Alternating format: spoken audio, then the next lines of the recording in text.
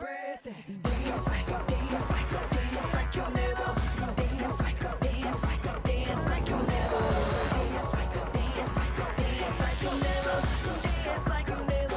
Ever gonna live again.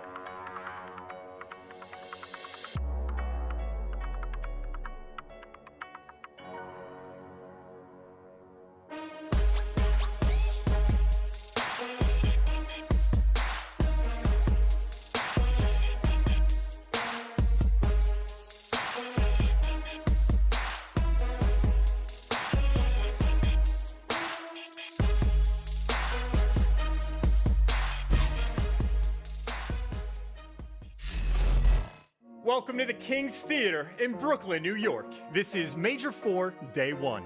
Hey, we're gonna kick things off with a little European rivalry. We've got the London Royal Ravens going up against the Toronto Ultra. 19 seconds. Zero's gonna play time. He's got to go. He sees him. He found him. He's found him. Oh! And it's Afro down to this man. 1, 2. Oh my God, Afro! So Zero can find something, but it's no good. And Toronto Ultra go top 6. Florida Mutineers versus the Boston Breach. Let's see how this one goes. Vivid might have the angle behind both players, and he does. There's Vivid with the opening. Tries to bait him out, goes for the gunfight. It does connect. Now another one. Mutineers, they close out. York Subliners versus the Minnesota Røkkr. He's hungry. Priest is able to pick up a 2-piece. Your only hope right now is the flank, or maybe Crim through the front. Crim! No, Dashy's there. Havok strikes. Havok strikes. There's plenty more to be had. You still have Paul in there. Oh, miss! Oh, what the hell is going on? New York, your prayer has been answered. We have Atlanta, we have Los Angeles. But it's going to be all Thieves players. Well, LA Thieves are not making any mistakes. Kenny explodes for a few. He takes that one as well. Kylo Ken has arrived. Thieves, they win the series. Unbelievable. Day 2, our first matchup, Atlanta versus Paris. Johnny Tsunami. Yeah, Johnny making the plays inside. It's a little snap. Yeah, body shots aBeZy, making it look easy. London Royal Ravens and your Los Angeles Guerrillas. Trying to do the work. And Hugh shuts down the entire push from London Royal Ravens. Gonna find the first down. Gonna be looking for the second. He finds it as well. They want this down, and it's gonna be slashed. LAG dump the Ravens out of the major. Seattle Surge facing off against Boston Breach. He gets taken down in red 5 seconds. It's all over. But Nero comes through with 1, comes through with 2, and Boston will do it. OpTic Texas and Minnesota Røkkr. The man is running it, and that is simply iLLeY's hard point. OpTic Texas take the series. Los Angeles Guerrillas versus Atlanta FaZe. The snapback from the Tiny Terrors. They're cutting him down, and it does not get a lot more clinical than that. Brooklyn, it's about that time. We've got OpTic Texas and Boston Breach ready to take the main stage. Shotzzy, he's dancing around the map. The movement is there. The pistol is out. The way on one for the win. For the W. We have the Los Angeles Thieves and Toronto Ultra. Kenny's left alone. Kenny! The Thieves are running it up. LA Thieves are here. They're in numbers. Kenny going for the last one. Why not? LA Thieves are in. The New York Subliners trying to get past the Florida Mutineers. Oh my goodness. No! Oh, it's over. Throw in the towel. Throw it in. It looks so good. New York have done it. OpTic Texas versus the Toronto Ultra. Oh, they're in. Oh, there's just didn't expect the spawn there. Match with the shots, and they are solid. Shotzzy playing his life around the corner as well. There's number 3 on the cards for Shotzzy here. Yes, it is. Florida versus Atlanta FaZe, and the winner plays against OpTic. And it's aBeZy quickly on the flank. Nobody even knew he was here. Awakening, knocking you down. He's phenomenal performance. And that closeout control is of offense. aBeZy, a great slide on the material. 2 players alive, and now Atlanta got them right where they want them. And this one is day 4. The New York Subliners are going to continue their Cinderella story against the LA Thieves. The SMGs, they're still roaming. They're still here. Hydra with 2. That's the series. 240, 235. Kismet knows where they are. He knows where they are. Thieves, they've got to rush in. They've got to rush in. But it's Kismet again. We've got OpTic Texas and the Atlanta FaZe. Nothing crazy. Just kind of calm, calling names. Nothing that crazy. But aBeZy might be enough. That might be enough. iLLeY goes crazy. That is it. They close them out. We have the Los Angeles Thieves and the Atlanta FaZe. Envoy, is he the hero they need? He doesn't need the reinforcements. Envoy by 3. And what return? Simp is gone. Oh my God. Is Arcitys. But here comes the pressure. Envoy and Kenny, the SMGs from Thieves. Electric. It's Cellium. But LA Thieves are going to the grand final. It's the Los Angeles Thieves and the hometown team, the New York Subliners. Let's get into the finals. And Kenny. Oh my God. Kenny delivers. You gotta be around Kenny. Kenny is. How bold can you be? Right now, it is the slang. Nothing but positivity on this side. Octane, thinking about the slide. Headzo is gone. Oh boy. Drazah able to pick up 2. Head getting ripped off when you approach.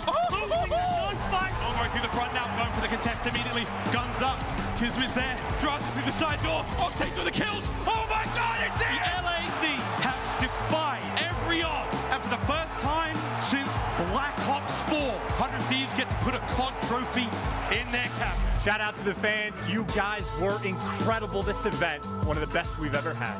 Thanks for tuning in. We'll see you next time for more CDL action.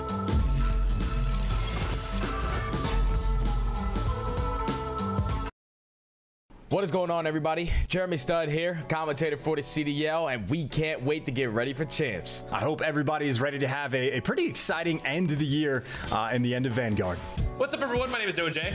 Hello everyone, my name is Emma, also known as Cloud9Ems. It's your girl Sean, aka Sean J Gaming here. You might know me under the handle Prestige is Key. Hi, I'm Shane, or Schnard, and I am one of the first-person observers for the Call of Duty League. My name is Xavier Latore. I'm the lead observer for the Call of Duty League. My name is Quentin, also known as Paradox, and I'm one of the CDL observers. My name is John Prosper. I'm an observer for the Call of Duty League, and with champs right around the corner, we've been asked to answer some questions, and here they are. Who is my pick for MVP? It's gonna have to be Dashy. He has been consistent all season long. I believe his KD is sitting at a 1.21. I mean, come on.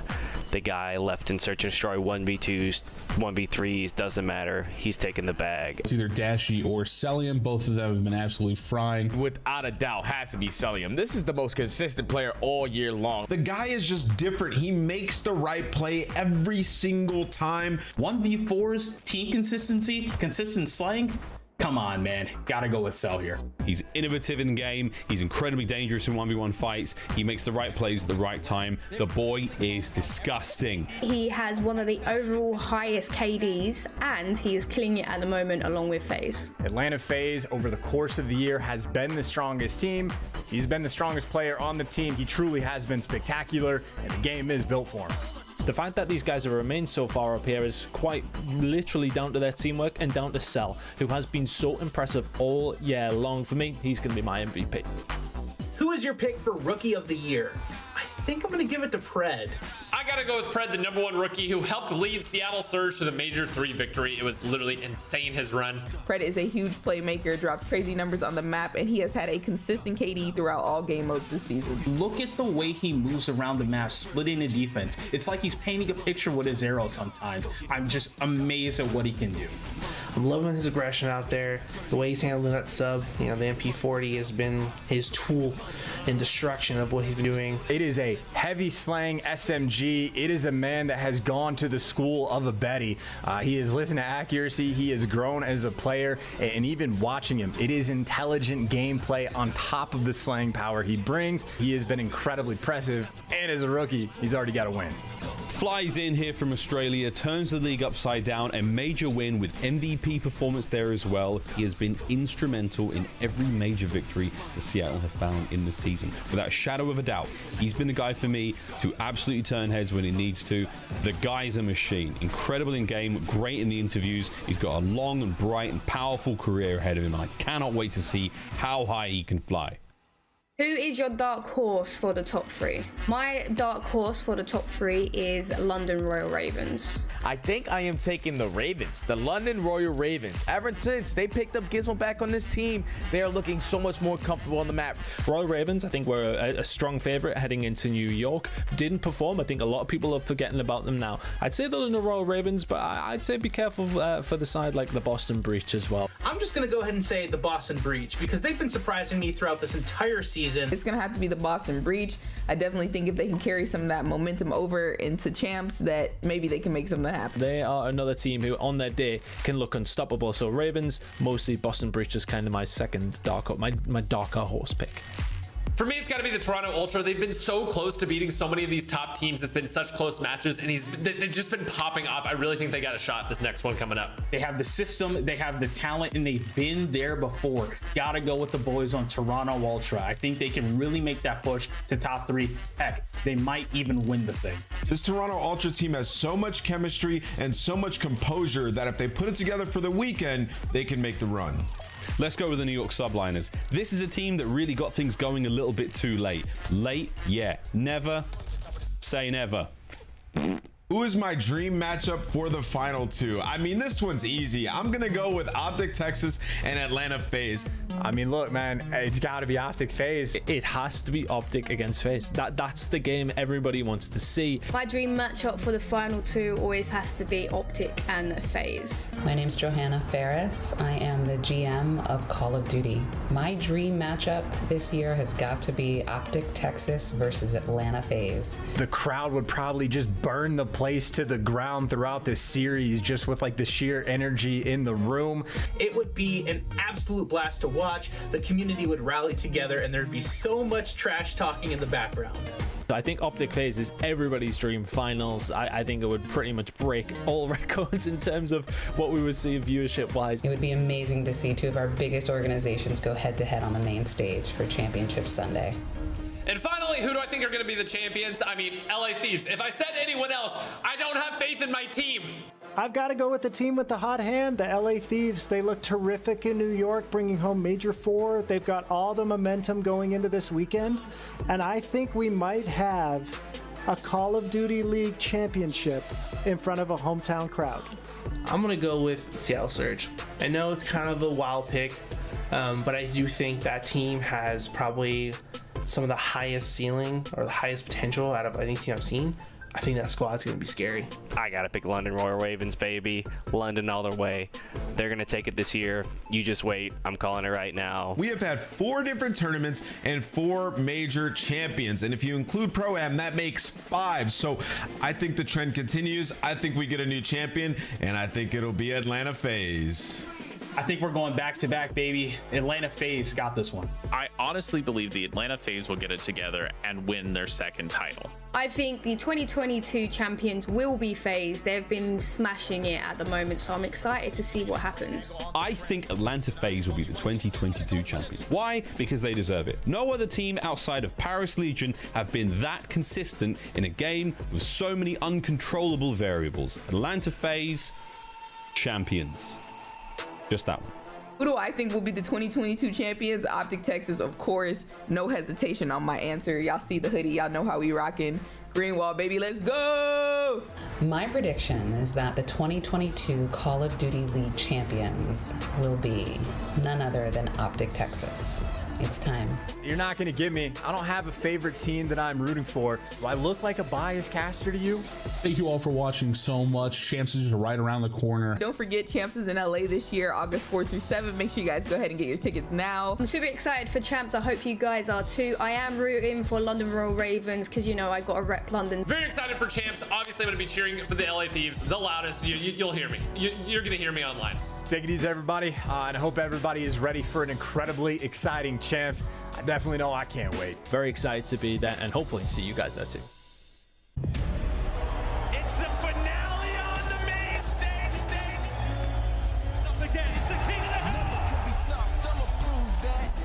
does it mean to be the best?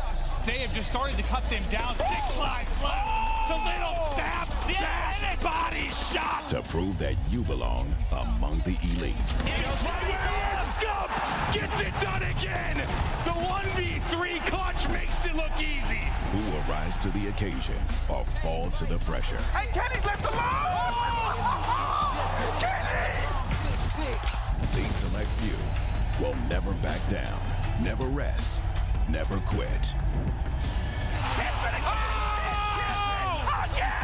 Oh, it's over! Throw in the towel! But New York have done it! Bringing pride to their cities and fans around the world. Seattle, hold on! They line up for the comeback of time! We summon these few to settle the score. The center can't quite do it, but it's Cammy on the other side of it! It's King Cammy goes off! The kills come in for London, and they shut them down. And Afro gonna get one. Does, and tries to get out. Look for the second Afro! There can only be one true champion. And it's Methodz once again. It is gonna be City for the winning. Few more points before this one is done and dusted. Oh my God, it's in!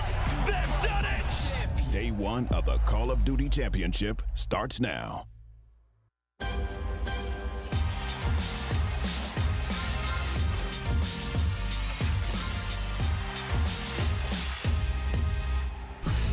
Oh, Los Angeles, it is good to be back. Finally, we get to let fly this incredible weekend of Call of Duty. It is now time to get it all underway. It's been a long season, a very turbulent one. All sorts has happened, but we're about to stick the landing here at the Call of Duty League Championship Weekend 2022. The fans are raging here in the Galen Center once again, and we cannot wait to get things underway here. What an unbelievable season it has been, guys. Like, honestly, it has shaved years off of my life, years off of all of ours, but it has been worth every single second. The wildest year of professional Call of Duty we have ever seen and probably ever will see. And what a way to close it all out here at the Galen Center once again. Ladies and gentlemen, welcome.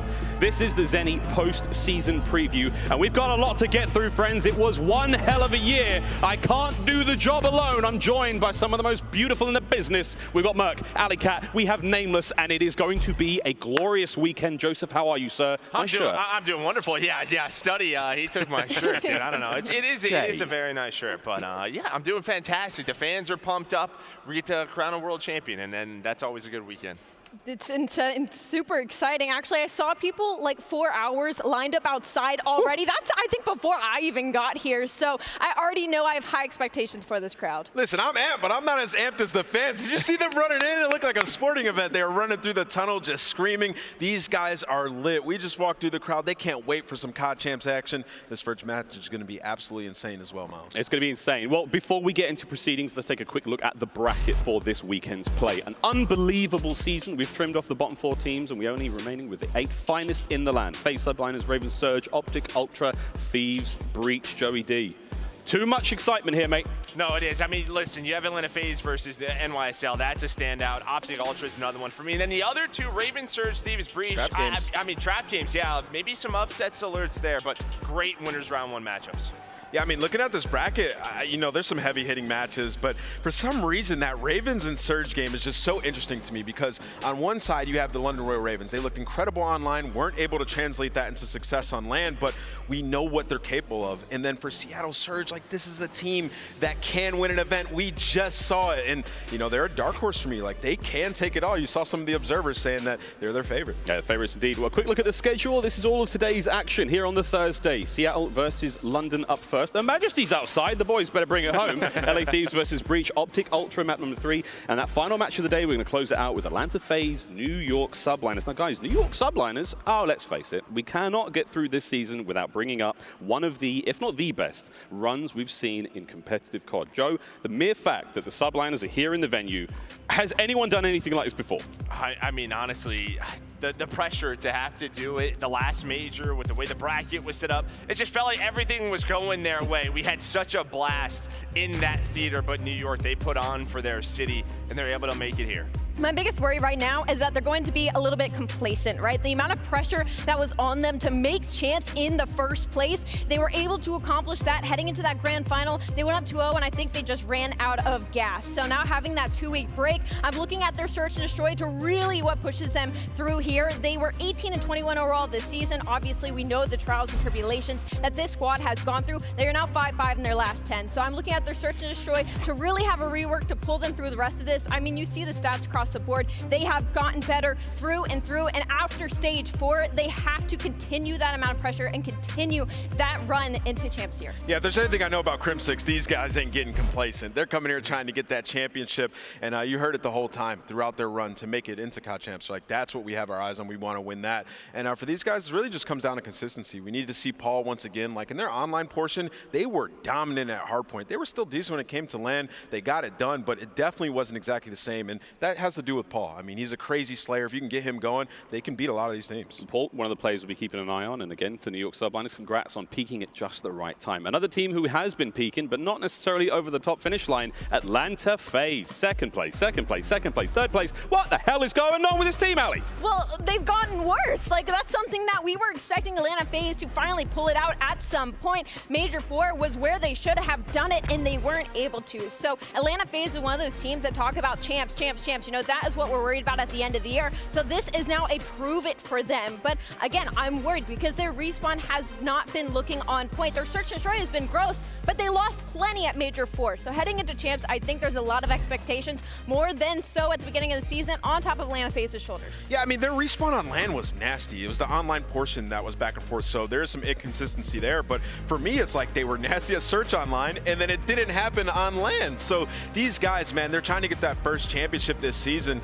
You know, this is a team that we've been talking about, like, they have time, right? Trying to figure it out throughout the entire season. And like you said, they get their worst placing at Major 4, so it's really time to turn up, man. At least they're getting more out of aBeZy. They got more out of him in the last couple of months, which is big. Time is running out for Atlanta FaZe to get that coveted win, and if they win the whole thing here at Champs, hey man, the headlines are going to read something special. Team who did manage to pick up a win finally here in the season, the LA Thieves. The last major, they pulled out all the stops, defied all odds, and managed to walk away with a big win. Better late than never, I think, and I mean, this is a squad that so much potential, never quite got there, but there we go. Yeah, I mean, you know, they kept their roster through everything. There were so many critics, so many, you know, analysts there talking about these guys throughout the entire year on the Reddit, but they keep their roster, they make that role swap, and they figure it out. And you know, this team, they have a crazy good map pool. Their respawn has always been solid. They've been better on LAN than they have been online, but you could see the difference in the approach to the game. Right when they picked up Shane, they got so much better at search and destroy.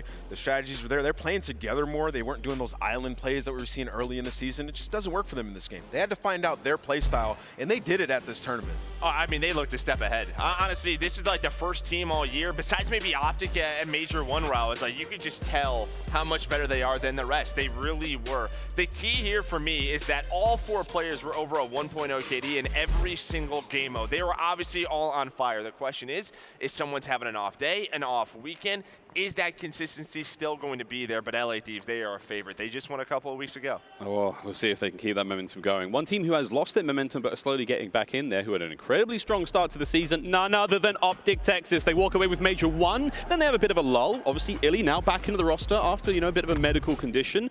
Joe, what do we think? I mean, the last major for them, it was good practice. I mean, listen, starting in losers round 1, I thought they put together a pretty solid event. I think the key here is you got iLLeY back. You had a couple of weeks to get back into sort of your rhythm, especially in control. The one key for me is that they are still being very strong in search and destroy. Oh, yeah. We've seen so many Vanguard series go all the way to map 5, and OpTic fans usually, I think that's a very scary sight. But with this roster, they are confident if it goes the distance. I think their biggest worry right now is that control, Joe, because that was their confidence mode, right? That was the one in the series that they knew they were going to have under their belt. But the SMGs have been struggling, both of them now in the negative. And OpTic, just to put it in perspective, they were 28-13 in control this year. They are now 3-7 in the last 10. So almost half of their losses have been in the last 10 controls that they have been in. So I think they need to get their confidence back in at least one game mode, and it has to be control. I mean, it's since the addition of Berlin control. Like, these guys, they're not good at that map. Like, and they were able to play Tuscan in majority of their series early on in the season. So if they've worked on that and they figured out that map, it'll help them so much throughout this tournament. Yeah, great matchup with them, of course, going up against Toronto Ultra later on today. We'll see how that one goes down. But first and foremost, foremost, ladies and gentlemen, for those of you who are here in the Galen Center, we've got something very cool downstairs. This is the Wall of Champions. Of course, that is the 2022 trophy for the Wall of Champions powered by Scump. You can go downstairs, check that out, get some photos with some incredible, iconic moments throughout Call of Duty League history, and take a peek at that bad boy of a trophy. That's downstairs in the main concourse right next to the merch stand, and it is a babe. Yeah, it's got to be a big wall. We've had a lot of champions this year, Miles, so, you know, it's exciting, man. You know, one of the things I miss the most is that big hallway full of champions, you know, just showing honor to the history of Call of Duty, you know, where legends are made, and this is COD Champs. Another legend's going to be made. Plenty of legends to be made here this weekend, of course. We're going to throw, though, ladies and gentlemen, to a very, very quick commercial break. On the other end of this one, we're talking about All-Stars. You've been voting. We're going to see the results. Don't go too far. More Call of Duty League coming right up.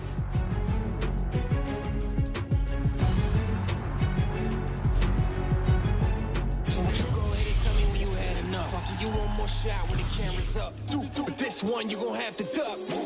Tell me about your lifestyle, really. We've been on the road to the tank go empty. I'ma keep going to the Lord, come give me. If you wanted me to stop, then you can't come with me. Thinking you the best, silly. We about to put it in your chest, really. And I don't think you really want problems. Think you know the outcome when you come around, dog. You thinking you kidding me? Is you kidding me? Ripping everything that was again in the vicinity.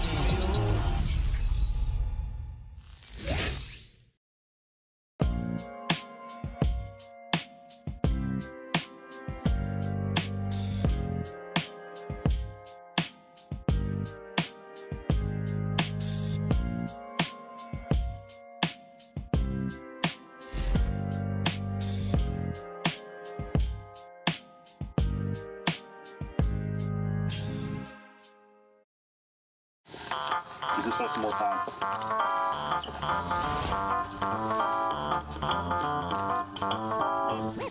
Any questions before we get started? Is this really gonna sell glasses? Hopefully, but if not, we know how to blame. Take one, Mark. Do you have trouble gripping your controller? Do you wilt when faced with stiff competition? Well then, what you need is a stroke of good luck, because anyone, anywhere can experience performance anxiety. And there's no shame in that. Side effects for blocks by Zenny include reduced eye strain, blue light protection, styles that fit you, accusations of smurfing, trash talking, increased awareness, and the spontaneous fainting of those around you. Zenny, making life harder for your competition. Wow, it's not as hard as it looks.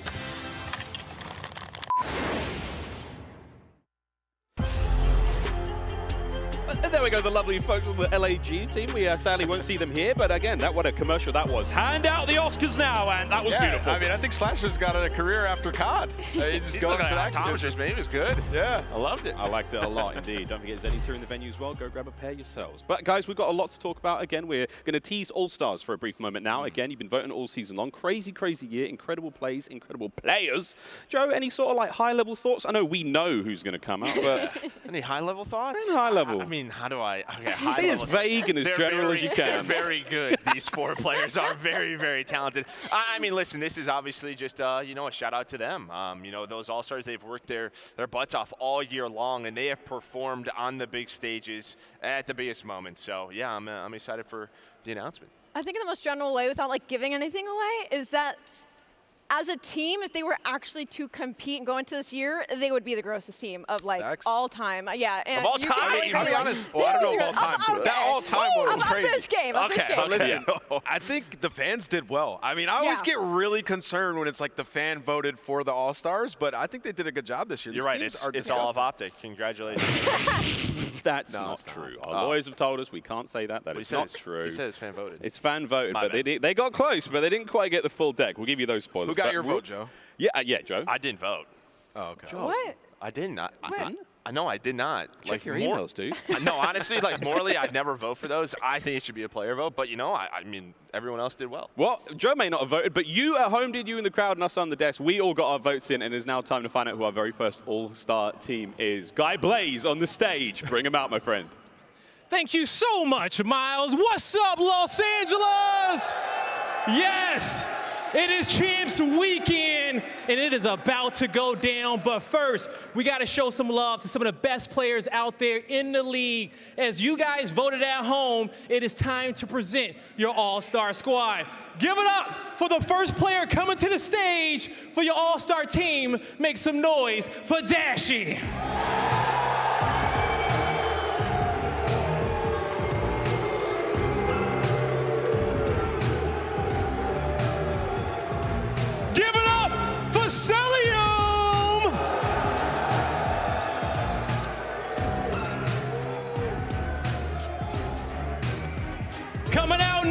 some noise for Shotzzy.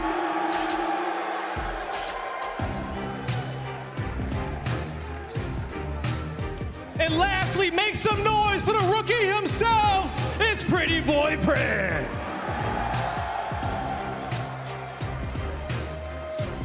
Give it up one more time, Los Angeles, for your first team of All-Stars.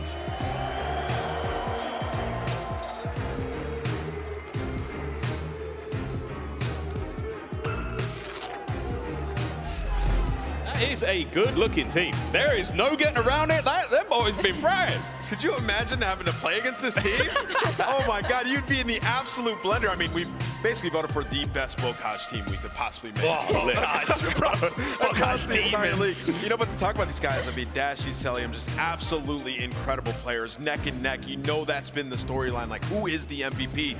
We'll find out soon enough. And then the other two SMGs, I mean, Pred's been lighting up shots as well. Just a dynamic player. Oh, insane. You know, and we're going to touch upon all the players here on this All-Star roster again. Thank you again, those at home who voted. It was been I don't think it was too hard to call it, but hey, let's go through them one by one. I mean, Dashy, start of the year, unbelievable turnaround. We always expect him to be a high-skilled player, the guys who put up the numbers regardless of the situation. Has there been a lull moment for him all year long? Probably not, Joe. No, it really hasn't been. I mean, obviously, and it just feels like, I think when Dashy first joined OpTic, he was just sort of, he had to do so much, right? It felt like he was putting that pressure on himself. The last couple of years, Cold War this year, it really feels like he knows his role, what he has to do on the team, the positions he has to go to, and I mean, the guy is just so consistent. You can see it right there in every single game mode. And when it comes to control, that guy was like, I mean, the Tuscan Lord since day one. Yeah. The question will be, though, can he get back into that form for this tournament? Yeah, that's the big question again. Control being one of those gamers to keep an eye on. Oh, FaZe, and what do you think, though, about Cellium, brother? He is unbelievable. I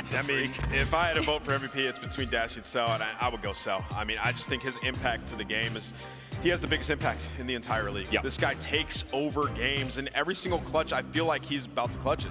Every single time. Yeah. He is ridiculous, and when FaZe was looking not great, he was the reason they would claw back and win maps that they should not be winning. I mean, he is unreal. I think the funniest thing when it comes to Cellium is he does such insane things consistently that I feel like we're all just like mellowed out to it. Like, oh, it's yeah, we're like used to it, right? He's 12-0. I'm realizing, yeah, it's just Cellium, dude. Yeah. Like that's what he's gonna do. Oh, he's in a 1v4. Oh, he's probably gonna win it. But another player we have to talk about, obviously, Shotzzy, right? Especially at the beginning of the year, I feel like this is a player that took everybody by storm. Like, with his movement, with his understanding of the game very, very early, he was the grossest SMG. He was who we compared all the other sub players in the league to. And although he's had a little bit of a dip now, like, he always bounces back. It is very rare for Cellium, for Shotzzy to always stay under the boat. And I think he's transformed, him and iLLeY transformed this OpTic team, right? I mean, they went from a team that could win Search and Destroy versus anybody in the league, which is where they had issues these last couple of years. I mean, he leads the league in Search and Destroy KD. The guy is just so fun to watch. When his POV is on screen, you know it's him. You know it's going to be a good time. Our final All-Star here on our first team, of course, Pred from Seattle Surge. Again, making a tremendous splash into the league kickoff classic. We all saw what he was capable of, and again, a major victory. It all has been going right for the rookie in his opening season. I mean, and what's the ceiling on this guy? I mean, this is year number one. He's like breaking records. Like, this guy is popping off. He gets the championship. His stats are absolutely insane for the SMG position, and I think Seattle are happy to put the franchise tag on this guy. Like, he comes in, he changes this entire organization. Like, look at that. That's an SMG. This guy's frying. Boy with the 40 putting in the work again. Pred, wonderful start to his year. A lot of people have been telling him he's a rookie, dude. He's a rookie. He came with the whole from region on his back. Right. From a different region. That is so difficult, man. Like, some of these, like the European players that have come in, like, it's taken them a year or two to really get up to speed. Like, Pred, immediately. And that's inspiring those back home, right? Like, that's I mean, there's people who competed against Pred, like, I've beaten him probably a couple of times. Like, if he's doing it, I can do it. Yeah, sure. Yeah, right. Wait till you see him in action, ladies and gentlemen. Pred, though, again, our last player there in our first team of All-Stars, but we have one more team to bring out. Mr. Blaze, who's it going to be? Thank you so much, Miles. As he said, we got another team of all-stars to bring to the stage. The competition was fierce this season. Help me make some noise for the second squad. Coming out first, give it up for Simp.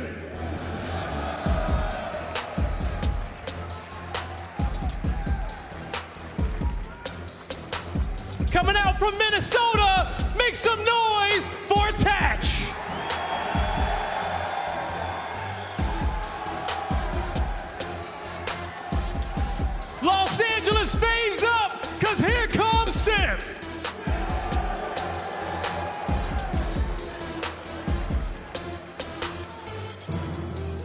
And last but not least, give it up for Hydra!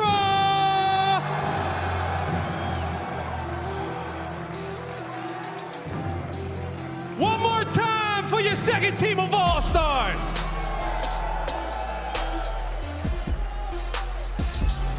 And honestly, another pretty disgusting team. Like, man. Pretty scary, yeah. I'm just happy Attach got a shout, man. Yeah! Show this guy some love, man. This guy literally switched roles and like finally ran that main AR and was just going off for Minnesota. A shame he's not competing, but yeah, it's a nasty team. Technicality here, Attach has made it to champs. Right, run one way or another. I think it kind of counts, Joe. I don't know. We have to check the rule book on that one. I think he would rather be competing today. There's no doubt about it. But you know, sometimes it's just you have these to deal with, right? These issues, and he's going to get over that hump. We saw what he was able to do this year. Yeah, can't wait to see what he does in MW2. aLLeY, again, another brilliant team. Not a weakness there if you had to bring him up. I mean, really, Sib, Attach, Simp, and Hydra. Not fun to commentate over. It's difficult when Sib and Simp are in the same game, let me tell you that one. They're probably all doing something nasty, so it doesn't really matter, honestly, if you get them twisted and topped over. But, I mean, I will have to talk about, like, Sib has been a player that I'm like, he reminds me so much of Cellium and, like, the play style and the role that he fits in. I think this team as well. I would love to see these two go head-to-head. I know you guys across the desk were like, nah, and usually it doesn't go very well, but, like, every player's in their respective role. I think these would be pretty close teams, hey, going head-to-head. It could be a lot of fun. Well, that is it for our All-Star teams. We thank everyone for voting. We thank those legends on stage again. Tomorrow, we're going to give out 2 more awards. We have our regular season MVP and we have our Rookie of the Year. We know who it is, so we ain't going to be spoiling nothing, but no surprises, ladies and gentlemen. It's unbelievable accolades to hand out tomorrow. More of that later. Plenty of good times, though, throughout the entire weekend, ladies and gentlemen. We're going to throw to another commercial break, and on the other end of this bad boy, even more CDL action before we get today's matches started. Don't go too far. We'll be right back.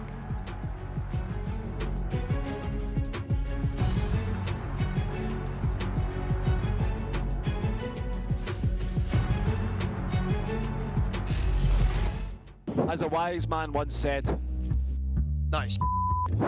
Yes, I'm not tripping. We won't be flipping. Hello, Shakespeare, man. Welcome to your CDL comp show.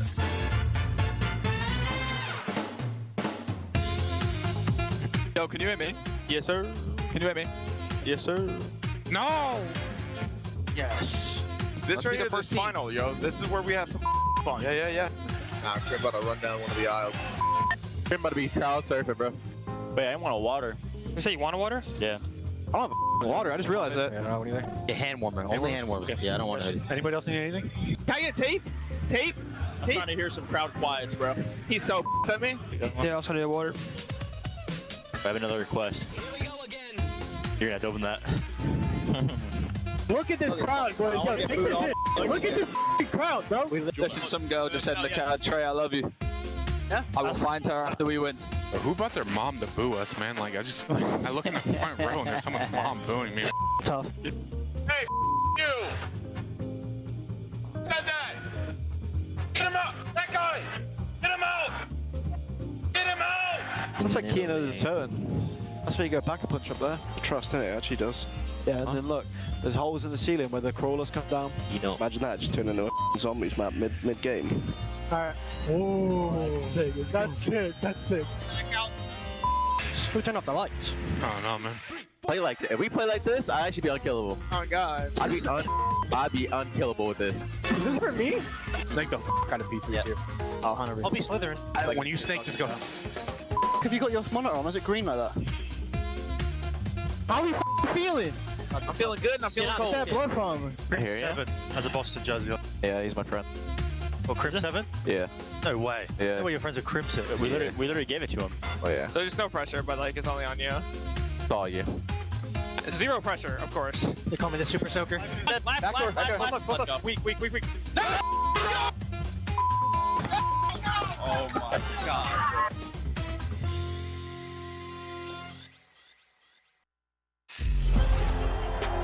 Ladies and gentlemen, welcome back. We now say goodbye to these any post-season preview. We're now looking forward. It is now all about the match ahead of us, ladies and gentlemen, and that's right. The first of the day is going to be a good one. Actually, all the matches today are banging. No, bro, that helmet is sick. Mr. OpTic, look at us go. That guy should make the camo. We got to salute that guy when we walk past him, by the way. But we're going to get into our first match of the day. It is the London Royal Ravens going up against Seattle Surge. We've got Scuffs on the desk for the very occasion. This is going to be a spicy one, guys. And, I mean, high-level thoughts? I mean, high-level thoughts. I mean, looking at this matchup, I have Seattle winning it, you know, but Seattle, they have to fix some things. I mean, we've been talking about their hard point and how it's fallen off a little bit. Well, Seattle, I mean, the breakoffs have been terrible. They're 11th in the league when it comes to the breakoffs. But at times, you look at this team, and it's like their hard point doesn't look that bad. The rotations are on point. Why are they not winning it? Well, it's been like a 15, 20-point margin in every single one of these hard points. So if they put it together, could come out here and get the dub. Oh, we will see, though, ladies and gentlemen. Still plenty of time before that one gets ready. We do have maps and modes, ladies and gentlemen. We're going to be going through that now to start the series off. Tuscan Hardpoint, Desert Siege, and then a triple dose of Berlin if we have to go the distance, aLLeY. Honestly, I think the biggest standout for me is going to be that Berlin control. London is 2-6 in it right now, where Seattle is 6-4. All the other maps, they're all fairly close. Seattle obviously having the edge, but that Game 5 Berlin, Seattle is 3-9 in Search and Destroy. So, I mean, I have no worries that they're going to probably try and close out early in those first 3. But for London, I mean, their biggest struggle right now is going to be shutting down Pred. These are going to be the close quarter maps. This is going to be the Tuscan and the Berlin, where you're going to lose sight of Pred somewhere, and you have to keep your eyes on him. And I think for me, that's going to be on top of Afro. Afro, we talk about him being such a good SMG this year, but he just hasn't hit that level yet. And I think if any time, it's going to be this time. Yeah, Ravens again coming into this one. Gizmo, Afro, Zero, and Nasty. And Joe, Afro's been, actually since Cold War, he's been disgusting. Disgusting. Yeah. No, he has. It's such an interesting matchup, though, looking at this, because for both of these teams, they're trying to bounce back, right? Like, you know, this is a 3rd seed Seattle team who got bopped out of Major 4. I mean, what a drop-off that was. But for London, I mean, it's just a big question mark. What changed from the qualifiers to the Major? I mean, you're looking at a very young squad, and for Zero, we're looking at him to step up. And when it comes to the game fuel keys to victory, like I said, we need to see a little bit more out of Afro, a 0.9 at Major 4, and Gizmo as well, a 0.85. This was a player that was plugged back into the roster, and they just started winning respawn once again, but unfortunately at Major 4, they just could not get anything going. And Control, I mean, 1-6 during Stage 4, which is funny because they won their one Control during Stage 4, but they still lost that series. So need a huge bounce back from the London Royal Ravens. See if that control mode can finally find some success there. It's been pretty funny being on social media. Not funny if you're an actual Ravens fan. Control has been frightening, though. On the other side of the board, when it comes to Seattle Surge, I mean, guys, they have been, at times, unbelievable. The victory, of course, in Toronto was a truly disgusting one. Kickoff classic, real nice. But Ants, peaks and troughs, man. Like, a lot of up and down for this team. Yeah, you know, I still have a lot of faith in the squad. I mean, I was just talking about it. Like, the narrow margins and the hard points that they've been losing. I mean, Pred has continuously been frying. Like, the guy has been unreal. I think a lot of the moments, especially in the one Major 3, came down to some really big clutches, you know, especially in the hard points. Mack was going crazy. And I think you lost those. You weren't getting those out of Mack. He really needs to bounce back here. He did not have the best performance for the game. Fuel keys to victory. Work for the First Bloods to find S&D success. They're last in First Blood percentage at 37% and round win percentage. So clearly that influences their round win. And then Mack has to bring more slaying. 0.91 during stage 4, 42nd. Yeah, that's not too great. And then breakoffs have to be a focus to get back into hardpoint success. 11th in first hill plus minus during stage 4. 2nd in non-opening hills. So I mean, the rest of the game they're fine. The beginning could be the reason they're losing these matches. We'll see. Keep an eye on this hard points. Bet up in the air for both teams. Search and destroy. Eyes on Seattle for that control mode. Keep an eye out for London. Right, guys, picks. You know the deal. It's the first match of the tournament. It's going to be a good one. Where are we going? And we'll start with you. You're going London, right? Yeah. Okay, so Miles goes London. We know that. I'm going to go with Seattle Surge. These guys are major champions. Pred hasn't lost a step. I think the rest of these guys pick it up in this series. Seattle wins it 3-1. Oof, aLLeY. 3-1? What do you think? I'm going to go with the Seattle Surge. Mack actually has a 1.36 from stage 4 heading into Search and Destroy, so I think it's just a matter of time before he picks it up and respawns. So I think Seattle Surge is going to take it. Joey D. I know the Queen was here, but I'm sorry. I'm going to go with Seattle Surge as well. I mean, it's just the fact is this London team has not performed on LAN all year long. And maybe that's a good thing for them. Now there's no pressure. Maybe I think winning that first map could be huge for London. We'll see how it plays out, though, but I got Surge. I think it's going to be a tough series, however way you dress it. I do think London are going to walk away with a win, but hey, that's just because I am furiously biased. Can't even hide it, guys. Her Majesty's outside. I'm pretty sure she revokes my citizenship if I don't say that on camera. But we're almost ready to get into the first one, guys. Of course, we've done the maps, done the keys, almost ready to rock and roll. First match of champs. Is it a nervous one, Ann, as a player? I think so. I think as a player, that first match, you always have those jitters, especially if you're starting off a tournament. Like, there's been a couple times I've been in that position. It's like, okay, I just want to pop off, get this out of the way, and, you know, this just feels weird. Champs is starting, man. Like, finally, I'm so excited for this to begin. This is it, ladies and gentlemen. It's time to now rock and roll. Guy Blaze is on the stage. Let's get this show started. Thank you so much, Miles. aLLeY, are y'all ready to get champs underway? Let's go. Coming to the stage first, looking to cause a storm. It's your Major 3 champions, and the tides are rising. The wood is yours.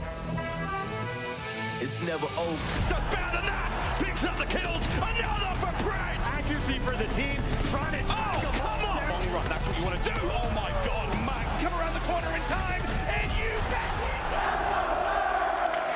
can get him off, that's one thing. If they kill him, it is done. Oh my God, no! Here we go. It's a couple more kills and they get it. Seattle, hold on. They line up for it.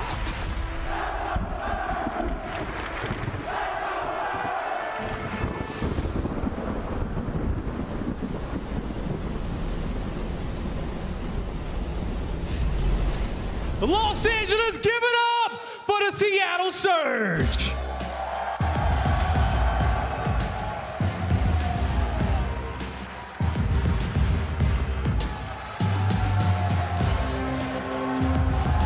Make some noise for Simp, Accuracy, Mack, and Pred, your Seattle Surge. Seattle, man, this is a team that can win a championship. We just saw it at Major 3. Everybody was frying. Pred has been going off since then with a 1.23. The man has been taking over, but I'm also looking at Accuracy. This is COD Champs. The guy has made it to a final before. I'm expecting him to show up big time for this squad. But there's another team. Blaze, bring him out. Yeah, it's time to bring these bad boys out. Coming from the east. Let's see what they all about.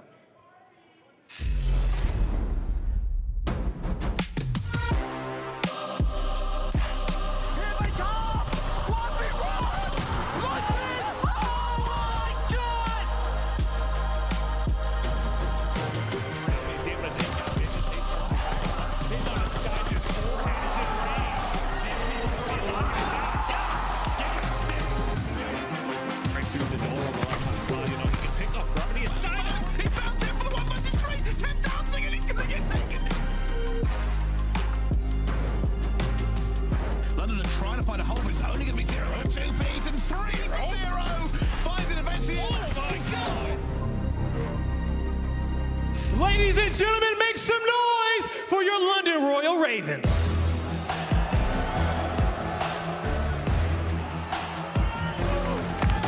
Let's go! Give it up for Zero, Nasty, Gizmo, and Afro, your London Royal Ravens. A team with a lot to prove. They kind of teased us at the beginning of the year, and now what a time to do it than for it to be at Champs. I know what Nasty is capable at LAN, so now it's time to look at the rest of the members of the squad. Personally, I'm looking at Zero, the leader of this team, who has done nothing but improve the London Royal Ravens. They have to get through the Major 3 champions first, Blaze. Let's get this match started. Let's get it started. Los Angeles, make some noise for your casters. It's Bryson Tunn. All right, thank you very much. It is time. Somebody has a little faith in us. We're opening up Champs here with a great game, a benchmark game for these two teams. The London Royal Ravens versus Seattle Surge. Both have fallen on hard times recently, but none of that matters if they do the business at Champs. Yeah, I mean, how many times have we seen some teams maybe not necessarily do the business for the majority of the season and then just go on to win an event? So it is really any team here at Champs that could go on to win this week. And you could not count either one of these two teams out, especially Seattle Surge. People will look in the fact that they have already won an event this year. But for London, the question has always been translating what you're doing online towards LAN. They're going to have to do it here. They have one final chance to do so. They certainly do, and that's the most important thing for these teams. Obviously, we spoke about London. Their run-up to Major 4 was great, but Major 4 was not. A lot of people asking if they can find their form finally just 2 weeks later. For Seattle Surge, maybe a little bit of the opposite story. Riding high at Major 3, they went into qualifiers and Major 4 a little bit lower than we expected. We pitched them as an elite level team and they did not show it to us.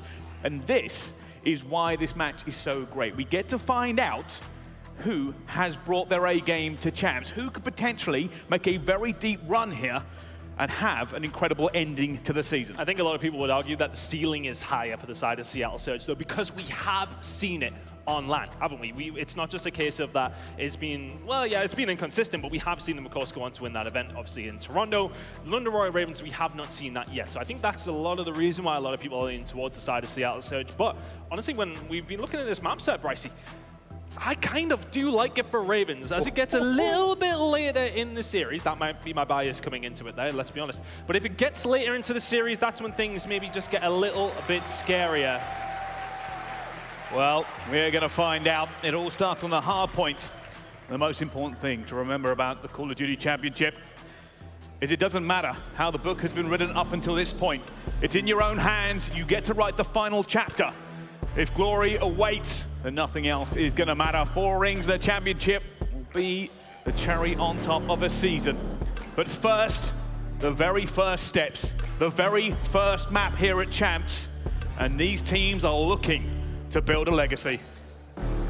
Tuscan to kick things off, Bryce. And I mean, looking at it, as I said, when it does come down to this map set, Tuscan does suit the side of the London Royal Ravens. A good record over the stage 4, 6-1. Seattle Surge notoriously had been struggling in their hard points as well. So it's an interesting one. It's a really tough game to really break down, and we're just gonna have to see how it goes. Seattle Surge and London Royal Ravens, also that break percentage very, very high.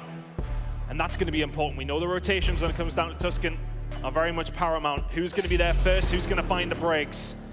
We're kicking off Champs, though. It's London Royal Ravens against the Seattle Surge. Elliot, you are in for a treat over this next 4 days. Here we go, straight into the blender. We're going into P1 almost instantaneously, and you can see the first nades coming through onto it as well, as both teams vie for position. Let's see what's going to go down. It's going to be Pred in and amongst it once again.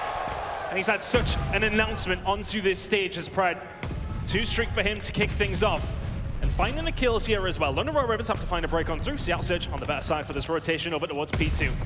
Well, they're trying to just hold this one down for that first little bit of time here. Like I said before, Seattle Surge want to redeem the Major 4 that didn't go well for them. It's going to be Pred who's gunning on a 4 already. What a way to open up Champs. Yeah, fantastic start by the side of Seattle Surge. Just don't want to get too excited, or do we? Pred 6 in a row now. 1 more for the glide bomb to continue things on. My goodness me. If this is how Pred's going to be playing over this game, Ravens are in trouble. You need somebody like Afro to be able to counter it. He doesn't have a kill. It doesn't, and now comes the rotation. London will be looking to redeem themselves here. They have control first of all. You see already the glide bomb from Pred, which comes off a P1. He's going to use it to try and break this one open. That player in the hill is going down. It's nasty gone already, but the kill at the moment still going London's way. Just about. They are going to find this rotation to be locking in. 45 seconds now remaining on this hill. And rotation over towards P3 is going to be coming through shortly. These next couple of kills are important. This Gizmo, 3 in a row, 4 in a row for him. Starting to heat up just a little bit. London Royal Ravens maybe came in a little cold. Heating up now. Well, you can see at the moment that she's going back and forth between the 2 teams. Nasty in a great position, not able to get it though, but Zero will get the trade. London have done a great job holding here on P2 and brought this game all the way back. Zero refusing to go down. He's on a 5 streak himself. And now we go over to P3 and keep an eye on Gizmo. Yeah, Gizmo all the way towards the back is going to be big. He finds a kill onto Sib. This rotation is going to belong to the side of the Royal Ravens, as does the lead. You're going to have to try and lock this one in as best as they can, though. Zero will find a kill over towards mid, but it's going to be on Gizmo towards the back. Accuracy finds him, and it's only momentarily Nasty who's in and amongst it. The rest of the Ravens on the way over. Well, they're trying to get into it, and Seattle Surge already had this break, and it's Pred again, 10 and 2. He's looking for a player up top, of course, he gets it, Nasty goes down. There are more players coming towards him, but it's not going to be enough as Afro eventually finds that kill. And now the London Royal Ravens will try and stack again. A lot of time left here, but Mack already deflect the pressure coming towards fire. More players from London trying to get in towards field, but they've got to be careful. They know the setup is here. It's difficult to break this as well with a player like Sib towards the back. Accuracy there as well, but Pred around the outside will find 2. Third will not fall his way. Good job from the side of Sergio, considering Ravens were the first ones there. There wasn't just the reinforcements, though, for the side of Ravens. Gizmo towards the back was the only man to speak of. Fantastic work, though, by the side of Seattle Surge. Managed to find the break on through, but Pred, 13, now 14 and 4. The man is absolutely frying to kick off Champs. And this is what Seattle want. They want a hot start against London. Zero's going to be trying to hold this one down towards the back, but he needs reinforcements from his teammates to get in here and make a difference. Zero staying alive. He knows he has Gizmo and Afro with him. They are going to break into this 1 ton. They have found a little bit of daylight. Zero needs to hold these kills towards the back if he can. Does have Nasty in tow. Accuracy around the side. Afro's going to go challenge that one, because of course he is. Locking down the hill now. This is good time for the side of Ravens. They do need to get hold of a decent amount here, though. A couple of these breaks have really not went their way. Currently still holding over towards Church, so 30 seconds to go. These next couple of kills are so influential. Accuracy's not going to hide the shots. Pred is, and the break is going to be there for the side of Seattle Surge. Like Simp trying to jump into this one. They want a little bit of scrap time, Seattle. They are trying to make sure that this one stays where they need it. And there's all fights coming through. Simp finds a third. And with that scrap time going to Seattle, the rotation is going to matter for London. You see they are set up. They're already here. Mack will be the one to contest. Did he see him? Did he see him? He did! First bullets for Trey! Looking for it! And eventually Mack will get it down. Reinforcements now coming in for Seattle. This needs to be a good hold by the side of Ravens. Seattle starting to walk away with it just that little bit more. As said, it's Pred. He's just taking over consistently.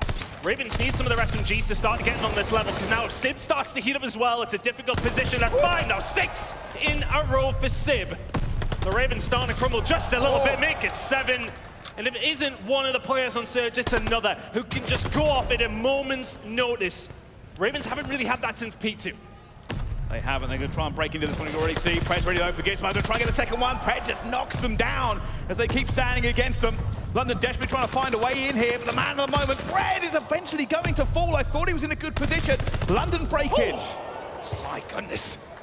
Afro giving accuracy a little bit of a dance there, and they're not going accuracy's way. Mack and Pred though combining, and my goodness me, what Afro can do, Pred can do too. This rotation over towards P1 though is there for the side of Ravens. This relies on Zero. We've seen him do this. We've seen him be the anchor that London need. And they need that more than ever. They know the pressure is coming in from Seattle. Already the glide bomb.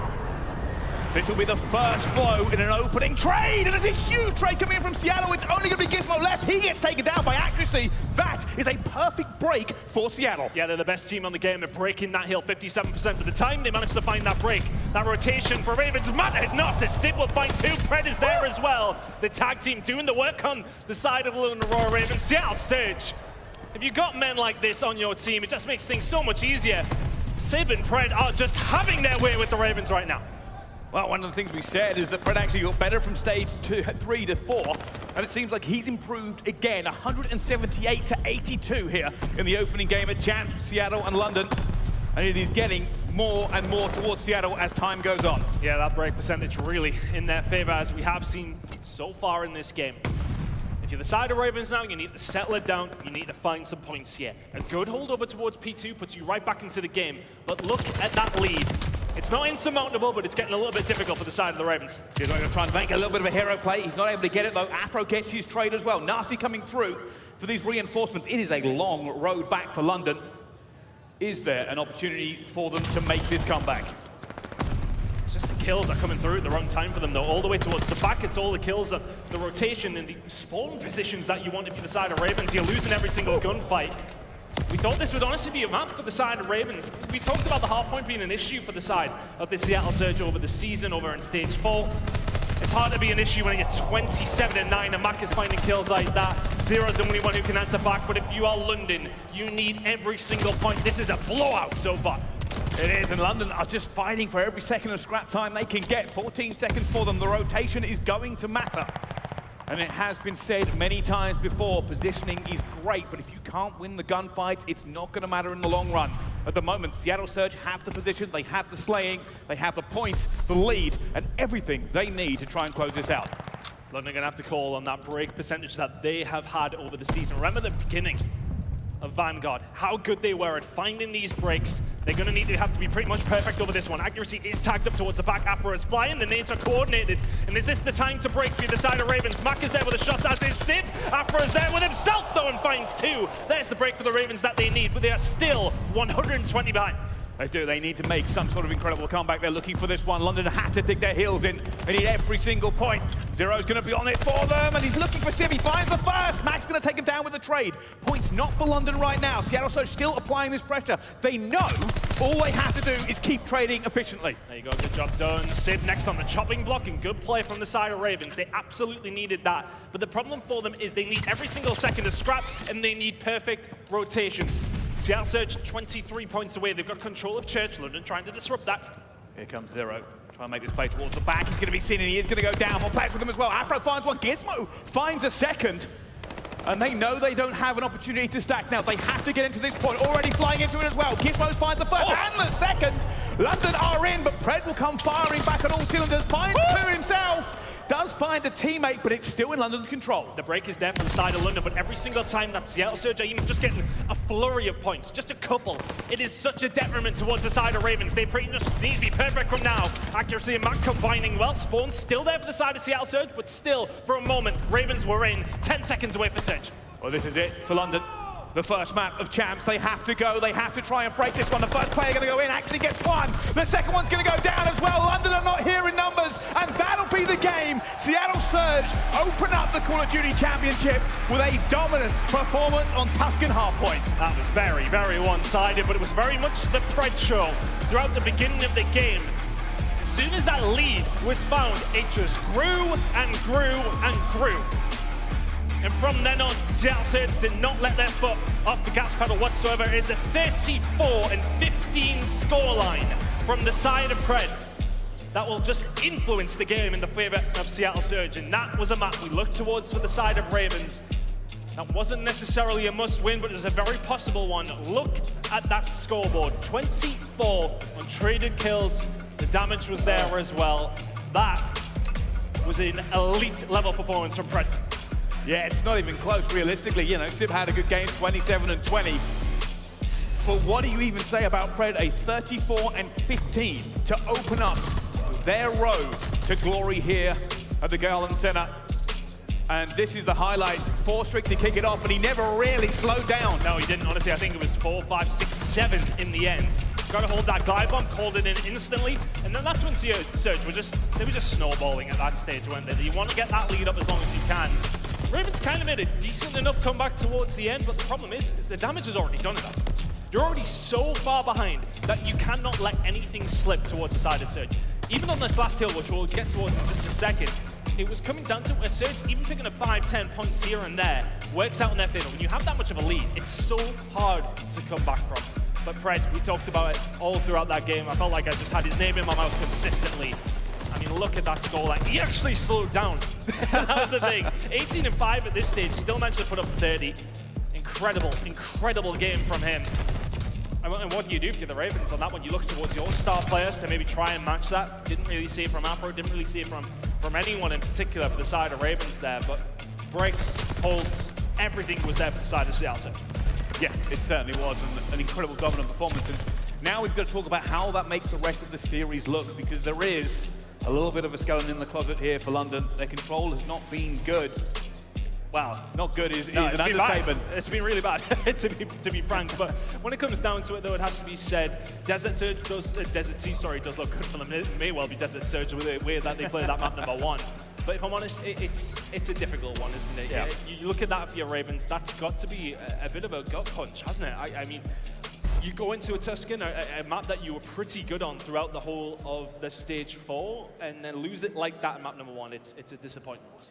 It certainly is. However, if I remember looking at the stats for London going into Desert Siege, they are first in many categories. They have a really good opportunity to take this down for them. The biggest question about London has to be, what have they done in the last 2 weeks to improve control? Because we know it's a focus for them. We know it's something they have had to concentrate on, because you cannot just drop a map every series. They won the last time they played it, bro. This is true, but they've lost for the 6 before it. That is the issue. Yeah, that is the issue. But let's have a look at the Desert Siege ranks for the whole season, not just over the stage, for the side of the Royal Ravens. The record, first defensive win percentage, first defensive win percentage, first KD, first 4v3 win percentage. They are winning 90% of the time. If they can find that first blood, which they're usually pretty successful at doing so, they are converting 9 out of 10 times. So if they can do that, they should be pretty comfortable on the side of Desert Siege. It hasn't necessarily been a map for the side of Seattle Surge. You look at the, I mean, the Queen is here. How can you turn up like that if you're the Royal Ravens when the Queen's here? It really doesn't look like it that much, I'll be honest. A lot of our American colleagues have been saying, you know, do it for the Queen, as if that's some sort of English saying going through, but it's not. London need everything to go their way here this weekend. They need this Desert Siege. They need the statistics to be on their side and actually come through. I know we've said it a lot this season. Sometimes statistics don't mean everything, but this is one occasion where they need it, and they need it in abundance. London have to lock in. They absolutely do. They can find this map, it puts them back into the series, but immediately on the back foot is not something you wanted to see if you were a London Royal Ravens fan. You needed to see a lead heading into it, knowing that the control has been difficult, knowing that your search and destroy has been relatively good as well, though. But map number 5 is a curious one for me as well. If we do get there, we did not see the London Royal Ravens play that map towards stage 4. However, when it does come to building search and destroy, and I know I'm going way down the line here, they always said they felt confident on that map, but they always kept losing it. It felt like just situationals, they weren't playing the best way. So, well, we may well see it, but if it's based on that performance of map number 1, Seattle Surge suddenly become a contender, because that was very, very convincing. Yeah, and it was, and you can kind of tell it on the faces of Seattle Surge already. They were expecting a game coming into that hard point. What they weren't probably expecting is that level of dominance. It never really looked like it was going against them. Maybe a slow start for London. Only the rest of this time will tell. There is a potential always to come back, and it wouldn't be the first time we've seen it on Vanguard. Absolutely not. I mean, honestly, when it does come down to statistics, how often do we talk about it? We talk about all these stats and all the information that we have, and sometimes we can just throw them out the window because we really, it's difficult to predict how things are going to go when it does come down to that LAN situation. But for the side of Ravens, that LAN situation has not been a good one for them throughout the season. But at the same time, look, we can talk about teams who have not necessarily been good online and then suddenly turned up. I think Subliners are a perfect example of that. We've seen good online play from them, and well, you're going to need somebody like Afro to have to step up a 1.24 KD on Desert Siege Search and Destroy. You're going to have to see it. And back to my point, New York hadn't looked great on land whatsoever, turned up when they needed to. It's very much time to turn up if you are the side of the London Royal Ravens. Take that map 1, put it in the back of your mind. You are onto a strong map for yourselves heading into map number 2. Maybe try and find some confidence from them. Yeah, they are locked in. You can see the intensity on London's faces. The other side of it, the smiles have stopped for Surge. They know going to the next one, there is no taking it easy. There is no letting off that gas pedal. You do not allow the other team a chance to breathe and regain. A win here on the for Surge may put this series to bed. It depends on how London have improved their control. It depends on whether or not they can regain. And Surge will be relaxed heading into this one as well, though. Knowing how bad the control from London has been, they will be heading into that mode with so much confidence. For the Search and Destroy is what's important. That's what's going to be coming up next. A 7-3 record of Stage 4. And the record in Search and Destroy for Surge, not that good. First blood percentage, not there for either two teams. Somebody's going to have to get it, but the first blood conversion is the important thing. The retakes are important as well. London Royal Ravens need to do something with what we're seeing on the screen right now, because that was not a good performance in map number 1. It wasn't, but S&D is a different game mode. It is a different opportunity, and that's what we're looking for here. London are going to be banking on this, and statistics, and a lot of people will have them taking it. I'm of a similar mind. I think this is going to go 1-1. We'll have to see how the rest of it progresses. Obviously, we've talked about the control. I think if London can get past it, if they can take this to a map 4, they still have a great opportunity. We've seen them on Berlin before. We know they can mix it with the best. Yeah, absolutely. The series still could go their way, but I think, you know, again, we talked about it so many times. When it comes down to those statistics, it was looking good for them in map number 1. It does not go their way because Pred turned up on a different kind of level, but here we go. Fist bumps all around for the teams. And nearly ready to get into map number 2. It is very much feels like do or die for the side of the London Royal Ravens. They've got to get this dub yet at map number 2. Crowd already showing up on a Thursday. You absolutely love to see it. Things are going to get a little bit wild towards the end of this week. We are only just starting as we head into Desert Siege. As said, must win for London. You cannot see an L if you are a Ravens fan here. Well, already the intensity has ramped up to 11. We did not expect that out of Surge coming out of the gate. London might be a bit shell-shocked themselves. But all redemption is available. Take the Desert Siege and move on with this series. Let's find out if they can do it, Ton. Well, here we go then. As said, when it comes down to those conversions of the first blood, they're so important for the side of Ravens. Let's see if they can find those first bloods, start to convert. They're the best team on the game, attacking, defending, and in general on Desert Siege. Can they show that here in map number 2? First blood goes over towards 0, that 90% conversion. Gonna have to come in here for the side of Ravens. They're looking for a Gizmo, a little bit of a dangerous position. Gonna try and get out of it if he can. They know he's there, the nade's already come down, but Afro gets another one. Actually finds 2 with a grenade! Brings it back to a 2 versus 2. Afro finds accuracy though. And now it's all gonna be the Ravens. That first blood conversion has worked out for them in the first round. Yeah, really well played. The grenades start coming in and you just flow from there if you're the side of Ravens. Zero just locking down this outside. He loves to play around this area. You'll see him so often on the defense over towards that side as well, sniper in hand. Get a first-hand view of that one coming up in round number 2. But that's the kind of start you want. After a map 1 blowout like that, if you are the Royal Ravens, you come into map number 2, a really nice start to the round. A nice start to the search and destroy. Take the lead. It's exactly what they need.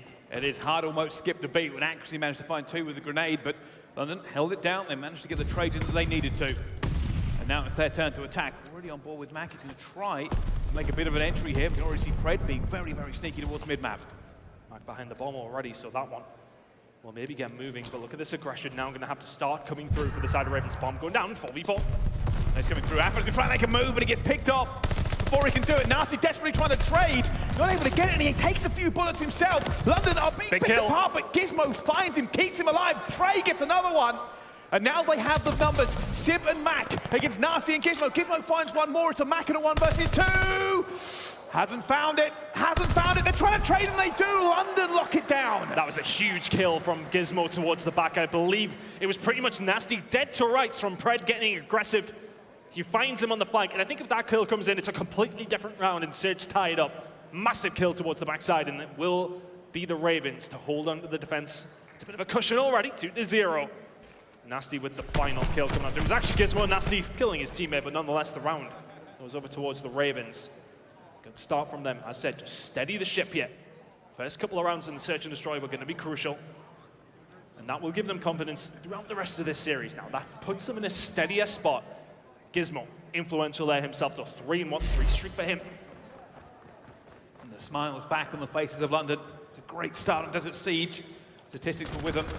Can they now continue this run? Zero gets another first blood. They're all flowing towards the side of Ravens, and when they do attack over towards that A side, 75% of the time, they are finding round wins. Seattle Surge all at sea at the moment, though. Simp will find a kill on Nasty, makes it a 3v3. Trying to find this one as well. Gizmo finds Simp, though. Actually looking for him and absolutely obliterates him down to a 2 versus 2. And it's a little bit of a reset for these teams. Try and figure this one out. Where does the pressure apply? Zero playing on an island, taking a couple of bullets whilst he's there, though. 72 HP will just about survive the shots that are coming on through. Ravens not with a lot of information here, but I don't think Surge are either.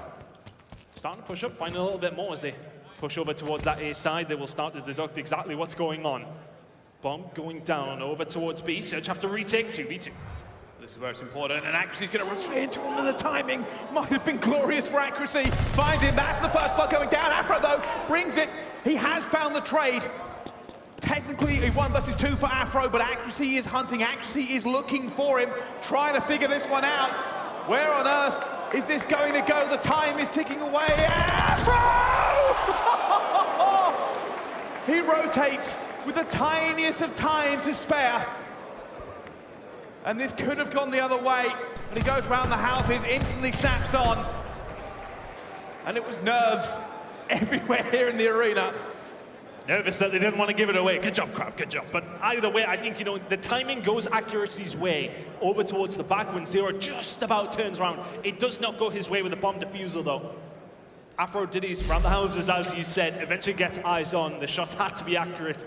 Accuracy was not far away. Those first bloods have very much been on the side of the Royal Ravens, though. Can they find another here? Surge on the attack. So good at converting those first bloods. Looking for it again this time. Seattle swinging into action. Can they hold this down? Zero takes a bit of a damage there over towards the back. Has to now rotate around, survive those grenades that came over, and then allow Surge to get the bomb down. But who's the man in position to do anything here? It's not going to be Nasty. Simp rips his head off 4v3. Gizmo, though, brings it back. He knows he was weak. Gets that nade into position, and Afro wins another big one on the flank. This is going to cause problems for them, but down to a 2 versus 2 again. These teams really going back and forth on this search and destroy. Time is against London. They have to find the players, but Gizmo finds one. And now Predator 1 versus 2. He's looking for this one. He has to be in the right position for it, and he's been found. And Zero gets him. The London Royal Ravens, we said they have to take Desert Siege. And they aren't missing a beat. That was absolutely superb from the side of Ravens, especially from Gizmo. The snap onto Accuracy towards the back. Can do very little about that, and then from there, Pred is always in a disadvantageous position. Zero sets himself up in a wonderful spot and finds the kill. 4-0, the Royal Ravens really looking a different outfit here on the Search and Destroy. We knew that this would be a good map for them. They did not show up in map number 1. They have very much shown up here, though. This is everything they wanted. We said a full regame. This is more than a full regame. This is like a completely different game for them. At the moment, it'll be London on the attack again. They're going to be looking for some bit of pressure around Palace. Seattle Surge actually got a bit aggressive with their defense, but they haven't found anything yet, Ton. Have to be careful though, Pred is lurking. Trying to find some kills as best as he can, but a little bit of a stunted push here from the side of Ravens. Set themselves up, maybe wait for Surge to make the misstep. Nobody quite. Stepping out of line just so far, though. Still 4v4, minute to go. And this is all slowed down in Desert Siege. Both teams holding their nerve, looking for the first blood. Simp absolutely destroys Nasty, finds him, puts London on the back foot. They've burned a lot of time for this one. The pressure is not going to be with them. I don't know if Simp got saw there as well. I think he knows that bomb has moved away from him. And they're still looking for this one. The rotation is going to come in. Mack will be the player to try and defend it. He's going to find nothing. London Royal Ravens bring this back down. They have the numbers again. The player comes around. Oh! Oh my God! The movement he has just hit him with. And accuracy's alone. He's outnumbered. Is he outgunned? He is. Zero takes him as well. I mean, look, Pred had a great map number 1, but that is kind of inexcusable. Afro absolutely dances around him. Replay up on the screen. Here's Pred. Oh, surely Afro's dead. See you later, son. Dead. Oh, I'd be screaming after that one. Hit him with the movement. Unreal. Whew. London have caught fire in the most devastating way. 5-0 now for the Ravens. Seattle Surge just not getting anything going their way. Already pressure coming through there. They're looking for this straight away. Afro has found so many first bloods. He's been so influential for this team. And it may rely on him again. Oh, someone's been on Reddit. Afro now lingering around the outside. It kind of felt like do or die there for the side of Surge with the attack in the way that was setting up. Aggression coming on through. Afro sees him through the crack, just about surviving. Needs a little bit of support. Got to be careful. See the pressure coming through as well. He knows he can't really afford to put a foot wrong. Seattle trying to dig him out of this position. They know where he is. They're looking for the fight again. Nobody is dying. It's still a 4 versus 4. Number 5 on your minimap. Keep an eye on that. Zero may well just tightening the grip, but eventually Pred says, fine, I'll do it myself. Finds 2. That's the break. It comes on through from the side of Surge, and is this their first look at a round? So far, it has not been good. They need to find 6 in a row. Oh, London going to try and retake here as well. They get 1. It's now a 1 versus 3. For Zero, he finds a second. This becomes doable. He's on a 5 streak. Is there the opportunity here for Zero? He's got time. He has time. Needs to find another pick here, though. Mack will surely not show. He does. Zero sees him. 1v1.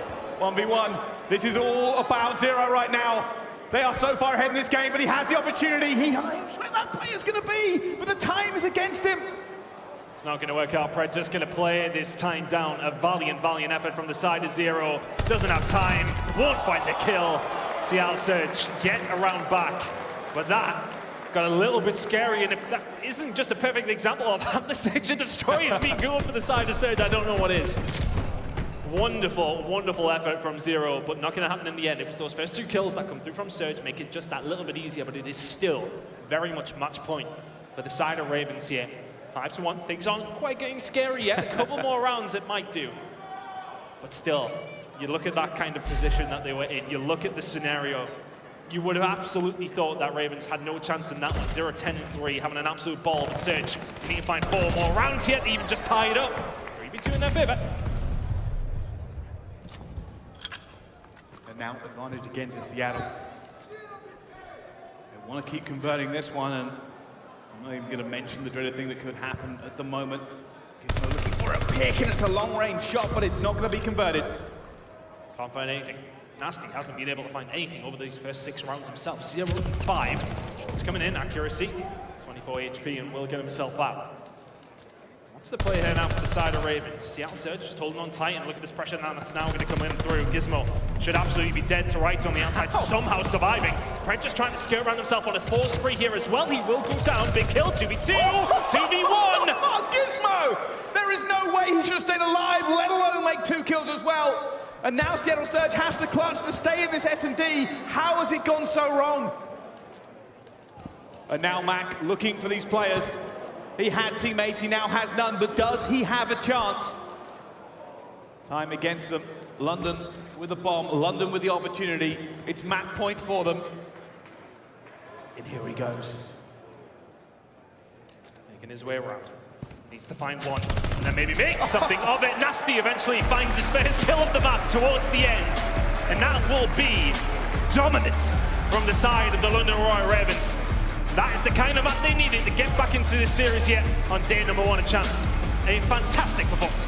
It really was. I got to highlight that last play by Gizmo as well.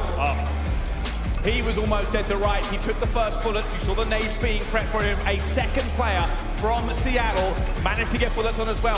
Gizmo not only stayed alive and got the trench, he found 2 kills at the same time. He swung the clutch back in their favor, and they locked it down in the end. Big plays also coming out from Zero, 11 and 4 for him.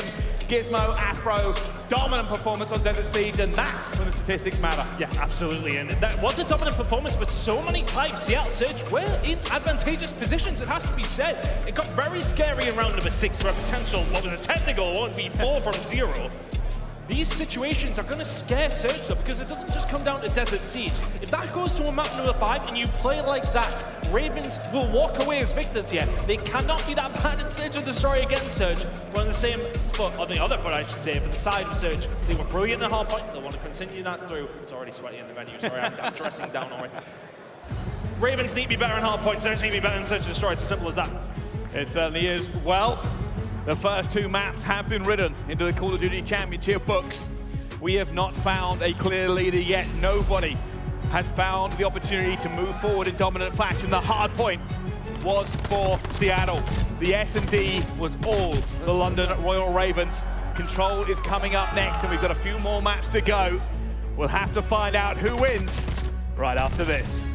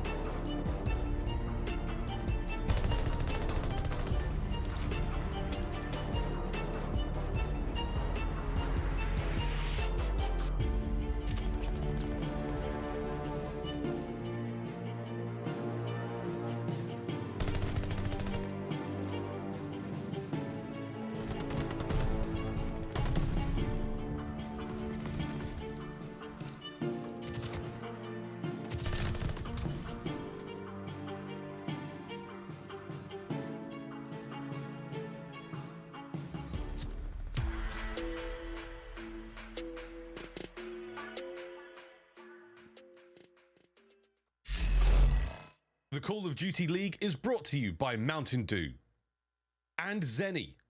Armor your eyes with Blocks gaming glasses starting at $24 by visiting zenny.com/CDL.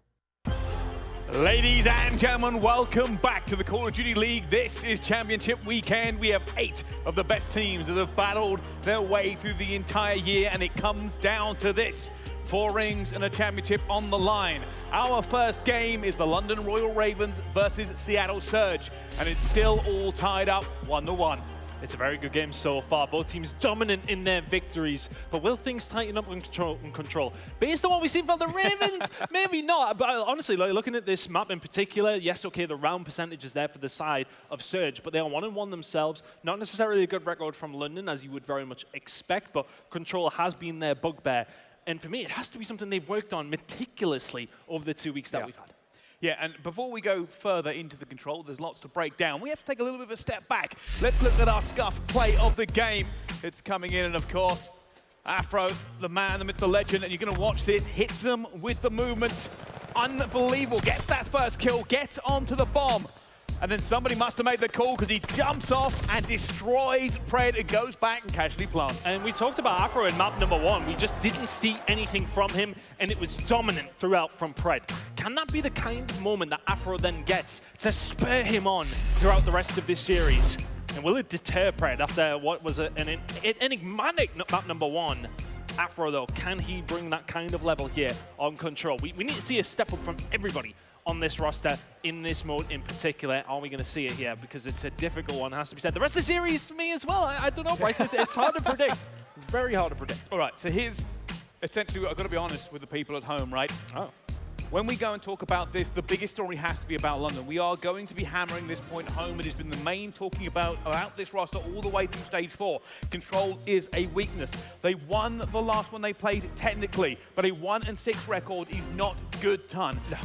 And we are asking the question, we are begging, we are not in the camp, we are not in the scrims, we have not had the opportunity to know what they've done the last 2 weeks, or at least nothing that we can say, but it's obviously a focus for them.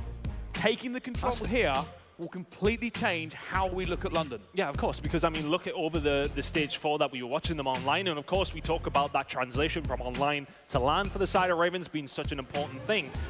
But their Search and Destroy and Hardpoint was absolutely flawless. Maybe not map number 1 of this series, but other than that, the Search and Destroy looked really, really good. If they can bring control to the table in a series, it then doesn't become so scary. How many times did we see them go maybe 2-0 up, lose the control, lose the series? It happens to them quite a lot. We see it happen in general quite a lot. Reverse sweeps have not been uncommon here in Vanguard.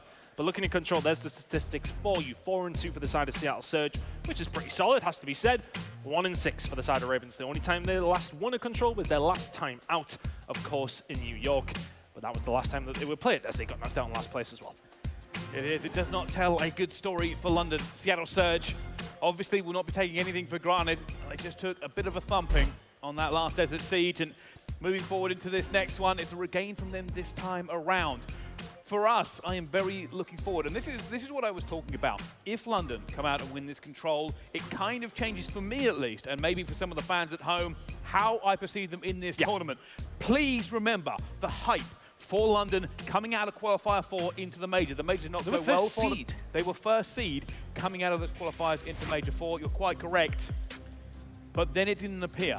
Does it appear now? Does it come to fruition at Champs? One thing I want to talk about there, as you've seen on the stats screen, was that London's round win percentage was last, but in terms of ticks gained is 5th.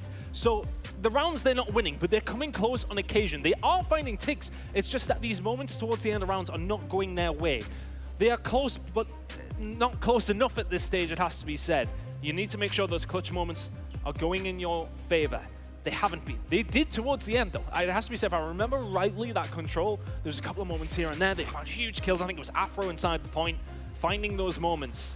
But over this game so far, that KD leaning towards Seattle Surge, I think there's a big reason for that. Brycey, Pred was unstoppable in map number 1. It certainly was. Obviously, these are the match metrics so far, but the hardpoint has thrown it a little bit askew, obviously, considering you can't get as many kills on the Desert Siege. But these two teams, and for full clarity here, I'll be transparent, we are just making sure there is a PC issue on the main stage. We are getting that sorted as soon as possible, making sure that competitive integrity is maintained at all times. That is 100% what we always aim for here. Everybody must be comfortable when they play, because let's face it, the championship is on the line. Yeah, everything on the line here for these final 8 remaining teams on Vanguard. The venue is looking quite wonderful as well, and this thing is just going to keep filling up as the days go on. But you guys inside the venue so far have been fantastic. Let's keep this energy up all week. I'll tell you something, look at that crowd. I've seen a lot of different jerseys there. Some Ultra, Subliners, FaZe, OpTic. I saw some London fans in the arena. I don't know if they're from good old Blighty, but they might be. But yeah, there's an awful lot from the crowd here at the Garland Center. The LA crowd is not disappointing for champs. There's Thieves. Basically everybody is represented here. And they are ready and waiting for this one. I'm fairly certain that's Crim7 at the front. Fan favorite. I wonder if he's going to be getting loud for this New York team, though. Of course, we did see such a fantastic performance, and how many times we can underline that is not enough. The fact that they are here is humongous, but back to these two teams, an influential game for both of them. You don't want to drop in that loser's bracket instantly. That loser's bracket will be dangerous. There is not a single team here that you want to face up against realistically, but looking at that, if he can continue this form, it is a truly terrifying prospect for the rest of the teams here. Yeah, obviously that's dipped a little bit because of the search and destroy, because it was something crazy like a 2.1 coming out of the hard point. But yeah, that's exactly what a lot of people are expecting from him. He's been one of the hottest players this year in terms of how they're talking about him, how his career might progress, and what we expect for him. But definitely the factor on Seattle Surge, he has improved from stage 3 to stage 4. Are we going to see some sort of even better performance going into champs? And just one thing that I want to touch on as well, that's maybe just outside of his actual performances, that he is representing a full region. As the only Australian player in the league, this man is very much representing that part of the world way down under, and he is doing a sensational job at that so far. Fantastic stuff from Pred, and as I said, he really does have an illustrious career in front of him. It's very plain to see that this man has talent. He's shown it in this series, he's shown it all year long. The consistent number from the Seattle Surge has been with Pred. It has, you can see they're locked in. And this is what we said before as well, by the way. I know we're going to start the game in just a second, but truth being told, the intensity and the emotions at champs are unlike any other tournament. I know there has been a lot of discussion from the fans about what this means. You have to experience it to understand. I have been to many of these, and I have seen teams filled with the glory that comes from winning, but I have seen the other side. I have seen the breakdowns, I have seen the literal tears from players knowing that this was their last shot for the year and knowing that their entire season has come to nothing. There is no event in Call of Duty esports that brings out the emotion like this one. And this could be one of the last 2 games that both these 2 teams play in Vanguard. Like, that is crazy that it gets to this stage, and there is just so little of this whole season left to go. You very much need to turn up. You want to be playing as many games as Vanguard as possible all weekend long if you want to, of course, get your hands on that trophy. Will we see a different winner once again? Every single event this year, we have had a different winner, which just really, it's been crazy, but it makes it such a good event to come into, because, I mean, absolutely nobody has to tell you who's going to go on to win it. A lot of people are saying FaZe. I said FaZe as well. A lot of people in the crowd will probably say otherwise, but honestly, it is just so difficult to predict, and that's why we've absolutely loved this year. It certainly is, and if you're watching at home, this is just a reminder to link your account to get your rewards for this one. You can watch and earn all of these wonderful goodies this weekend, from the emblems to the skins to the calling cards. All of these are up for grabs, so make sure you link that account and go forward on the Call of Duty League Championship weekend to find out more. And that's all we have, of course, on Sunday. Oh, you want to keep an eye on this one. August the 7th, we'll be talking about next year. And of course, the year after that, 2 years of Modern Warfare 2. A wonderful, wonderful time. But hopefully, we are going to be loading into Berlin Control in just a second. We've got all of that to wait for, or look forward to, and a lot more this weekend, Bryson. You certainly do, and I know what you're thinking. You're seeing us again. Where is the game? What's going on? I can confirm we are starting the lobby. The time is just upon us.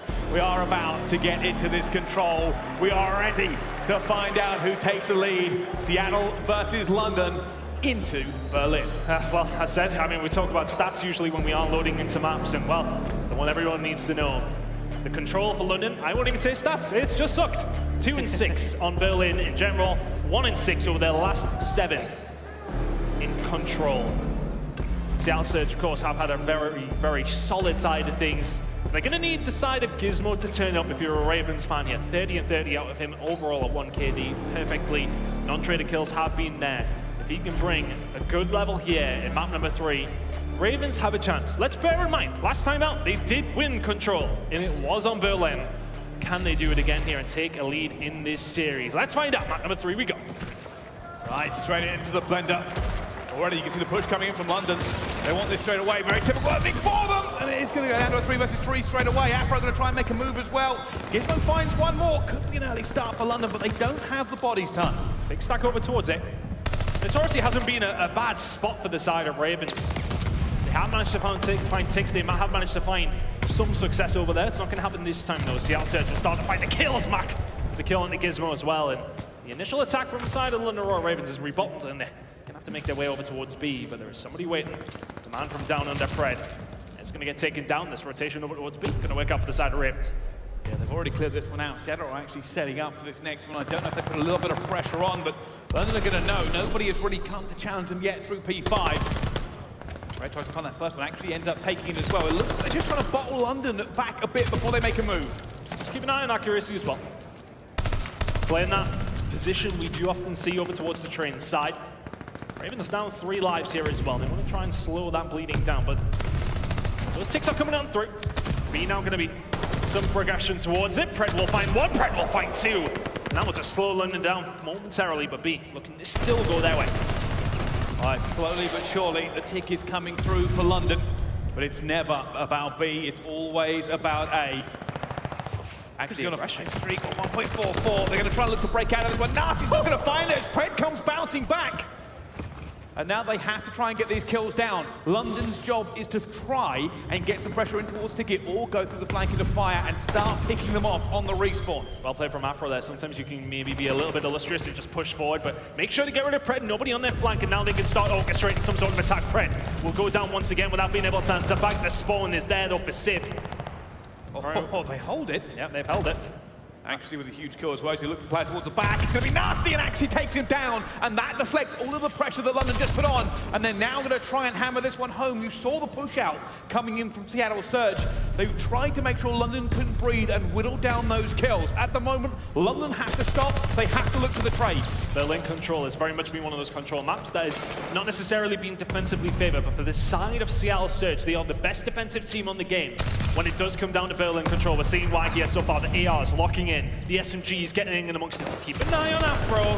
This could be the catalyst for the side of London. Next couple of kills are huge. Afro trying to just make sure they get the reinforcements in. London are going to get bodies into this one as well, but Pred actually find them. London do not have the bodies they wanted anymore. Afro finds Pred towards the back. Afro trying to stay alive. He's looking for this next player as well as Afro gets another, but his teammates are not here. Need some support, 30 seconds to go. The lives very, very close. Afro now, can he keep it going? Yes, he can. Pred will fall here. Come London. They're looking for it again. Afro has found another one, and London are in. They have found only 1 player remaining. Can they get him taken down as accuracy finds Gizmo? London on the cusp of pulling this away from Seattle Surge. Nasty finds accuracy. They're trying to get through this one. The second tick is now in for London. The dying seconds of this round. They find the break off the back of Afro, and it is ticking. It is good. It is done. Simp! How? 3v3, still time here for the side of Ravens. Gizmo in and amongst it, but Simp will find 3 to break it. Has he been the hero? 10 seconds. If you're London, you gotta go. Here they come. It all comes down to this. One last opportunity. 3 seconds. Gizmo's gonna have to go in. He's looking for the players. He goes down. Afro finds one as well, though. Afro's still alive with 2. It's 1 versus 2. Where is Simp? Afro finds his own 3. And they pull out victory from the jaws of defeat. And what a start to the control. I was not expecting that ending. Jesus, Mary and Joseph, what was that? If every round of control can just be like that, I'll be happy throughout the rest of the weekend. Simp, that was unbelievable to find a way back through, but it was Afro who found the break. The #1 defensive team, when it does come down to Berlin control, just leaked around. And this is where London now want to hold. They've done the impossible. They've made the magic happen. They've now got to deflect. And the blood is up, the blood is singing for London. If they can hold this down and go up 2-0, they will be feeling confident about their control. Simp will find 2 big kills down the outside though. A little bit of air purchase was maybe on the cards. Nasty will find 1, 2. His accuracy will take down 0. The push over towards B. Seems imminent for the side of CDL Surge. My voice is gone after that first round, my goodness. Well, this is where it does slow down a little bit. At the moment, CDL Surge, they're looking for a little bit of a push. Mack's actually going aggressive here. He is alone, though. He's going to go down as well. They do not have ticket control. And Pred will try and make a play, but there's no one really with him here at the moment. It's going to take London to reorientate to deal with him, and that's what Pred is looking for. It does come down this map though. Yes, okay, it's all very well that London have found that attack around. They did brilliantly to do so. But when it comes down to defense, they're only winning 17% of those defensive rounds on Berlin control. They need to make sure they lock one in here though. Pred lingering in and around here. Will get dealt with, but looking like B. He's going to go over towards the side of Surge. Yeah, Pred trying to do everything he could to give his teammates an opportunity to get into that point. CDL Surge now looking to lock down B. It is a long journey back for them from this point. You can see it has settled down a bit. Berlin will slow this point, but London's still looking to put the pressure on Tom. They might a bit as well, because with 26 seconds remaining, London can smell the blood in the water here. If they can find these couple of kills inside, Pred defends well. Nasty will find 1. Can they get them off it? They cannot. And now for the side of Ravens, you took the gamble to push over towards B. You may well have lost a bit of map presence over towards A because of it. And the key thing that they've done here, London, is bring that time right down. 20 seconds remaining, that'll go to 120. They don't know where they get it. And accuracy's going to divide their fire. They're going to have to look for him as well. Pred is going to go down to 0! And Mack gets one back. Pressure's now going to be on for them, but Gizmo makes sure that London do not fall at the first hurdle. Yeah, accuracy slipped in there. That was the problem. He got through as Ravens pushed past him to get map control. He finds that kill, makes things a little bit scary, but London battens down the hatches, they've dug the trenches, and they're ready for the side of Surge to now make the push on through. Nasty has been spotted, maybe getting that overextension. 0 will find a kill. He's the only one to do so. Pred and Simp answer back. This is a big fight for Pred. If he can find this last player or call him out, they can have an opportunity. They're looking to push forward as well. Accuracy is going to try and cut them off the respawn. Kismet finds that first blood though. Gets one back. This is tense now for London. They have to try and find the trade. They're looking for it. It's only going to be Afro left alive. He's going to try and make the magic happen. Finds the first. Oh my goodness, Afro, what are you shooting today? Absolute sun's coming out of this man's MP40 at the moment. He's just about helping London hold on. It's a 9v7, still a good opportunity here for the side of Surge. They're stacked. Seattle are looking to get their way into this one. Nasty just firing everything he can from the MP40. Simp finds one more. Afro with another. The pressure coming through for them. Accuracy finds one more. Seattle Surge stop the clock. They are looking to hold this one down. It's a 6 versus 5. They don't have the reinforcements. 5 versus 5, 25 seconds remaining. Is one single push here for the side of Surge. These next couple of kills are absolutely massive. There goes Mack, looking for play towards the back, but 0 gets the first one. Pred gets it back towards as well. Kismet with another trade coming through. A 3 versus 3, but the time is against them. CDL Surge have to put on rocket skates to get here. Look at number 2, look at number 2. Are they ready for accuracy? 3 seconds left to go. Afro ready and waiting. Is there anybody inside the point? The answer is no. They should all be dead, but it's only Mack. 1 versus 2 for Mack though. It's technically possible, but no, the wall bang comes in, and the Ravens hold their defense. They are up 2-0 in the control. And we spoke about this at length. What have they done? How are they going to be better in control coming into champs? And at the moment, they are in an incredible position. And it's something I talked about at the top of this map. The round percentage is not there for anyone. It's last in round percentage win when it has come down to control. But those ticks, they're kind of middle of the pack because rounds like this have just not been going their way. They start to go their way, the game and the tide starts to turn. 2-0 now to the side of Ravens. They're going to push over towards this B side now.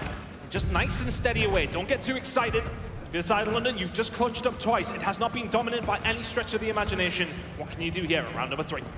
Alright, big overextend for London. They are going to try and make a difference. 0 gets that first blood. Look at this, they have gone aggressive. They are trying to make a big difference for them. They are going to be away. And Seattle Surge like, how have they got through? That first tick might go very quickly, Tut. These kills are big. These kills are absolutely massive. Simp's going to get dealt with. And momentarily, it's only Mack here who can potentially do anything here. For the side of Surge, he's taking bullets from left, right, and center. Accuracy gets Cellium. Oh! What is that? I don't understand. Afro has hit God mode. It's not enough to get more than the second tick, but it does put the fear into Seattle Surge. And London have taken that first one. So much time remaining. 2 minutes 15. Can they hold? Oh, we sent him up number 1. We didn't see anything from Afro, but we've seen everything from Pred. This time around, it's very much the opposite way. Afro, oh my goodness. Anyone got the loadout? I mean, what's going on here? That's a big round. He's got that MB40 because they are just shredding people. And here comes the play again. They know he's coming this time around and actually will stop him. Can Zero make the difference? He needs to find the trades to get his teammates through. For that player, he's locked in, but he doesn't find it. Turns and burns on accuracy, though. Gizmo finds another. London have opened the door. They just have to walk through it. Pred ready and waiting on the stairs, though. It's such a power position. You can turn left or right to try and hold it down. Zero inside. The point. That's a kill you gotta find. As Pred will take him down. And is that maybe the presence that Ravens had gone? But still, so much time. Pred on a 5 streak as well. Turning up when they need him. Around the back again, Afro. He wants this open. He wants the kills. Allow his teammates to get there.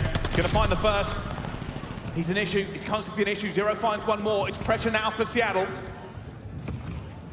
That's a big kill. There you go. Simp gets taken down, and all of a sudden, the only man anywhere to be able to do something is Pred. 5-3 surviving.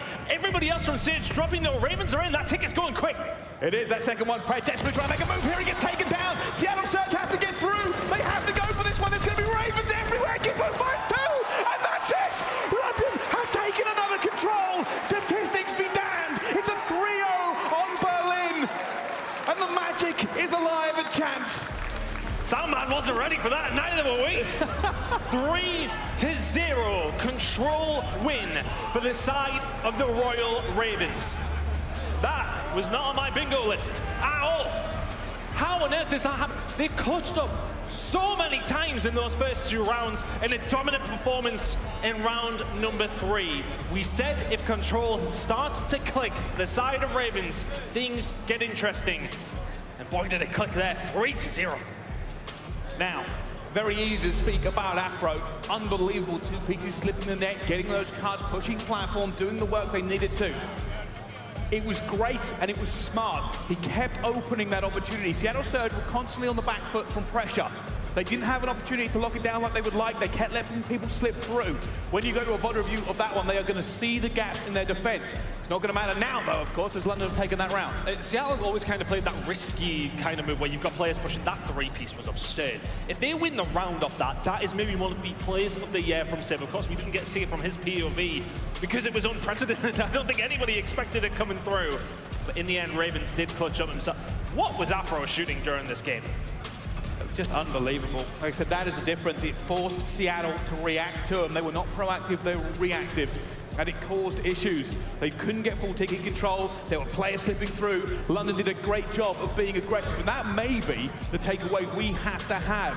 We spoke that maybe their control was a little bit too defensive, a little bit too passive when they went on to control. They weren't playing it very, very aggressively. That was aggressive. And when you've got Afro making very, very important kills, Surge can do anything. That was a crazy, crazy game. And let's bear in mind, look, okay, I would still say, look, fantastic performance from the side of the Ravens there, but they massively had to clutch up in those first 2 rounds. I want to say it was a poor performance from Surge, if I'm honest with you. As you said, those moments where things just slip through time and time again, you cannot let that happen so often. It was a sloppy control overall, but doesn't matter, it was entertaining as hell. Those first 2 rounds, absolutely crazy. Round number 3, much more confident boosting, I want to say, for the side of Ravens. If they continue on in this tournament, they will now have a lot more confidence in their control. Yeah, and that's one of the things we're going to take away from it. It's why I'm highlighting the positives of London. Have to speak about it against them. Everybody thought the control might be an issue for them. And I don't wonder, you said it's maybe not a great game from Surge. I can agree in some ways that they let players slip through, but you've got to remember those rounds came down to very clutch moments, very, very small. We could have been talking about how Simp saved the game, how they already got their first one through.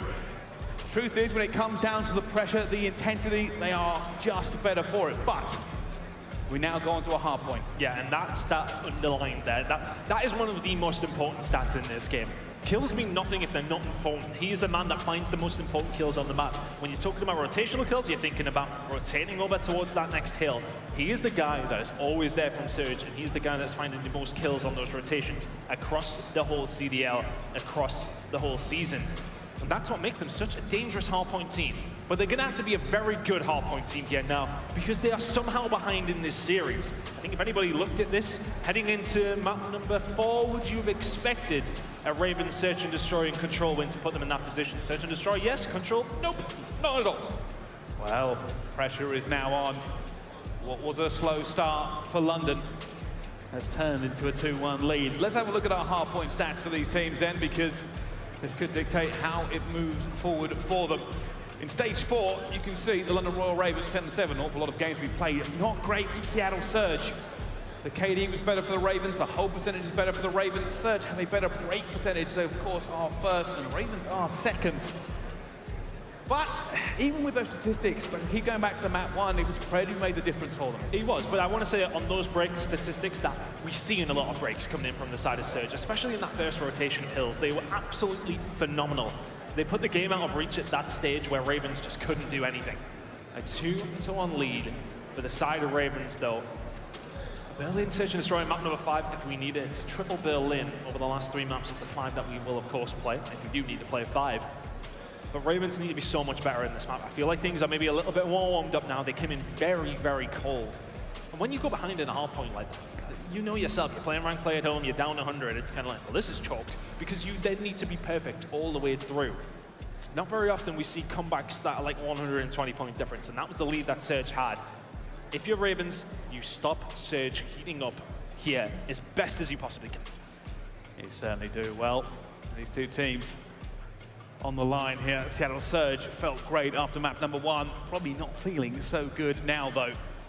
Got to ask yourself, who wants it more? Who wants to be the team to move forward first in this tournament? Who wants to be the team that goes down into lower bracket straight out of the gate? And there is no easy games at Champs, none at all.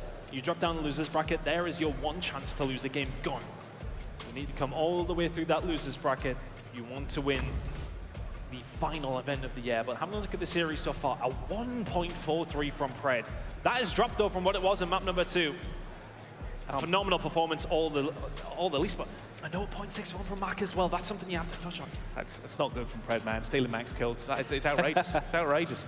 Yeah, obviously we said Pred keeps getting better, but can he take it to another level? Because the truth being told, they need him firing on even better than the outrageous performance he is already putting on. To be fair, he wasn't bad in map number 3, in fairness. Like, you know, he was putting up even. Yeah. I think he was one of the only players on the Seattle Surge squad to actually be able to do that. He was going on a 6 spree towards the end of that 3rd round, which they did ultimately go on to lose.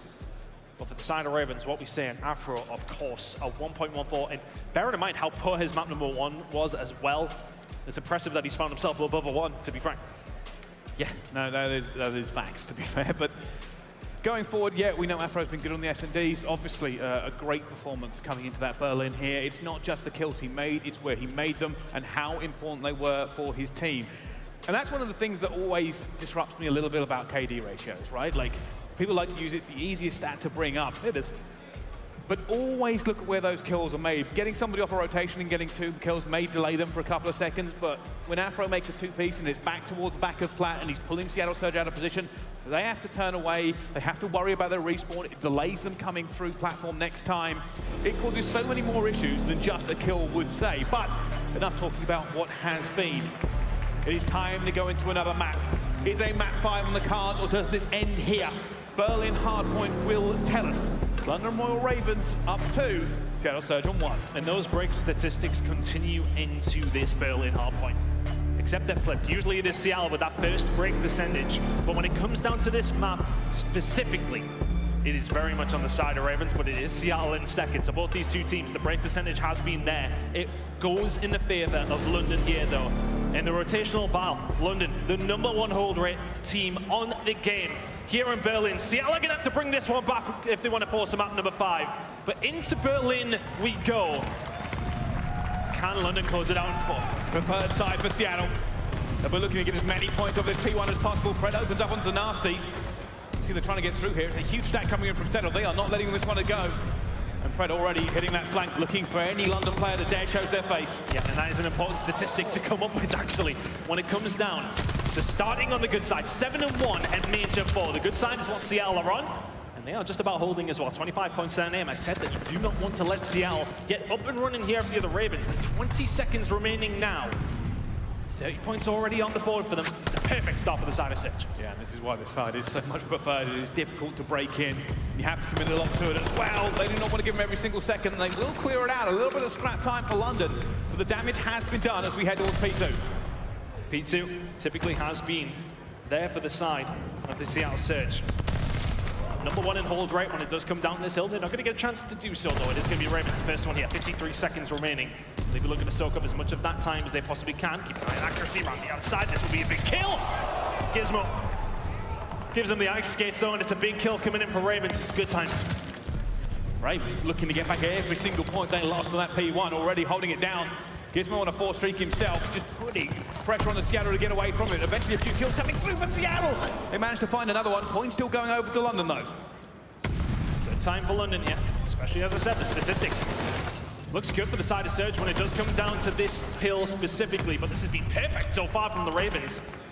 Somewhat unexpectedly taking the lead here in the second hill so far, but the rotation is going to be there for the side of Surge. These next couple of kills are important. That rotation in 10 seconds all belongs to Surge. It's funny, it's the number 1 and 2 team in terms of break percentage, but nobody has done it yet. The London Royal Ravens are now in the lead. But they have to now do the difficult job. Get all the way to P3, get all the way down street, break fire, go through plat. They have to make it work for them. At the moment, they are being pinned in. The only member from London who can do anything may be Afro, who's found himself in a fire, but they are taking it in the teeth from all directions. That's a lot of kills coming up through. The spawn's there as well for the side of Ravens. It comes in at the perfect time. All of a sudden, it's Mack left all on his own. The break comes through. Surge here, ready and win, though. And accuracy will answer back with a kill. Zero will find one in accuracy. Brett finds a second.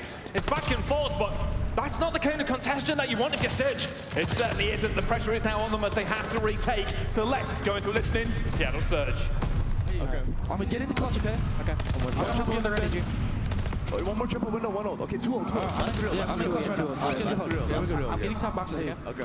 Get my front. What street? P2? I think you saw me. You guys, do I need to watch your cross? Yeah, look at the cross. Okay, I'm looking. What street? There's on me clutch. Then I'm in clutch. I have you. I'm looking at your cross. Okay. He's in P2 then. Okay, I have your cross. I don't have the side windows. I have side windows, kind of. Okay. I have your cross, did you? I don't see them hitting side windows. They double naded me front. Yeah, one G5, ankle break in front of me. Pocket. Side boxes. P1 inside boxes. They're in God spot. I spawned out fire, stay alive. I'm gonna pinch them P1. I spawned here. I'm in P2 right now. They're spawning God spot, for sure. Yeah. There's a nade in God spot. Hey. Why is there? He's shooting me. Pocket, done. Flash. Nade God spot. One more in time. He's front time, guys. Front time. Hit him, God spot. He's in between trains. Nice. Let's go. First time. One shot. Afro, right. Nice. Last guy. First guy 0. First guy 0. At the back. I'm on shot. Easy God spot. Back right, one shot. And one from God spot. From missile, God spot. He's snaking me. He's in the trench. One shot trench. And one deep right. One shot trench. Get my muscle. Front door, Afro. Tom one shot as well. Okay. I'm getting in the post. I'm going A1. Nice. Well, Seattle trying to hold desperately on the train, but it is broken by London, and that is going to be the difference. London have found a few more breaks for them. They hold on to this lead as we go into P5. But how are London feeling on the cusp of winning this first game? There's only one way to find out. It's to listen in the London Royal Ravens. Simp dead top 10. No, stay alive, Joey, stay alive. We close the middle top. No, right, he's coming. I think he's coming. Joey. Stop, drop down to bottom P2. To bottom P2. No, he's gone. Let's go time if we can. Push me out, dead. Okay, shit, train. Time dead. Nice. One more P1. I got time. Same That's fine, Joey, that's fine. Get time. Watch over me. Stay down, have all your pushes. I spawned down. Let's spawn out 10 maybe. Trying to get you right. Turn around. You find tank red weak. I'm trying to get you street. Bring it back with me. You find tank dead. Go street, yeah? Street, dead. Okay, shit. Go back now. Got me. Push right out, Marcus. When he's spawning? Nice, good shit. Spawn in 2, I'll let you know. I spawned back 10, there's one P1. You went no. Oh, tip. Stay down. He's on the right side of the time. Right side of the time. Stay up, Joey, huge. One shot hour. One shot door. Get this guy off. Yeah, I'm taking it. I'm watching the P1 shot. One more P1 steps, guys. I'm going to be right. Flash top. Right side of time. Let's run bank. You can first. Back P1 steps, one shot. Absolute.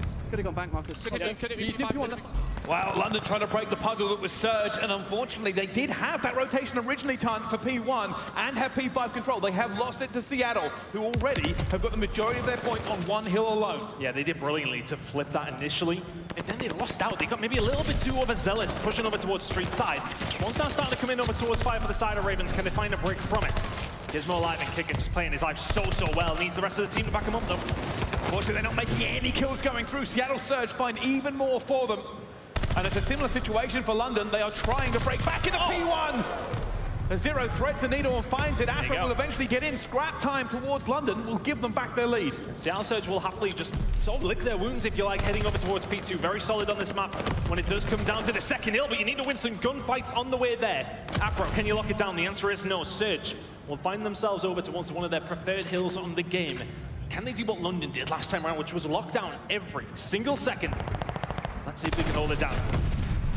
We'll see at the moment. Mack is alone in there. You've got players watching towards P5 come through, but the pressure now for London. They're trying to get this one. 92% hold rate for Seattle Surge, and they want it now. They're going to try and get it through, but Afro finds one. Simp gets him with a nade to the face, but more players from London are trying to get here. Just staying alive here. If you're nasty, he's going to get taken down. Good hold so far from the side of Surge. And to be honest with you, Bryce, yes, we take maybe a step back from what's been going on here. When we got over towards P3, that's when the game broke wide open. It looked like Surge had the rotation, and they may well have it here as well. Look at Mack all the way from behind. Have London Royal Ravens let this one slip with 25 seconds left to go? Well, they're going to know. They're going to know with the spawns that are coming in currently, and while they will take that 20 seconds, last time around, the London Royal Ravens did break this. They did have the opportunity to knock it down, but Surge are here in numbers. 12 seconds left to go before that new hill pop. Didn't work out for them last time, but both these two teams, the top two teams, when it does come down to hold rate on P3. London is slightly better with 85%, Seattle with 80. They didn't manage to hold it down last time, and that's what turned the lead. But can they do it here and put themselves back into that lead? Let's keep an eye though. Mack, by the way, is going to try and hit a flank here. He's already going to find one. They're going to have to deal with him from every single position. And Nasty's going to try and make a way through here. Afro's going to trade at the same time. The players coming in from plat. It's just Afro alone. He finds the second one, surely not the third. And it has been saved. Mack wins the gunfight. No disaster coming in. London are still going to have to break this hard. It's about a 10-point lead here for the side of Surge. They may well go into that lead just a little bit more. For the side of them, if they can break and hold on here, but not going to happen. Royal Ravens cannot find a way on through. Sorry, that lead was for the Ravens. It's now over towards Surge. 25 points remaining here as we head over towards P3. London still having a look. Done a great job from Seattle Surge. They got into P3. They have held it down. They have put London back on the back foot, trying to stay alive. Nasty, even with the free fire, it's not going to work for them as we go over towards Train. Seattle Surge will be in the lead, and they will break that 200-point mark. I think they're just going to be about a sniff away from it, but either way, very, very close, looking good from them. Oh, you're right. Yeah, I've seen the tick. Either way, Ravens here, over towards P4. It was a bit mixy last time. Who can be the difference maker here? Simp is having a hell of a game at 24 and 17. We haven't quite seen the levels from Afro, and of course from Pred that we have needed to for both these two teams. Accuracy, Mack will find the kills, and it is flawless from the side of Seattle Surge. They want to force them out number 5 here. They may well do so with this P4. Well, they're going to try and do it as well. Actually, just loading down and trying to soak every single second they can coming through this one. And London get back in. It's not going to end here. It will not end at Train. P5 is coming up next. Obviously, not a lot of games end there either. It's easier to contest. That P1 flip might be the opportunity for them. Seattle have got it twice, and Afro refusing to go down on a 6th streak. Live bomb just a few seconds away. Obviously not always the biggest thing on Berlin, but every little helps. These are big kills as well. You can see Nasty was maybe tempted to make a push through to try and get a control of fire side. But these kills have all been over towards the side of London. Afro with 6 in a row. He's going to find the 7th to find the glide bomb. It may well help them over towards the end of this game. Glide bomb in the pocket. Ravens, 230. They are 20 points away. Afro is shooting laser beams for this one, holding it down for his team. They continue to soak. Seattle Surge have to put the pressure on. They need to get near this point. Afro still going an 8th streak. Tries to find his 9th. He's not going to get it. Taken down. Gizmo still alive, fighting for this one. Zero gets one more. Seattle Surge have to keep putting on the pressure. They have to keep the pressure in. They have to keep hold of these spawns as best they can, and that's what Afro's going to be looking for with the glide bomb coming in. Simp will see you later. Get off the hill. And now it's about these kills. They're going to come on through. It's a big one from Pred because if that push comes through from Nasty, it may well be a flip. 20 points remaining here on P5. Ravens, nowhere to be seen when it comes down to P1 either. Seattle Surge, if anything, are slightly in control of map number 4 here. Well, they keep jamming on the point here. They are just putting the Ravens back in the well, though. Gizmo has found one. They have to dig him out. They know they're looking for him. Zero's going to get one more. Can Gizmo find this kill? He puts one bullet towards him. Afro comes around the outside. He's going to go down. And Seattle Surge in P1 again. They found the majority of their points, and they have the hold. London are not close. They are not close. They will have to find a way through. Seattle Surge, that time is just ticking on up. They hit the 230 mark. They are 20 points away. And how good have they been here? Over towards P1. 15 seconds. They're about to break 240. And where the hell are London? They're all dead is the answer to that question. They've got to go quick. Zero gets one. Seattle coming to reinforce. And Mack finds one, though. Nuts is going to drop him down. Gotta go.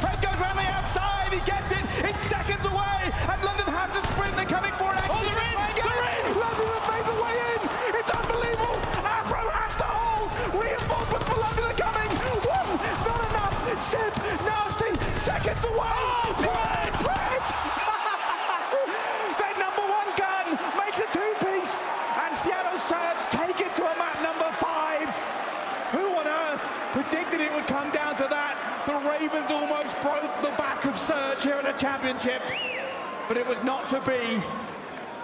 It does not end that way. We're going to a map 5.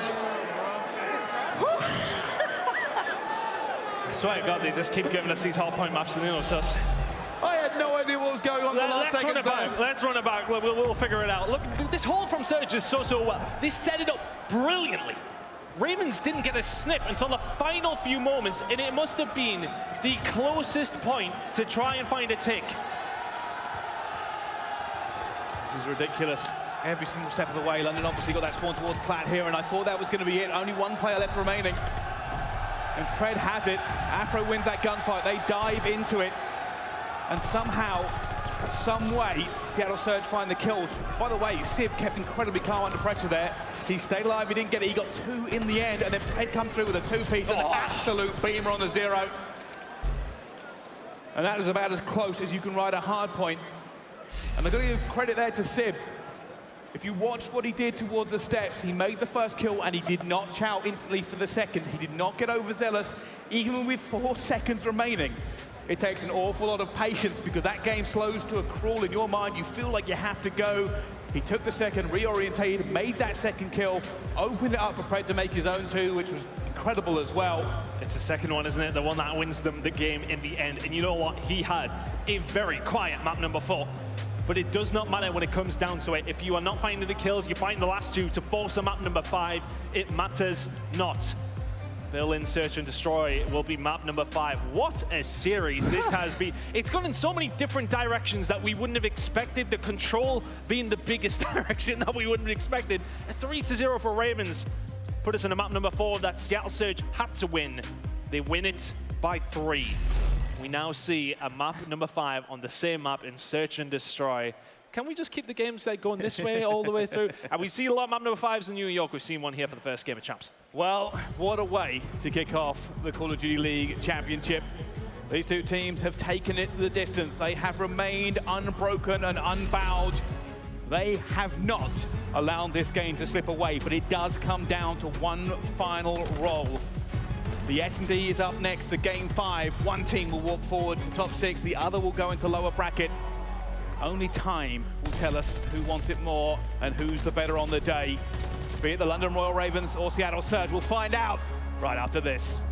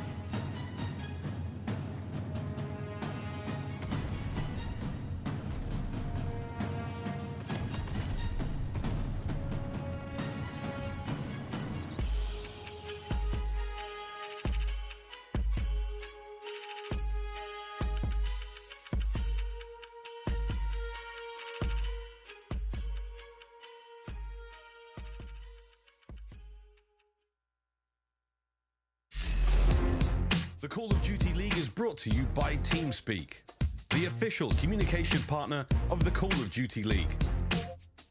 And AimLab, official first-person training partner of the Call of Duty League. Unleash your potential. Ladies and gentlemen, welcome back to the Call of Duty League Championship weekend. The crowd are hyped with good reason. We are going to a Map 5. London and Seattle have put on a show for us. But that show must end, and it must be written into the history books. But who takes it as we go into this one? Ton statistics for this do not paint a pretty picture for London. No, they do not. Over the stage 4, they did actually play a bill in control, and for good reason. 3-9 over the season. They will be looking at this one not feeling too good. But one thing I just want to kind of point out, it's kind of covering those stats just a little bit. London at the beginning of the season picked this map so much because they feel like in practice it's going well for them, but the clutch moments have not been. Can they start to go their way here in the Search and Destroy in map number 5? They were simply outstanding in map number 2, and it wasn't just Desert Siege. Their overall play in Search and Destroy was sensational. Surge could not hold on in momentary bits where they needed to, but the map records speak for itself. Still a -1 for Surge, but the side of Royal Ravens 3-9. Well, map 5 is always a little bit magical. It's always a bit different, and never more than the biggest weekend in Call of Duty esports. It comes down to this: who holds their nerve and who is better on the day. At the moment, we start off on the attack with Seattle Surge. Well, Brycey, I feel a little bit sick, but here we go. Map number 5, first game of the weekend. Let me push over towards the B side. Both these two teams do kind of favor over towards A, but it's B hits to kick things off. First blood was important for the side of Ravens over in the previous map. Can they find it here? They've already got a little bit of information. They know where Nasty is going to be. Sib's taking one to the face as well. That's going to cut down that viewpoint for them. I don't want into this. Mack is just making sure. There's got a little bit of fight coming through. Mack has to dip out of it eventually. Pressure coming forward. London looking to execute. There's a big gunfight going to go over towards the A side here as well, potentially, but Mack, not more important than him to survive for the side of Seattle Surge. Still alive and kicking. Accuracy will find Afro on the flank, but Gizmo takes that Mack. 3v3. Nasty with another 3v2. And now Seattle Surge have got to react to this. They have to get into a position to find something for it. They do not currently have any sidelines on at the same time. It actually tries to just fire it down, make sure nobody's defusing. Pred coming in, it's Pred! It's Pred! He's not managed to get anything got out alive as well. He's now alone, turns and burns on a Nasty. But the time is on his side. They have to find him. You got to go if you're Ravens with 13 seconds to go. You got to sound him out! And there it is. Ravens did the hard work by taking down accuracy over towards the dock side, and that makes Pred's job just that a little bit more difficult. But the retake was slow from London, but efficient in the end. They find the kills, they have the numbers, they take round number 1. I think London were a little bit worried there towards the end. I've got to say this, obviously. Pred barged in the door, didn't find anything, somehow stayed alive. He caused issues for them. Big gunfight from Zero, had to make it for the round, and he did. London take the first blood here in map number 5, but it was anything but clean. They will be happy with that. They won't care which way they get these rounds whatsoever. But it has to be said, in map number 2, the first Search and Destroy we've seen. So many moments where Surge were in prime position, they weren't able to lock things down. Small example of that there. Ravens now. Their favorite side to push is over towards A, winning the majority of their fast A pushes, and I'd like to say it's probably down to this man. Afro finds the first blood, 4v3 for London. Now the man of this team, Pred, has to be magical. He has to be great, and oh my goodness, he's got the patience of a saint. Looking for this slowly but surely, finds the first blood for them. Brings this back down to a 3 versus 3. Pred still turning, still gunning, still winning it. A 2 versus 3 now for them as well. Mack finds it, it's down to Nasty all by himself. Finds the first, but can he find any more? Trying to survive. The fact that he now survives after that gunfight is massive. Finds another 1v1. Nasty with 1 versus 3. It's not going to pay out. Simp gets the trade. He's effective, and it's good enough for Seattle. They bring this down to a 1-1. And surely, at this stage, it's too early to call around 11, but... wishful thinking. But honestly, that's just down to Pred. Finds those 2 kills and completely splits the lines of London Royal Ravens to then search him from. The rest of Surge diverge on the point, and then all of a sudden it's a very easy retake, if not just a little bit scary towards the end. But again, those situations, think about that round number 6 that we've seen in map number 2. Zero nearly with the 1 versus 4. Surge in the advantageous position, still seem just a little bit shaky. Yeah, gotta give credit to Pred again. Like, he knows he could have taken the shot and tried to make something happen. Instead, he gets himself into an even better position. He's so small. So small. Got the gunny, but got the brains as well. But here we go. For the side of Surge, just push over towards B. I said A has been the preferred, but B this time around, they'll find the first blood. Nasty falls, it's a 4v3 for Surge. Oh, Joey. no. Joey. Kismet off the map. A 2 versus 4 for London. Can London recover from this one? Afro going to try and make something happen. Already through the window, looks for the first. It'll be a massive regain. There you go, 2 versus 2. These clutch situations, Surge are just offering so much. 30 seconds to go. This is doable for Ravens. Here we go. Zero's going to know where he is. With Simp already got the first bullet on. He's not gone down, though. Afro's going to try and find something. Zero's going to be weak at the same time. Time is against them. And actually finds it. This is horrible for Zero. He has an incredible shot, but they are not going to give him an inch to move. And Simp just takes him down in the end. And he was hoping to win that gunfight, but every single advantage was to Seattle Surge there in the end. And they play it calm, they hold it down, they go ahead 2-1. What's happened here then? Did he take some bullets on the way down? No, nope. Just jumped a little bit too high. Yeah, that's one of those moments that you just shake your head, chalk it up. Flew a little bit too close to the sun there, buddy. There's a Ravens flying joke in here somewhere. I'm racking my brain. Miles would have it. We're not good enough to do that. So let's just move on and commentate the rest of the S&D. At the moment, it's going to be a big push coming in from the London Royal Ravens. They are looking to get for it, but it will be Simp who will try and deflect the pressure coming through. Did they get any information on him though? This push is going to start coming on through. Nasty does not have any backup yet. First gunfight going to come on through. It's so important. Simp will find it 4v3. Now they have to dig him out. They don't have bomb. Afro will find it onto Pred though. Numbers going back even for these two teams. Zero. Has he been spotted here? He's playing that anchor role, if you like, for the side of the Ravens. So he's close. in such a good position. Oh, he sees accuracy, just drops out. Oh, he's going to find it as well. Does find accuracy in the end. Advantage to London, but they still have to dig Simp out of this bunker that he is in. Afro's going to look for him. Battle of the Gunny. They go in, and it's going to be Simp. He finds the first one. Kismet eventually gets the trade towards it as well, and it will be London who lock it down in the end. They take Simp out of there, who did so much work, but it was not enough in the end. Simp did the work, and it was Pred who was on his way over here to help him out. Kind of midway through the round. He gets taken down by Afro, and all of a sudden it's a very different situation. You're from an advantageous situation if you're Simp to a difficult one. You've got to do it all yourself. Good pick from Zero towards accuracy towards the back as well there. That was important throughout the rest of the round. 2-2. Very, very difficult to split these two so far. Let's see how Seattle Surge choose to play this one. What's left in the playbook here at Champs. At the moment, a bit of a push coming in from Mack, and they are split up for this one. He may slow roll it. I don't think there's anything too aggressive from him, unless you can find a first blood, but you've got to be careful. First time we've seen Surge head over towards this side. Can they find anything for it? Simp will find the push, no information for either team, but back through the front door. Afro will find one, can't find the second as Simp will enter back. 3 versus 3. They've been chased, if Gizmo comes flying out of it. This time his legs don't break, stays alive and finds the kill. Is Nasty going to be ready for anything that's going on over here though? Surge just remaining patient.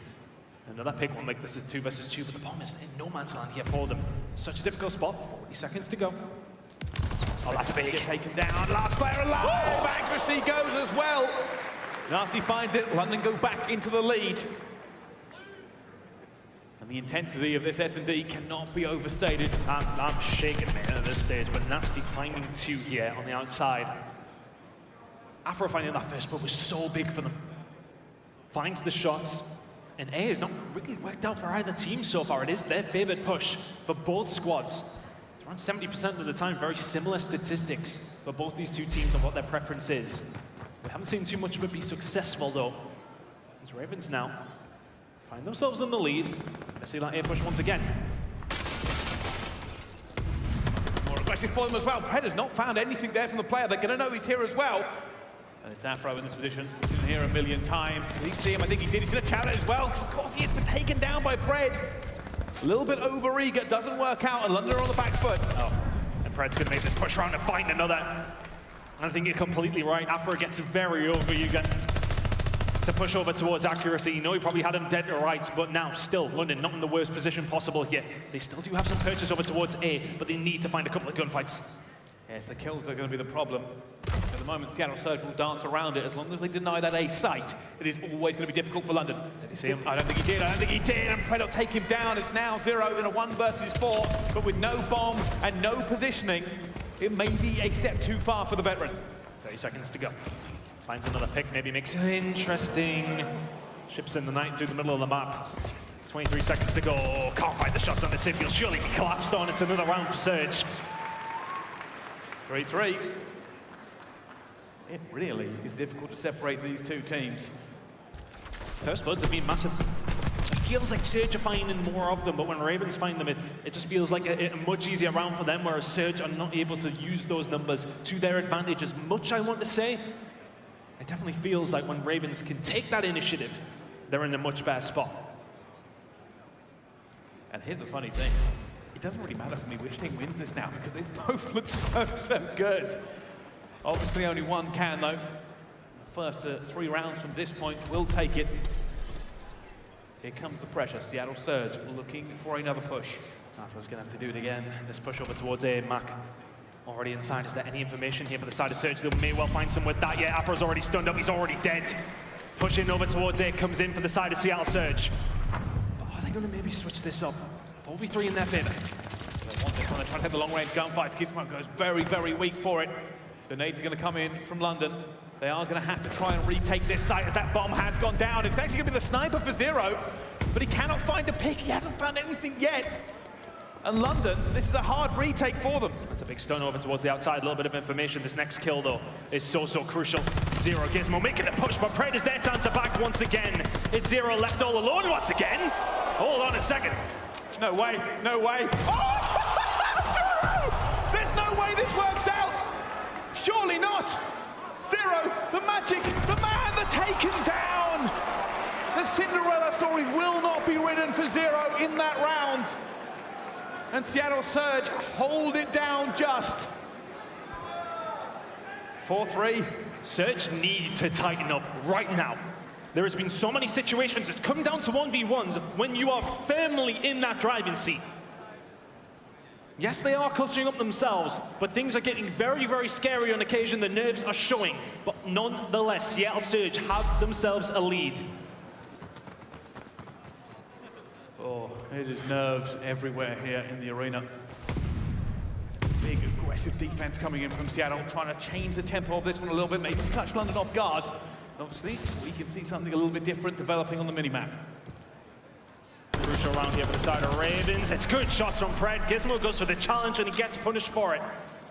But is that the information that maybe Ravens needed? 4v3 though in Surge's favor. Those first bloods have been so far in their favor. And London have a choice to make now. They'll be looking to bring this back to a 3 versus 3. But it will always be difficult for them. Seattle Surge will throw a shoulder, they will dip out. They will not give them any little sliver of daylight to get back into it if they can. Ravens are playing so tentatively here. Nervy moments as Nasty goes to the challenge, he'll get taken down. This is looking like a 5-3 lead for the side of Surge, but it's a 2 versus 4 from London that they'll have to clutch up on. We've seen potentials, we've seen close ones, we're not going to see one this time. Afro will make it a 1 versus 3, but with 25 seconds remaining. It's just going to be so difficult. Yeah, you can already see Seattle Surge swinging into it. He knows he's coming through as well. They've all taken bullets. They'll show him the shoulder. They'll show him a little bit of a tease, but nothing coming through as well as Afro has to challenge. And Seattle Surge go towards map and game points. One more round and they march forward to top 6. And the first bloods are 6-2 in the favor of Seattle Surge. That is massive from them. Those first bloods have been influential. As said, Ravens have done well to battle back, but you cannot give them up so often and expect to win rounds. They need to find 3 in a row here to stay in the winners bracket of champs. Wow. This is what we're talking about. Intensity, emotion, and pressure. Seattle Surge have the opportunity to put London down here, and a loses a Zero. Tries to find that first snipe, but nades ricocheting all around him. Nasty has to get out of here as well. Oh, that could hit. So much pressure. Zero finds the first blood this time. The sniper working out for him. Oh, Nasty almost wipes Mack off the map. 16 HP in a dream from Mack, just about surviving. So just thinking about the plan, it will come on through that first blood from London. Are they going to be able to convert this here? Bomb now down. Pressure in. Accuracy will find Afro sleeping in the middle of the map. It's a 3 versus 3. And they're looking for this London. They want this first attack. Seattle Surge just trying to hold it down. It's so tentative. It's so slow. 30 seconds away from moving forward in this tournament and trying to regain glory of past. So looking for it, he has to execute as well. They're running out of time here, London. They have to go. Mack already finds the first one. They're looking for it. Brett finds a second, and Gizmo is last alive in a 1 versus 3. Finds the first, but the time is going to kill him as it always does. The clock is against him, and he's outnumbered, outgunned, and London are done. Drown them out. Seattle Surge move forward, and the Call of Duty League Championship. The first bloods make such a difference all the way through that game. They don't find it in the final round where they put the dagger in. Berlin Search and Destroy is not being going the way of Ravens. It will continue to not go their way. And Seattle Surge clutch up when they need to. 6-3, 3-2. It's a nervy performance that has to be said. It's a one that went in different directions we would not have expected. But ultimately for Surge, they will care very little about that. A 3-2 win is all that matters here. And they move on to tomorrow into the winners bracket. Yeah, you are completely correct. The famous philosopher once said, Mr. Dominic Toretto, it's not about how you win. When you win by an inch or a mile, winning is winning. And Seattle Surge hold it down. London did the job. They improved their control, but they lost the hard points. They lost the final Surge. And that is not good enough to move forward. And the first bloods make a huge difference there. I think it was like 6-3 in the end for the side of Surge. And if you want to maybe count that in terms of the rounds, etc., then well, maybe you can. But honestly, just a great performance from them. Found their picks. And I want to say that London played that very, very slowly, and Surge were just eating it up. Consistently, they find those first bloods, and if you're going to play slow, you've got the advantage. It makes all of the difference. A couple of rounds that were nearly clutchable from the side of Ravens that absolutely shouldn't have been. I think Surge, some of the coaching staff will be looking at that and trying to tighten it up. Let's be honest, it was a good performance in map number 5, and it's the one that they absolutely needed there. That was a game that a lot of people had them down to win, but a tight one. They won't care how they do it, as you said, but nonetheless, there is some tightening up to do from both sides. There certainly is. First bloods for Seattle, gave the opportunity so many times on that map. London had to retake, they had to do the hard job every single time, and that is what ended up being the problem for them. It was 3-3 halfway through, it could have gone either way. Seattle stopped zero clutching, but it's that B plant, it's the A plant for Seattle. They get the first blood, they get the bomb down, they're in a better position. And that is the tail of the tape. London have looked good here this weekend, but not good enough. Seattle, top 6. Yeah, it's a curious one, isn't it? We talked about it when we talked about this game.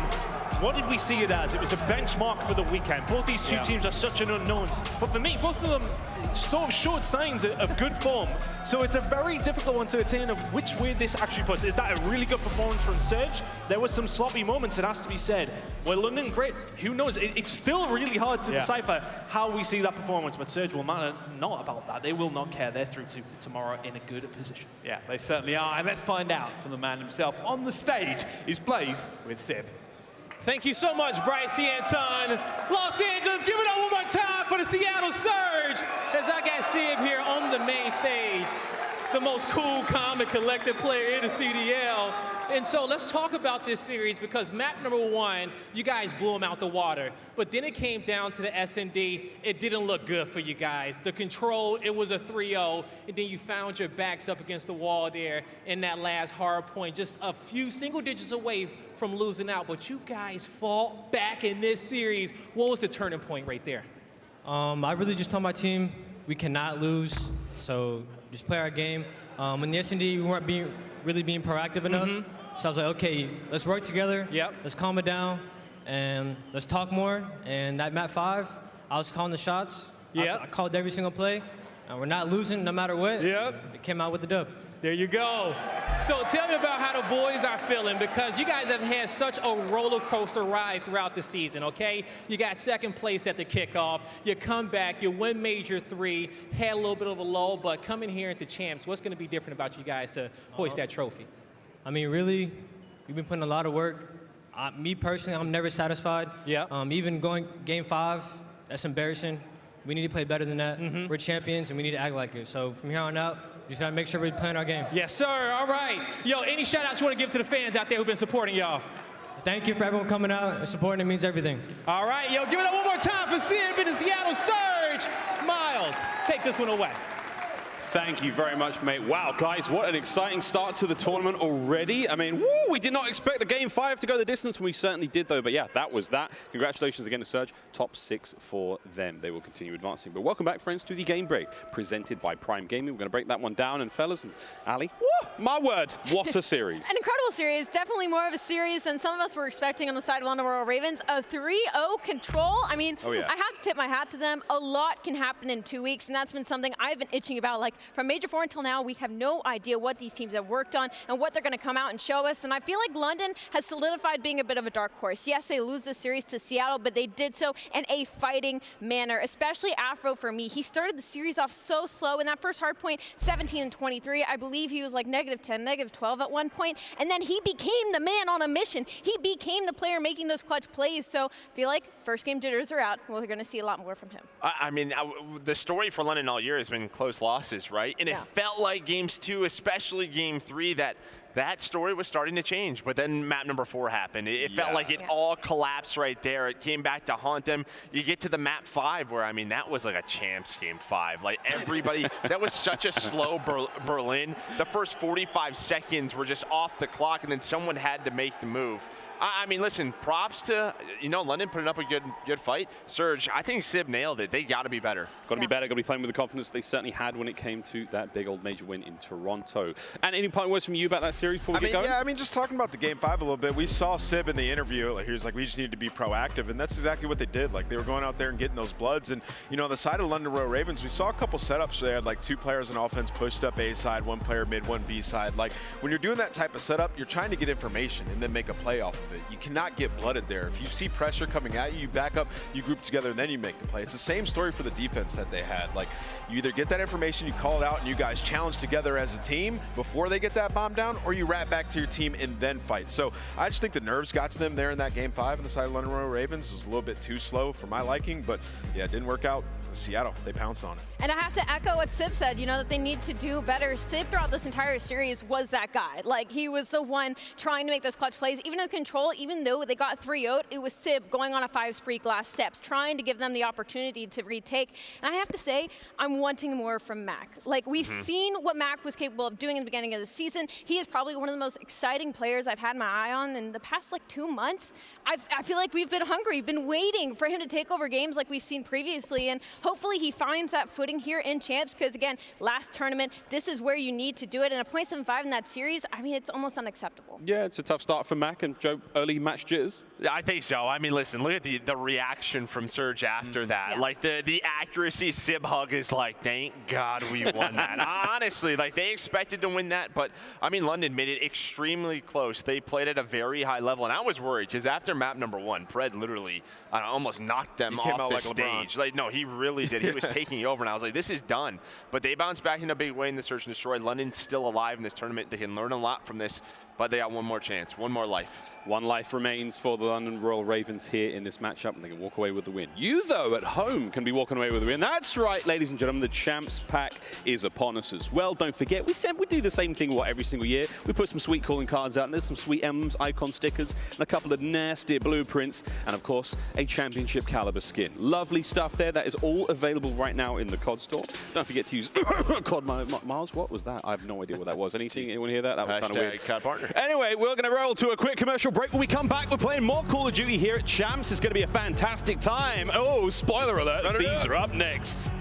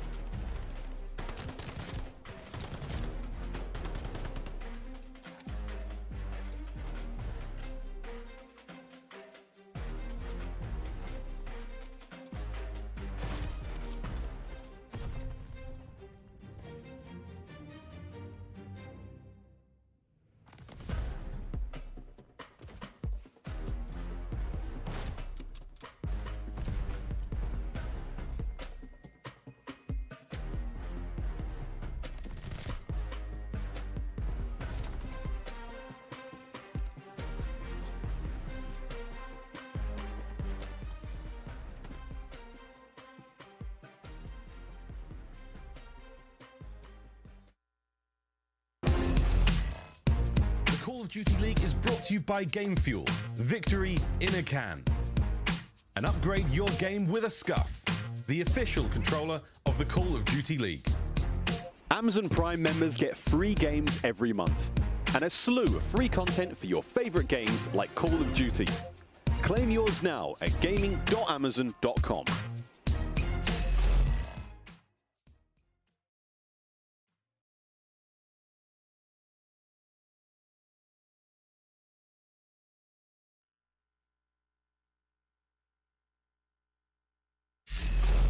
Ladies and gentlemen, boys and girls, welcome back to the Call of Duty League Championship Weekend 2022. My God, time's flying. So is the day. We've got Tan now joining us on the desk right off of our hot cast. Mate, what a series that one was. Hot cast is do not undermine how warm it is in this venue. My goodness, mate, but the series itself was an absolute banger. Just the absolute perfect way to start the Champions Sunday. No, I completely agree with you. That ending of the hard point, all of us were just like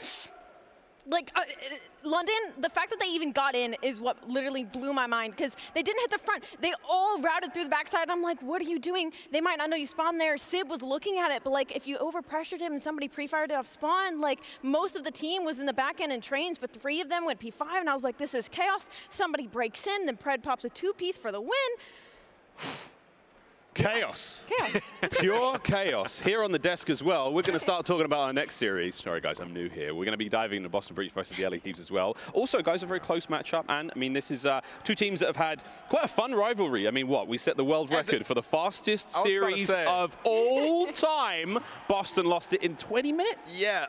Like you in know, game, I think there was only like 20 minutes. Yeah, in history, this has not been a good matchup for the Boston Breach. I mean, aLLeY Thieves are 9-1 map count against this team. They've absolutely fried them every single time, but a lot of those were online. So Boston Breach on land here in Champs, they're trying to turn up against aLLeY Thieves. I mean, this really is kind of like a trap game when you look at it, because Boston Breach, they've been getting better. Like, they didn't look terrible in their last outing. I think it was really just like the online performance and control didn't translate to a land performance there. So in this series, I believe it's going to be Berlin control, which is kind of crazy going against Thieves, but you can't play them on Gavutu, so they're forced to play it.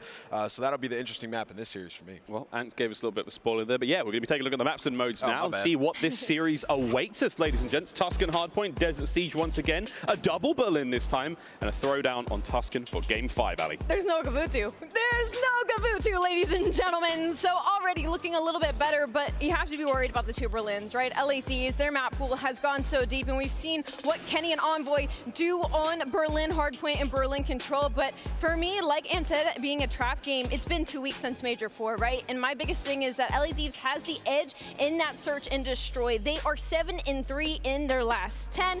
Boston Breach 3-7. A lot, again, can happen in 2 weeks, and hopefully on the Boston Breach side, they heavily dived in and focused on reworking their search and destroy, because aLLeY Thieves, after the Major 4-1, are going to be coming out swinging. And that's the thing, right? They won the Major ton. They come straight into this, like 2 weeks of online practice, if that, and straight into LAN once again. Think that's a good thing for the Thieves? Yeah, I think so. You know, we haven't had this necessarily this quick turnover throughout the rest of the season. You go back to online, you start to figure things out, but we haven't had just the back-to-back events very, very quickly after.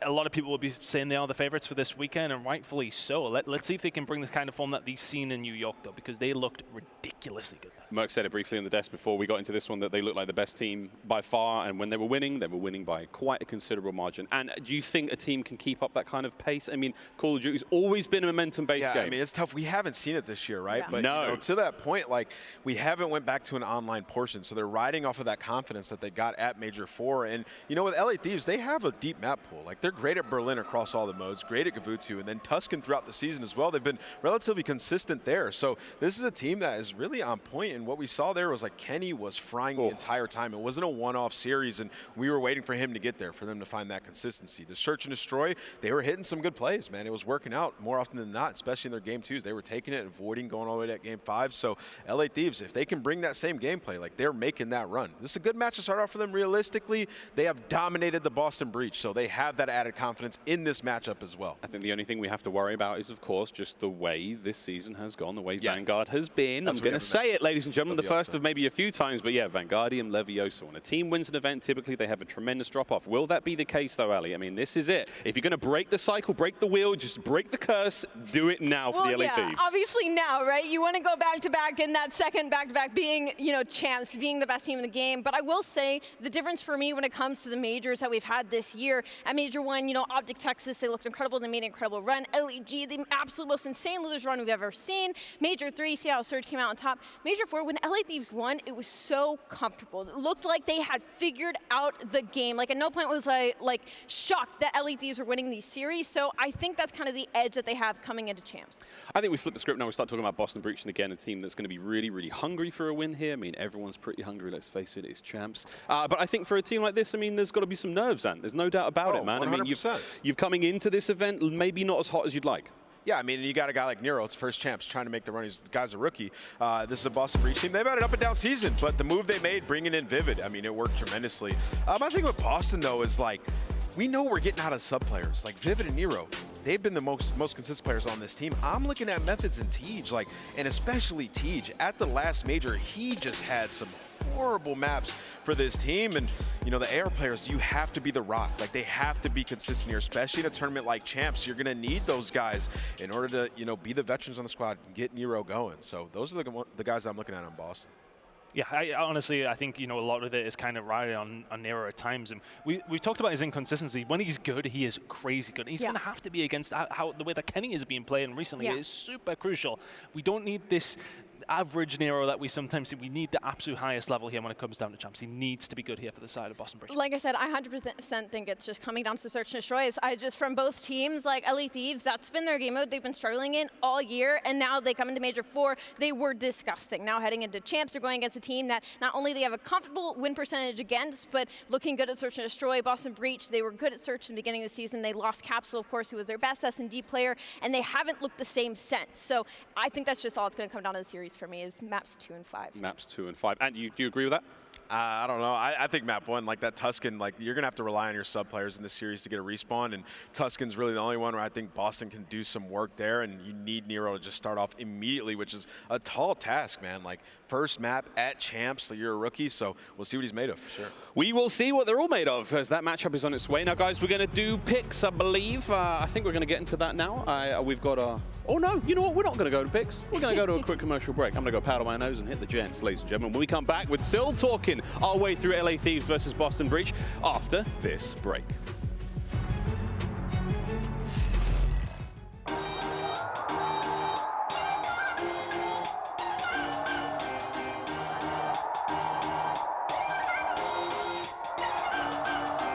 What's going on, everyone? Nameless here. I'm just getting back from Major 4, and it was a crazy event. A lot of fun. The loudest crowd we've had all year long. Shout out to the New York Subliners for hosting such an incredible event, but it's all about the LA Thieves. They took home the championship, and that marks 4 different tournaments with 4 different champions. Vanguard has been absolutely insane, but today it is time to give you guys the new power rankings. Bryce had a good list after the last major, but my list is going to be better, I'm telling you. So let's get right into it. We're only going to have 8 power rankings today because there are 4 teams that did not qualify for champs. So we're just going to do the top 8 that will be going to champs and competing for that trophy. Coming in at number 8, we have the London Royal Ravens. They get double first rounded at the last tournament, and they've only been able to really play well online. Afro couldn't translate that much success into LAN, so for me, they come in at number 8.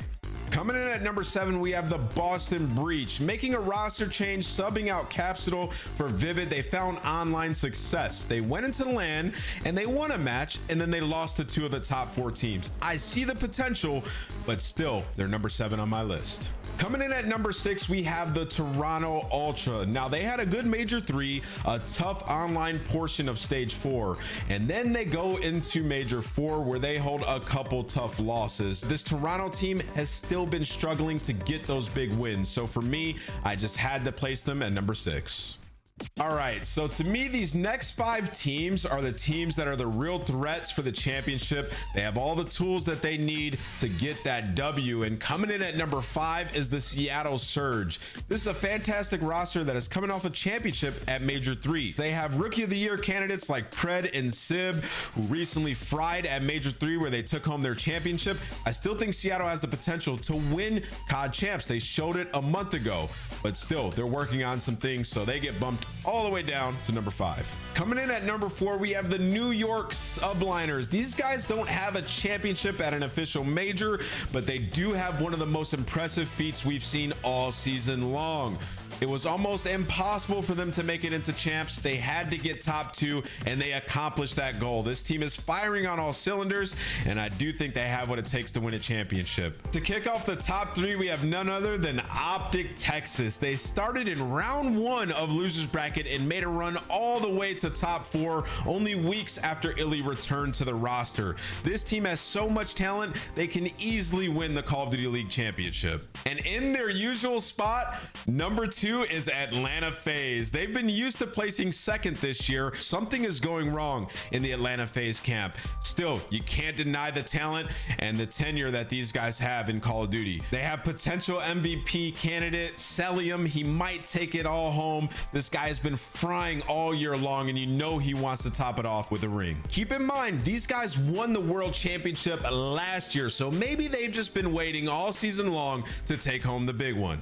And the final team coming in at number 1 is the LA Thieves. They beat FaZe not once, but twice. They beat New York Subliners playing against Destiny in their home state. This team has been better on LAN than online all season long, with players like Kenny who are taking over, players like Drazah who are finally getting their first championship, and obviously players like Envoy and Octane who have been going off for years. They can take home this championship. LA Thieves are my favorite to win it all. So there it is. That is the definitive list for the power rankings of the 2022 season headed into champs. You can disagree, you can say what you want, you can put it in the comments below. I will read them, but just so you know, like, my list is the correct list, but I can't wait to see what you guys whip up. Make sure you guys tune into champs August 4th to 7th. It's coming up right around the corner, and if you can, make sure you attend because it's going to be an absolute blast. And lastly, don't forget, subscribe to the channel for more CDL content. We're gonna be pumping it full of things in the months to come. I hope you guys enjoyed, and we'll see you in the next video.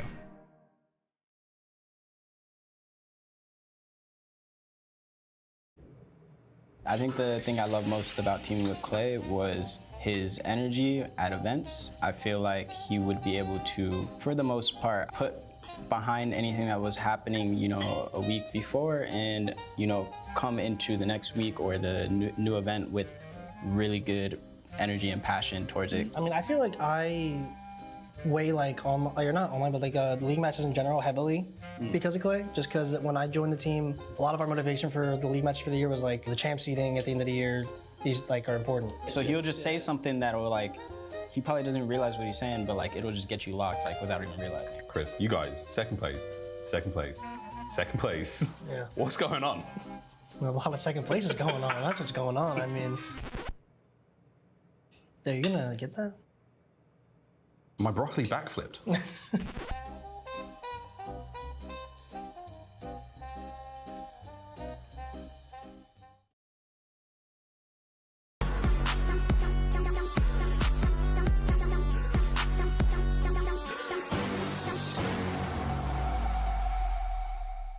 Hello, I'm joined by the one and only Kenny Williams. Hello, sir. Welcome to the show. How the hell are we doing?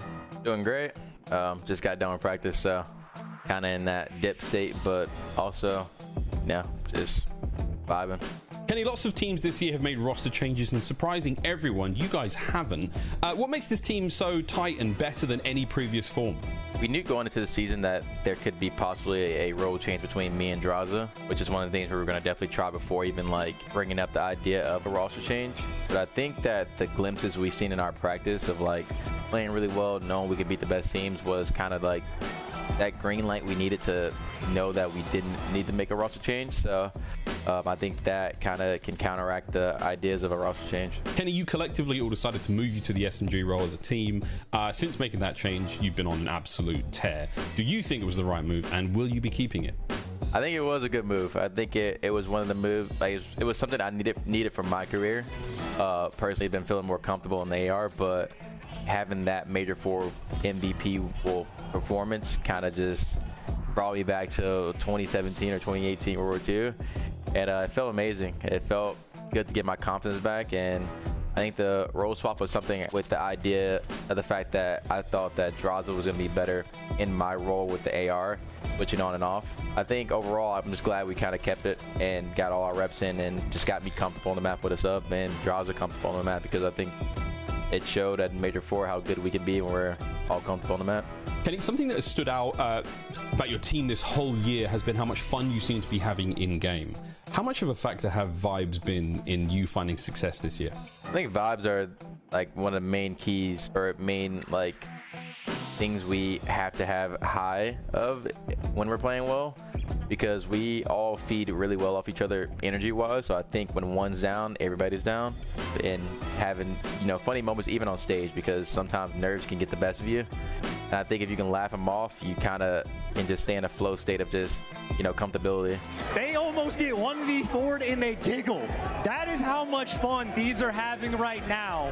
Kenny, let's set the clock back to May 11th. You put out a tweet saying how you'd hit leg day so hard it basically removed your ability to walk. We definitely have a video of this. Yeah.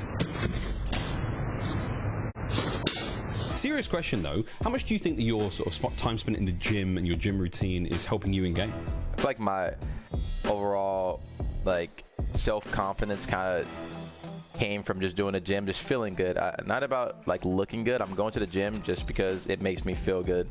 I think it kind of went hand in hand with me in game, because once again, when you're confident in a game, it kind of feels like nothing can go wrong. But the day I fell was kind of one of the days I was about to stop doing leg day. I never wanted my leg to feel like that ever again. But yeah, like overall, I've gotten this question a lot. I just want to say that it just made me more confidence in myself, just in and out of game. Thank you so much, Kenny. You've been a great sport. We wish you the best of luck at Champs. Before we go though, any words to the fans? I just want to shout out my team and anybody that supports us. Team for always believing in ourselves and just believing in each other. Shout out to Shane and our coaches and all our staff. And I'm looking to show out at Champs and maybe go back to back for the first team ever to do it this year.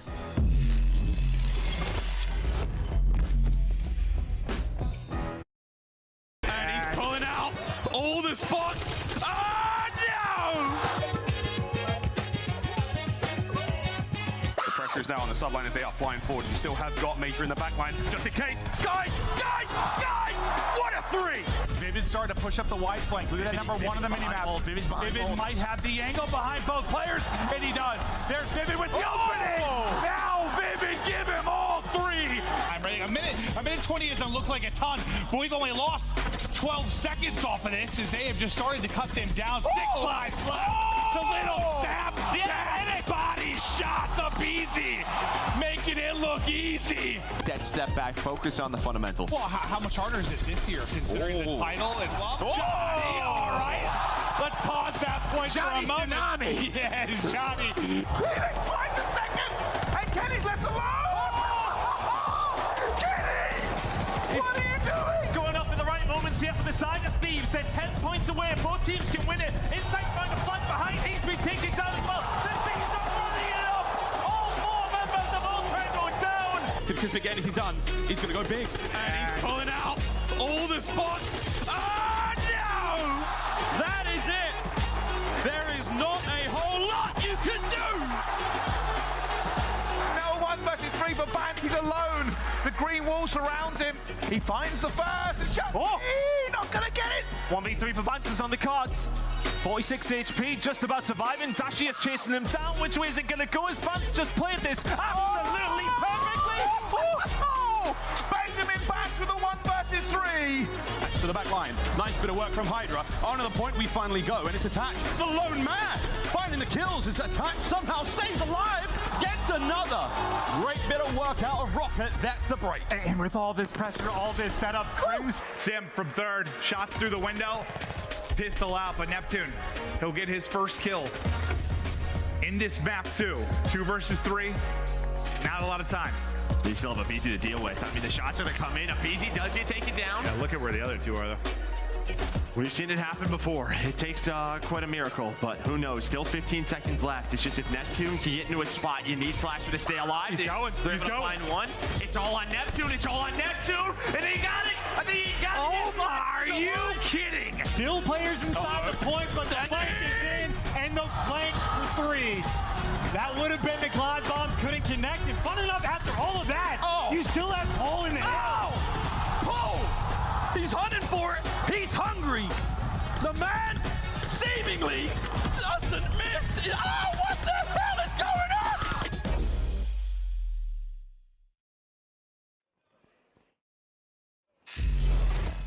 Hello Call of Duty League fans, welcome back. We are suffering currently from a Call of Duty based outage, so that is affecting the main stage obviously. We're hoping to get the games back up and running as soon as possible, as all hands on deck are trying to get this one fixed. In the meantime though, we hope you're comfortable. If you're here in the Galen Center, go walk around for a bit, enjoy the festivities and all the other good activations we've got going on here. If you're at home, get cozy, maybe bring up your favorite Call of Duty montage, and we'll see you as soon as humanly possible. Thank you again for your patience.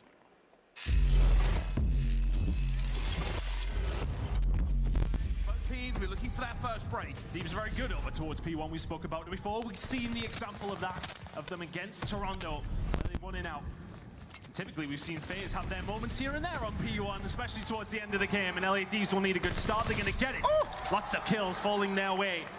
Drazah in there for the cuts. The advancement is... It's all going to be on Simp. Oh, big charge coming through. There's going to be 3 players. Deals with 1, deals with 2.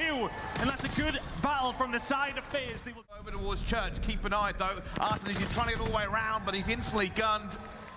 And Thieves are ready for this one, and Kenny's going to catch aBeZy as well. It's back. He spawns towards the back. The fight towards the back is important. 2 for 2, 3 for 3, 1v1. Arcitys wins it. And here come Thieves. They're inside the point. Octane now getting themselves through and finds 2 of his own. Really good hold in the end from Thieves. A good game. It was important for him to do so, but FaZe have found a way through. They have, and they're just going to try and keep them on the back foot now, but they've already found 2. It's Kenny!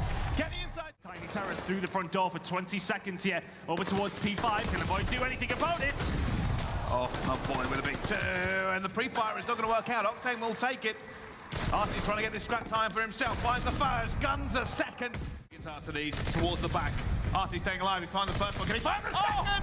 Arcitys locking it down. He's going to see Envoy as well. He is screaming for his teammates to get there. He's already made 2. It's going to be Thieves with the flank. They're going to find him. Top Church, there is a push coming in from Thieves from various directions. They have the back, they have fields. They want to execute on this and get to P5, but they are not winning the trades. Oh my goodness. aBeZy is frying.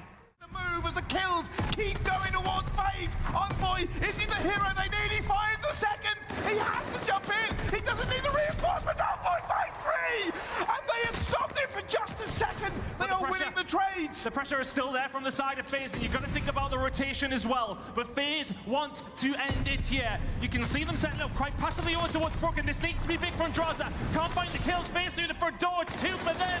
Kenny just trying to survive. Octane. Octane's on his own. He falls. So do Thieves. And under FaZe, 1 to the good. Thieves, they are burning time every way, and they are not getting the kills. Drazah trying to do something. You can see Envoy sneaking up towards him, but down they go. 1 player left alive. He finds the first, but the time is against him. Finds a second, and it's glorious, but consolation kill. Sneaky little corner from aBeZy. He's only got to be in 1 place, and now if you're Envoy, you're waiting on the rest of your team getting on through. aBeZy will find 1 shot. He doesn't find the second. All on his own. He locks it down. Sure, that bomb's going to be in there. He's already seen the players. They're chasing him down. The Thieves are looking. They're so tense. Goes for the challenge. Oh, he doesn't manage to survive it. Cellium's got to go quick before the setup can really come on through for the side of Thieves. Envoy tries to get out. It kind of lines up. Octane will fall 3v3. Oh my goodness, Cellium. He's found 2 already. He's trying to find the 3rd as well. The tap comes through, but he gets away. And somehow now it's just Drazah left alone in a 1 versus 2. Cellium is trying to figure out where this player is coming from. And he's going to find him at the same time. Drazah, super weak, 2 health. He got off it. Arcitys had to jump off it. Drazah, did he see him? Yes, he did! Oh! Can't line it up on a Cellium. The retake will be wonderful. It's Cellium with 3. Octane managed to get the trade. It comes down to the point, and the hell aBeZy finds nothing! And now it's a 1 versus 2. Arcitys has to be the hero for them. Has to be the hero. It's good Octane if he possibly lined it up. There's 1 from Arcitys. It's coming through. They know somebody's probably going to be in here. Kenny takes 1. Are they going to challenge? Yes, aBeZy's going to go through. Takes him with a slide captain with Drazah on the flank. He's found it. He's managed to get back out of it. Drazah gets a second one as well. And Envoy has found it. Cellium now in a 1 versus 3, a 1 versus 2, but he's in no man's land, and time is running against him. It's running against him, but there is more than enough time for a player of Cellium's ilk to try and find this one. Drazah in the corner is going to be lined up. Is it a 1 versus 3 for the round? Oh! Octane holds it steady. Drazah as well, the trade coming through. Envoy, no players are going to be coming through top radio. Trying to break this now. It's a big gunfight. They can win it. He goes in for the trade and he gets it. Simp still alive. 6-0, 7-0. Free fire coming through. Knows where Kenny does. He gets traded out at the same time. Reinforcements down Rapids. Kenny, who comes through. Oh! Simp as well. To find a push out, aBeZy. Typically on this map, a 1.25 during stage 4. He's on a 0 right now. He is, and Kenny is gunning. 6 now for Kenny. So far, but aBeZy opens up this one. Eventually goes down to Kenny. People in the Reddit were calling him Bandana Kenny the other day of the return. And what a return it has been. Kenny trying to get away from this one. Oh, and aBeZy's going to get gunned down as well. 14-3 now for Kenny. Second Arcitys is already there for the trade. Pressure now coming on to Kenny. He finds one. Nose players coming forward. Oh, Kenny! Unbelievable gunfight. Shouldn't have won it. Keeps this push alive. Going towards the back as well. Who's next under the gun? It's aBeZy, but it's going to be Octane and Envoy. What? What? The LA Thieves stealing it away from themselves at this moment in time. A momentary respite for the side of FaZe, but they under the cosh once again. Cellium's the only one who can find it, but of course Kenny is there. 18-5. 17-9 is the kill difference, though. This is the Thieves round to lose. He's going for it. Kenny's looking for it. He finds it. Octane's fine for it. It's just Simp. He's all alone. He's outnumbered. He's outgunned. And that second tick is running up. You can see FaZe are sprinting. They're desperate for it. Octane gets one. Envoy on the flank. Arcitys last alive. Simp coming for reinforcement. The third tick is ticking. Kenny gets one with a grenade. And Octane is here. It's alive. It's Thieves. They go up with another point on the control. Drazah surviving on the flank, though, will now come back to help his team out. Will deal with Simp as well. A couple of kills now coming through from FaZe. There's some decent pressure from them. Oh, and aBeZy just taken down by the rat. 5 the pressure. Drazah still holding the iron. Cellium's found one, and the patience from Drazah. He's just not moving. He has to turn eventually. Oh! And what a turn! Simp is gone. Oh my God! Is Arcitys. And Drazah still alive, still running. Glide bomb in the pocket. It all goes quiet, it all goes tense, but a move has to be made. Somebody has to blink. And Cellium on the back is taken down by Kenny. It's first blood to Thieves. They're looking to execute. They jump into the point. It's a shot for Kenny, and it's done. The Thieves are dominant, on control, and my voice is breaking in the major. Back to back, and aBeZy can't even finish his dinner. He just cannot find anything so far. A frustrating performance so far from FaZe, but just to touch on the stats that I talked about, the team that starts well on the side, that Thieves, Kenny, Envoy both falling. Really nice break from the side of the Atlanta FaZe. And then must find some good time here to be honest as well, but Envoy's there to pick up the pieces. If you're FaZe now, you have to fight out from the backside.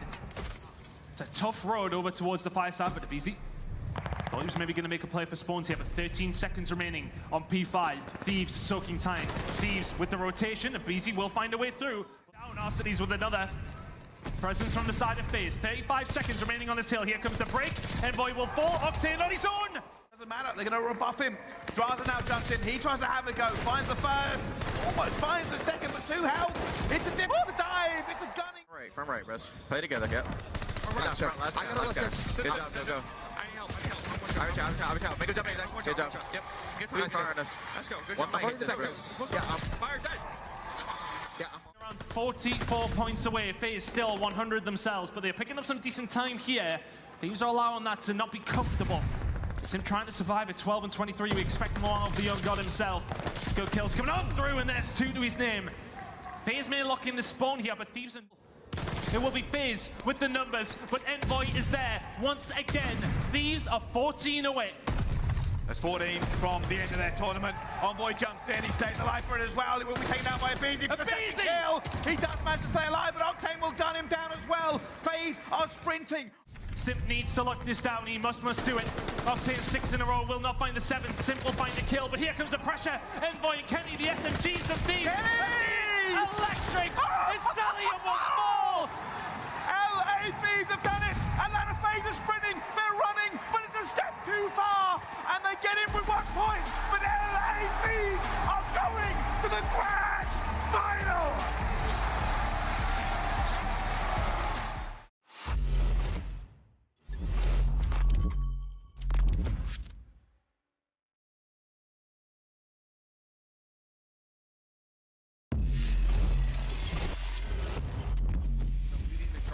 FaZe 5-3 start off spawn. Here comes OpTic. And not that aBeZy has been back to form where he is the #1 sub in the game without question when you talk about the entry capability, but he has been better in moments this weekend, right? Yeah, 100%. And when you look at the head-to-head, 0-5 versus OpTic. I mean, last year. Exactly, tie, right? 48-48 as we get ready for this P4, and iLLeY snap a doodle-doo. I thought it might be 3, but runs out of ammo, hit down to 4 HP. Able to stay up and Methodz will take down another. They continue to line up his cell with the protection of the fence. Just able to get away. Bide his time for a moment. Shotzzy's winning them on the other side of it. iLLeY and Shotzzy. It takes 2 to tango, and tango they are. And Shotzzy finally finishes it. Flurry of multi-kills from Cell and Shotzzy, the superstars of these teams. Now aBeZy's turn, up to bat, not able to... Oh, yeah, he caught him with the slide 100%. Contested in the hill for now, but look at the kill feed. It's a flurry through for Atlanta FaZe. iLLeY going to be the lone man left, and he will get dropped. Now take a look at the white arrows as they spawn out. They're starting to collapse around the point, but up on the balcony, it will be Cellium. Right back to his reign of terror. It's Arcitys and Simp trying to work the back tanks. aBeZy's going to spawn on his teammate. So it's a bit of a pinch here with Cellium through the front door. That's what's going to happen. Shotzzy, he's got to react. He's got to react. He does. I'm turning killing her. Yo, no, back door. Back window. He's in 3. Not listening. The small talk there from Shotzzy, just making sure we need those spawns. They have to come in. The problem, though, there was only one more player. Shotzzy, that's big scrap time. Going to get them off. Just tucked away in the corner for now, relying on the teammates to find the kills around the point. They're doing just that, but pushing through. It'll be Scump. It's able to clear them out for a moment, but somebody to reinforce that objective again. You want every second here. 10 seconds already. They need so much time. Massive time. It's a 5 spree for Arcitys before he drops as he's going big in the closing moments. They've got it locked down. It's a spawn out for Texas and FaZe. They'll hit first.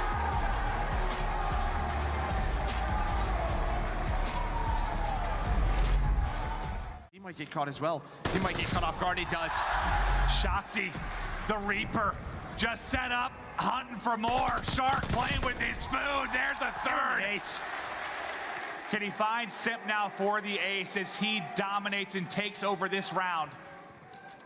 1v3 for Simp. Maybe an ace for him if he can somehow pull this off, but 30 seconds now to go. Slipping and sliding around, looking for the opening. Shotzzy not the one in the position to find the kill as of now. Or is he? There's the ace in round 1. Scump like, howdy doody. Oh, fortunately being held. Cellium's got the angle. Dashy's got the gunfight, though, on the other side of it. See if he can pull off the 1 versus 4, but kind of the position we saw Simp in. Not a lot to work with, and oh my, a nade greets him. It's about a 13 health, but we'll get back to full, and we'll look to re-engage. That's not a fun gunfight, I think, for either player, so he'll reevaluate the situation, run into Arcitys. FaZe will get the round. Here comes the push now for Simp and Cell. It's just a gamble, right? When are they going to hop that bomb? That's always going to be the question.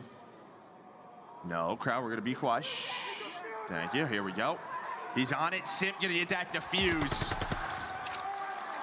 And it's just it's a tough situation. It's a 4 if you can. They're able to recoup bomb, but look at the pressure. On the bottom side of it, starting to come forward, and aBeZy just able to rip him. Gets the spot. He actually snaps onto the second, gets some help from Simp as well.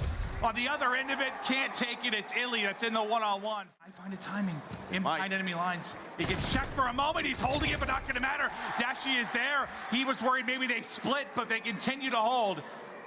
In control is Shotzzy with the beams. Now on Arcitys, 1 versus 3. Texas a player away from a 1-1 scoreline. And again, look at this. Very slow from OpTic. Very slow. Where are we going to go? Let's group up. Do not allow anything to happen. Arcitys, what can he find? Finds the first. Now on 1 versus 2. They're going to double down. 1v1. He hits a bullet, but it's not enough. Texas. They read that quickly. Simp was able to stay alive flat. And now it's just 2 players going to stay alive. And for OpTic, when we catch them on this map, it's their ability to stay alive when working towards B, playing around the slaying. Exactly, with like 4 players in this type of position. It's been so difficult to find, and it is Simp that is lining them up, and aBeZy that's following it up. We have 6 seconds left to go, and it was a great hold from FaZe. Now Texas, you need to answer in kind. For OpTic, As everyone for FaZe is sort of rotating over, but Dashy is there. The rest of OpTic is there, and well, that doesn't work. I'm with you, Tyler. I'll see him. Nothing crazy, just kind of calm, calling names. I say nothing that crazy. Oh, aBeZy gets two, but aBeZy. That might be enough, though. It might be enough. iLLeY goes crazy. aBeZy now 4 in a row, just trying to pre-fire at the edge. Can the reinforcements get there in time? aBeZy and Arcitys, they're getting it done around the point. Second bit of progress going to be so close. With another one, 10 seconds, it could be on Cell. He just feels like he's got to wait, but the problem is he just can't wait. There's no time. The defense has held. They shut it down. It's 5 in a row for Scump. It's Dashy that's pushed through on the other side of P5, and he's able to catch one of the cross. He snaps back with a pistol as well. Oh, Lord in heaven, what is in? And think that about man's maybe pistol, God! Maybe the hero that they need. There's some tags in, tries to cut the reinforcements, and that is a big play from the vet. And then on to another. Time is gone to round 5. Simp is pushing. I don't know, but that smoked him. In FaZe, they get aggressive. They do not allow them to group up. It's aBeZy and Simp who take it to him. Shotzzy, though, just lurking in the shadows, as he always is. 8 versus 8. Here we go, the game. The swing game. Who's going to go up 2-1 in this series? OpTic have to win this offensive round. And where aBeZy has struggled, he has been great. 37 and 27 in the map. Got to get on the point. Here's the push. Here we go. 2 dead. 2 dead for either side now. A scramble around the point. Cellium and Simp going big from the back in FaZe. They hold on defense. It is just defense all over the place. To hit Simp though. Him and aBeZy gonna fly out fine too. You know, we've seen it a couple of times from OpTic. You want to push through ruins, you want to push through the middle of the map, but aBeZy, he had such a huge game number 3. He's bringing it. And honestly, that one nade from Arcitys to kill the person out of the hard point. 10 seconds. 10 seconds, right? Yeah, I mean, OpTic doesn't want to leave like they're. Yeah, no, I get it. But it's just, yeah, those nades so important, but they're gonna find the scrap time. Popping right now. The fact they hold that long. And these sequences where they are down in numbers, somebody is going up clutch to P1 somehow. I don't care what FaZe are up. It just will. It's Shotzzy. A lovely bit of work there. Almost every single time. You can't let aBeZy come in and fry you. And unfortunately, he's been able to find multi-kills. And just like that, you're onto the point, you've got them out of the hard point. They do have the close spawn though. Shotzzy's able to find one. Dashy stayed alive. A bit of a retake here. You talked about aBeZy. All of OpTic gonna fight for scrap. Listen. Listen. They all line up for aBeZy. It might not be traditional Call of Duty, but down.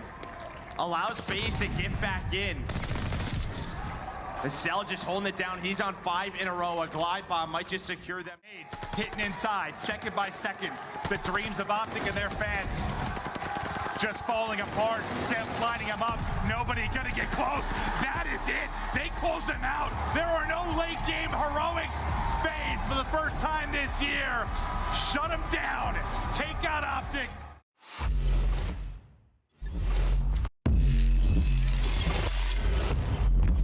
Hydra collecting this time. This is a sizable lead. We're only 2 hills in. Hydra last man in the point. And look how aggressive he is. Flying forward, finding the kills, pushing forward, creating space for his teammates. They've got to get themselves across the map now towards P3. That's the right-hand side of the medium map. That's going to be bottom ground point for the LA Thieves, trying to get themselves back into the cage. I mean, it's funny how it works out, right? You get some unreadable spawns, and either way, just due to the mixiness, well, Thieves able to get inside and now collecting a decent chunk of time. 20 seconds left on this one. Kismet causing problems, and, well, Octane now that next man in line. Well, I'd say at least for LA Thieves, right? Yeah, getting that pressure. Maybe some of these kills starting to go their way, and they still got those left side spawns. It was a 50-point gap, but now Thieves trying to make that climb back in the mix. It's getting pretty frantic towards the end there, Chance, but you still have the lead now. Thieves maintaining control of P2. Well, Kismet is not going to be the man to make it easy on both sides. Now you got, again, Kismet in his home collecting the time. Nowhere to go because Paul is roaming. And even Kenny now forced to, do I want to rotate? Do I want to fight for time? Hey, he's a fighter, but he will fall. Maybe the final bit of time goes to LA Thieves, but that is a nice sequence of events. Subliners, they bumped that lead right back up. It was a good hard point as Crim keeps the solid 15 seconds to be had here. LaRue, smooth moves, finds himself another one. Hello. Hello. Excuse me, madam. I'm trying to win a gunfight. And there it is. Octane sliding in the battle. Find a victory lap as they've got mid-map control. The kills are there. You gotta go. LA Thieves make the run forward. Anyone there to get the contest? Yes, but no! It's Kismet from up high. As the shots are good, Envoy brings him down. Spawns are close. And in a New York minute, they take map number 1. To take him down, the flank gets dealt with. 2v3. One problem dealt with now, looking towards the middle of the map. There's going to be red dots all around the place. Kenny, head down, makes a run for it. Octane levels it up, and now it is a 1v3 Hydra.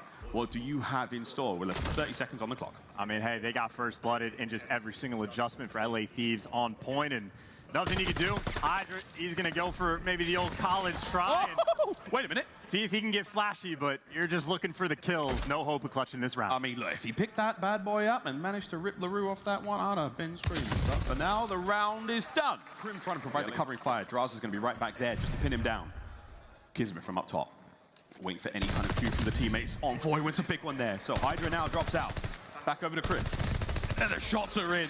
But once again, he and Drazah can't get it done. Paul now on the back line as Kenny is stuck on through. It's a 2v2 with 15 seconds on the clock. And Kenny finds it. That's 4 in a row now. Can Kismet get anything done? He's going to go big. And he's pulling out all the spots. Oh, no! That is it. There is not a whole lot you could do. Are you not entertained? He's been on point with the first bloods, and for this 3 versus 4 retake, you're praying for a pick. He knows he's there, but the angle, you think Drazah plays SND8, he knows he's safe. Yeah, he knows he's well safe. That can't be banged, and he takes care of Crim as well. That's huge. Paul, though, is going in. Catches the ankle. No more kills to be had now. Is this a 1v3? Kismet, what have you got in the tank? Nothing. Thieves win. 2 now, LA Thieves with the lead. Looking now to stretch the lead even further as Hydra over towards the A bomb site, and Envoy is heavily tagged. Paul the first blood. Kismet now getting in the fight. Good trades coming through. 3v2 advantage Subliners. Get the kill and get out, but still that 2 versus 3. And you see an automaton on quite a few of these New York players, and you're checking the angles. You know where he is, and you're able to drop him. Crim gets his second. And Envoy left by his lonesome, and he is in a triangle. He's so surrounded. And there it is. No idea how much trouble you're in. And Kenny gets to move into position. Octane's got him pinned down. Kenny gets to move. The freedom on the map is there. And now we're 1 versus 2 from Hydra. Bomb down, but this is so much time. How good is your timing? Kenny, now you have to cover Octane as the move comes in. There's the hip fire. Oh my God. Timing is good, but it's still a 1v1. Kenny making the moves, and he's so close. But Hydra! 2 Crims on the other side. Will he watch this? Oh my God! Octane makes it that bit more interesting. It's now Kismet from behind. It's now a 1v1. This is it to stay alive!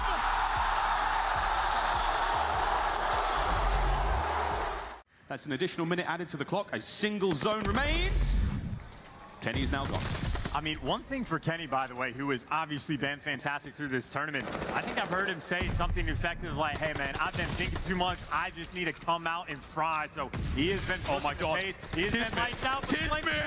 Hey, another 3-piece. Fights to win. Crim gets the first, but the trades are there. Now you don't have to worry about the flank. Now you get the clearance on the point. And for LA Thieves, there you go. Drazah going to hold this line down. Second segment gone there. Stacked in 3-man. It is done. The round is over.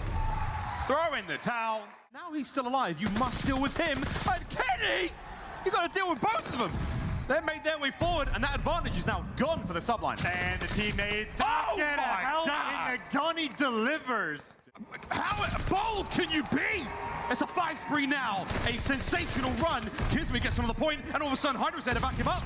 We were getting all excited over Kenny. We missed the mid-map, and oh my good God, the clock has stopped. The life count is even, and Kenny may be on a 5, but they're capturing A. Oh, he's waiting, so patient though. He knows they were looking for him, and he has just dragged their attention away. Kismet kept popping off the time just to look for him, so now the reinforcements are in. Easier said than done, though, and Octane just shuts him down. Hydra trying to stay alive. Pressure's on. Kills are good. Somehow, but no, it's a 1v8 as Crim.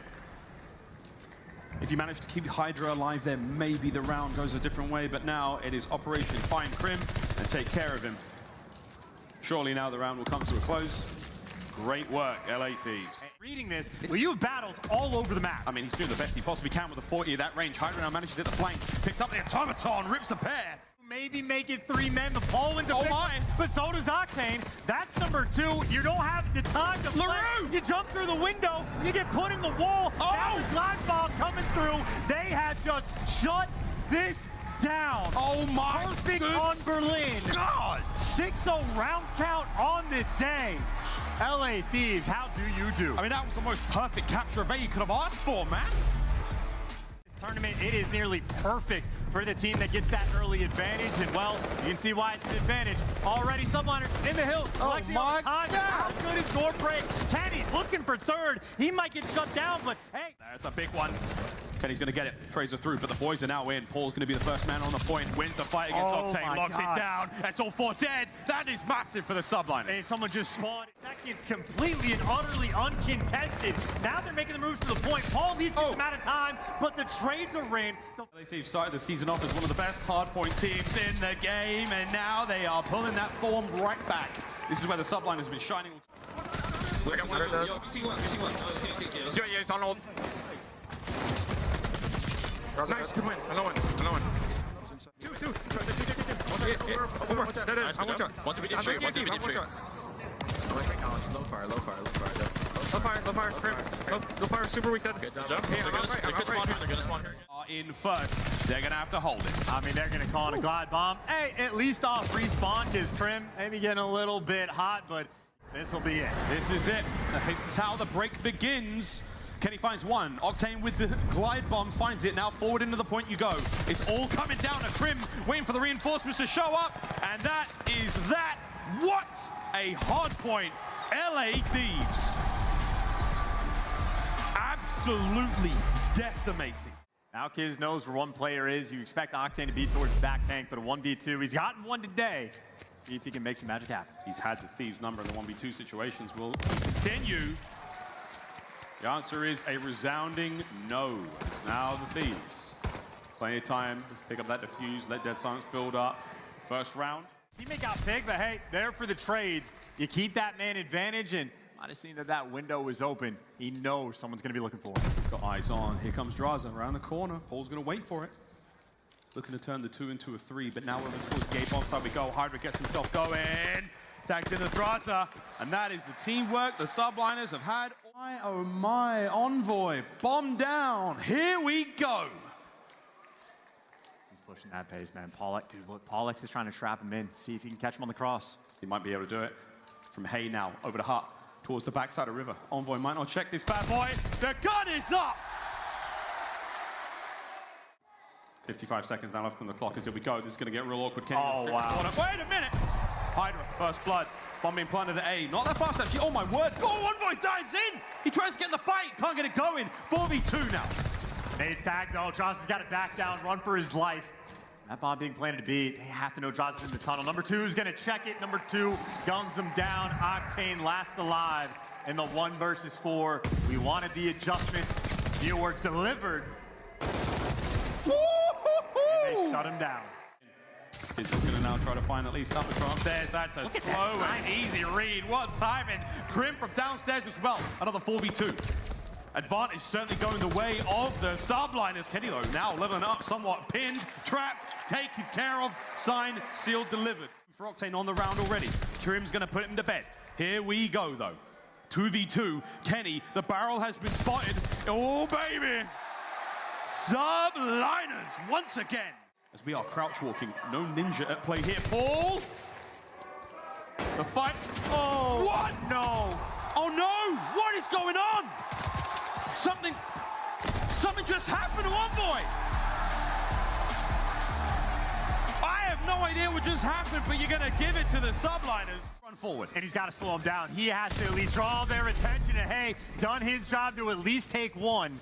And just make sure that guys like Crim are focused. And hey, you get 2, even better. Drazah making plays. His teammates' lives are nice and easy. It is Drazah versus the world. He's got spawn killed 3 times, but now they made their move. Made their move to try to get it. Octane and Envoy, though, they deliver. He picks up 2 in that massive investment to flip the spawns. Not really flip, but it just gets you nothing. Clean on defense. No extra ticks, no extra progress. Jesus. Electric gunfights, but that is exactly what LA Thieves needed to do. Opening. Can he make the play? He wins the gunfight over towards B, so he's in progress that direction. The Subliners have him swarmed, but Envoy at least trying to open up the siege, but you are getting nothing. It's going to be Kismet once again into the point. The clock is now running. 10 seconds. 10 seconds. A big one from Envoy trying to get into the point and stop the time. No one's going to be there. That should be the round. As New York seconds away from it. Getting that point, try to keep the play alive. Oh, Kenny wants that map control though. He's gonna sprint in and he is gonna take it. There goes Ring. The trade should come through. Drazah delivers. Supreme thus far. Okay. Big tags. Gentle now as he disembarks. Oh my word. Oh no! No one able to get the kills. Pulls down for the trade. A second. That's towards A. Paulehx looking to make his move. Not fun gunfights, and well, he gets dropped. LA are taking their sweet time with this one. Yeah, I'd rate. A minute and a half for LA to work with. Woo! Rim right now. Beam's on point. Absolute beaming. Minute 20. 17 lives left for the LA Thieves to throw at this point. We're going to try to just watch every possible angle. Aggression. Looking at that mini-map, red dots are up. Here we go. Into the back. Kenny once again finds a huge kill. No lives left. 15 seconds. No That's response. it. That's a huge kill. There are only 2 members of the Subliners left as Kenny's 3 spree. What a play this has been. Crim comes around a corner. Does find the kill. If you can get this player off the point, that's amazing. But the shots from Drazah stays alive. Contest is there. This is not over just yet. I mean, it basically is. You only got 2 more remaining. Drazah hits by you all the time, and he buys you the Gavutu victory for a map that has been phenomenal. Paulehx, what do you do in this 1v3 with bomb down over on this side? On that side of the map, you're going to wait for the players. Paul's going to find one. Takes her. Kenny. Spree's done. 50 seconds remaining now. Paul trying to clean him up. No more. 2v3. Times are ticking, though. You got to get going. Can Crim find the kill in the mid as well? Paul's got the bomb. And that is it. Surely the round is done. Now Crim can't kill 2 players in 5 seconds, but it's Vanguard, and ladies and gentlemen, anything can happen. No. LA Thieves. They run the clock down. And dude, you're slow. Feet under the tank. Praying for a pixel. Whoop. Crim, not a feet guy, goes for something else and he gets blown up. Now Paul is the last man left alive. It's another 1v3. The timeout has been requested. There's the plant over towards B. And it's Kenny. Kenny on the cross. And hey, Paul with the read, but down to 8 HP. And there you go. I think straight onto it. Kismet doesn't get out with his life. Already got a lot of space to work with on the bomb site. It's a 2v3. Thieves with the advantage. And keep in mind, Drazah's on a 5, and they got the full flank coming through as well. So he's looking for picks, and hey, there he goes. Wins it. Octane will just know that he's trapped, and with 30 seconds, Paul has to fight everybody and completely surrounded, gunned down LA Thieves. First on the round, damage dealt. No, Kenny somehow gets a kill and gets out. Less than 15 to play with. 2v2. Where's Drazah? This might be the glide, and there it is. Waiting for it the whole round, but with 8 seconds, don't let the bomb get planted. You know what he might be forced to do, or maybe he's too far away. It's a battle for the kill. The only way for Kenny to win the round, and Kismet doing the smart thing. Crim in the 1v4 to stay alive on Berlin. It's a big win, but he's going to need a whole lot more than that. It's impossible. There's nothing you could do. You got to beam all these players, but hey. Wait a minute. There's one. Wait a minute. Crim's still going. Slide it out, making a lot of noise. Nah, that's the round. That's the map. And I believed for a second. I can't lie to you, friends. Great chunk of time, so New York Subliners, they're going to fight for it. They're going to be hitting through green, and they know where a couple of these players are, but someone's floating. It's Octane. Spawn is going to be locked down by Octane. You try to work through the back. Welcome to the head glitch. Kenny is here. A Fountain Hill, if the nades aren't coming through, you collect all of this time, and these right now, they are feeling sweet. Kenny running it again. That's a 3 spree now, looking for the 4th pull. With couple kills go their way. Envoy though, he's looking for more. Hey, good reads for New York. They take their time, they get the break, and they need more moments like that, because hey, Kismet's popping pieces, but the rotation again. Kenny and Envoy now in the feed once again. Over to the point we have it. LA Thieves doing a great job of literally running up the scoreline right now, looking to close out the major. Kismet looks for the entry, finds one. Not to be deterred by the hit, as now the trace. Oh, Paul Look at the pieces, a little bit of patience would have gone a long way, but now Octane, I mean, Devoice with the team kills! There have been so many team kills in this tournament, I can't wait to see the stat line at the end of it. How many we've seen on this map alone, as that might have been a friendly nade, who knows at this point? Well, it's a late flank right now for New York that is being read. You try to push through the front, you get cut down. Envoy can't get anywhere out of the kills. Big tags, as Drazah still retains the hard point, so can Up, finding 3 now in a row. Life as they are getting bullied, and Envoy again on rotation causing problems. Paul trying to gift a little bit of life. Here we go, the contest is on. The first fights are through, the trades are abound. Last man in is going to be Octane, the kills are there, and no one, oh my God! They line up! The Thieves are in! The counterattack is on, there's 2 seconds to go! This hard point's not done yet! Hey, surviving for the moment, but is it enough? You get inside, but they hold on. LA needs. One more hit. One more hit. Crim tries to hold it. Envoy through the front now, going for the contest immediately. Guns up. Kismet's there. Drazah through the side door. Octane through the kills. Oh my God, it's in! Finally done! In front of a New York crowd, the LA Thieves have defied the... You guys actually have a really fun history of playing each other. I definitely love playing against them. It just brings something out of me. Well, you want to be the best. You got to be the best. I don't know if I ordered anything. Kyler, no, you didn't? No cake? Do you want to share this? You know, since you offered, I mean, I did. Exactly, because dude, it's a weird thing we do. It's a weird job. We don't always get to sit and talk to each other. We don't really know each other, but because of the game.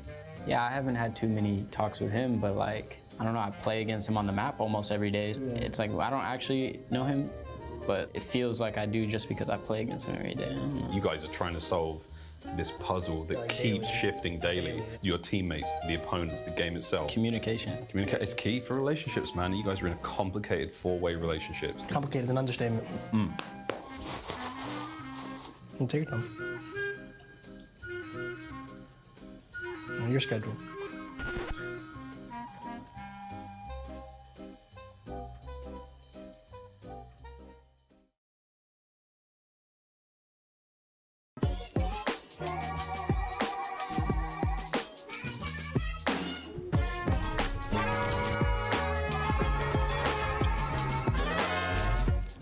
What is going on, everyone? Welcome to Champs Player to Watch. I am Jeremy Study Estasio, joined by none other than Afro, my man Marcus. How's it going, brother?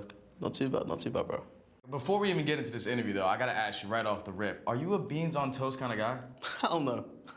That's what I was thinking, because Bryce and Ton, at least when I talk to them, they really enjoy it, and they said it's a UK thing. Obviously, you're from UK, and I would expect the same thing, but you don't like it? I like that for you, brother. You know what I'm saying? They need some taste buds, you know what I mean? They need some taste buds.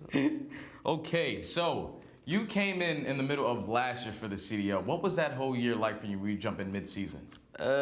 Honestly, it was just more of a experience kind of thing. I kind of already knew that couldn't really make champs. We're going to do that much. But obviously, still have to give you it all. But yeah, mainly just an experience thing. So now that you have been in the CDL for almost 2 years, what's the difference between your mid-season last year when you're joining and then now playing a full season with the Ravens? This time it's like everybody's kind of on the same page. Everyone wants to do the same thing. Everybody wants to win. Obviously, not saying last year people didn't want to win, but this year it feels like everybody is so much more motivated. This year it's more like a team, like an actual team. So. Really enjoyed myself. I can see that. I can see that. You guys have been frying in the beginning. You guys had a couple roster changes, got your original roster back. You guys been looking in prime form. So now let's get away from that, though. Let's get away from all the competitive stuff. I want to know more about Afro. I want to know where you came from and how you got into this entire thing. Well, came from a little town called Worcester. Okay. Just right next to Birmingham, like 30 minutes away. And how I got into this whole thing, I'll probably say my dad. From a young age, bought me the original Xbox, I think. 360? No, the original one, OG Xbox. Actually, before that, I had the Dreamcast, if you know what the Dreamcast is. Yeah, I know what the Dreamcast is. Started on the Dreamcast, I was like 2, 3 years old. And then Call of Duty, I think I got it when like 6, 7. So I've been playing for quite a long time. So I started Call of Duty, World at War. And then I got into competitive when I was like 13, so Call of Duty Ghosts. So seeing you on Envy, I remember that, I remember that. And ever since then, I just wanted to play. It's just one of those things. What was the reason if you get to the competitive scene? Because you know everybody gets the console and they all just want to play the game casually. But what makes you want to get to that next level? Was this somebody that you were watching out there? What was that turning point to realize that, yo, I can start to play this and make some money off of it? Honestly, this is a really weird answer, to be honest. I don't think many people would say this, but like, there was this S&D player who I used to just play against all the time. I think his name was Jeff Kid. Okay. And I saw him, I think it was AW, Advanced Warfare, and I saw him play like, he was just in champs. And I thought, well, if he can do it, I can do it. And then ever since then, kind of just wanted to, do my thing. But then honestly, where it started for me was Black Ops 4. Like, that's where it first started, where I started to kind of get my name out there. I went to a little local called Malta. Okay. Got top 3 there, played Joey Gizmo in the winners final. Choked against him, should have beat him, but it's fine. We don't talk about that. 100-point comeback me, which wasn't great. Then MW, which is 2 years ago, Modern Warfare. That's where, like, won Challenger finals. But that was mainly thanks to Steve Vortex, who is in Challengers right now, who's, like, putting on a show, in my opinion. And he brought me through 100%. Like, without him, I really wouldn't be here. Okay. For sure. All right, yeah, because I was about to ask you, what was your break into the scene, Yeah, you know what I'm saying? Steve, like, 100%. So you started originally watching, like, competitive Call of Duty and Ghosts, and you didn't, like, pursue it until, like, AW or Black Ops 4? Here's the thing, so I saw Jeff Kidd, like, do what he did in AW, just, you know what I mean? I took a break from Ghost till, like, Black Ops 4 just because, like, I had school, so I had to kind of to do that. Yeah, it's tough. But then when Black Ops 4 came out, I was like, kind of want to pursue this a little bit. So I took my time on it. But then MW was when I could have went to university, but I didn't go to university, so I thought I asked my mum, I begged my mum and dad, like, can I have a gap year to see what I can do with it? Yeah. And that year, it just took off for me. So yeah, I thank you to my mum and dad, 100%. Yeah. Without them, 100% I wouldn't be here, but also without Steve, giving me the chance as well. So I kind of one of them ones. But. Yeah, so that's like my story too, man. Because without my parents, I was not going to be able 100%. to, be a competitive player. They wanted me to go to college. I said, nah, give me 3 months, and then it all worked out by then. But that's crazy. That's good to hear, man. That's good to hear. Now let's get back to your whole London situation. How did you get put on their radar for you to join the London Royal Ravens? Well, this is a story I've been told by Dominic, the coach. I think it was just the finals of the Modern Warfare Challengers, like the actual champs of Challengers. He just said, like, we need to pick this kid up. And obviously at the time I didn't really know, but now I think actually mid-final, Trey actually tweeted me mid-final. I was like, okay, cool.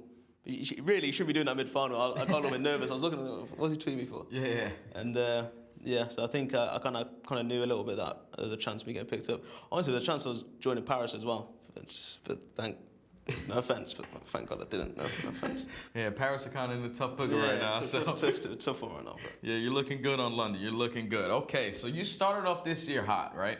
London Royal Ravens, brand new team. Obviously, the last 2 years in the CDL haven't really been the best for the organization. But you guys come out swinging. You guys get third at the first major. And then it's an up and down since then. Can you tell me, like, that whole little story of, like, what's been going on with the Ravens since the beginning of the season? Yeah, I can be honest with you. So even for Major 1, honestly, like, we probably could have done better than we did. Like, Joey was really ill. Obviously, people think coming top 3 is really good. Yeah. But, like, for us, we knew we could have done better. And after Major 1, Joey had to go home for 2 weeks, obviously get checked out, because, he wanted to see his family as well, obviously family problems. And then, obviously, he came back to the US, Obviously, we played with Paul for 2 weeks. But having 2 weeks off, and then having 3 days to go into a Major 1 with hardly any practice. Major 2, with no practice, it's hard. Going into Major 2, we were already underprepared. And even then, we still had problems, just like family problems, like people still being ill and stuff like that. So that just took a turn. And so Major 2, we got top 8, right? Top 8. In my opinion, still we could have done better than that, even with all the stuff that happened. Major 3 as well, Jesus Christ. Like, honestly, these Major 2 and Major 3, for us, is kind of void. At least that's how we like to look at it. But it's all good, it's all good. You guys are looking in prime form ever since you got Gizmo back on the team. All right, so Zero, which at least in my mind, I think is the leader of your team. I got a chance to compete against that guy for a long time in my career. Every time I look at him on your roster, I look at the veteran presence. What does he bring to your team with him sitting, knowing that he's your backbone for your roster? He brings experience, He's obviously been in these situations for a lot longer than us. He just calms us down, obviously, even in game. Like, you can hear in the comms, he tells us, like, just to relax a little bit. Sometimes I don't like it, does it? Because if we're feeding off energy, like, our team has to feed off energy a lot. Yeah. So, like, if he does tell us to calm down, it can. Sometimes it doesn't work for the best of us, but it can, obviously. It can help. But, he just brings that, like I said, that backbone. He's the backbone to the team, So, yeah, just calms us down. He makes that we're coming right. Makes sure that we're playing the game right. Just everything like that, One player that really caught my eye has been Nasty. He's been so consistent ever since Gizmo's joined back on the team. How was that able to improve all your other guys' gameplay? I think Byron's obviously more comfortable now, more confident as well with the team, which probably helps. So yeah, Byron's a player unreal. Like, this is the player that everybody thought he can be, and it is. Like, he's unreal. He's honestly, he's my favorite sub-Joe. Oh yeah, you guys play a tremendous pace. Like you don't stop with the ego child. I love the confidence out of your team. I'll keep doing it. I love the confidence out of your team. Byron needs to stop moaning. He keeps moaning. I'm sick of it. I'm sick of it. When you were talking about the hype with your team at the London Royal Ravens, you guys love to play off energy. But when Gizmo joined, you could just see it in the player cams you guys are playing. Like, he is the energy bunny for this team. Does that, like, do wonders for your guys' squad? You get a two-piece, he's in your ear just gassing you the entire time? I mean, Joey can get the easiest clear in the world and they will still shout at the other team for that reason, so. I mean, yeah, when you hear that, at least when he's gassed at them, he's on gassed, vice versa. And when that happens, especially when you hear Trey, if Trey getting gassed, then, bro, it's chalked. What are your expectations now going into playoffs and champs? Now with your full roster looking in prime form, what are you guys really looking forward to at playoffs and champs? Honestly, it's the most obvious answer, but just looking forward to play on the stage, 100%. Like, it's like just that adrenaline you get when you play on the stage. It's so good. Like I said, we're also confident that we're going to win. If we're confident that we can win, I feel like we can do it, you know? 100%. You didn't get a chance to play at champs last year, right? Nah, right? Unfortunately. So this is going to be your first champs. Do you have any feeling of what this is going to be like? Because I've played there. I've gotten second. It's like the best tournament you could possibly do at. But like going into your first champs, what are your expectations for it? The way I see it is that it's just going to be a little bit more intense than a major. So as long as we do the same things we do at a major, the same things we do online, like we should be fine. It's hard to say what I'm going to feel like when I get there, but hopefully just a lot of fun. It's going to be a lot of fun. You got some back pocket strats, like wall bangs that you're not even giving out yet? You know, a couple things that you We'll save that for champs. I've got a few. Okay. Basically, all of last year, a majority of the matches that you guys played were all online. Now, going into this season, we've had a lot of majors, a lot of traveling that you have to go into. You're going into teams' home stage where you're playing against the crowd and playing against them as well. What is it going to be like for you guys at champs with all that you have to take into consideration? It's going to be fun. It's going to be fun. One thing as well, obviously, for like traveling a lot, which at least what I enjoy is just me and all the fans. Yeah. I think Toronto was the first time I really actually took it all in. Like obviously we have to go through the front doors of Toronto, right? Yeah. So like you see all the fans and bro, it's crazy. Like you walk around, you literally feel like a celebrity, which it's crazy it's crazy. I don't like feeling like that, but it's so surreal. How are we gonna deal with that pressure? Honestly, we're just gonna play our game. Just gonna feed off the energy, gas each other up on stage.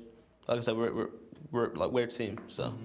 Well, thank you so much, my man. Appreciate it, man. We had a great interview, you know what I'm saying? I'm happy I got to learn a little bit more about you. Congratulations on being our Champs player to watch. Make sure you guys tune into Champs August 4th to the 7th.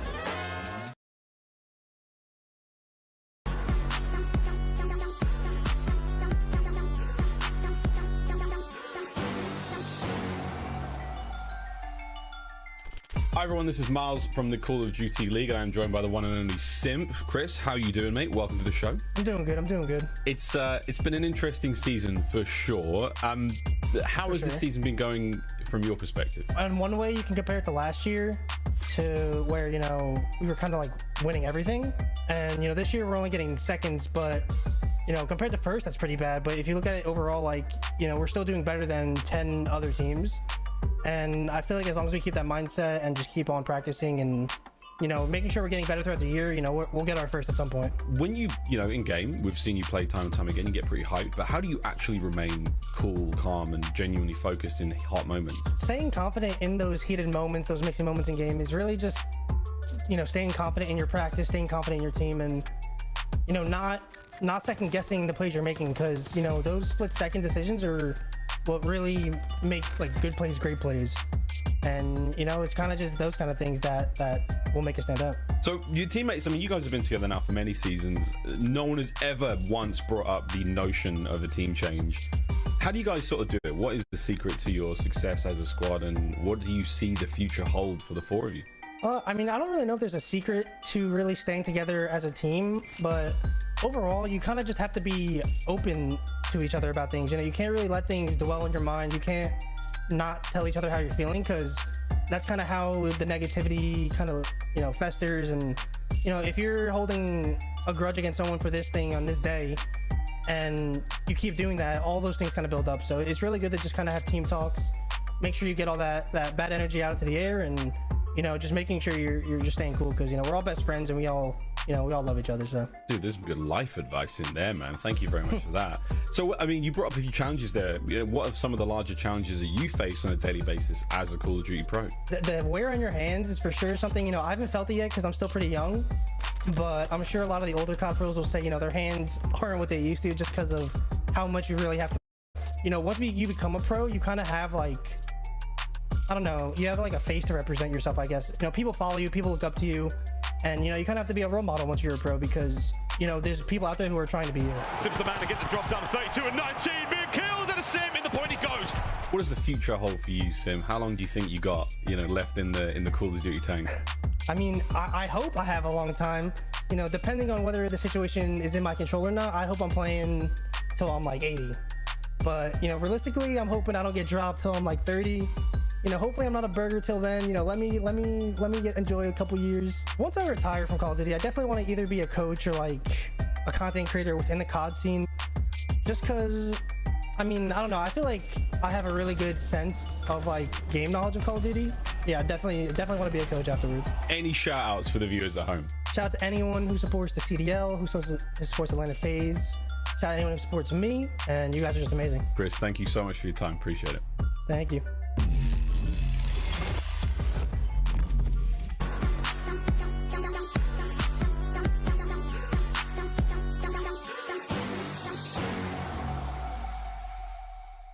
I'm joined by the one and only Methodz of the Boston Breach. Mate, welcome to the space. How you doing? Same old, man, same old. You are one of the sort of more seasoned veterans in the league. It has to be said, you've been around the block a few times. Yeah. Obviously, you got TJ in the team, but let's talk about the squad as a whole. Obviously, you know, Nero and Capsule, not super new to the scene. Nero's been around a little bit, but Cap's still pretty fresh. How is it being kind of dad on the team? It's a lot of frustration, right? We have two young guys, Tej, me and him are vets, but like I feel like everybody sort of wrote us off. Like everybody was like, Tej and Zen, decent, but like nothing special. And I think recently we've turned some heads. Just trying to be as good as we possibly can as quick as possible, right? Like I said, we have two young guys and they've been playing incredibly well. They've definitely come into their own as quick as possible, a lot faster than I would anticipate. So just trying to iron it out, and it is a lot of frustration, right? Like I expect the best out of all of them, and they know it all comes from wanting to win, right? Right, we're playing Call of Duty professionally. It's the dream job for a lot of people. It's a lot of fun. Yeah. What are some of the more real challenges and pressures of being a pro COD player? Essentially, it feels like every single time you're out there, you're sort of like playing for your spot. Like there's only 48 starting players in the league, and there are so many young up-and-coming players that pretty much want to take your spot. So the pressures of just competing at that high level, because it's all recency bias, right? You're only as good as your last game. So it's just like keeping that standard of high play as high as it can be, set the bar high, and just keep performing. Because obviously, last year I felt what it was like being removed from it. Obviously it was unexpected, and now being back into it, it's just, I have a different level of gratefulness and like love for what we do. How hard was it to be outside of the league and sort of be looking in for what must have felt like a really long time? Yeah, it was tough because the stream's been going well, luckily, and that didn't really start until that happened. So it was a lot of overthinking and a lot of negative thoughts, like, am I going to be a pro again? How am I going to make money? What's going to happen? And then luckily, the stream sort of took off, and I was just streaming everything I was doing competitively and different games and whatever it may be, and they pretty much had my back every step of the way. Yeah. And now being back, it's just like, I wanted to compete. I could have stepped away and did content, and some people were sort of hoping I did that. Thank God Boston came in and gave me the shot, because it was looking grim for a little bit. Do you think that really helped, you know, the way the stream was going and how public you were about your sort of journey in that space, and obviously, you know, the rest of the team alongside with you? I say it a lot.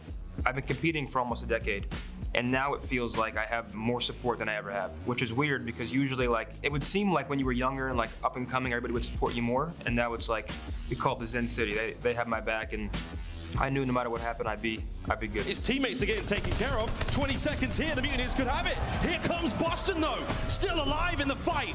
Methodz gets another! Let's talk about the team though. Yeah. Not everyone knows everything about Capsule and Nero. TJ's been around the block a few times. He was with OpTic for a while, so he's got a lot of support there. But what is the best and worst thing about teaming with Nero? Yeah, I mean, Nero's just a playmaker, right? Like, he has crazy pop-up potential. I would say right there with any top player you can think of at any time. We've seen some of his sprees. He can go on an 8 spree and get streaks in 10 seconds. So it's just like, he has that pop-off ability.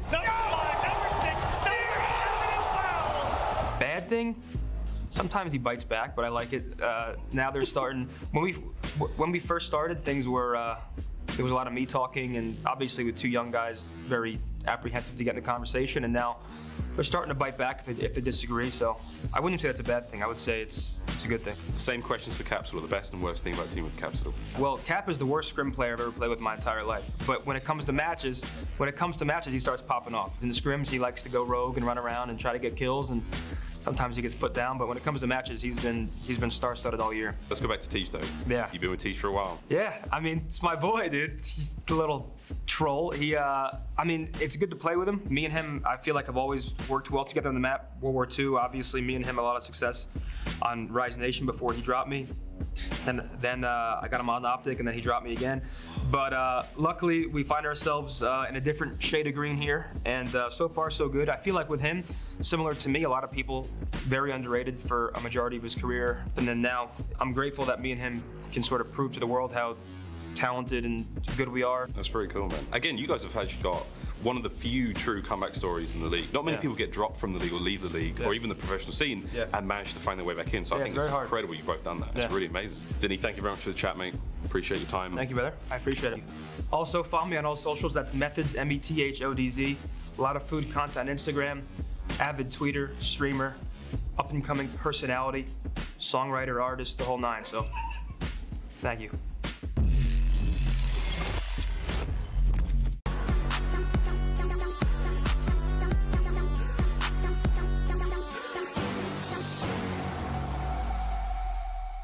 Hi guys, what's going on? This is Miles from the Call of Duty League commentator, now being joined by 3 members of Seattle Surge. We've got Mack, Pred, and Simp joining us. The Iceman is not here today, but gents, welcome. How you doing? I mean, it's been an amazing run in the league so far. You've turned heads, you've won fans all over the place. Tell me one thing about each of your teammates that you love about them, whether it's in or out of game. Mack, I mean, he's been one of my duos for years. I think we've been playing together since about 15 or so. So ever since then, we always dreamed of like, yo, like imagine we're on the same pro team together. That'd be crazy. And then now I'm 20 years old. What, 5 years later, we're on a team together. It's just kind of, it's amazing to think about. The relationships in the team, it's not like a forced thing. It's very genuine. It makes it very easy to show up and give your 100% because you know that the person on your left and right are both giving their 100% to not only improve as an individual, but also as a team. Pred, a big question for you. This has been the most massive transformation, huge transition for you in your life, coming all the way from Australia and now full-time Call of Duty League Pro.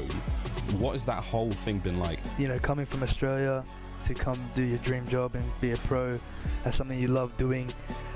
It definitely has its perks, you know. You get to do what you've always dreamt about doing as a living, everyone's dream. If your ambitions are to be the best at Call of Duty, is to come into the league. And you know, leaving my family behind and all my friends and all my just livelihood in Australia is obviously a big thing. You know, it's a bit frightening at first, but luckily for me, I've had good support within my team, with Seattle.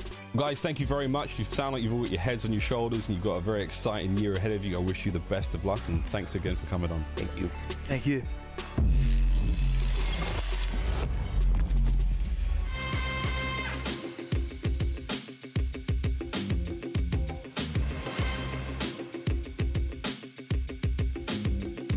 I'm Spart, coming to you from the Pro-Am Classic. Let's talk.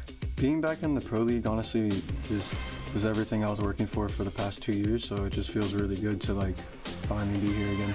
The emotions that I felt after winning was honestly just like mind blown kinda, I guess. I don't think that's an emotion, but it really didn't hit me that we won until like a week after I got home, honestly. Like I was sitting on the balcony and I was like, wow, like that actually happened. Being declared the MVP was honestly just the best thing, I guess. I think that was probably the one feeling I did feel during it because like everybody was just chanting. And it was just like, just a surreal feeling. I honestly was just really surprised to win it, but also like really happy. The future for my team, I personally believe that we're like a top 4 team in the game, so honestly, I feel like every single tournament we just have to come and play our game and then just go from there. My advice to amateurs is just stay confident and just stay on the grind and just don't ever give up because I had a really bad first year and I just kept on grinding and then I got back in, so yeah, just stay confident and just keep on the grind. I would not change a single thing in my career, honestly, just because I think everything happens for a reason, so just got to keep moving. This is Spart from the LA Guerrillas. Keep grinding.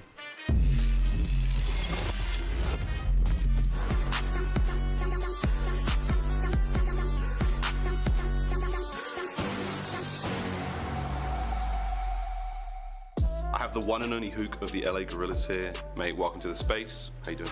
I'm doing good, feeling good. You're still a young player, but I feel like you've got such a long and experienced career when it comes to multiple different esports. You know, you've been at the top in different games. Like, how do you do it? I just do, in a sense. I mean, this is what I love to do, so it comes really natural to me. That's pretty much it, right? That's as honest as work hard, you know, and enjoy it. But who's the frontline man? 8-2, trying to run it up. The nuke! For you, what are some of the biggest sort of pressures in your career? I don't think the pressures are really external. It's more myself, the pressure I put on myself, expectations on myself. But yeah, you definitely feel the pressure just in general with being a COD player. Not many people probably speak about it, but you could feel it just in general in the community. It's not as easy as it seems from the surface level. Everyone looks like they're having a good time, right? Yeah. But, there's definitely lots of pressures internally within the community, for sure. What is one of your favorite things about teaming with a Simp? His ability to essentially just be selfless and really listen and want to grow under any circumstances. What about Slasher? What is it like teaming with Austin? Because he seems like a real leader up front. Yeah, Slasher, he's got a great mind for Call of Duty. He brings in really good insight all the time, and you could always learn something from him, especially with the way he analyzes the game. What about Gunless? What's it like teaming with Gunless? Gunless is just Gunless. In the sense, he's always reliable in terms of gameplay and stuff like that. He's just a beast. What about Spart? Again, it's a little different. He's obviously the substitute. He's coming in last minute, but like, what's one of your favorite things about teaming with Spart? So far, I really love his communication and his passion. Because, I mean, yeah, he's coming in with something to prove, essentially. So I'm excited to play with him. When I think of your playstyle, you're aggressive, you're ruthless in game, you know, you're fast, but you're not at all like that in person. How do you manifest that into game where you're such a cutthroat player, you're so dangerous, but in person you're so chill and so zen? I would say it comes from the fun I have when I play. In the sense of, yeah, I mean, maybe on the surface level I'm super calm and stuff like that. But when it comes to gaming and really, especially like in those moments where you're on stage or playing a match, that's whenever, you know, the beast comes out sometimes. Well, thank you very much for talking, man. Appreciate it. For sure. You're truly one of a kind and we love you. Good luck. Love you too, man. Ladies and gentlemen, we're back. Let's go. Let's get it. Let's go. Right. Cut it. Let's roll right down the line. Who have you got, Ton? We're going to get into this game as fast as possible. Picks, go. I'm thinking Thieves, it has to be. Fantastic performance in New York. They continue it. aLLeY. Close your eyes. I'm picking the LA Thieves. Oh my God, nameless. I'm going LA Thieves. He's going LA Thieves as well. All right, here we go. Let's get the solo. You know what the deal is, ladies and gentlemen. This is how we do things over here. I'm going to now pick my winner using these glorious Zenny frames, and it's no surprise, given the history the teams have got, I'm going with the Thieves. Ladies and gentlemen, I think they're going to walk away with this one, even though I tweeted out some mega bad juju for the squad. But we'll see how it goes. That's time now to get this game underway. Guy Blaze on the stage. Let's do this. Thank you so much, Miles. LA, are y'all ready to get champs back underway?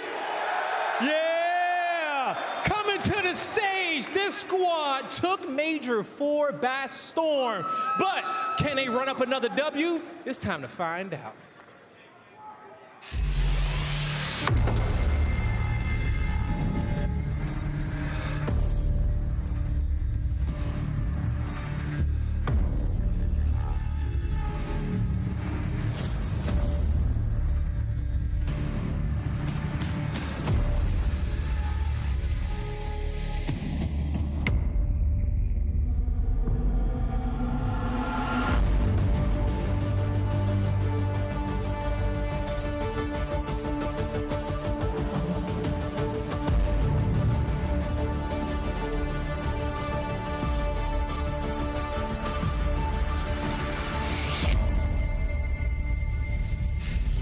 Los Angeles, make some noise for the hometown team, your LA Thieves.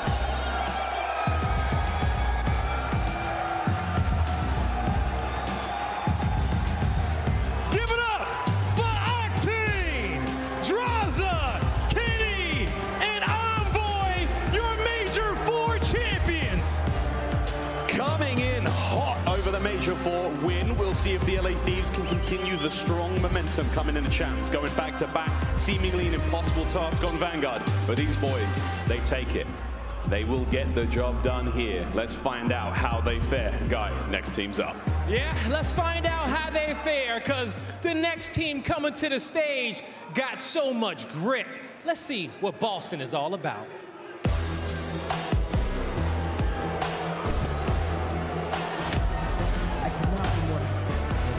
It's all about this new identity for Boston. Methodz, TJHaly, and Nero. Let's meet them. Boston Breach.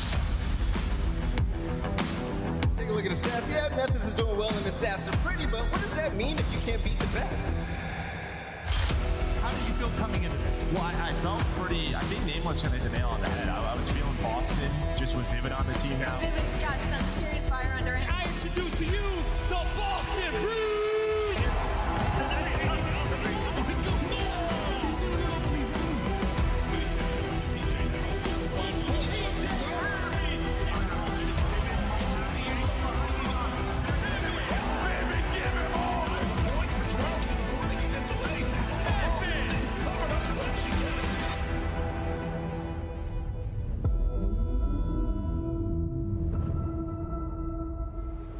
Ladies and gentlemen, make some noise for the Boston Breach.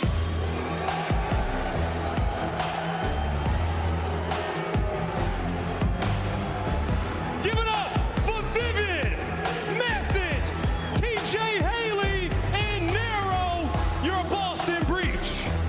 The youngest team addition in the CDL, still with a lot to prove. A lot of eyes on Nero, the only rookie on the stage right now. They've shocked a lot of us this year, but the job is not done yet. And what better to start it than getting a revenge against the LA Thieves, who have had their number all year, Blaze. I'm ready to get this match started. I'm ready to get it started as well. Can Boston get it done? Well, we're about to find out, and I can't think of two better casters to break down all the action. Lando Study, take it away. Thank you so much, Blaze, and I tell you what, Galen Center, I'm ready. Finally. I don't remember who's playing anymore. Thank God we just did the introductions for the teams, because I forgot who was playing. I know, it threw me off when I walked in this morning and Joe DeLuca was wearing the same exact shirt as me, but other than that, like a 45, 50-minute wait. Finally, the game is gonna get started, man. I'm excited. Yeah. I'm excited. Well, we got LA Thieves, Boston Breach, two teams who are, I guess you're kind of on opposite sides of the spectrum right now. 100%. LA Thieves obviously at Major 4. They were playing perfect Call of Duty. They started off by 3-1ing Atlanta FaZe, then 3-0ing Toronto Ultra. They lose that series to New York, but then they bounce back all the way in the grand finals to walk away the champion. So they're definitely the best team currently at this event. On the opposite side for Boston Breach, it's been kind of difficult for them because throughout stage 4 they were dominant. They go 4-1 ever since adding to this tournament, but then when they went to that Major 4, they only get a top 8 placing. Wasn't expecting that from a strong Boston Breach team, especially with the SMG presence that they have now. But this is basically a David versus Goliath kind of matchup. The history between both of these two teams has not been favored at all in Boston. They only won one map, and it was Gabutu Hardpoint, and unfortunately for them, that's not in the series. Yeah, it is not going to be in this series, and I guess kind of in topic with the map conversation as well. Jay, I know it's been a long time since we have seen the maps, but this is the one that we're going to kick this bad boy off with. Tuscan Hardpoint. Talk to me, buddy. Why is this map specifically so important for this series, specifically for the side of the Breach? This map is so important for the Breach because obviously with this new roster, they have been struggling in Search and Destroy. LA Thieves at Major 4, they were slow and steady wins the race, turned up to a whole different level in that mode. But when you're talking about the respawns in this one, LA Thieves have their best 2 hardpoints and their best control. So if you are Boston Breach, this usually was an auto veto for this squad. You have to come out and you have to make a statement, especially with young talent on their team. This is Nero's very first champ, so the jitters are going to be there. But if you can answer early, get some momentum going to this map number 2, this is where I think Boston Breach need a strike. I think too, it doesn't really help. I guess if you're Boston, considering you got some younger players on the team, 3 out of these 4 players were not at champs last year, and now you have the decent gap before we headed into their very first brawl here on the Tuscan P1 we go, and it's Breach starting things off well. That's good stuff from Breach, starting off on the better side. At least are initially able to get some good time 30 seconds and counting. You see Thieves, they're just trying to set up for this pinch, trying to play a couple trades, but as long as Boston Breach are winning those engagements, they should be okay. 25 seconds remaining on P1, but if you're the Thieves, you do not want to be too aggressive and potentially flip those spawns, not be fully set up for the next one. You gotta be careful for it. However, they decide to send their forces forward. More specifically, Kylo Ken, ready as ever. The SMG, he wants to put it to good use. Had an incredible run at Major 4, and Jay, it feels like if he's playing well, sky is the limit for this Thieves team as they hold on to spawn. Yeah, if he's playing well, especially with that SMG in his hand, you know what your ARs are gonna give you in Drazah and Octane. But when Kenny with that SMG, if he turns up to a whole different level, that's what showed LA Thieves being the best team in the game. But early on in towards this P2, the pressure's gonna be here from Nero. This is a guy who I really wanted to focus on. In your rookie year, making your very first chance, you have to come out and make a statement. You gotta make a statement. We saw Pred do it earlier. Nero trying to do the same. Eventually does get taken down. Vivid, next line of defense, trying to cut down a few players. Envoy enters in toward the line of sight for his sack. However, Boston still knocking on the door, but keep in mind, Thieves have really yet to get a foot in this. Yeah, they're not really getting a lot of time. Right there, Methodz with that nade, and then eventually finds a second with the gun. Allows LA Thieves to not get any time, but Envoy shuts the pressure down from bottom church. Finds himself on a 4-spree. Now the final 15 seconds is going to go in favor of the Thieves, but now it's all about this rotation. More bodies right now, at least in favor of the Thieves, with trades going back and forth. It's going to be the early rotation for Methodz. We know that Thieves, considering the play style that this roster has, it's not always the best when it comes down to breaking, considering the ARs that they've got at their back. But Drazah puts the AR away, puts the SMG to use, and the teamwork is perfect. Boston, being a little bit late on the rotation, had somebody stationed back there. He gets cut away, and watch the Thieves start to thrive. So good at locking down these hard points. They've got the communication in mind as well. TJ, a solid effort, but ultimately dropped as well. Yeah, right there was just Boston Breach not having enough bodies off that rotation. Methodz was the only player that sneaks through all the way to the back. Unfortunately, he gets sniffed out, and LA Thieves just had more presence on that side of the map to get this initial time. But 30-point game, Boston are able to execute the break. Spawns do not flip. Thieves still spawning over towards that roof side, but this is much needed time for Boston. This is great. Maybe an opportunity for Nero to start to grab a little bit of confidence, having himself a solid game up to this point. Before he hits the deck, sits at 10 and 7. Meanwhile, Thieves, great gunfight victory on the Kenny, will grab the scraps, and now it is about the rotation. Nero, once more our player to talk about. He gets taken down from the back. Same thing said for Methodz as well. Thieves win the gunfights they have to and set up shop at church. So now they're initially here for the setup, but they have to win their gunfights early too, going in favor of Boston. Pressure is going to be in towards the back. Octane does not get timing right there, so Vivid picks up that kill. Even though the spawns are in for LA Thieves, still in control of the hard point is going to be Boston. TJ, great shots, finds himself on a 6-spree. He can pick up this glide bomb, it can be so massive. And this is the thing that we were talking about, Jay. Boston, why are you not playing Tuscan? Yeah. We can see the skill already with this roster. You've got some very fast-paced and aggressive players who just got yourself a glide bomb as well. TJ coming out of the gate hot. And with that, Boston will have the streak and are looking good as the lead changes in. They're looking great. Final 15 is going to be here for P4. So if you are LA Thieves, you have to cut your losses, set up properly for that P5. Great nade from Kenny to take down Vivid. To not give all this remaining junk time to Boston, but again, it's going to be the Thieves early off the rotation. They just need to get a good hold right now. Every single time Boston Breach are getting a couple kills to execute the break, and it's working out perfectly. See if Boston can make the break. As we said, they've got that streak in their back pocket. Probably not going to invest it for P5. Already weathered. Somewhat taken down to the Thieves, battered and bruised, but they stay alive. Octane, after a slower start to this game, starting to pick up the pace. Now sits on the 4-spree, taking players down through walls. Nero there to greet him, but again, it is the Thieves getting some much-needed seconds, holding off this Boston front. Yeah, this is a beautiful setup. They're continuously pushing out towards church side. You have one player in Kenny who's the cutoff man, just not allowing anyone to sneak through the bottom of that hard point or even overextend to top fire. This has been a great hold from LA Thieves, basically a flawless hold for the final 20 coming about. 3 kills do go in favor of Boston, so they're going to be able to get this remaining time. But once again, LA Thieves fully set up off the rotation for P1, and that's usually their money hill when they're not starting off on the bad side. 90% hold rate going into this P1. Yeah, and that's a scary sight. Normally, you know, Call of Duty fans, when we expect hardpoint, P1, not normally. We're going to see a lot of time be gained on Tuscan. That is not at all the case. And you see the investment coming in from TJ. Glide bomb storms on through, and that could be the opening that Boston are looking for. That could be the opening, but Nero at least finds one. The spawns do flip. LA Thieves not getting the better side, but Octane at least finds to release some kind of pressure. As long as you're Boston Breach, just keep them off of this time as much as you can. 2 kills go in favor of their side. TJ with the beams, able to find 3 in a row before he gets naded by Octane. But so far, this is great work from Boston Breach to not allow LA Thieves to run away with this game. Yeah, it's a great break and a very timely one at that. Methodz trying to stay down, waits for the challenge, and it's Octane who comes away with 2. Envoy will find the 3rd in a much-needed break. Coming in from the LA Thieves, Octane, who started off 6-12, has picked up his level of play as these two Titans continue to battle back and forth. It is a team nade that comes through from Boston. Regardless of that, they will hold the spawns as we head in toward Column, but they've got to be aware of Drazah. They have to be aware of Drazah. He's going to probably cause them some problems.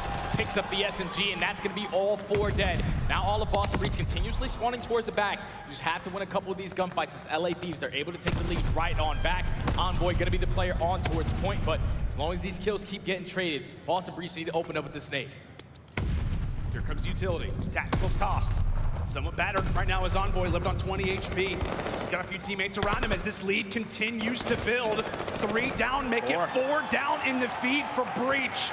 And right now, Jay, it just feels like the pace of the game has started to slow down and favor the boys in red. Drazah started things off well. Envoy instantly hopped inside of the hard point. And now it is going to be a last-second battle for these final few seconds. And Breach, thankfully, a timely break. Yeah, and that's not good, though, if you're LA Thieves, because now you're late off the rotation. The spawns do flip, so Take a look at towards the back. And Vivid, he's going to be the early player here from Boston Breach. Not able to finish that kill onto Envoy. Now you have to get out with your life, because there's 4 Thieves players trying to attack this from mid. He really wanted to have that gunfight victory. Thankfully, a few of those squad spawns come on in. Vivid, come on! There you go! That's all you needed! Puts that MP40 to good use and eventually gets evaporated by the nade. Breach, granted off of, a few streaky shots from Vivid, he stays alive, and ultimately, Jay, that's the reason why Breach are about to reclaim the lead themselves. Yeah, they just controlled the spawns the entire time, even with Vivid not getting the kill at the right time. But Boston Breach, such a back and forth game, are able to take the lead once again. A whole lot of pressure from LA Thieves coming in from field. Kenny and Octane combined for 2. A huge one-on-one from Nero. He's going to be able to secure this remaining time, at least give his team the spawn, so they can close out on this final 20 seconds and potentially give themselves a little bit more of a cushion as we get closer towards the end of this game. But you see LA Thieves with those spawns are early going to be set up for this P4. You cannot allow Boston Breach to break you through roofs again. I gotta say, Jay, I mean, just taking a quick, moment away from the game as we rotate for Church now.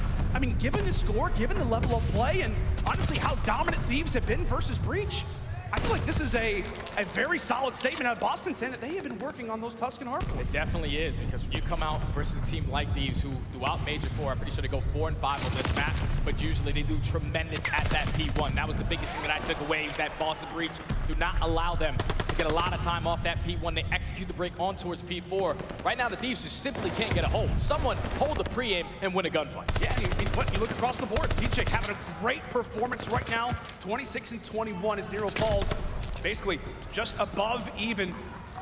Breach continued to hold, and the Thieves start to waver a tad bit. Some unfortunate timing there for Vivid, but it turns and burns, cuts down Octane, and they've reached that double century mark. They are moving and grooving. Boston are playing phenomenal Call of Duty right now. The SMGs are playing at a tremendous pace. They find themselves very close to closing out this map number 1, but now we're going into the P5 where Thieves, at least on the first go around, they were able to set up beautifully to get themselves right back into this game. You have Envoy, the cutoff man, gets a 2-piece towards the middle of the map. All you have to do is hold your pre-aims with TJ and Methodz combined for 2. Huge one-on-one to try to take Envoy at the point, but Boston have more bodies here. They have more bodies indeed, and Envoy trying to save a little bit of time for his teammates, but how about the triple? The triple kill from Vivid, and the cleanup there for Nero will be the 4 down, and Boston are feeling themselves less than 20 away from walking away with this game 1. And they're so far pushed out towards roofs. They can still win it here. Thieves need to execute the break. Methodz was going to be the cutoff man, but as long as his teammates stay alive, Vivid and Nero, the SMG duo, can do it right now. Oh, and Vivid cuts another one down. 1v1 victory. It'll go to him, and Boston with a statement in this opener. That's how you come out the gates if you're Boston Breach. The underdog in this series by a hefty margin. They come out and get break after break on multiple hard points to secure secure themselves this map number 1. The SMGs went above and beyond. Nero and Vivid really set the tone with how aggressive that they were going to play. Great work from Vivid to at least open up with that 3-piece nade on towards P5. That was helpful. That was definitely helpful because usually the Thieves, they hold that one down, but when you get 3-piece naded and then eventually go 4 dead clean, you allow Boston Breach to take a little bit more map control, and that's what they were able to do this entire side, this entire map.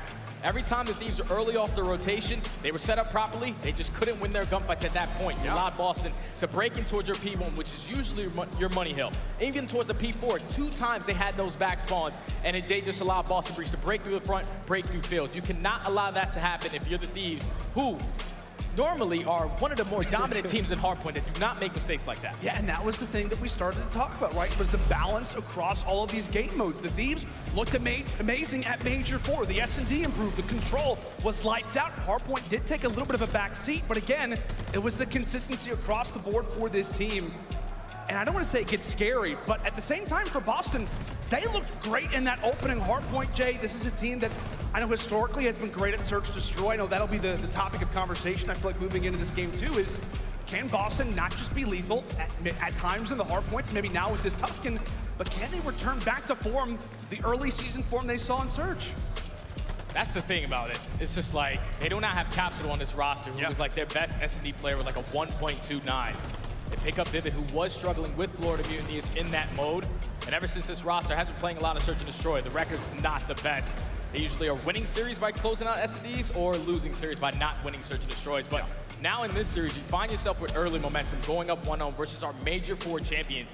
This is not the game mode for LA Thieves that has been strong all year. Recently, they have been getting better at this, and it's simply because they slowed the game down. If you're Boston Breach, at least from what we saw at Major 4, when they struggled in Search and Destroy, it was all in their SMGs. Just going out there, getting multiple First Blooded.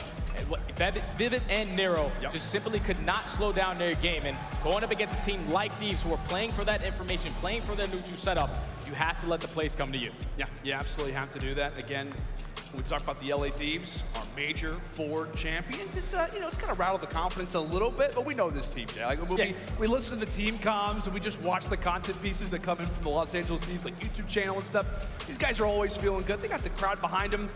I would say if a few of these rounds start to get away from them, though, in the S&D, that may be where panic mode is reached. But again, you're just looking across the stage at this Boston team, a roster who we said very well could be a little bit nervous coming into this matchup. Nero did not look that way at all. Definitely makes us, I think we're in for a good series, We're definitely in for a good series because, like you said, Nero in his rookie year, no jitters from him in that map, number 1. Puts up like 32 kills, just really sets the tone of how aggressive Boston Breach are going to play. And even to touch on more of his teammates, Methodz and TJ, they were not at champs last year. You had TJ, who was with the Thieves roster. Unfortunately, he got dropped right before the event. And then you had Methodz, who was on Toronto Ultra, and unfortunately, he got dropped in the beginning of the year and couldn't play at this one as well. So it's a lot of fight for this Boston Breach team, and hopefully, at least off that map number 1, they're playing with a lot of confidence as well. Yeah, and again, when we talk about this Boston Breach team, again, I mean, when we talk about the group of players that they have, a lot of interesting stories across the board. 2 vets, 2 younger players. I know Vivid's been around for a little bit now, but at the same notion, franchise's first ever Call of Duty championships. They want to have a solid performance. And it is this interesting storyline, this interesting clash that we have. LA Thieves, a roster that expects excellence, who has been in the Call of Duty scene for a very long time. On the other side for Boston, a totally different story, a very fresh face when we talk about the COD scene, looking to make a statement, and boy, was that game 1 a statement indeed. And I know we talked about it too.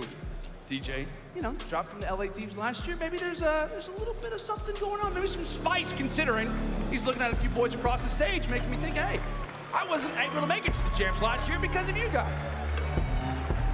Yeah, TJ's definitely playing with some extra fire. When you're going up against one of your old rosters, I'm telling you, at least from experience, there's nothing better than that. I did it every single time Nameless dropped me on my neck. I beat him in a clean 3-0, 3-1. Did not matter. It's just a different kind of fire when you're playing against your old team. But if you are Boston Breach on this map, they struggle with their attacking rounds. The best thing for them is when they're going towards B, which they have a 43% win rate. It's not really the best. And then for the Thieves, they're great on their defense, but they dominate on their A attacks. A 63% win rate with a 63% first blood. So if you're Boston Breach, allow the plays to develop. Do not get early picked. Really just try to keep this momentum flowing as well. If you're Boston, man, it'll look to do the exact opposite of that. give his team maybe an early pick would be Octane. We know the stats with him when it comes down to having that sniper in his hands. In Desert Siege, quite literally could be the playground. Maybe a pixel spotted across the desert. Maybe it was a mirage. Who exactly knows? Vivid tosses out the nade regardless and manages to escape with his life. But the Kobe lands. Kobe is in for that first blood, and Nero unfortunately cannot put them in a man advantage. The trade does come in from Envoy, but Vivid there for the trade. Already too early to Wow! Vivid, but Drazah answers with 2 of his own. Now it's all left up to Methodz. Bomb gonna be down towards those B steps, but still a lot of time to work with. Oh, but he doesn't cut down Drazah. At least has the stun for information, tosses out the nade, says a prayer. Unfortunately for him, Vivid's luck will not be granted for Zinni. Bomb attained, 25 seconds to go. Just gonna spot the clip from the sniper, tags up Octane, putting in constant bullets to the opposition, but LA Thieves will secure our first round off of a highlight and a half out of Drazah. Yeah, right there, Boston Breach. They open up with that first blood, but then it's immediately traded. Vivid finds a second, turn it into a 3v2, but that allows, when you're putting a lot of aggression towards that B side, you eventually allow Drazah to be aggressive through trains. He finds that opening 2, gets out with his life, and plays the 2v1 perfectly for LA Thieves to take round number 1. It was a hat trick as well for Drazah. Not only does he find those 2, but he also cuts down Methodz at the end. A solid start there for Hazard. Deep cut there, Jay. I'll let them know that. It's name backwards. It is. It's pretty cool. It's pretty cool. I like that. Oh, okay. Thought that one was about to land. Felt that one in my chest. Unfortunately, he's not able to hit the shot. The Thieves, they've gained a lot of information of how Boston Breach are going to potentially be setting up around this site. The bomb is slowly going to creep up towards that B-bomb. You have Boston full control of top palace. What kind of information can Octane get as the bomb is going down? Bomb planted! How about the flick from Octane? And he could have another one lined up. Only 2 more members to go. Very well could be a shooting gallery. Oh, Kenny wanted that last one a bit of a heat check as TJHaly position known. 30 seconds left. A bomb still to try and defuse. You can chalk this one up. Thieves are gonna grab our second one. Just too easy right there for the Thieves. Slow and steady wins the race. They get the information, but one player pushed out towards lower trenches. They back that player down. Eventually, they work the site. Woo-wee! When you're hitting shots like this, shout out my guy Chance. He don't miss with that sniper in his hand. I'm pretty sure 1.9 in search and destroy when he's running that sniper at hand. It shows it right there in that round number 2. Yeah, we just saw exactly why that is the case. LaRue put that bad boy to use, and the Thieves quickly turn the momentum now into their corner. Up 2 rounds to 0. Boston in major need of an answer. Will come into this 3rd round back on the attack, and Octane will strike once more. He's just lining them up. Another first blood going in favor of the Thieves. That's 2 so far out of 3 rounds. But I don't know if he was able to spot that player towards lower trenches. Side bomb is going to be down. Right now, if you're Boston Breach, just trying to get some information of how these players are going to be playing it. At least work a pick.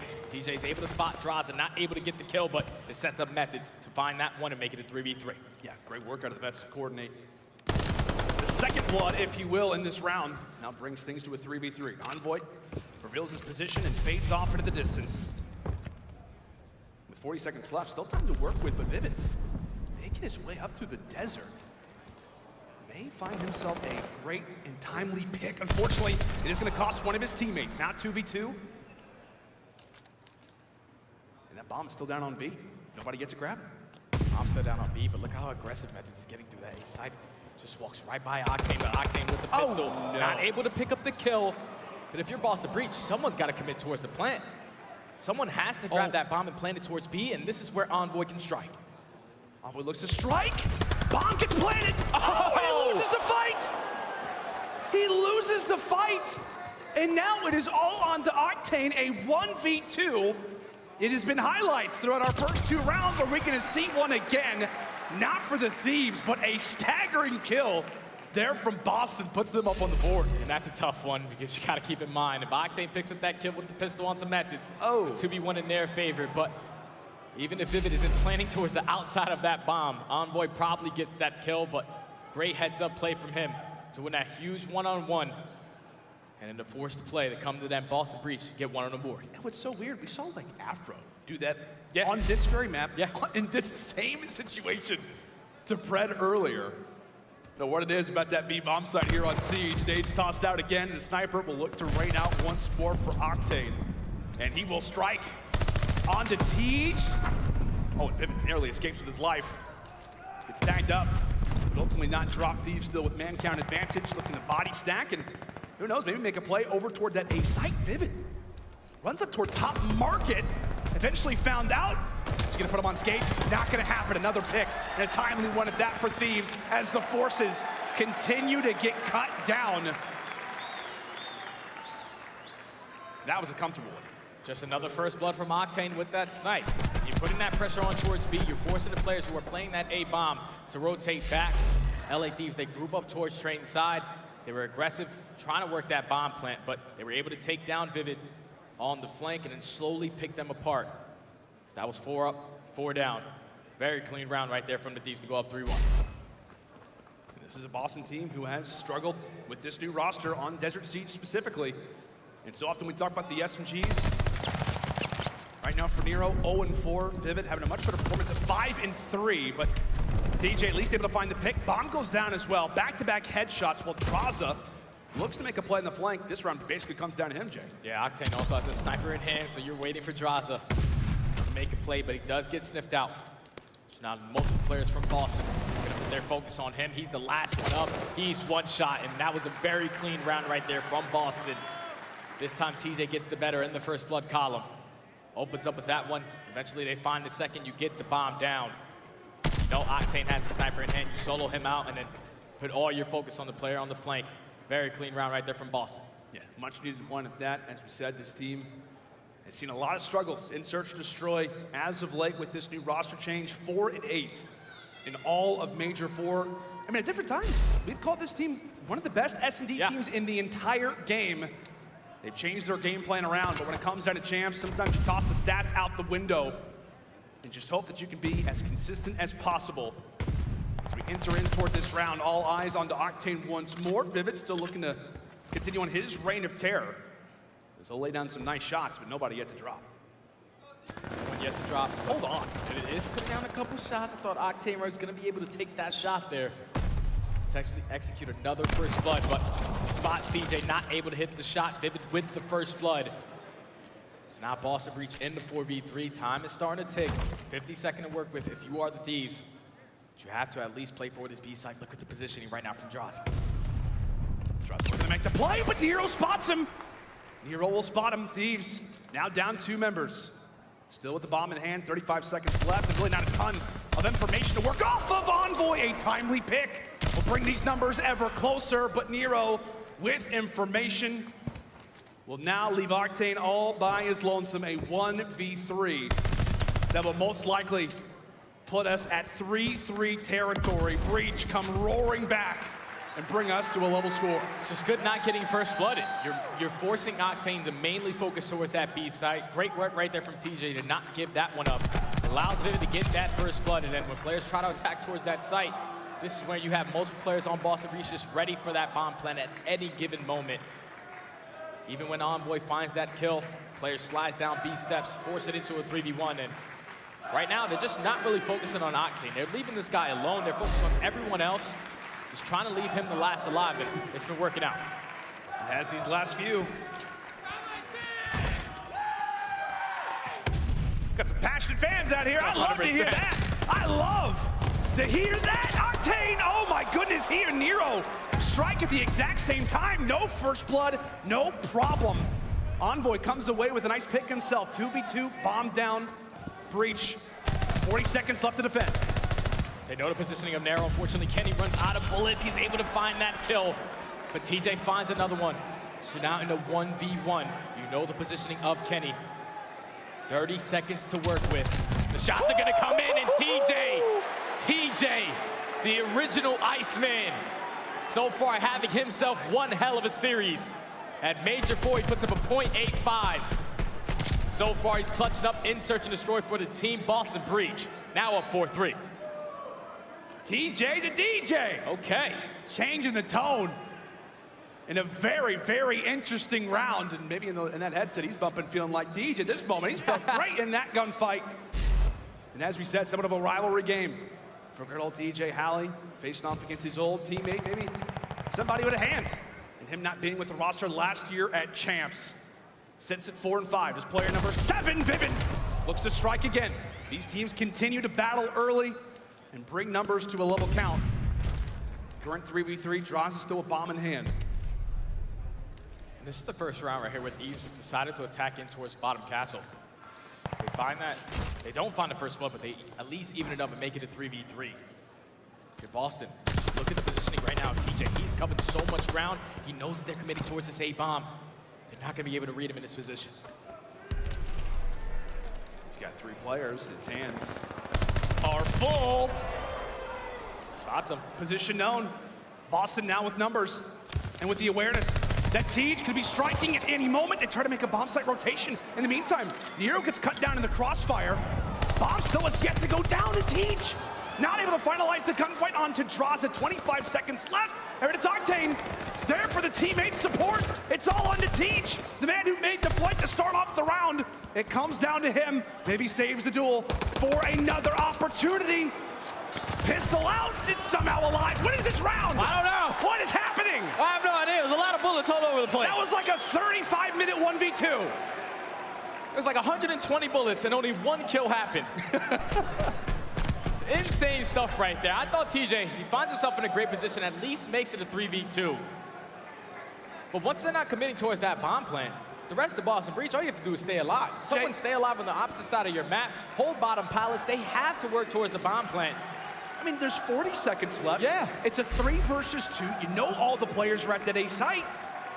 One of those rounds that if you're Boston, you're gonna look back at and think, hey, was that what decided game number 2? Is that what maybe allowed for the Thieves to get back in this series as another timely first blood comes in from Octane. Drazah, continuing to fry as well, has entered in to double digits.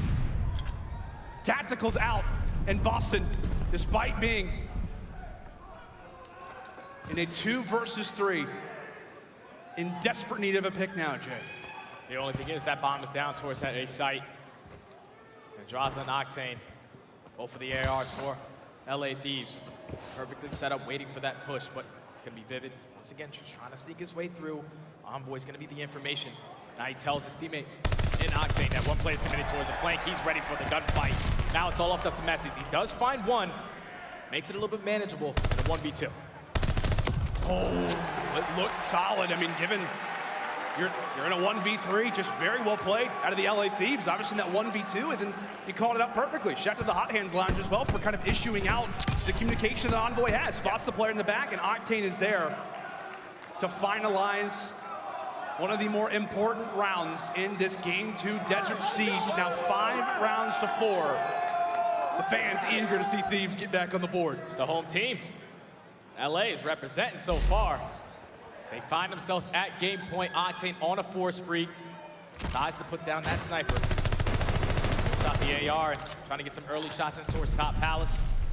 Not able to get that first blood, but Drazah, he answers the first blood onto TJ. Octane with great shots onto Vivid, already a 4v2. Open your own Methodz, they come away with a few. Octane, I believe, does sit on the spree. Does not earn that glide bomb as of yet. Nero will drop from the back. And LA Thieves, relying once more on that search and destroy, will pay off as they answer back in game number 2. And we have got ourselves a series now. Right there, Boston Breach. They just kind of let that one get away from them. In that 3v2 situation, when TJ finds that initial kill, if they just stay alive, force them to get that bomb plant, it probably is going to go in their favor.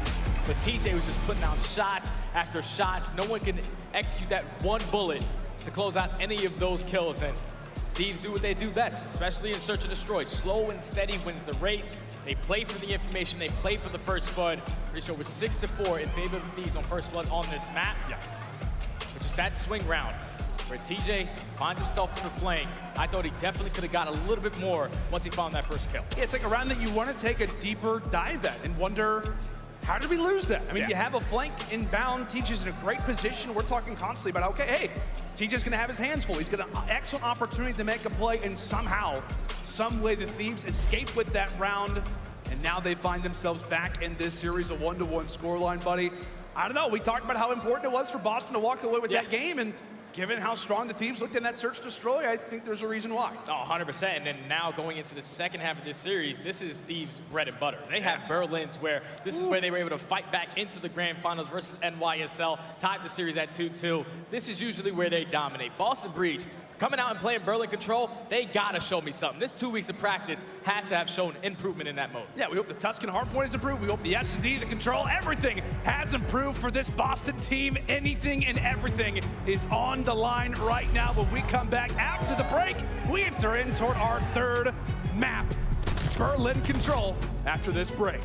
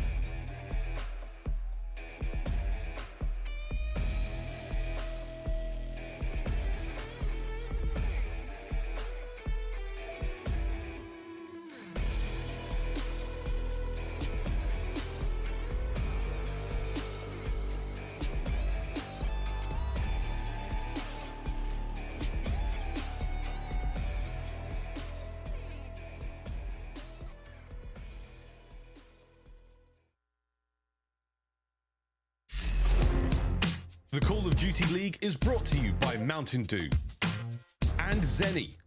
Armor your eyes with Blocks gaming glasses starting at $24 by visiting zenny.com/CDL.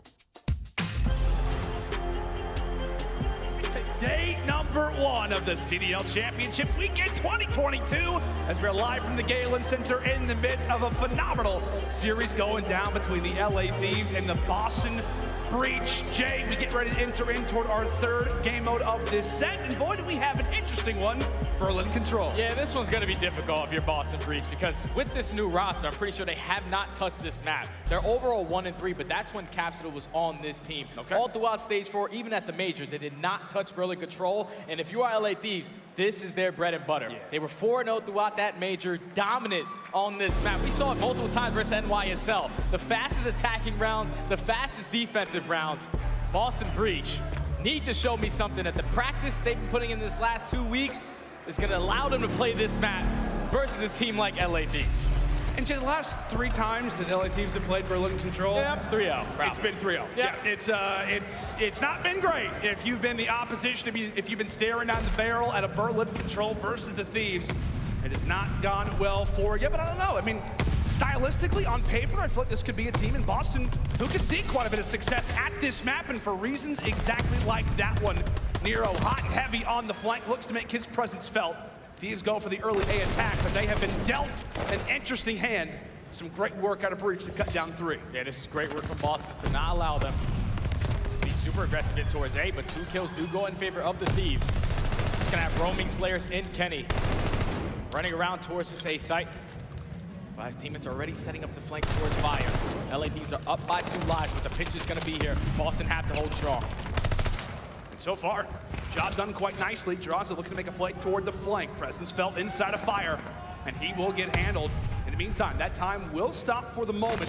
Paused at 42 seconds because the Thieves are currently capturing that B zone. Presence felt across the entirety of the library. Nero eager to strike. Does eventually get found out. Octane as well does get dealt an interesting hand, and a great play comes in from Boston. They make the rotation, and now the Thieves, with 35 seconds left, have 1 tick to their name. Yeah, that was a clean 4 dead. Boston Breach right now have a lot of map control. Only 30 seconds to work with if you're the Thieves, so you have to commit towards this B point, but still, no one picking up any kills. Methodz and Vivid are able to find 2. Nero with the 3rd. Last player here is going to be Octane. His teammates are going to spawn close towards that water side, able to stop that clock. But Boston Breach, they're coming out swinging. Every single kill is in their favor. Final 15. And a current 10-team streak right now for the Boston Breach as well. Everybody hiding. LAT cannot find out where these players are located here inside of the library. A very narrow space, but TJ and Nero do get found out. Vivid, one of the last lines of defense, tries to hold on, and the Thieves, thankfully, will break in just before the buzzer beater. Get another minute on the clock, but they had to work for everything, Jay. Yeah, they had to work for every little inch. This Boston Breach was not going to give up anything, but that initial 2-piece is going to allow LA Thieves to get super aggressive on the map. Kenny's going to be the player, at least trying to catch a couple of these players all spawn. Methodz is going to be 1 shot, but he does get out with his life. He's trying to set up the pitch for his team. Octane does take down 1. They're eventually able to get in this point. Great collapse right there from LA Thieves. And despite Kenny falling victim to the YYing, his teammates at least seem to be winning the majority of these gunfights. Oh, a great double comes in from Octane. Turret-like stuff here inside of the office. A few of the SMGs sit flying forward. Envoy left to try to hold things down while the ARs do the damage from across the map. Pivot, able to find 2, but it's not enough of a dent, and the Thieves, despite some shakiness off the start of this round, gain some composure, win their fights. And just like that, Jay, we see why this team has been so good in control as of late. Especially on Berlin. On their attacking rounds, they have a 60% win rate. And it showed right there. But on the opposite side for Boston Breach, I'm pretty sure it's a little bit better on their attacking side. It's probably because they haven't played the map as much as the Thieves. 75% win rate on their attacking rounds. Just the way that the Thieves are able to execute that break on towards A. They already find themselves up by a lot of segments. They just have to hold strong on defense. And Envoy with that initial 2. Trades going back and forth. Huge 1-on-1 between Envoy and Vivid. Oh, but Octane eager to flank. How about the plays? Coming in from the main AR, just 1 away from the glide bomb. Doors open. And the window of opportunity will be granted once more for the Thieves. Octane drops off the streak, but you leave that gunfight, you leave the start of this round very happy, Jay, if you're Thieves. Definitely do, because now you have a glide bomb to work with. You're still maintaining map control. Drazah is causing problems over towards that B point. And Nero eventually takes him down. They're going to be able to stop this clock. About 50 seconds, trying to extend this time, but look at Octane's positioning. He's not going to try to give this one up easy. Towards water side, he finds that initial kill onto Nero. Now it's all about just staying alive, maintaining the side of the map. And Nero was just looking for a good book to read inside the library, and Octane, quite literally, the thorn in the side. One tick granted for breach, but Octane continues to knock on the door from the outside. He's going to spot Vivid. Thank you very much. Nobody is taking this guy out. Someone's got to focus him. They got to focus Octane. He's just causing them so many problems. They're trying to commit towards completing this B point. There's only 30 seconds left. They cannot close out this B capture, but that two-piece should be able to do it for Boston Breach. Time is going to be extended by a minute. So now a minute and 36 seconds to work with, down by 2 lives. You have to try to rotate back and get some control of trains. Threat momentarily avoided for Boston. Really, we're sitting for the gallows, if you will, to start off this round number 2, but they fire back quite nicely and are starting to get a few down in stride. One player, though, currently lingers on the flank. He gets dropped as well, and this is looking exactly like what we saw in round number 1. The Thieves were able to claim the attack, and Boston do the same. Boston do the same, but they have to read this play on the pinch. Drazah and Kenny combined for 2, but Kenny unfortunately does take down his teammate, so that's going to be 3 dead. Drazah the play on the flank. Elise does take down 1, but the second tick is going to be in. Vivid trying to be aggressive towards top flat. He gets taken down, so great work from LA Thieves to stop that initial pressure, but TJ, he finds 2. Boston Breach is still here. They are still here. They've still got numbers. TJ, the farthest pushed up player, the only member past that 50-yard line. It's Methodz, Vivid, everybody for the rest of the team looks to join him hand in hand. Envoy sacrifices his body, puts it on the line. With 58 seconds left as the dust begins to settle and bodies come off of the respawn. It is 2 ticks granted for breach. You're happy about it, but considering how that first offensive win went for the Thieves, you gotta grab this last one. Methodz starts things off with a pick as Nero looks to get aggressive. And the lives remaining, look at it for Thieves. There's only 5 lives, and so they have no more respawns. Octane does at least find that kill onto Methodz. Pressure is going to be here from Boston, but no more respawns now for the Thieves. 3 players remaining. The pinch is going to be here for Boston Breach. Got multiple players trying to attack this from frontside train, but as long as you're LA Thieves, keep the trades in your favor. Final 30 seconds, they hold strong. 20 seconds left and only 3 members of LAT to deal with, but now Kenny brings it to a 3v3. Vivid, the perfect pick, but now it's a 1v2. It is all on to Drazah to save the round and put Thieves in a commanding advantage. Waits for Boston to reveal their position, to reveal their location. While Boston don't get the 3rd tick, they get the round. And my goodness, what a dicey one it was. Okay, Boston. That's what I'm talking about right there. They get some initial map control right off the rip. They win a couple gunfights over towards that trade side, which opens up that B point for them to extend this time, but they were just super aggressive on the map, winning a majority of their gunfights. Came back to bite Thieves. They had no more lives remaining, but if you're Drazah, at least you do not allow that segment to be complete. Thieves are still up by 1, just in case it does go round number 5. And LAT back on the attack. Gonna do the exact same thing they did in round 1. Let's get a ton of early success at this A zone. We'll see if the script is somewhat flipped. Envoy with a great pick. TJ, only member who ends up finding a kill off the start. Eventually taken down as Methodz, and the kills continue to come in spurts. A great little situation brewing right now for LAT. Hot and heavy on this A zone as Envoy looks to get going. Envoy's just shutting it down towards top flat, the cutoff man. Eventually he gets taken down by Vivid, but 2 ticks already completed at this A point. They can potentially close this out. Boston has to put a step on it, but Kenny does find 2. At least they do not allow that A point to get away from them, as now LA Thieves gonna put sole focus on towards this B point. Octane at least trying to cause them some problems over here towards A, but the attack is gonna come in towards B. You're gonna try to extend this time. Man, really, I mean, Octane, if he wins these gunfights, great, but at the same time, he is just limiting Every single Breach player, they have to address Octane. They have to wipe him off the map. Well, his teammates are getting everything that they need done at that B zone. Octane does fall, but at the same time, as we said, it is an overall positive for LAT as the trades are inbound. That objective has yet to be captured, and it's 2 at A and B both. Boston come in and try to cancel, ruin the party, spoil it indeed, as Vivid has got that glide bomb. Yeah, that's huge because you got to keep in mind Octane has the glide bomb for the LAT side, so glide bombs on both squads. As Vivid so far, he is dominating this game, 25 and 13. So really taking over, setting the tone for Boston Breaches. They're going to pressure on towards B, but not able to stop them just in time. 1 minute and 45 to work with if you are the Thieves, up by 3 lives. You see the push they're trying to execute, push through backfire, potentially set up for some spawn kills, and just most likely break Boston's setup. What has been a very offensive-heavy start to this Berlin control. Will we finally see something different? As Drazah peels Vivid off of that head glitch. Nero, the only player in ear's distance. As kills continue to rain in, that's going to be 3. Everybody wiped away off of the point, and you can kiss this round goodbye. They just make it look so easy. Make it look so easy on their attacking rounds. When you slowly start to work up the middle of the map, you're playing your kills. When your teammate wins the gunfight, when he's flanking towards backfire, that's the opening that you're looking for, because everyone that's now pushed up towards trains has to turn around and pick up their flank, and that eventually allows the opening, the pinch, to come in for the Thieves. Yeah. To execute another great push towards that A point. They're so damn good at this map. They are, man. You can see it. I mean, we're 3 for 3, and overall offenses to kick off this Berlin control, but 2 of them obviously coming in from the Thieves. They find themselves in the driver's seat. We're talking a lot about glide bombs, a few for either side. Well, Drazah could earn his.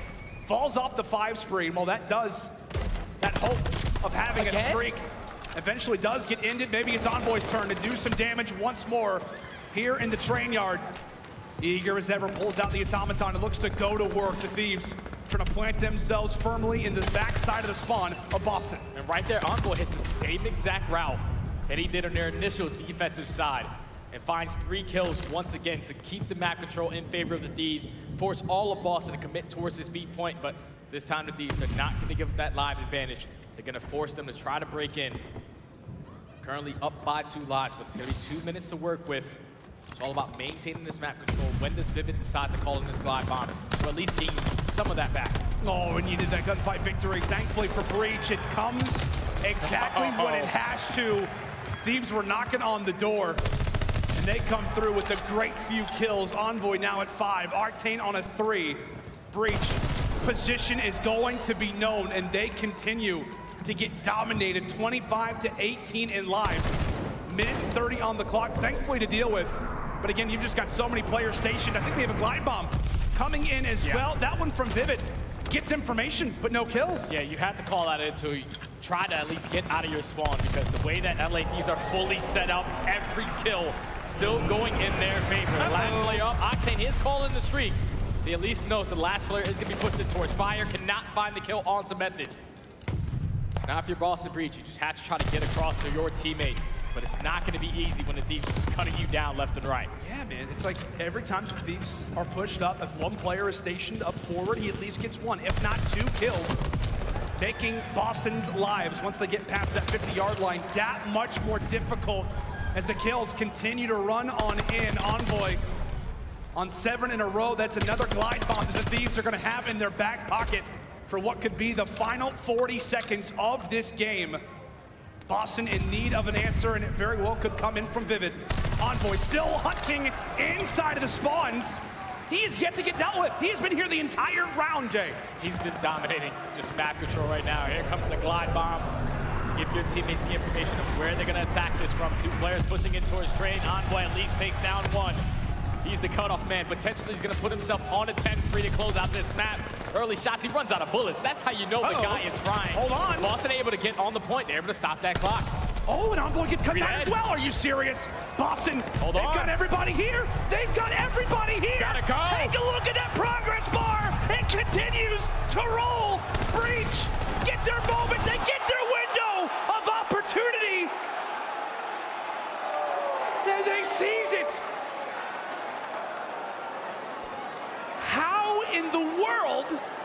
Did they just do that? You do not expect that to happen, especially when you're calling in the glide bomb in the final 25 seconds. You get that initial kill, but no one else on Envoy's squad was able to pick up a kill. Boston Breach able to secure the attacking round, force all the way to round number 5. All attacks so far in this Berlin Control. Unbelievable. What in God's name is Berlin Control? Vivid! How about the 3? We're talking a lot about glide bombs. He can have a streak as well. First 6 in. Breach come in aggressive as ever into this round number 5. And they are hungry for blood. They see the red on the other side. Vivid at 8. Methodz is there. The glide bomb is called in, for God's sake, in the middle of this round happening. What? And they did not capture A. They did not capture A. That's a mistake right there. If you're Vivid, your gun is hot. You need to keep your gun up right there to at least help your teammate in those gunfights, because you don't know how close they are. But unfortunately, they were not able to complete this 8 point.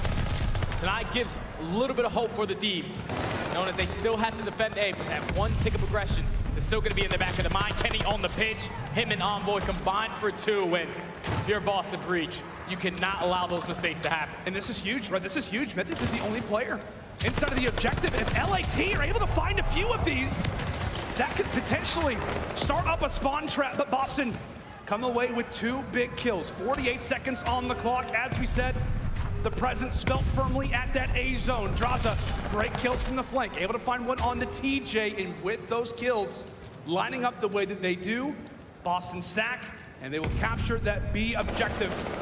LAT, thinking about lives, will hand that one on over.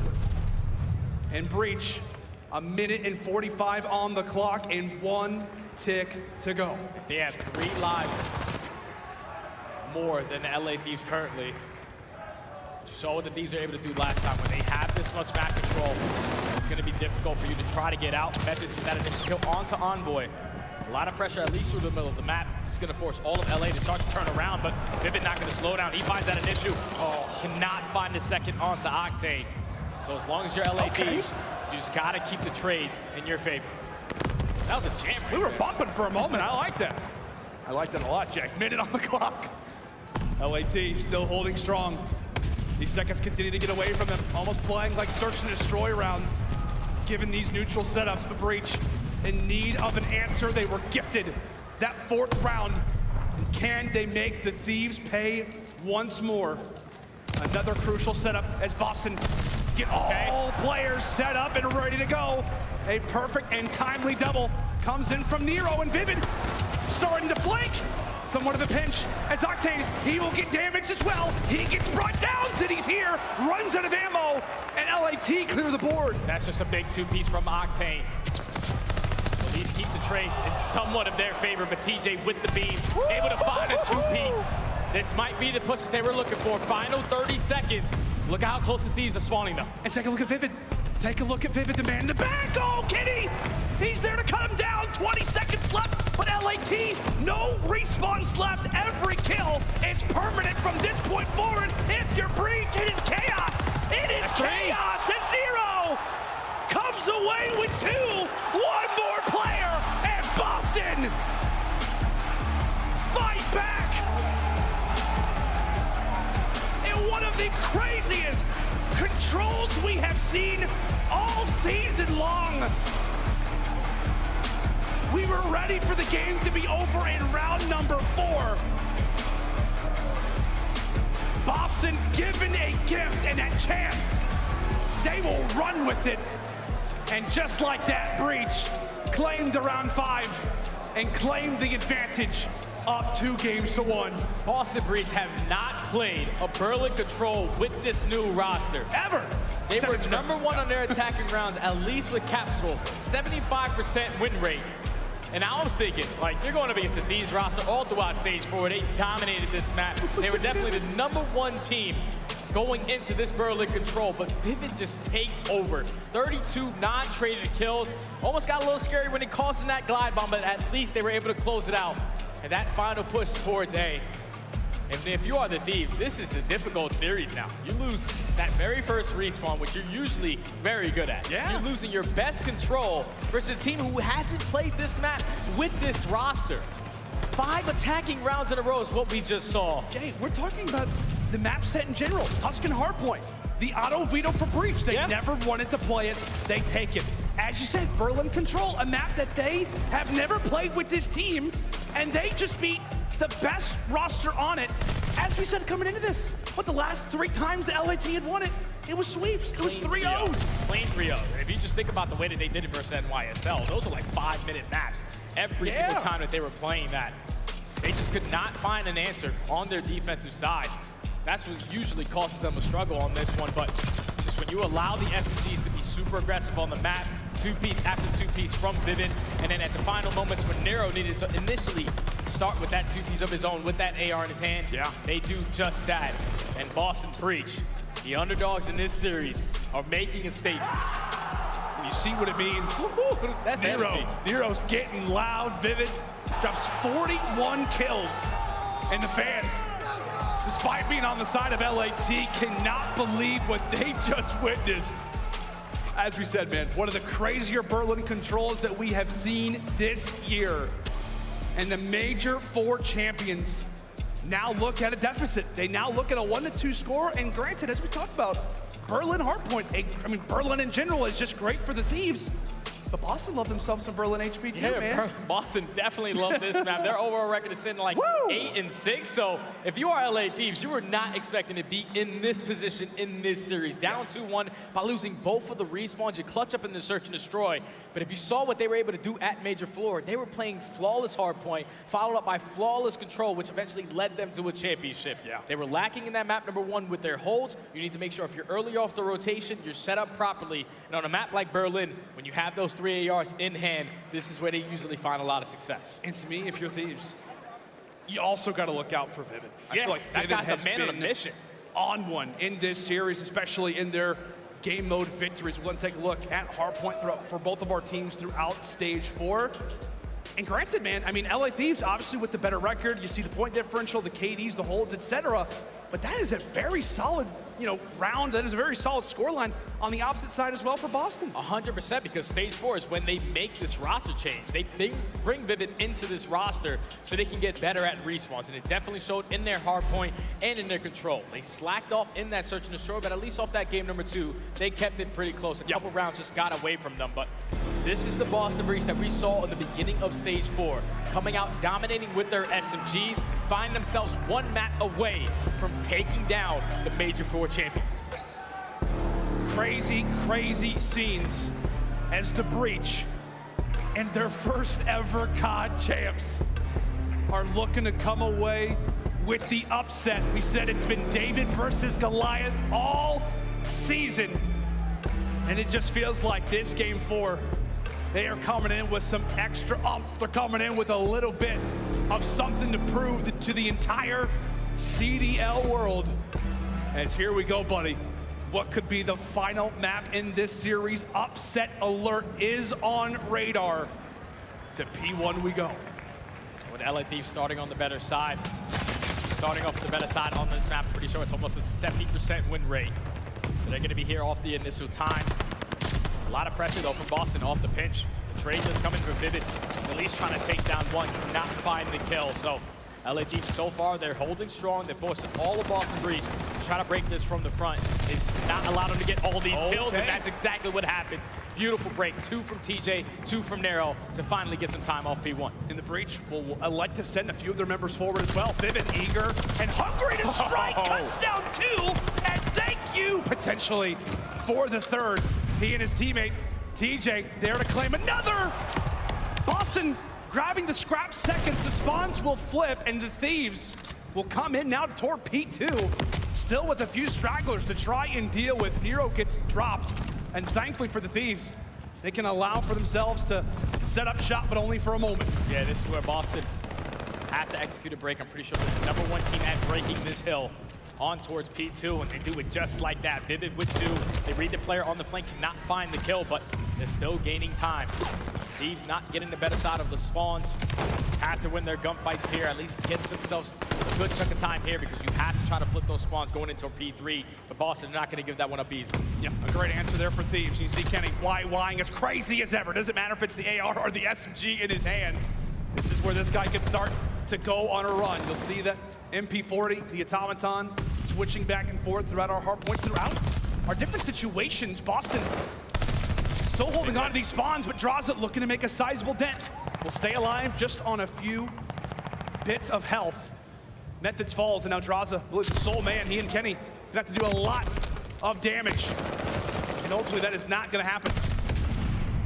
So now off the rotation, Boston Breach. Initially here for the time. Methodz gonna be the player pushed out all the way deep towards water. Not gonna allow any players to try to flip these spawns on the side of Thieves. That initial kill, they find onto TJ, they get somewhat fire control. Pressure's gonna be here from fire and from the front. What can Vivid do? He can't do much as the spawns flip LAD, take control. That's a huge break coming in from Thieves. We came into this with a lot of different stats, and P3 has not treated the Thieves kindly, at least as of late. A massive opening as Boston look to fire back on through. They still have those close spawns as Methodz starting to go on a roll. Drops in a crucial gunfight. Thankfully, his teammate is there for the trade. No glide bomb for Boston, but they at least will have the scraps. Yeah, the final 15 is going to be theirs. And TJ, he's actually going to sneak his way into the back right house, but at the same time, Octane just cut down 2 of his teammates, all 3 players down. So everyone's still spawning across the map. Don't know if they know the positioning of TJHaly. But his job right now is to simply just stay alive, wait for his teammates to get a little bit closer before he decides to engage. Begins to strike. Great moment there for TJ, but eventually found out, eventually sniffed out. There for Breach, and I was going to say, take a look at the bottom left of your screen. How those arrows, where they spawn up at. Boston did have a few players toward the top warehouse side. However, those spawns not going to be as kind as you'd like if you are a Breach fan. But they're going to rely on that brute force to try to get their way through the trains, get their way through the train station. Octane able to find a soaring Zinni throughout these Berlin skies. A nice little spree granted for Octane, as now he's on a 6. And this is usually the way LAD start to run away with this map, as Octane picks up that kill for the glide bomb. Great hold so far on this P4. Pretty sure they're the best P4 team in the game on Berlin hardpoint, but already up by 42 points. It's going to come down to this P5. They initially do a great job of just not allowing the opposite team to get a good chunk of time. LA Thieves, they average about 24 seconds off this P5. But their main focus has to be flipping those spawns so they can at least get control of P1. Yeah, that's the thing if you're Thieves heading into this P5. As you said, you want to get time, but you also want to think about those spawns. A very big moment in the game right now for LAT. Let's step aside and see how the mindset sounds, how the communication sounds with the boys of Thieves. Are you A-long late? I'll say I'm on fire tank. I'm on fire tank. I got time. I'm on fire tank. Hold A-long, bros. I got it. It could be a bumpy fire. Out on me, Zinni. After bear on me. Just hold your. I'm trying to put you 2 A-long on you. They're gonna try you. Yeah, Charlie. I got one more. Charlie time. One's in fire me. In fire me. In fire above me. Zinni's a big guy, bro. One's in fire above me. One's in fire on me still. I'm top of it. I got through. I'm top of fire. Nice, dead. Nice. Top 3 fire. Just right now.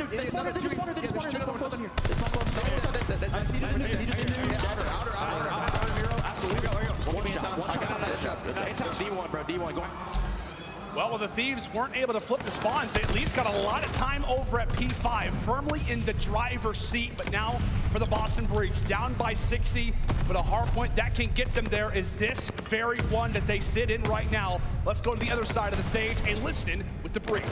One shot Envoy. Envoy's one shot down. Alley door office right now. Envoy's one shot down. Office. Nate office, guys. Nate office, yeah. Absolutely. Office one shot down. Envoy's on like a 4 or 5. Yeah, I did it right window here. Take a look. I did it right Envoy's on 5. Envoy's on 5. How much you gonna do? This is good time. I don't see him at all, guys. I'm already going down. How much happy is on Right pillar in office. I'll see. Hey, statue 1v5. Statue one shot, 1v5, yeah. 5 draws. That's one street, guys. That's one on the Top P5 on you. I just want to train room. I just want to train handshake. Pick on point. Envoy the streak. Envoy the streak. One shot Dox me, yeah, Dox. And John's with you. I spawn warehouse, guys. Dox me. They were fine. Kenny's on, or Octane's on, the other guys are like street. Dox him. Well, Jay, those comps sound pretty dead. Yeah, definitely dead when you're allowing the LA Thieves to get break after break, especially on a money hill like P1. They were able to grow this lead wide open. But at least the biggest thing that I took away from Boston Breach is that no one is getting overhyped. Usually when you're playing your first match at Champs, you're gonna give it everything that you got. Right there, you heard Nero just calm, cool, and collected, giving the comms that he needs to try to allow Boston to fight back into this one. Yeah, trying to remain calm, trying to remain composed after what was a dominant run in those last few HPs out of the Thieves. Boston still trying to fight. As we said, they find themselves with just one map left to take down the defending champions, and maybe Nero leading by example. Started off this hard point a little slow, but little by little, it started to even out that score line a bit. These final 10 seconds are great. I mean, they're able to break into this hard point. They've also got spawns for next as well. Octane is gonna have that glide bomb in the back pocket. You fully expect him to potentially use it in this upcoming HP. A map-defining hard point covered up next. Yeah, this hard point is everything right here for the Thieves, so the glide bomb is gonna get invested. Should be able to take TJ down towards this lower dock side, so the pressure is going to be here from the Thieves. They're trying to flip these spawns, but one player does spawn right behind Kenny. He's able to get that pinch, shut that one down, and even though the spawns do flip, Boston Breach, they're doing a great job of just holding this hard point, only down by 25 points now. Oh, this is going to be a brawl. This is going to be an absolute brawl. 3 answered for Thieves. The sole man alive is the captain, and he will get found out as well. The streak comes forward, and the Thieves come rifling in toward fire. They did it on the first side of rotation, and they're doing it again. A much-needed answer here out of LAT, and they will strike, knocking on the door of 200 seconds as we head in toward P4 now. Going in towards P4 is going to be Boston, at least initially set up for this one. Methodz with a huge 2-piece off that rotation. Going to relieve some of that pressure from Thieves. Trying to attack this towards water side and potentially flip these spawns, but now it's time for the second glide bomb. Time to invest this, get these guys off this time. They're going to put pressure on through trains. Envoy finds that kill onto Vivid, and Octane with the great AR shots to take down Nero. That's going to be 3, make it all 4 dead. A perfect break right there from the Thieves. Absolutely sensational work out of the Thieves to utilize those streaks that they have had, and it has netted them all kinds of success. And now Octane, he finds himself on 5 in a row, having a phenomenal game, by the way, at 30-15. Double positive as 20 very valuable seconds lay in wait. And for the Breach, they are starving for some points, but the Thieves eager to watch them hit the deck again. 30 points away from sending us to a game 5. LAT inching closer and closer. Boston are going to have to pull off some heroics to make this one even close now, Jim. Yeah, Boston needs to fight for a lot of this P5 time and maintain the spawns going into that P1. That's what this map usually does come down to, that chain. But right now, LA Thieves, they're just soaking as much as they possibly can, getting closer and closer to that 250-point mark. That's going to be 3 down, and they're coming to a very close line to close it out on this P5. It looks like it's going to be here, the final stand for Thieves. A few more seconds left before this one sends us to a game 5. Just how you wanted to see them respond after a very shaky Berlin control loss. It's a quick turnaround, multiple players on streaks.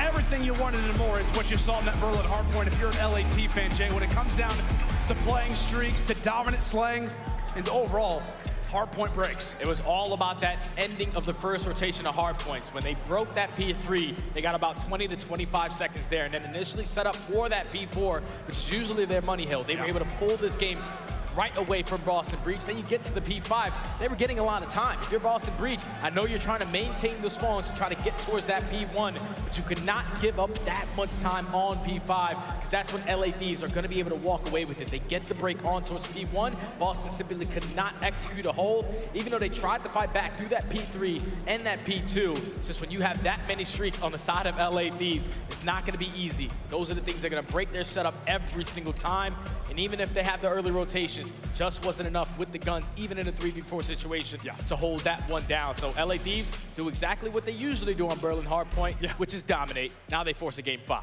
It only took us to get to map 4 before it felt like we finally saw the LA Thieves in their major 4 form. Some excellent work out of those boys to get us now to a game 5. A spicy one indeed. A top 6 guaranteed placement is on the cards as well.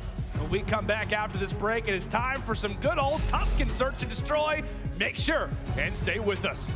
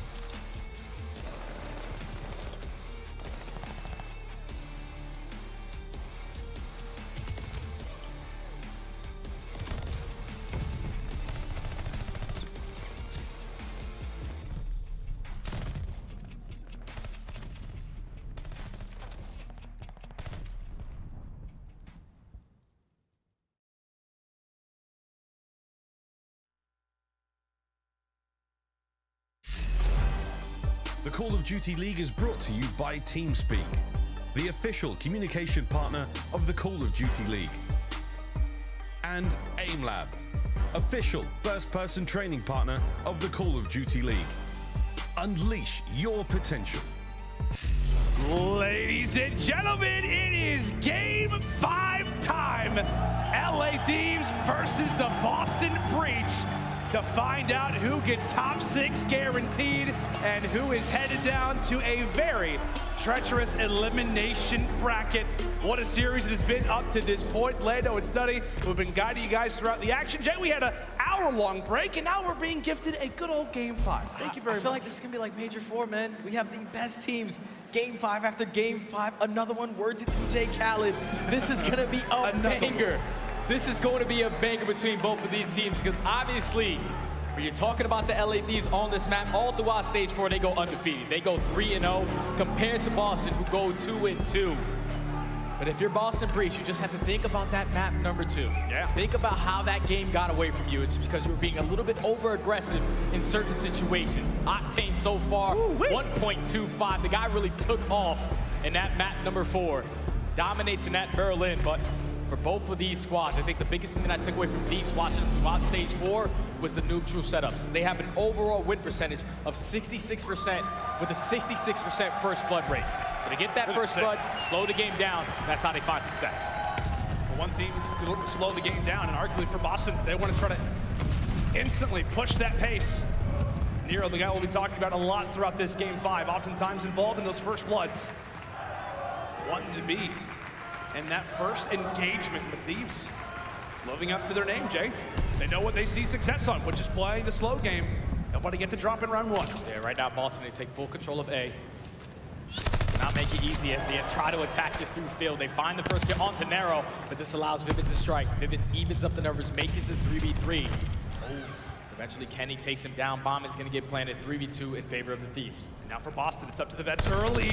Methodz tagged up, but not dropped. Meanwhile, it's TJ lingering out through the fields. Great stun toss, rather a great stun toss as Arcitys able to skip in his life for a moment. TJ gets dealt with, and now it is all on to Chef Tony. The Thieves, calm, cool, collected. Round 1 belongs to them. Just take their time, get the first blood, and then play the trades at that point.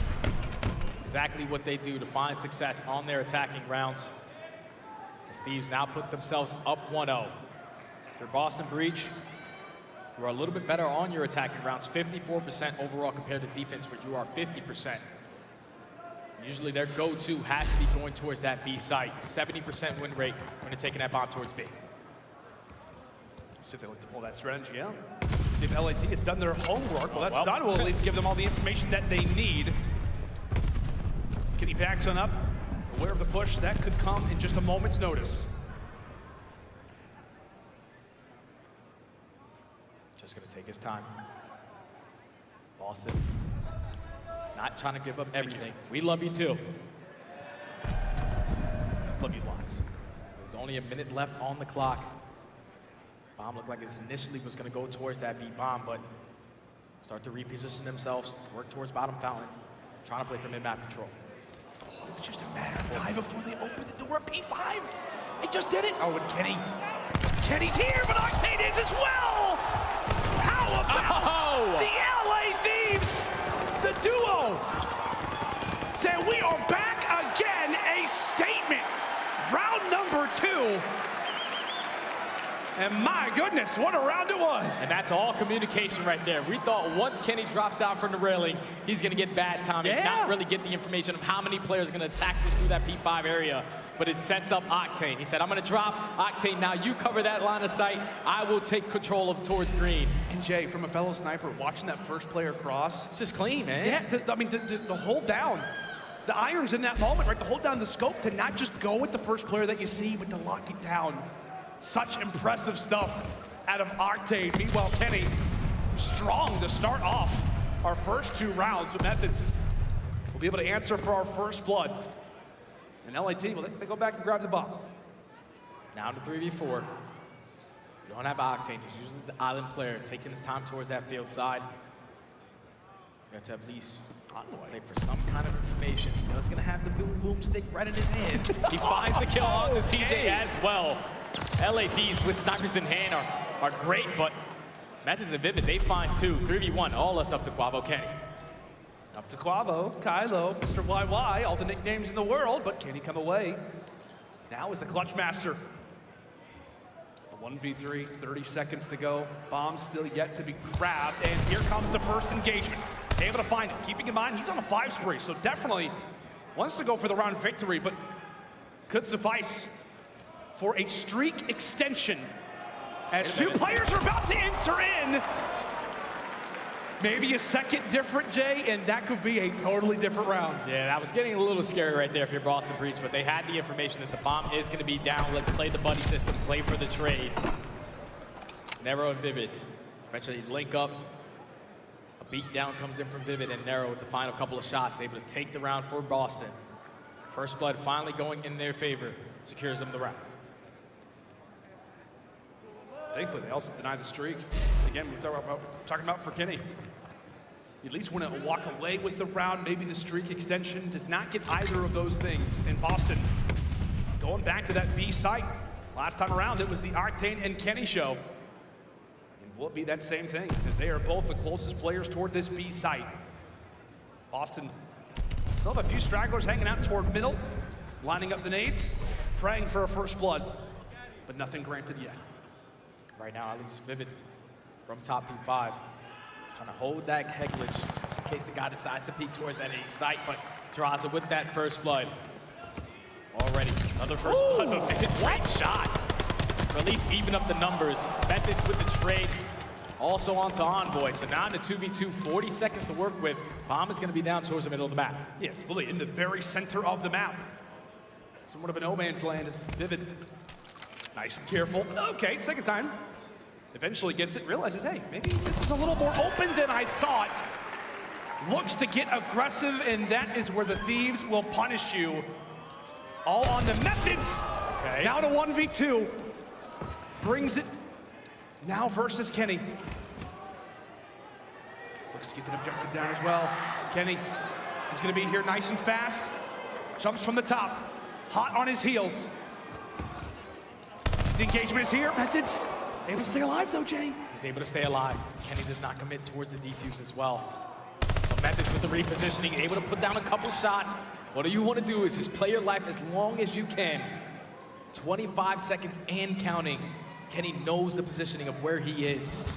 Just does he get the great timing on when the challenge is going to come in? He actually thinks he rotates this all the way towards fire. Oh, hop on it.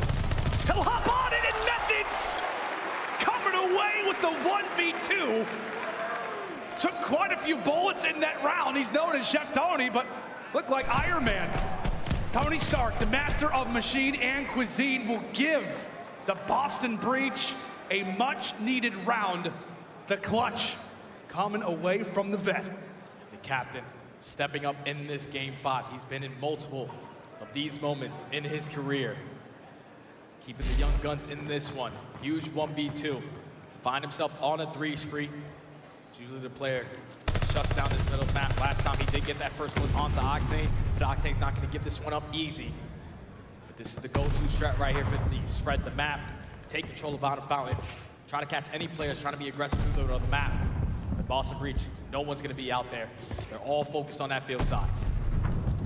And this is very well a hot spot for our first bloods. A great toss comes in from Kenny. Vivid will live to see another day, live to see another round. The Breach on the defensive end will now have to work off the man disadvantage. Methodz versus Octane. Takes the head clean off, and Drazah will take down the teammate. Now a 3v2.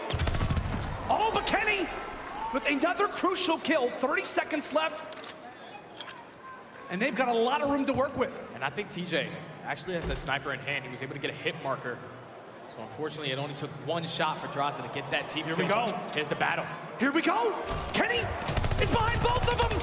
It's going to be awarded for one, but now it's a 1v1. Oh, Kenny!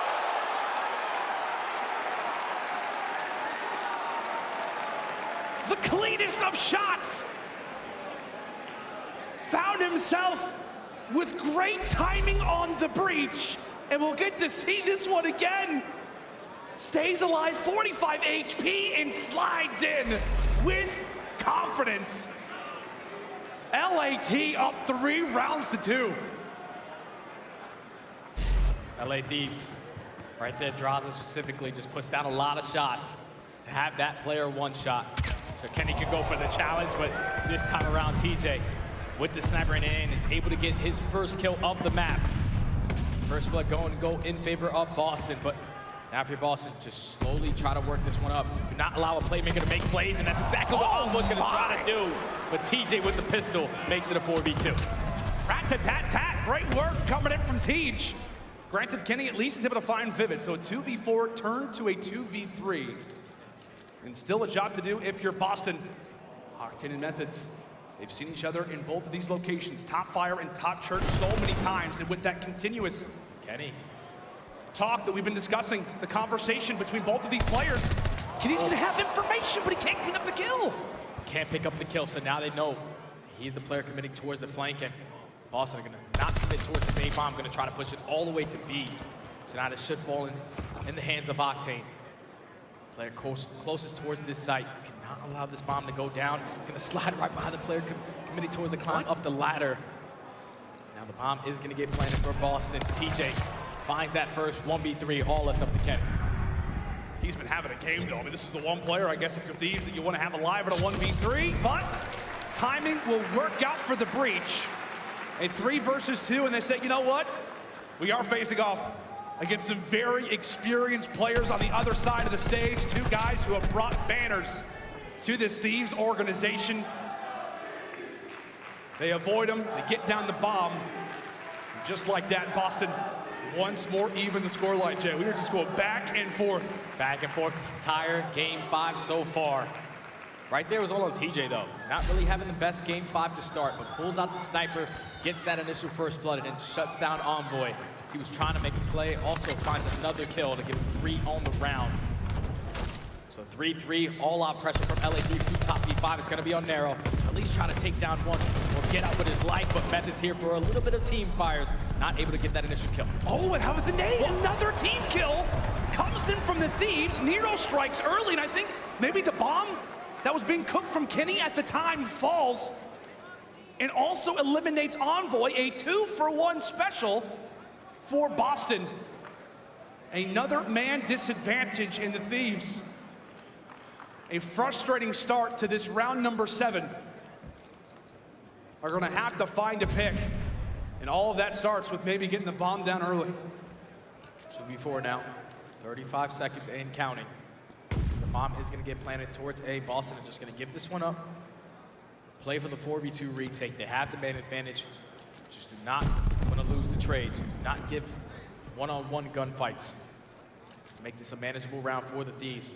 Time is still ticking, but Methodz with great shots onto Octane. All left up to Drazah in the 1v4. They're just gonna hop on the defuse. They're gonna hop on the defuse. Drazah at least have a strike for the first. 20 seconds left. Someone's gonna have to go and challenge him. Someone's gonna have to try to take him down.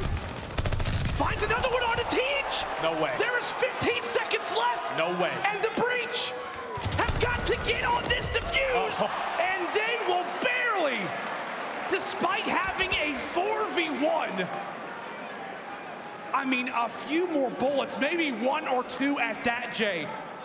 And we are talking about a 1v4. Sweat off the brow if you're Boston. 100%, Wow. because right there, no one was committing towards the flank, towards top fire. Everyone was playing towards that site. Was trying to body stack, not give any easy kills to Drazah. But he was just picking them apart one by one. Right there, it all just comes down to Nero, his reposition to jump on that male fire tank.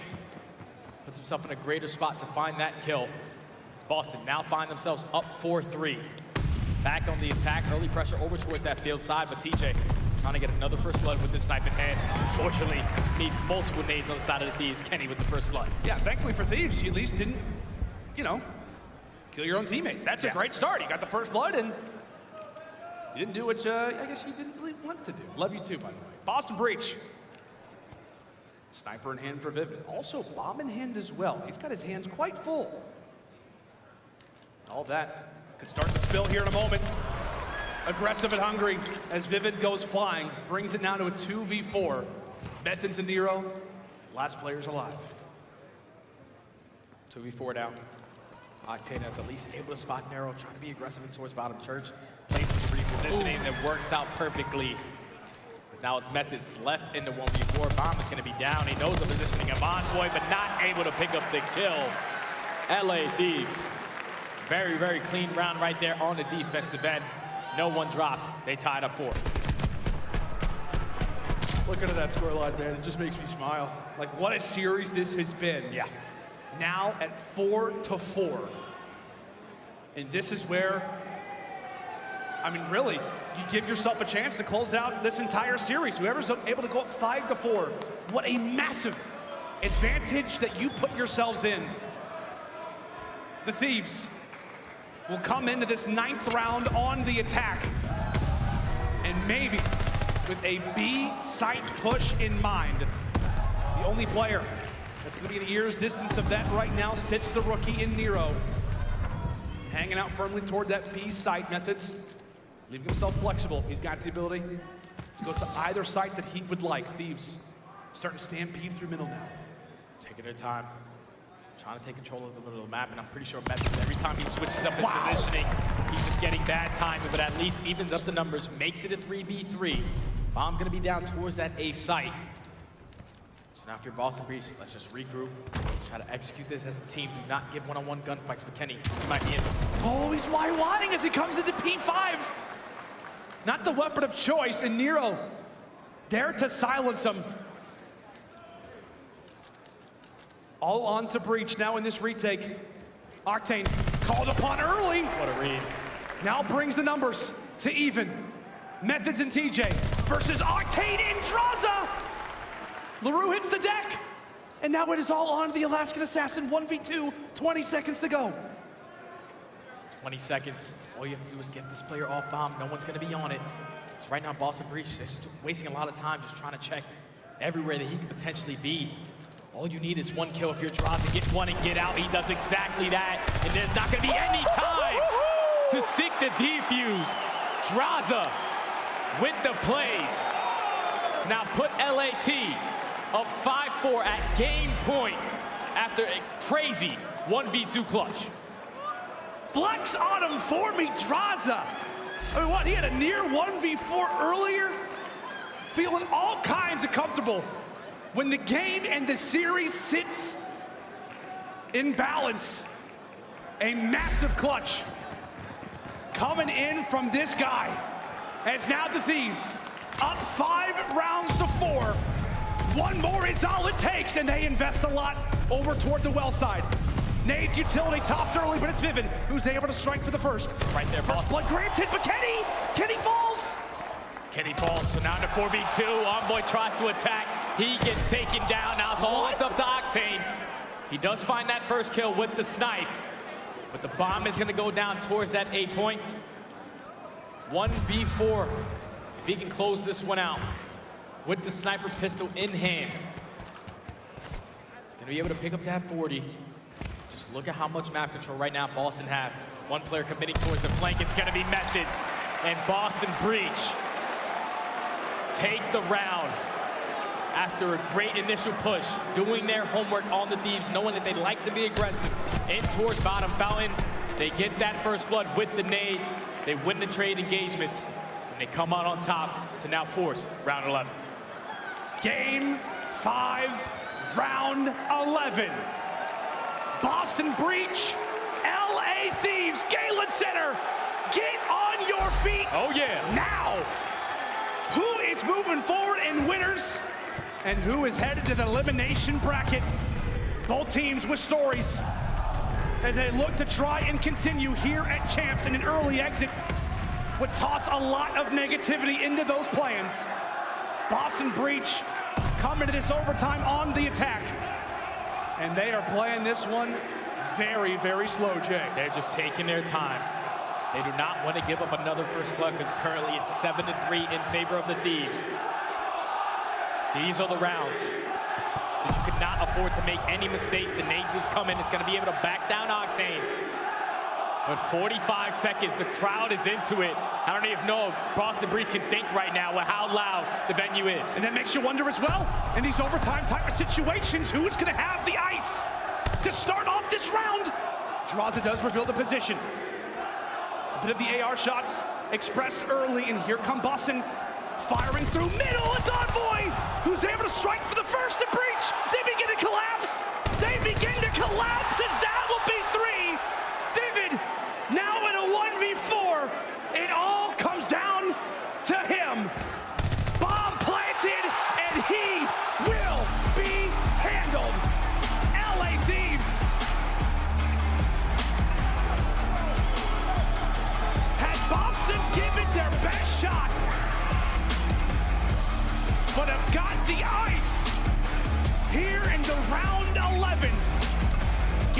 T top 6.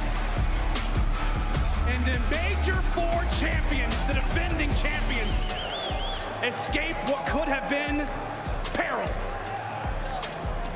What a round 11 it was for both of these teams. They wasted a minute on the clock before anyone initially tried to do anything on the map. But right there, LA Thieves is too strong on their defensive holds. You have one player committing towards that field side. One player in TJ who is watching towards the middle of the map.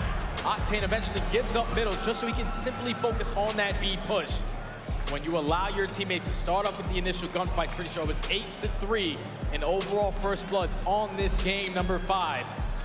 As LA Thieves, you're right, man, are able to clutch up in this search and destroy. And if you would have asked me before this series, obviously we know the history between both of these squads hasn't been favored at all on Boston Breach side. A lot of their series probably 20-25 minutes whenever they're playing against the Thieves. But to come out here, win 2 respawns versus one of the better teams in respawn at their better maps, Boston Breach are not a team to mess around with. Just a couple of things that they have to fix in search and destroy. When you're having such slow rounds like that, you cannot afford to get first blooded, and that eventually is what costs them both search and destroys. Yeah, that is it's a heartbreaking way to go out, man. It's a heartbreaking way to go out of the winner's bracket. Obviously, Boston still alive, right? Yeah. I mean, they're still going to be alive in that elimination bracket, but it just felt like the momentum was there, right? They get gifted that control. They're able to send us to a game 4. They really don't answer when it comes down to that Berlin, and we come into this game 5. And this Thieves team, who, as we said, has really started to try to make themselves as complete as possible coming into the later stages of this season.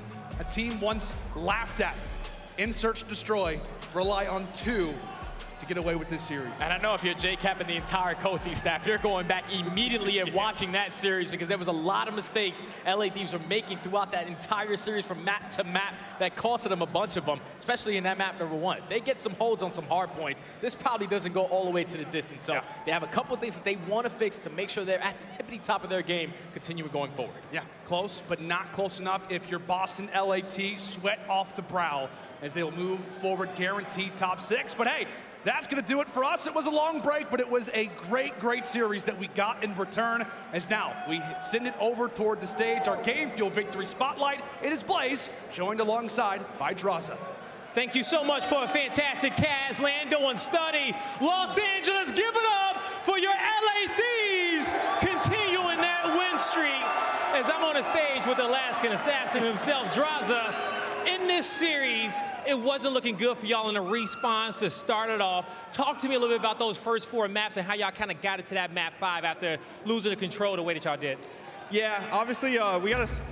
Sometimes we start off slow in map 1s, and I think the S&D really brought us back into the series, and we had that Berlin control pretty free, and I think we lost like an 8 to like 19 life lead, and it was like 20 or maybe even 10 seconds left, so we just got to make sure that we hard play our kills after we've done so much in the round, and then just do the easy shit. Let the objective play itself there towards the end. Exactly. And now you come over towards map 5, where it's search and destroy, another objective game mode, but you guys played it so well, tied up 4-4 at the end. You come out with a beautiful double kill to help get that round 5. Tell me about how the team was kind of playing there in those last few rounds to kind of clutch up. Yeah, that was a huge match. Obviously, going to losers is a very tough run, so I think we all just like stayed composed. We knew we choked them, control, which brought us into the map 5. But I think we just stayed communicating to each other and just like played together, and that's really what made us win. Yeah, and I know that's doing a lot for the confidence of this squad coming off that Major 4 victory. Any words you want to give to this LA crowd? You guys are insane. That 5-5, you guys were going crazy. I can hear you guys. Like, you guys are insane. I love you guys. Thank you so much. Absolutely insane. That's going to do it for me and Drazah on the stage. Des, take it away. Woo! Thank you very much, Guy. Well, welcome back to the Game Break presented by Prime Gaming. That was, I don't know, where do we start, guys? That was a banger. It was a banger. That was pretty good. Yeah. That was pretty good. That was pretty good. No, that was a super tense series. I think, especially what was said from the casters, from Jay and Lando, that there was a lot of mistakes, though. It has to be said. Thieves will be very happy to get through that. Wins a win. But it was very much a game that they got through, not that they won, so to speak. You wanted to be a bit more comfortable in the finish, but hey, man, a win's a win. We'll take it for now. And oh man, that was sweating. I can't imagine. I saw it, and there's a lot of the fans out there, tons of LA Thieves fans showing up. Amazing turnout.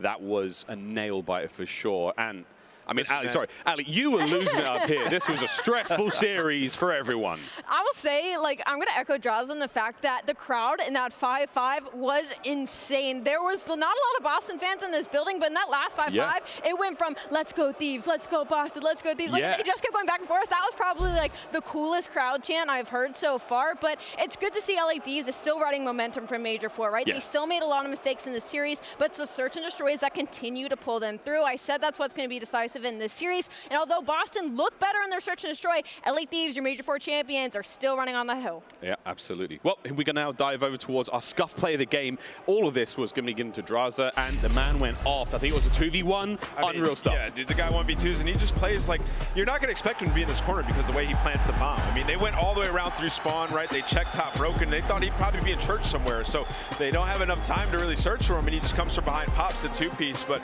I just want to talk about LA Thieves and their search and destroy game throughout this. Like, there was a moment on that game 2 Desert Siege, I thought they were going to lose it. Like, they were giving up mid-map control, castle, and you saw Boston was bleeding them out. Pivot was picking up the first bloods, and LA Thieves, they adjust their gameplay. They started to take mid, and they win that map, and then going into that game 5, like, that was a tough round 11. Like, these guys had to get the Drazah 1v2 in the round 11. They throw all their util early in the round, and then you see Boston had their nades. They threw all their nades over at him on the statue side, and they back him down, but they don't commit to it. And Thieves just put them in the gauntlet chokehold and win that round 11, man. Just a beautiful adjustment out of the LA Thieves. They had to tap out in the end, man. They had to. That was, of course, our scuff play of the game. Now we take a look at our game fuel tactical play. This is going to be another crazy 3-piece from that insane series. Vivid. The man put up the work. This was, of course, coming from the Desert Siege Search and Destroy. Yeah, unfortunately they weren't able to pull it back, but LA Thieves got a big lead when it came to this map, and Boston Breach called their way back in it, and it was off the back of Vivid. Yeah, and also, I mean, we were talking about the 3-pieces from Vivid as well. A huge moment in the control on top of things as well. He had a good series. I mean, there's so many times, though, that we've seen him make plays like this in this Search and Destroy, but we were talking about it in that map number 5. He was having a bad time in map 5. He was just making some rogue plays, and we saw him push statue by himself like they get a kill, and he tried to make a hero play pushing through. I mean, it's because his gun was hot, right? Like, and those are the things you'll learn at a tournament like Champs. Like, people are going to be, they know where you're going to be coming from, right? Like, they know Vivid's trying to make plays, trying to be that hero, and these are veterans. They shut him down there in that game 5, so tough one for him. Also, what is it about that B-bomb site on Desert Siege right now? We've seen 2 players get absolutely world-starred in very similar situations. How many more before the week is out? We'll find out, ladies and gentlemen. But hey, what an unbelievable series. We will march onwards. We've got another one. I'm sure if you heard, of course, we have OpTic Texas versus the Toronto Ultra coming up just after this. Guys, can't wait. Any sort of high-level vibes there? Ali, we'll start with you.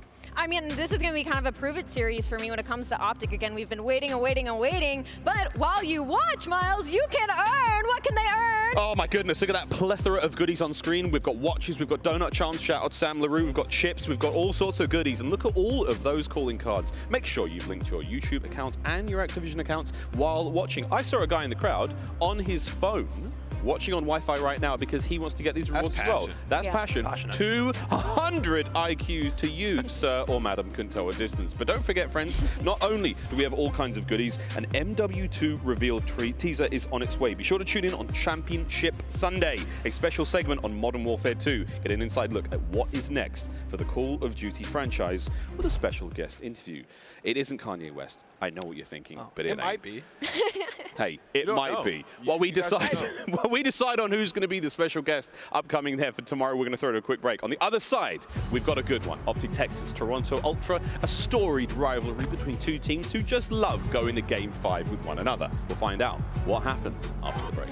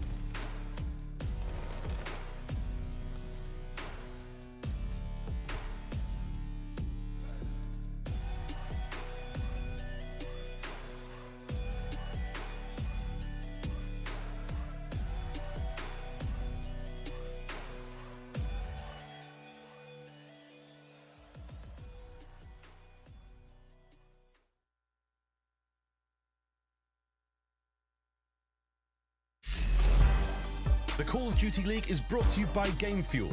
Victory in a can. And upgrade your game with a Scuff, the official controller of the Call of Duty League. Amazon Prime members get free games every month and a slew of free content for your favorite games like Call of Duty. Claim yours now at gaming.amazon.com. Hello and welcome back to the 2022 CDL Championship. Maven here, joined by the beautiful and the glamorous Stud, aLLeY, and Ant. Stud, first off, before we get into this crazy one, you just came off a barn burner, bro.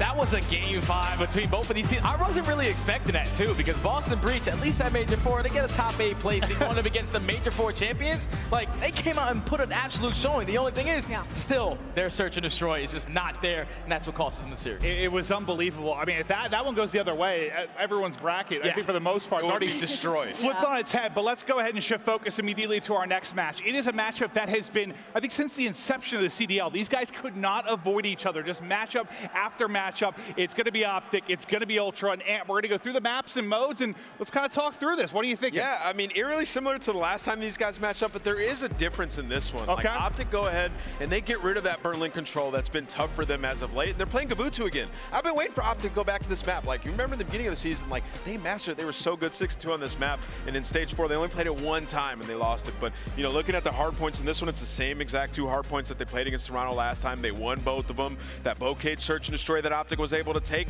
granted it went all the way to the very end, but OpTic's looking good at that map as well as late. No, 100%. aLLeY, we're gonna start talking about Texas a bit, and it's just like, does it feel like a lot of teams here, it's like if they can just clean up like one mode, like if OpTic can get the control rolling, they got a chance to make a run, right? Well, what's funny is control was their best mode, right? And then in Major 4, it was actually the S&Ds that were carrying them through, and you have to look at Shotzzy and iLLeY for that. They were literally putting them on their back when it came to that game mode, and I feel like as long as OpTic can get one respawn they're comfortable in, they could make an easy run here. The thing is, that's interesting about this matchup, though, is both these teams, the SMG duo is struggling heavily. Both these teams, their SMGs have a negative KD coming off of Major 4. On the likes of OpTic Texas, it's going to be Scump and Shotzzy, which is mind-blowing because Shotzzy has been disgusting all year. He's unfortunately hit a bit of a dip, but what a place to hit a regame than it be during the champs run.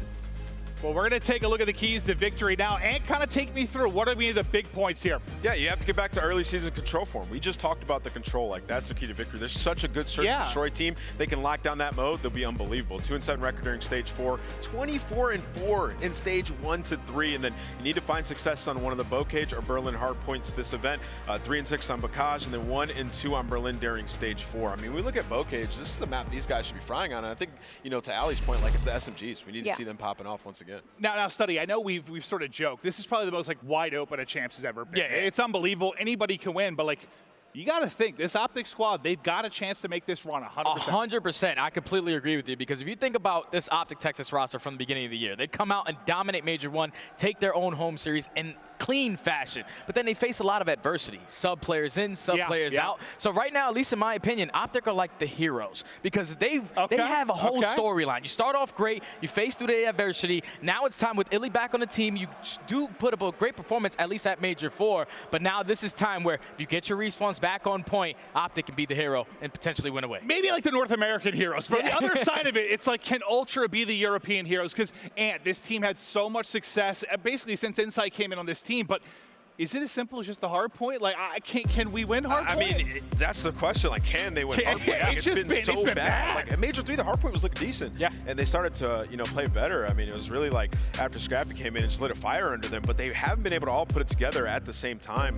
You know, in the matchup that they had versus OpTic Texas, like, the map 1 was super close. Like, a couple points and they take that one. And then also, even in the game 5, when you look at that series, if Cammy wins that gunfight on Shotzzy, they win that round, they probably win that series. And yeah, I mean, they're just a couple moments away from making it further in these tournaments, but I feel like I've lost faith in this team when it comes to the hard point. All season long, it just hasn't been there.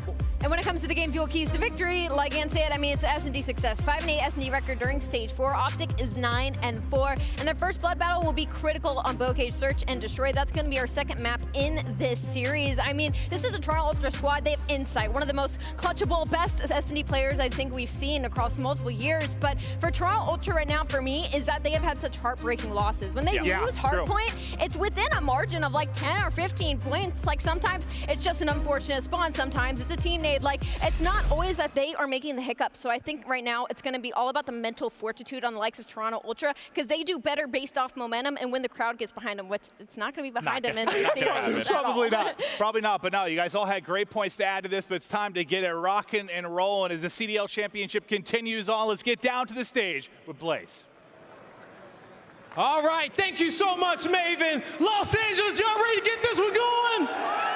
Yeah! Coming to the stage is a squad coming from the north that you do not want to mess with. Now, let's see, make some noise and let's see what they're all about here at our Toronto Ultra.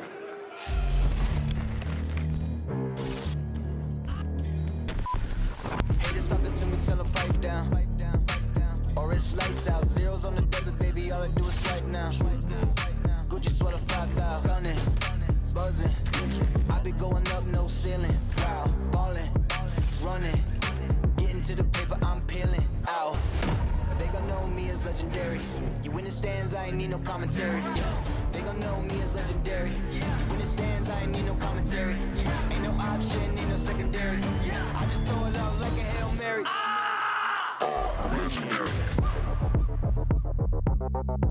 Los Angeles, make some noise for the Toronto Ultra.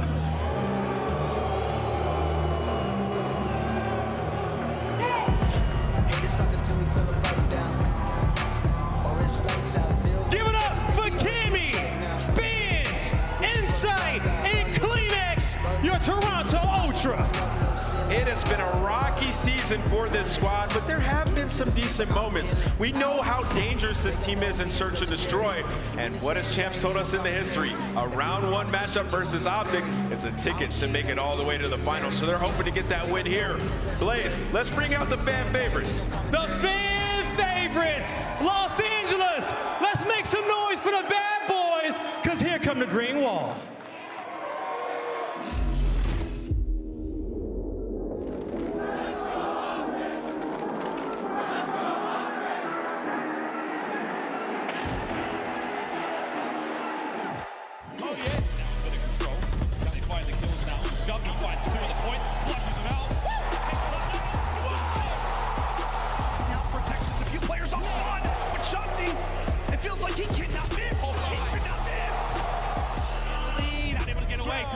One we got. Dashy coming through in the pistol. That's going to be nearly the first. Pulls off the pistol and gets it done. Afro.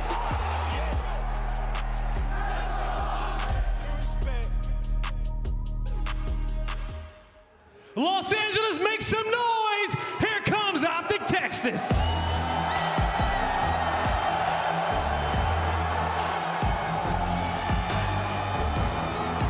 Give it up for Dashy, iLLeY, Shotzzy, and Scump. OpTic Texas. This team just looking to recapture that glory from the beginning of the year. It has been rocky, but they know they can do it. OpTic Texas are ready. Ultra are ready. A showdown that we have seen so many times since the beginning of the CDL, and it's time to get it going. Blaze, let's get it rocking. The stage is set. Los Angeles, are you ready? Make some noise for your casters. It's Chance and Miles. Thank you very much, Guy. Wow, we have a good one on our hands here, man. It's quickly become a classic here in the CDL. OpTic going up against Toronto Ultra. They've got a lovely history against one another, and it's all been fun. Game 5s abound, and hey, the way today's going, I wouldn't be surprised. I mean, dude, every single time they square up, like, there's so many storylines that run deep between these players as well. Last year, at Champs, Toronto knocked out all 4 players for 2 different teams. They beat OpTic with Scump and Dashy. They beat the Dallas Empire, and well, now that those 2 teams emerged, Toronto looking to do it in one fatal swoop. Well, well, well. Looks like Hitch managed to get his drop on a plane to LA. As the green wall can be found quite literally in every single corner of the country.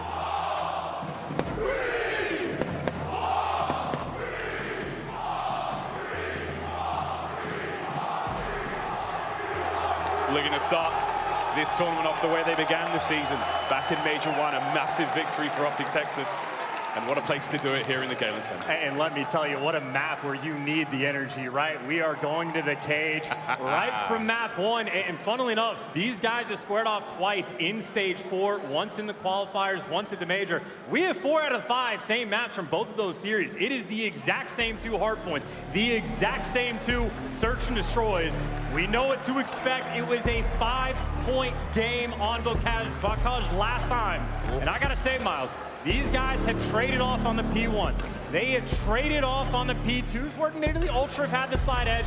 Traded off on the P3s, but the game really starts on the 4th and 5th hard point. OpTic have dominated P4 against Ultra, and while the P5s, it has been money hills for both teams. I think that is where Toronto needs to make sure they lock it down, because on this map, well, OpTic 2-0 against them. See if we try to make sense of the madness. Bocage, map number 1 here. First match for these 2 teams here at Champs 2022. Here we go, kicking things off with Ultra. Already, the rapturous applause here in the Galen Center for the kills as Scump and Dashy don't like the feed up. The time as well. Hey, I'm almost giddy with excitement to watch Scump at Champs. This is the man that he lives for this event. And hey, he gets dropped now, but you already know the Jinja Ninja is looking to come out with some fire to start the day. Dashy as well. We talk about his KD all year long. Very impressive work indeed. We talk about trading on T1. This is exactly what we expected the script so far. Low numbers in the kills to fuck, low numbers in the time. Looking towards top left-hand side of the map, OpTic in control. And these are 2 teams that they play this exact same way. They love to just force the left side of the map. They care so much more about the left side spawns than the actual P1 time. And CleanX, maybe he's going to care about a streak. This might be a very early glide. Watch out, really. He spawns close and he gets 1 in him before being done. Now, 4 down. OpTic full control. And look, Toronto, this is P2. They have been the best P2 team in the game, so OpTic already making those adjustments. Put all of that emphasis on the left side, and now you got Scump responding. Already that 7-2 start. Look at this setup already. No one in backside of 10. You're looking to hold this one from inside barn, keeping that front line forward. Ultra trying to find an angle, trying to find an opening. Anywhere you can find is going to be a big win. As Vance has managed to slip on through, taken care of. iLLeY's getting the kills as well. As new looks from OpTic Texas here at Champs, the setup flies. It's perfect. You had such a tight setup at the start, ready for the flanks, but now you get the free roamingness for Shotzzy. Free kills over on the left side of the map, and he can just push the pace. This has been a beautiful P2. I know he gets shut down, but even for these final 15 seconds, OpTic will be fighting to collect, but this is already a very solid lead. Yeah, 10 seconds remaining here on P2. You can see that one closed out, bottom side of Grannies. For now, Ultra territory. 2 seconds on the clock for them. But they have been slowed down indeed. CleanX, look for him to go toe-to-toe with Shotzzy all map long. Those submachine guns are going to be ringing. 8-4 overall. See how it goes, though. Hard points up. I mean, Ultra need the response, though, right? They finally win the rotation down by a decent chunk, and hey, maybe CleanX would be the guy to try to run the show. A 3-spear again from him. You know the top side of the map has been open, but OpTic, honestly, they've been more or less stuck on the spawn side of the map. Here's CleanX. A free 2, maybe just make it 1 for CleanX, but in the meantime, OpTic already got the break. Yeah, break's good. Spawn's still close, though. Looking towards Scump now. He's got pinned in spawn. iLLeY's going to find a kill or 2 as it's tight, trying to make his way forward. You open it up, but over to Shotzzy now. The next man in. Smooth moves. No more kills. Good hold. As OpTic, they managed to stay in the point this whole time. They may not have the kills, but they got the score. And look at the setup, though. Look at the setup. OpTic already swinging out towards the bottom side of the map. Number 7, Shotzzy, trying to keep these players trapped. This has been the hill where OpTic have utterly dominated Toronto, but now the spawn's gonna make it weird. Toronto don't exactly get there first, but if you're down by 40, this is your opportunity to make amends. The OpTic looking to run this one. Bottom side of Granny's done. Over to barn now we go. A minute on this hard point clock. Cammy looking for a corner. Can't find a single thing. Scump's in. Dashy in the feed as well. Insight towards the backside. And again, we're slowing things down right now for Ultra. We are in uncharted terrain as OpTic are playing them like fiddles. I mean, hey, no one's getting this hill time, though. All this emphasis for the spawns, but how much of this time can you actually collect? Ultra finally step foot inside. This has been one of the slower Bokaches you were going to see. These teams trying to be controlled. The nades through the windows on point. And Insight gonna get taken down. OpTic, the break's not quite in. CleanX, the last man standing, trying to stay alive and doing a decent job. Look at how he's milking it, trying to keep his team in the game. Breaks on for OpTic once again. They managed to get into the hard point.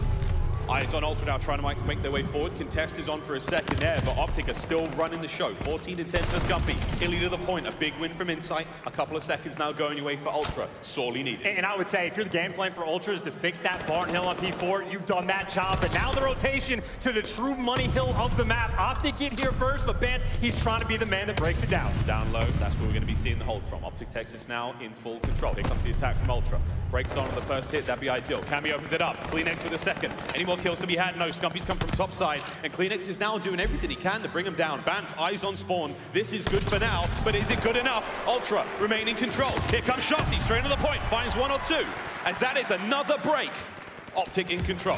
Still players trying to be annoying, and the nades coming through. Ultra, I mean, again, you saw the 94%, but they're being annoying. They are keeping them pinned back. At least OpTic has not been collecting this time. I'd say Ultra have done the hard work, and again, throwing their bodies at the point. You don't quite get the clearance, and it looks like OpTic still collects, but that is 2 hills back-to-back, where Ultra do at least a halfway decent job.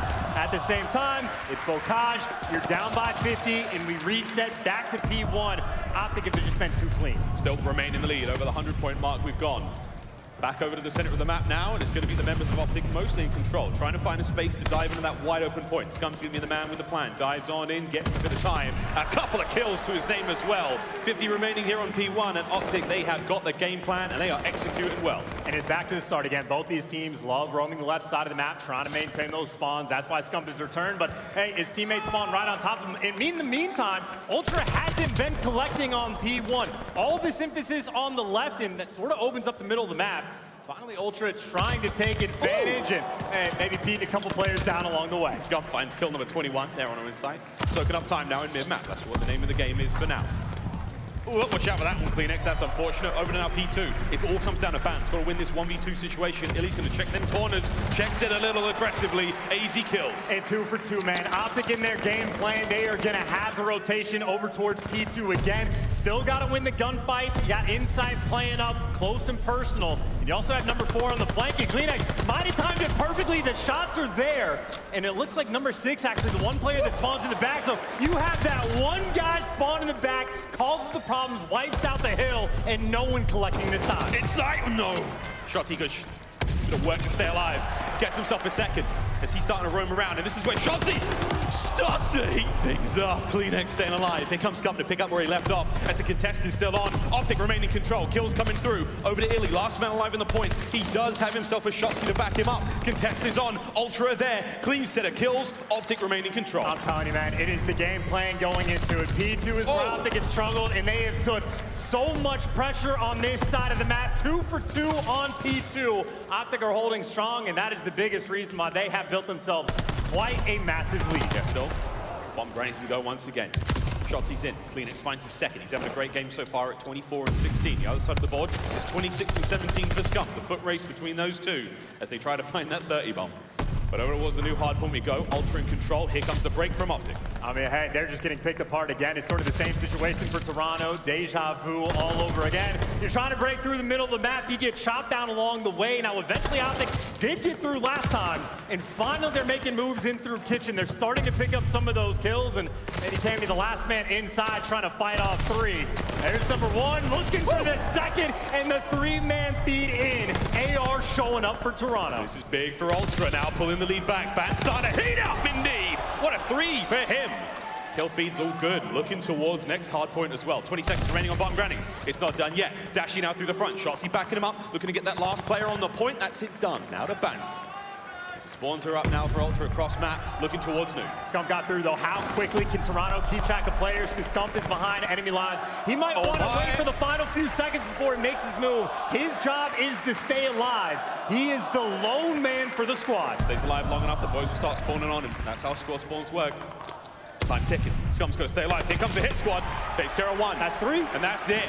Last man alive. Spawns have flipped now. Ultra on the right-hand side of the map, trying to make the attack. And Scumpy, it's 29 and 20, a 3 spree for him. Heads up play, 200 IQ in a massive lead already built. He's making the slow plays to make Bocage look easy. A massive lead, and hey, Toronto trying to fight right back inside, but Scump is roaming. He is slaying. He is looking for the 2. can't quite get it, and maybe a bit of contest time, but I'm already staring at it, man. It is a 60-point lead on a map like this. Toronto, their only path back in is to turn this rotation into a money hill towards P5, and honestly, looking at the minimap, they might be able to do it. Minimap now is up. Look at number 4. That's where the next hard point is going to be. Coming down from the bottom side of the map now. Here we go. Vance looking to clean up the remaining members of OpTic now on the point. Over there, Dashy mid-map. Vance finds himself a second. Can he snap one of the next? And Shotzzy, he does. Another big set of kills for Benjamin Vance. I mean, this is it. Moment of the game. Toronto can hold on. Yeah. They can make this happen. One more for the glide. You get the back spawns covered in OpTic. They're trying to pinch it. You flood through. Shotzzy gonna fall. Couple players on the flank. Scump again trying to make that play. Still holding on. Scump's managed to sneak on through. Done. Clean care of. Looking forward streaks now for Vance. Look at the game clock as well. 1 minute 08. This is going to start to get crazy. OpTic, get things going from the top side. You get to one player off the point. The game clock starts running. 30 left here. All this time getting collected in the point ultra. Streaks. This could be one of the largest comebacks on this map all year, but they partially lose those spawns. You get the glide. You can't get Shotzzy out of the hill, at least not for a moment. But it's only 15 seconds left. I got to say from Ultra, it's a massive deficit they're working from. They still got a long way to go, but they're at least trying to keep things mixy. This is not over yet for either of these teams. 196 in climbing. We can see the 200-point mark crossed over now for OpTic. 49 seconds on that game clock. That is going to be the decider. Back over to P when we go. Third and final set. And hey, man, I'm diving this upon OpTic. Any second you get here is a good one. I know they've been super controlled with those left side spawns, but you better at least make sure you keep them off the point. Scump, first man up, first man down. OpTic have now lost those spawns. Still that 50-point game right now between these two teams. Every single second will matter. Operation keep them off the hill for now. Guns are up. Cammy's going to be the man to dip a toe. Inside, he is tagged up, trying to just get rid of these OpTic players, but they are everywhere. iLLeY, Dashy, 2 to their name. Less than 30 seconds on the game clock. Now Dashy still keeping the kills going. You have streaks, you're running out of time. Yeah, you might be right. Yeah, don't actually touch the point. You are playing keep away, and you got the beams all over the map. The AR's running supreme. 15 left on the game clock. OpTic, this is how they love to win. And this is a disgusting start. It's a last-minute streak from Vance. It's not going to be enough, though. It's 8 seconds on the game clock. You can dive on it all you want, but Scumpy kills all over the place. The hard point will be up now. OpTic going to leave it for the time being. See you later.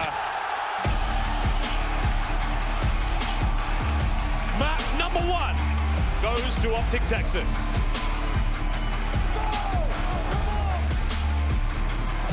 And that truly is their bread and butter on Bocage. I mean, how many games have they had this year? 8 or 9, where it comes down to the game clock at a certain point, only a minute left, and they just milk it till kingdom come. I mean, that is almost the perfect game plan right there from OpTic. It was actually P2 where they were making the adjustments time and time again. It is big plays by Scump, locking down rotations over towards P4, and that's what we expect from the King, leading the lobby in slaying the damage on point as well. That is the Scumpit champs that we know. Yeah, 37 and 27 for the King. Map 1's in the books. We stay on Bocage though. We're going to go and search and destroy now. Gavutu after that for map 3, and Chance, this one should be back and forth as well. This is how every single series has started, right? At least the past 2 they have played. OpTic win the map 1 Bocage, and funnily enough, OpTic actually chose to be Team B. They have the higher seed coming into it, but when they choose Team B, they basically pawn off like the hard point decisions to Toronto. What that means is OpTic get to choose where the S&Ds are going to be. It has always been Berlin for the map 2. Well, they have flipped that one around. And I think if OpTic are choosing the Bocages back-to-back, they want to run the show. They want to push the pace and try to run them over as quickly as possible. So we will be back on the cage, and obviously OpTic did have that hot head. There is something going on down there. Yeah, we've got sort of the champions of each team. I mean, the fella with the hat, the camo, we've got like Cammy 2.0 on the right-hand side. These guys are just having a great time. The Galen Center has been sensational. It's amazing to be back here. As there is an air of tension. Again, in the winner's bracket, our first matches of the tournament, first matches of the day. Everyone's still in this comp, but a victory here puts you within top 6. That is where things start to get crazy. And something to look out for. God, I love America. Oh my Sometimes. God. Your point, sir. You had something to say. Yeah, Bocage S&D. So obviously these guys have played it twice, and we had the qualifying stages. It's basically been a first blood shootout, right? So all Toronto Ultra, the first time they played, ran the show, got a nice little 6-4 win, but all the adjustments got made. OpTic coming into the major got 8 out of the 11 first bloods, and obviously there's 11 first bloods. It still went to that round 11, but OpTic certainly brought out the game plan going into the major. And honestly, it has been a battle of adjustments.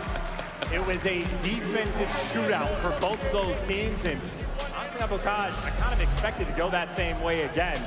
I mean, we'll take a look at the map 1 highlights and see who's got the hot hand on the cage, but at least in my mind, any offensive win either team is able to get is going to go a super long way from map 2. Yeah, quick look at the highlights here from map number 1. This is, of course, the opening hardpoint, spicy stuff. OpTic with a great lead chance. They managed to hold to that almost the whole way. The game clock certainly coming into effect a little bit later on, but either way, Scump comes to play every single time at champs. Lowest KD we've seen him have, what, 0.99, I believe you said a moment ago. Yeah, can you imagine? I mean, can you even imagine? Like, the kid comes up to play when it matters the most, when the chips are on the line, and he's looking for his second ring here in the Call of Duty world.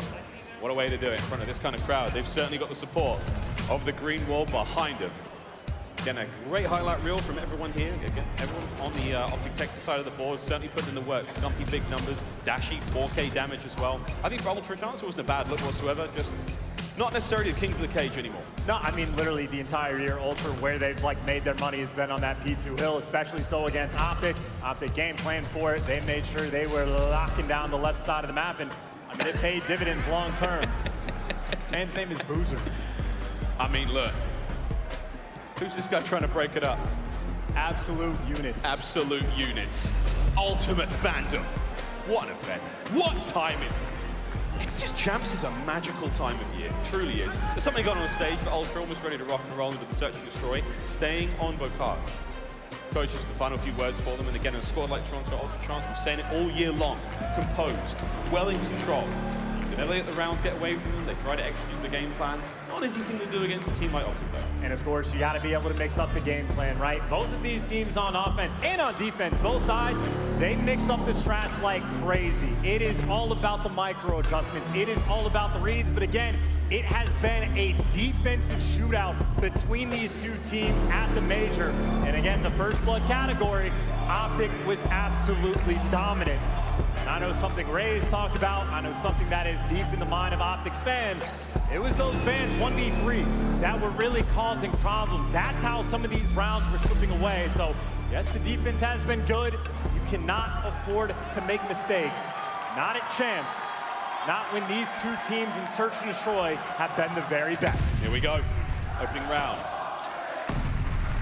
And it is an explosive affair here on Bocage. Shotzzy will find that first blood, and wow, Vance's whole head is ringing after those nades. Hello. Whole body now ringing out with bullets. A 2 versus 4 already. And again, any offensive round win you get is a big one, and OpTic looking to keep things off right. Again, their first blood, they have been on point. They deliver with the nades. Now you can see they are taking their time. They are looking to deliver with the round. Playing very slow. Clock ticking. The 2 remaining members of Toronto Ultra on defense now spread so thin, they're going to get overwhelmed, whatever happens. And before iLLeY was having his hand issues, OpTic got to a point where their S&D was looking nearly perfect. It is about not making mistakes, and it's about getting the trades on the back steps, and there you go. Shotzzy's the bait, iLLeY's the man that knocks it down, and the perfect S&D. Maybe not the timing, but the gameplay should continue. Cleanex working on the 1 versus 4, but bomb down, Shotzzy shreds them. And this is the clinical efforts that OpTic Texas, when they are at their best, that is exactly what you love to see. Nades for the first blood, no mistakes being made. Someone is always there for the trades. Incredibly important first round. Trust and teamwork in the squad. It's what helped win the Major 1. Good look so far. And the man on your screen there, Anthony Cuevas Castro, one of the finest to ever touch the sticks. On the other side of the ball, Cleanex. Great day for Toronto Ultra. Any man with a kill for his team so far, as now we will see Ultra on offense. Is the lead going forward, and everyone's bringing out all the little tricks here at champs. And again, just these like hard reads, right? A couple players down the back alley. Yep, iLLeY was looking for the snipe. You don't see the boomstick too often on this map, but when you know your opponent so well, You can look for the freebies, but you missed that shot, you gotta readjust. OpTic have spread the map in Toronto, taking their time. And if you don't check this corner at this point of the year, well, maybe the army crawl will show off just a little bit of that map. He's moving himself around just enough, though. 3 members now of Ultra making their way through barn. Checking the top side with the stun. Here comes a bit of a hit. Tags are through. Cammy with the first blood. And that is a spot to be in. Doesn't catch a single piece of Dashy with a pre-fire. So now, Ultra are making their way across towards B. I don't know if they're going to check this corner. Now Fancy's making the hard read and now trying to get out of dodge. Now you get the intel, you get the bomb plant, you already have the man advantage. Ultra looking good. Great move so from Scump. He's making his way directly across the map now, looking to find himself over towards the B site. Tags are in. Insight manages to stay alive. Here comes the pressure. Inside comes Bance. It's a big win. The Scumpy stays alive. Kemi with immediate trades. Now it's a 3v2. As Dashy and iLLeY have got to kill those players and defuse that bomb. And they're just running out of time at this point. CleanX on bomb, gonna make the easy play, and now Dashy, he's just gonna get played with, and look at the work from CleanX. The nice little bounce back. I mean, a defensive shootout the last time they played, and already 2 for 2 on the attack. And you can see how close it is, right? Vance gets the intel on Scump, tries to make a play. Scump nearly gets the kill on inside. It is down to the wire, but Ultra responding with a near perfect round of their own. We have seen some outstanding search and destroy from both of these teams against each other throughout the year. The pressure is on here at Champs. Attacking round now for OpTic, looking to lean towards A for the time being. Ultra with quite a wide spread. The opening salvo of fire, not going to come to too much. And CleanX, he has rung the dinner bell, but no one on OpTic's hunter. And Cammy gets the pick as well from that back tank. That is going to shut down the push over towards outer. Stuns don't help anything too much in that situation. The bushes are always tricky, but now OpTic in this 3 versus 4. The River's going to be pushed up.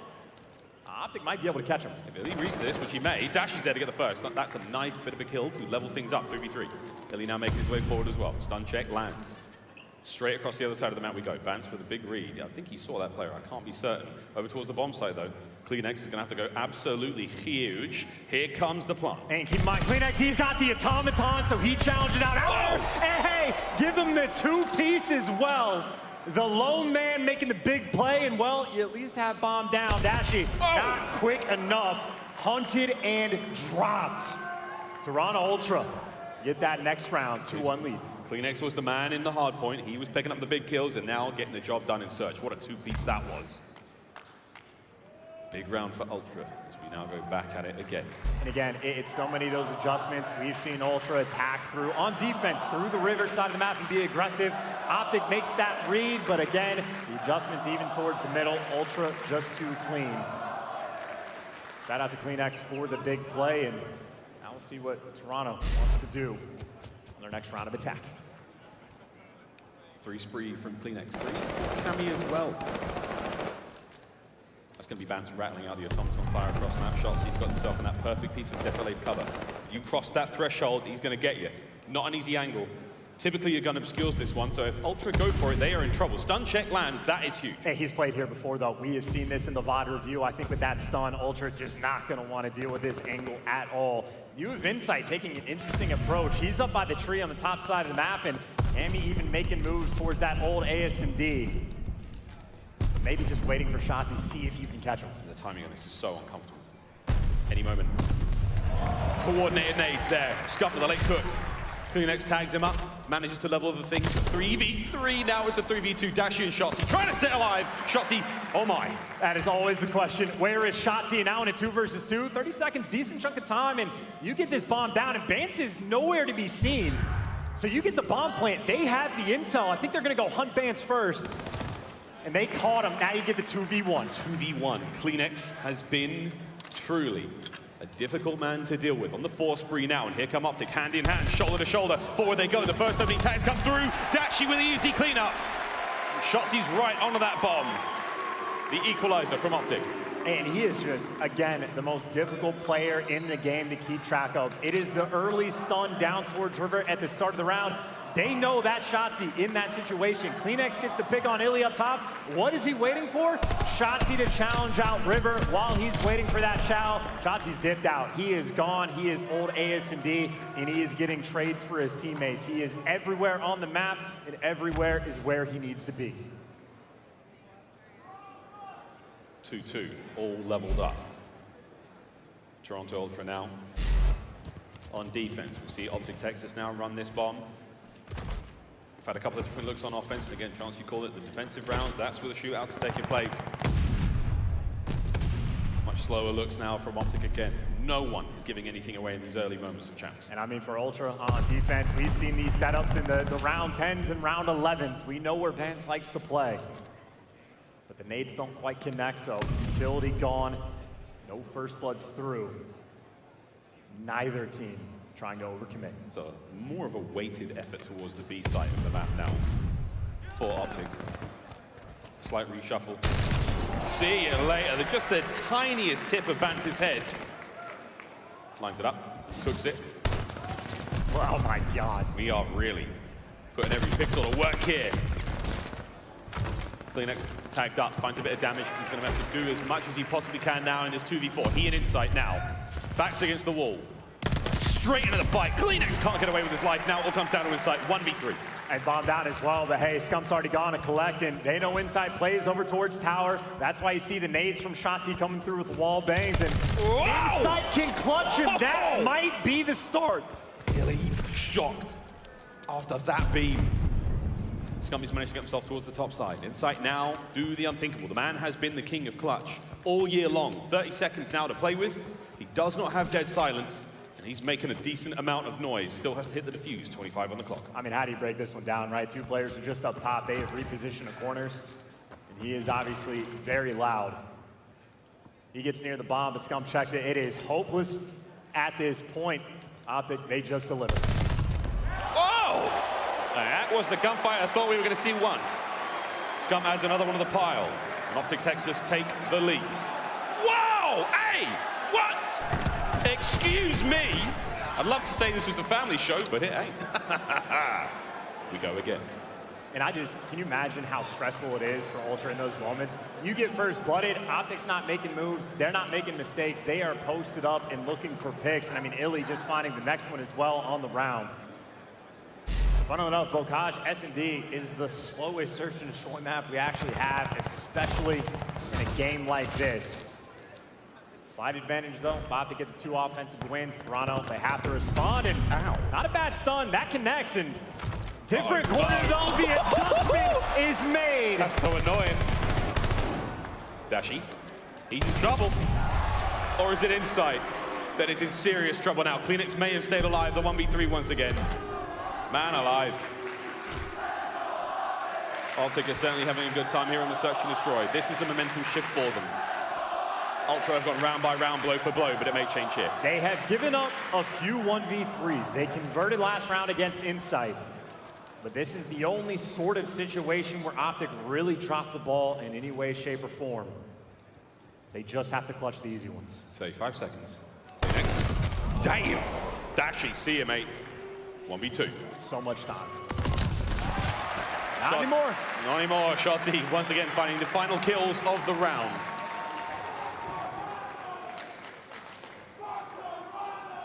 It's not very nice. It really is. I'm telling you, like the devil in the details, right? Scump all year long when he's in kitchen, he plays the corners in the back. The gunfight he had against Vance earlier on in the game, he is sitting in the backside of kitchen. What is he doing that one? He gets stunned. They know the chow's going to come through. Plays up tight in the close corner. And again, the smallest little things go such a long way. 4-2 advantage, not too shabby. First to 6 here in Search and Destroy. Vance, howdy. Wow, what a kill from Shotzzy once again. An unbelievable first blood. OpTic will take the lead here in the life department. Got a lot of presence in mid-map as well. And now they're just waiting out the nades as well. I mean, Vance is just getting punished on that side of the map. Cam is getting forced to back down, but again, baiting out some of these tacks and nades, making sure no one makes mistakes. The wall bank's coming, dude. Again, they are looking for an Insight. Again, so stressed. Over to the B-bomb site, now we go. OpTic Texas have overwhelmed Insight. He's had to retreat. Is it enough, though, to get anywhere closer? Yes, onto the bomb site we go. Cammy with the trades. 2v3. OpTic Texas still has a man advantage. Here we go. Bomb planted. Shotzzy's made his way out. And Cammy, he should have this. The shots are good. There it is. Now a 1v2. Map point. OpTic Texas. Man, brought the gunny. That is a bold challenge, and they convert, by the way, in the background. Dashy's making reads over back barn, waiting for these flanks. OpTic, the game plan on point for map 1. They chose Team B. They wanted this Bocage for map 2. And maybe we are seeing why, for the moment, running them over one more round. Ultra have been silenced here on Bocage. Bans every opportunity he's had to try and make a play. Snuffed out and destroyed by OpTic Texas. An aggressive look now from Ultra. Forward they go, flying under the cover of the charismatic and courageous CleanX. An opening kill, first blood now to dip on out. It's Dashy up next. Tags are great though, he gets pushed back. Oh my goodness, the pressure now on. Vance wins it. Ultra's round now to lose, 3v1. It's the king. It is the king at Champs for the 1v3. He is completely surrounded. He is getting toyed with. He is tagged up. And he is not going to convert. Ultra with the boldest of game calls, right? You're down 5-2. Nothing has been working. Just fly at him. Hit straight through the middle of the map. Make some sort of aggro play. And I mean, CleanX, if nothing else, has been a man on a mission. They are down, but man has 10 kills to his name. I think right now for Toronto, honestly, the biggest problem has been those first bloods. Not in that round, but overall, they have been outclassed. That is what they're looking to fix. Got to try to somehow disrupt these fantastic setups that OpTic Texas have had here on Bocage. Any opportunity you can to rustle them jimmies. Let's get it. Once again, OpTic Texas with the opening salvo of nades, lethals, tacticals, the kitchen sink, all thrown. CleanX is gone. The champion of Toronto Ultra, an early exit in the round. I mean, that is the worst player to lose in a moment like this. And a little bit of map control. Cammy's aggressive as well, but he got spotted. The man on God Tank saw him out this entire time. They don't even back, and they are guns up. You let him get aggressive, you set the trap, and you pounce. It's a firing squad at the back line of Bocage. Now, the two remaining members of Ultra here in the map. And maybe the series. As OpTic Texas forward they go at full strength. The two men hit towards A. Two players now on the other side of the map as well. And it's seemingly perfect. We are back to Major 1 form in the search and destroy department, planting the bomb towards A. Here comes Bans trying to make something happen. Ultra have grouped up. Last chance, Toronto. Inside has the most clutches in the league. You need him to deliver. Him and Vance working the outer flanks, but you are so loud and the timing does not go your way. Inside finds the first one, but a 2v3. Only 30 seconds. This is so tough. They've got dead silence to play with as well. Bans is activated, so he's going to start to make some moves. 25 to go. Dashy managed to make it now. All a 1v2. A big win from Bans, staying alive. 20 seconds. The clock's still ticking in favor of OpTic. If they stay here, it's all good. It's a good amount of damage, but it's not enough to get the kill. Bans is soon done. This should be the round. Enough time has been purchased, and iLLeY from atop the tank. It's not shells or bullets. It is simply time. OpTic Texas. It is a slaughter on Bocage. A 2-0 lead in the series. And look, these are two titans of search and destroy. That is the most dominant game between these two teams that we have actually seen. We've had 2 round 11s, 2 round 10s. Right there, as good as OpTic possibly could have expected. The first bloods they saw on this map at Major 4, they have carried over to Champs. They dominated that category. Mistake-free Call of Duty. That's 3 for Shotzzy, 2 for iLLeY, 1 for Scump, and a fantastic game across the board. Even for Dashy right there, Big Bruce, 6 kills, 5 assists. The teamwork on point. That's exactly what you wanted to see out of OpTic Texas. A bit of a hiatus the whole team had to take with iLLeY's injury. The practice they managed to garner through the New York Major certainly starting to pay off. Gavutu Control will be the next map in the series. Tuscan Billions, we have to go any further. If you're an OpTic fan, feet are up. You're enjoying the show from here on out. But there we go.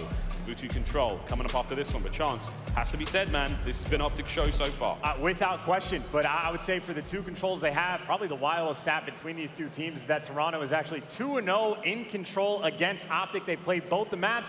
It was the Gav where when Toronto completed the reverse sweep, Gav is where it kicked off, so I know they got the lead, but against Ultra, I assure you, it is not yet safe. Anything can happen here at Champs, and likely, ladies and gentlemen, it probably will. We're going to throw to a very quick commercial break.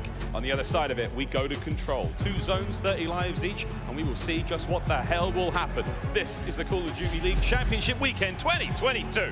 See you after this.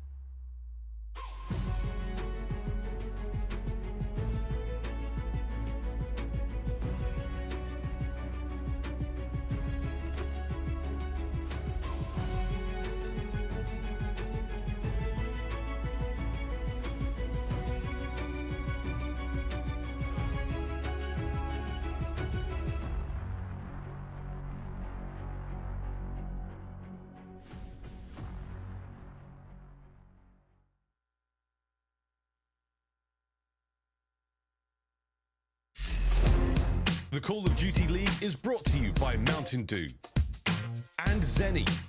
Armor your eyes with Blocks gaming glasses starting at $24 by visiting zenny.com/CDL. Ladies and gentlemen, hello and welcome back to another winner bracket matchup here at CDL Champs 2022. We're almost ready to rock and roll into Gavutu Control, and OpTic are up 2-0. Looking fantastic. The practice is paying off. And I feel like at every single major, we just witnessed a team like catch the hot hand. At Major 4, both New York and LA Thieves just came out and started looking godlike. And I think OpTic, if you close this one into 3-0 with the number of Game 5s that we have had to establish dominance like that early on, I mean, that's just the way to set the tone for Champs. I mean, all you want to do now, if you're an OpTic fan, is not get to Game 5 whatsoever, because that's what's happened all day today, and it's been shenanigans and wild things and all sorts of to-dos in the crowd, cosplaying as like, you know, characters from the game. It's nuts. It's insane. Champs is not disappointed yet. Almost ready to go into Gavutu Control. Again, an interesting swing map and mode for a lot of teams here in the league, Chance. It is the beginning of every reverse sweep. Literally a heartbreaker. Absolutely, and obviously it's the map where Toronto Ultra started to turn things around, but I think when we were looking at the search and destroy for OpTic, that Bocage, yes indeed, as good as it gets, getting the majority of the first bloods, mistake-free Call of Duty, and it's their best S&D they've looked since the start of the year. And at the start of the year, these guys were the most dominant, without question, control team in the game. As of late, though, that has not been the case. 3-7 in their last 10, but so many of these Gavutus were from the start of the year. A guy like Scump, one of the very few SMGs that when he pulls out the AR, shows utter dominance. I want to see if OpTic can return to that form like we saw in the S&D. Because if these guys are looking scary in control, I mean, hey, they could be a front runner for the whole thing. Look at iLLeY's cam, man. I mean, that boy is locked inside of the map. Over towards A we go now, and his kills either side. Trades come through. Shotzzy back going to pick up a couple more here. That's a nice opener. A nice set of kills, no more. Over towards A we go. We stop the clock when someone is capturing a point. iLLeY, the man to get the job done for now. I think Scump might have just missed number 2, by the way. So you got battles on the bottom side of the map.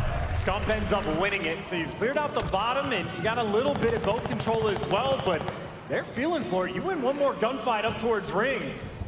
He might be a little bit open, but Scump, he's looking for the kills. He's trying to be the roamer. OpTic are trying to force A through. 15 seconds remaining. There's 24 lives remaining for OpTic Texas now to throw at the attack. Clean set of kills now for Toronto Ultras. They're pressuring now in towards the spawn of OpTic. Big kills again from Cleanex. A 4 spree now for him. It's starting to get a little dangerous. OpTic need to find these kills. Good time. Big bit of work from them, but Cleanex is so sneaky. Great work from iLLeY. Opening now to get your way across map. That's exactly what OpTic need. Yo, and look, man, you had 2 back-to-back Bocages where you just end up getting stuff. What better way to get some momentum than starting on defense for Gavutu Control? And maybe you make sure you convert. Ringside now open. Couple players on the cross. They're making the break towards B. The Cleanex, I mean, he's been getting to the flank. How do you not turn around? Where is the support? Oh, all of OpTic are gone. They're looking towards the A side of the map now. Scump's the man out of spawn, straight to the jaws of Cleanex. Oh my God. Chews him up, spits him out. Now OpTic, left-hand side of the minimap. They are trapped. The round is done. I mean, literally, what better way to get some momentum than to get defense on control on Gavutu for round 1? That is perfection. That is 0 ticks that came through. There is not a moment where OpTic, I mean, they had a solid opening break, but as soon as that falls through, there is absolutely no recovery. And already long-term Ultra, I mean, if they just get what? I mean, the normal thing is to capture A. You have a success rate of at least getting that capture 85-ish% of the time. If Ultra can just do the basic thing, have a decent start, long-term, they are going to be in a very sweet spot. See what happens now. Ultra attacking. Defense has been the key to many victories here on Gavutu Control. Scumpy Bans. Bans gets that first blood. Now pressure mounting. Looking to take control of as much of the map as possible, Toronto Ultra, while not just capturing A, but also maintaining some form of ring control, because you want to get towards B eventually. For now, it's all good. OpTic is slowly but surely looking to retake the boat. Here they come. Bans should be able to catch at least one more here, and he might get more than that. Ultra now with the advantage. You play for this glide. You play like this is your life on the line. And well, iLLeY at least is there to shut him down. And funnily enough, No ticks have actually come through. Ultra have kept this boat control, but that doesn't mean they're getting any of this time. They are still fighting tooth and nail. Well, they've got control, they've got boat control, no time. Now on to the point they go. Let's go for a quick listen in, which are on to Ultra. With Dashy behind. One more. Shotzzy is in P5 or ran back to cages somewhere. I'm stitching to you. Okay, one top ring coming down our ramp. Yep, looks like it's playing. Okay, I'm missing. I can play for a sec. Move you. I'm sure now. Nice. He's on the guard. Where is he? Guard rock. Yeah. He might have gone back. I see Dashy, bro. Yeah, might run down S1 boys. I don't see S2. I've given S2. I'm checking my pinch. Playing super. I think they choked this, okay? Okay, we'll look for Dashy. Yeah, Dashy's going to be on the beach, okay? I see Shotzzy top red tower. Okay. All he is a wing. Show me from green. Yeah, show me from top ring. Top left ring. I see green. Top left green is top ring. One back red tower, what are you doing? Down 2-0 at COD champs, but never a moment of chaos or confusion, as calm as can be. And Vance, even in advance, calling out Dashy low beach. They know everything that is happening at all times. Now they just have to execute. Oh, here we go. This is the beginning. Cammy's got ring control. Two members of OpTic now towards that B zone. One towards the back, one's up on spawn. This could get mixy real fast. Here come the shots. And that's a huge kill from iLLeY.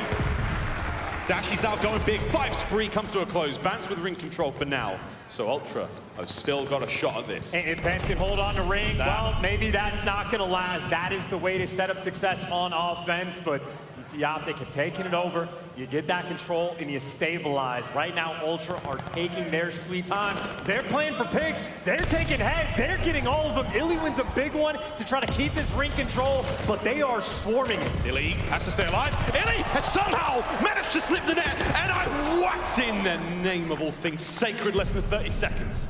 Bance got to hold this ring down himself. Can't get it done. Good nade. Stun connects. 20 seconds now to play with. OpTic, just stay alive. Don't let anyone get close to that B zone. You're all good in the hood. But for now, Ultra on their bikes, flying forward. I mean, hey, if you can make this last-ditch effort sort of play, if Cammy can try to make those moves and fly, maybe some semblance of success, or maybe you get shut down because his defense on Gavutu. He does get dropped, and maybe a good thing right now for OpTic is Scump ended that round on a 3 spree. He's double negative for the moment, but getting in the swing of things, wipe off the hands, get the sweat off, and try to bounce back. But already, everyone knows the name of the game. It is about the ticks to get the defense for the round 5, and Ultra, they got that 3-tick lead. 3 ticks, or segments as they are called in game. It's the portions of each zone. Capture them. The team with the most gets defense round 5. We have to get there. Start up 1-1, here we go again. Ultra will be receiving the defensive end this time. Opening nades coming through. Scump's going to get a bit of a haircut now. Still on a 3 spree. Looking to find a few more. Cammy dies to a barrel. Been a while since we've seen one of those in Gavutu. Doesn't matter in the slightest. They still win every single gunfight after the fact, and Shotzzy might be top bow, but you have no map control. They are desperate for a single tick, let alone more than 3, let alone some sort of success on offense. Once again, in the blender spawn, no semblance of map control. Outside of falling off the map or dying to a barrel, Ultra have been nearly perfect on defense. This is just looking, I mean, dire. Not over yet. 27 lives to the 23. Ultra with the life lead. Less than 40 seconds to work with, and OpTic have not been able to find a whole lot here on offense. Dashy's going to get caught throwing the nade. Kleenex still alive at a spawn. Scump wins it. Forward now we go. OpTic might be able to get on the point. Yes, they do. They stop the clock at 29.8, capturing the A zone, waiting for reinforcements to arrive. iLLeY going to be the man to push the front line forward as the tags come out. Not enough to get the kills. His boys are now starting to flood forward. Good timing, not enough. Insight, what a win that was. And the Dashy will make it 1. Can he find the second? That's awkward as he gets dropped now, but 16 seconds remain, and the capture is still on for Shotzzy. Holy Shotzzy. You can win gunfights like that, but that doesn't mean you can win a round on offense. They still have not gotten a single tick. Still hasn't come through. Shotzzy dancing with the devil, but still the lone man. He's still only able to get 1. Hey, ripping heads. He right now is trying to be the hero. Oh my goodness, he's flying out the hill. He's doing it all right now. What an unbelievable string of plays this is. He's got the second segment on his way as well. His boys are on B. iLLeY has somehow made it across map, and this just got real difficult for Ultra. Shotzzy and iLLeY, that 1-2 punch combo. Can you knock him out, or but maybe you're gonna fall. The swarm too quick, the coverage not good enough, and still no one actually on A. We're going to let this one go. We're going to move in at the last possible second for Scump. Here we go, 3 seconds. We're waiting for something to happen here. Dives in, the last possible moment. As Scump, he may have saved it. If he gets killed, it nearly is done. Stack on up now to your OpTic Texas. 1.5 on the clock, and the melons on that team to make that kind of play. Another minute to go here in the round. I mean, good God, talk about coming down to the wire just for an A capture. I mean, that is a Herculean effort out of Shotzzy. Man, and that is still as close as that. Now, you do have a little bit of ring control. You have CleanX in between you. Hey, it's his teammate that takes him down. Number 2's going to fall to trade to ring. And you get reset, but keep in mind, it's 7 versus 5. OpTic can try to win this 1 of 2 ways. Clock's ticking. 25. Bit of a fight through boat. Awkward timing. Scump checking every possible corner. 20 seconds. Oh my God, Cammy's made it through. This could get ugly real fast. Cammy, that's a big play. That might be the round indeed. He stays alive, that's one thing. Massive out of Cammy. 10 seconds now. And Ultra have stayed alive firmly. Dashy the last man. Ultra will take the lead. And they still maintain the segment lead as well. Yeah, in a weird moment of like communication towards the end as well. Like Scump is looking for the man on the flank, but no one actually turns around waiting for it. So Cammy just daggers them towards the end. And I don't know about that lead. I think it's tied up on 6 right now, but it's a situation for Ultra where if they get 1, you're good for the defense for the round 5. So it's an easy job ahead. OpTic, they're gonna have to be pretty much dominant on defense, and it's not like the slang has been too great either. So when I talk about dominant, I mean Ultra. Just be conscious, play for the kills, and you should be good to go. Not the best start, but Ultra can afford to take their time. Slowly but surely, Scump cleaning the boat side of the map. That's a good start. Great kills from OpTic. Now pressure's on. Oh no, Phoenix done as well. This is bad looks for Ultra. They are pinned. They are being held down and taken to task right now by OpTic Texas, who have opened this round up with an explosive fury. I mean, look, if this is going to come down to slaying, right now OpTic are still down by 7 or 8 kills, and you can see Ultra, they have turtled. They know the situation, but the next one falls. The next one falls. The next one is gone in the pressure cooker. This could be it. Go away from the light, Ultra. Stay away from it. You are trapped. You are in trouble. If you can get out, that's one thing. But for now, it's Scump on the cliff face. It's Dashy by ring. Heavy covering fire from inside is going to pin him down, but it's not enough. And I think it's about a 2-kill difference right now where OpTic are still, 2-kill difference. We are nearly tied up. OpTic, we're looking for the dominance, and they might be able to do it. Might be able to get it on defense now. Ultra have got to go big. 15 seconds. Flying forward. Kills help. Segment's being better. Oh no, you're running out of opportunities now. Bounce managed to get himself in towards ring. Another massive kill from Shotzzy. If you get him on the point. One thing, no! I think it may be settled. It may be done. OpTic Texas, what a stunning defensive round. I mean, that is unreal. So many kills in a row. Put him in the blender spawn, and I thought with the turtling, the Ultra would have been able to buy a single trade. But they get obliterated. Into the final round we go. Oh, they've done it. And look who got defense. It was the kills that came through in the end. You slayed them out so heavily in that last round. OpTic Texas set themselves up for greatness. This could be the 3-0 right here, right now. I mean, this is it, and you got a couple players on streaks. You get a glide on defense, it makes it that much easier. Both teams have gotten bullied. And already on the attack, Scump making moves, able to strike for that first blood, and it looks like maybe OpTic giving a bit of that control, but hey, the kills have been falling into their laps.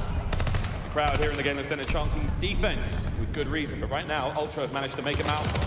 Oh dear, okay. Wait a minute, this is an unfortunate situation to be in if you're an OpTic Texas fan. Oh, we're getting a bit of progress done towards A. One segment down. You should be able to stack that bad boy and get things going. Over towards B now still. Pressure is on. CleanX starting to get in the mix. The kills! Oh my goodness! Insight brings him down, but you still got pressure on both zones. He should have just stayed alive, maybe wait an extra moment, but OpTic were swarming. All of this though, and A's looking sweet. It has only been one player on the point, but you hop it, you make sure you convert. It'll be 2 minutes for Ultra to try their attack. 2 minutes for OpTic to survive. Here we go. 2 minutes added to the clock. Let's go for a quick listen in with OpTic Texas. I'm playing super crazy. P1 inside. There's side P1. Both P1. I just saw 3. Are you? I'm needing them. They could go first. Are you? Yeah, there's dead. One shot P1. I don't see P1. They could go first. No. There's one in the I have the cross. There's 3 P1, Brandon. Okay. You want to spot? I don't see him. Watch our perception now. Yo, one guy blue. I have the cross. Nice. Yo, crossing. Watch out, Phoenix. First go. Oh my god, here we go! Oh my good god, straight on the listening, straight to the point. Ultra, this is a huge turn. Kills are good. Scumpy trades. Insight looking to go absolutely wild here. Catching the spawners out. Clock's ticking. Pressure is on. The gunfights are there. Can Insight get any more as you're still keeping the play alive for Ultra? Oh my god! Yours deliver. The nades on point to get the man off the point. And the gunfight's gonna fall. Banks looking for the pick too. iLLeY gonna chop him down. But keep in mind, 17 versus 12. It is a massive life disparity where Ultra has that advantage. And they got the pressure as well. It has been some tenacious D from OpTic right now. Here comes Kleenex once again. He has been the breaker of every setup that OpTic have had. Onto the point you now go. A single man. No more to be stacked. You're going to wait for the kills and then potentially hit it if you're Ultra. Time ticking. An unfortunate team kill, and here we go. Hey, you lose a man, you got a flank coming through, but if the clock is stopped and you are down on lives, OpTic is forced to make the move. Oh! They wait for iLLeY, but he gets stuck. The flank is gone. Now towards the front we go. Insight guns are up. Shotzzy with a trade coming through. Scump now trying to save the day. It's a big win from Insight. It's another gunfight now against Shotzzy as you're looking towards the second. Now the final segment onto the point. Insight flying forward into the fray. We once again go as you clean the point up. You gotta stop the clock again though. Look, it is about the lives. Ultra, if they can stop this point, they can play TDM, but now a 10 versus 6. iLLeY looking to make the flank once more again. Ring control firmly in the hands of Ultra. Looking to find an angle through green side as well. For OpTic now, it is stay alive for 25 seconds. If you lose any more of these lives, you're in serious trouble. This is it. One more attempt. iLLeY's gonna get caught. That is the start. You're looking for the crosses. The nades are rolling through, but it's from both sides. The read is in. Toronto, this is where you go. Third time's a charm. Here come Ultra. Flying forward. 10 seconds on the clock. Got to try to get him off. Scumpy, he's down. Dashy last man alive. And what a game of control that was. Try again. Toronto Ultra managed to break the OpTic line. A sensational bit of work from everyone there on Gavutu control. Champs, we're leaving it all on the field. I mean, dude, that is truly unreal from Toronto. I mean, just that level of composure. You're down 2-0 in the series. You're getting smoked in your first series at Champs. They are in such a good situation in that fourth round. They get obliterated. They stay composed, they keep it calm, and they convert that first offensive win. I mean, that is tried and true. That is, if their comms aren't the way they are, if they haven't worked for years to get this, like, to this level, to have that composure, very few teams could pull off something like that. That is where Ultra are at their best. It's like, it comes down to a matter of seconds and the decision-making process for both teams. The read on iLLeY, that's the entire setup for OpTic. They are waiting for iLLeY to make that flank, but you take too much time. The heads-up gameplay, always gonna be there for Toronto, and it's just the perfect thing. One guy stops the clock, everybody posts up around him. It is perfect coverage, perfect angles, perfect reads. And make no mistake, that is absurdly difficult to pull off in a moment like that, but hey, Toronto, we know what they're capable of. We know they got that fight. Ultra made 3 breaks of that OpTic setup in this final round. That is so hard to do on a map like this. You're playing the tightest of angles on the approach. Nades, you name it, everything. No trophy systems being used in this game. Those lethals and tacticals from OpTic, they were just as effective as they have been. But Ultra play around them. They play those timing perfectly. A sensational game of control there in map 3. I mean, well, truly unreal stuff, maybe for an unreal series. I mean, look, it was a game 5, round 11, last time these guys played. when Ultra completed a reverse sweep, this was the exact map set that we have. The Berlin Bocage did get flipped, but those cards are on the horizon. We go to a Tuscan hardpoint where these guys have actually traded maps in. Just about like answering the questions, right? We talked about OpTic. Is their control gonna be better? Well, not necessarily the best look in that moment for Ultra. When it's come to majors on the year, they have been the #1 team in Search and Destroy, number 12 in hardpoint. They have lost every tight game, and obviously they're still down in the series. They gotta win another hardpoint again against a ferocious OpTic Texas. Truly ferocious OpTic Texas. Try hands to Scump. Getting his potassium in as well and his game fuel. Tuscan hardpoint now on its way. This is going to be a very important matchup again for Ultra, trying to force the game 5. Still match point here for OpTic Texas. I mean, look, one more is all you need. You advance in the top 6, and you get to go to bed and enjoy yourselves tomorrow. But it is not going to be an easy run. And now for Ultra, this is really, I mean, one of the more dangerous teams in the league when it comes to composure, when it comes to comebacks. This is far from over. And look, you know, pick your poison on who you want to watch. Shotzzy and CleanX, you know we're going to get after it. Scump is champs. We saw what he did in map 1 and map 2. He's looking for the bounce back in map 4. But what I have my eye on, at least in the background, it is Insight versus Dashy. Dashy is a guarantee in respawn, a guarantee on Tuscan, and if Insight can't square up, well, Ultra not gonna have a good time. And I think that has been where, like in the hard points against OpTic, where Ultra have suffered. Insight needs to maintain that level of pace, keep up with the main ARs, and if you can set up CleanX and Vance, we already know the kind of plays they can make. But it will not be easy. The stats, that slight advantage towards OpTic, fantastic on the holds, fantastic on the breaks, and I'd say right from the jump, honestly, Ultra will start on the good side, but when it comes to P2, OpTic, one of the best in the game at locking it down. We'll see exactly what Ultra have cooked up, because, well, they know what side they're going to be starting on. Map 4, here we go. This winner bracket matchup. God champs, only round 1. It's done lit already. Here we go to P1. And one of the crazier hard points here in Vanguard. OpTic hitting through mid. Shotzzy going to clean up kills. Trade to bound. Wow, absolute pandemonium there on the opener. Insight, last man up. I mean, that's perfect. That hit through mid-map, that is as good as it gets for OpTic Texas. Ultra on the good side, already shut down. And I mean, hey, 30 seconds left on P1, but we already talked about OpTic on P2. That's why you got a guy like Vance already taking routes. That's a big win. iLLeY trying to hold back now.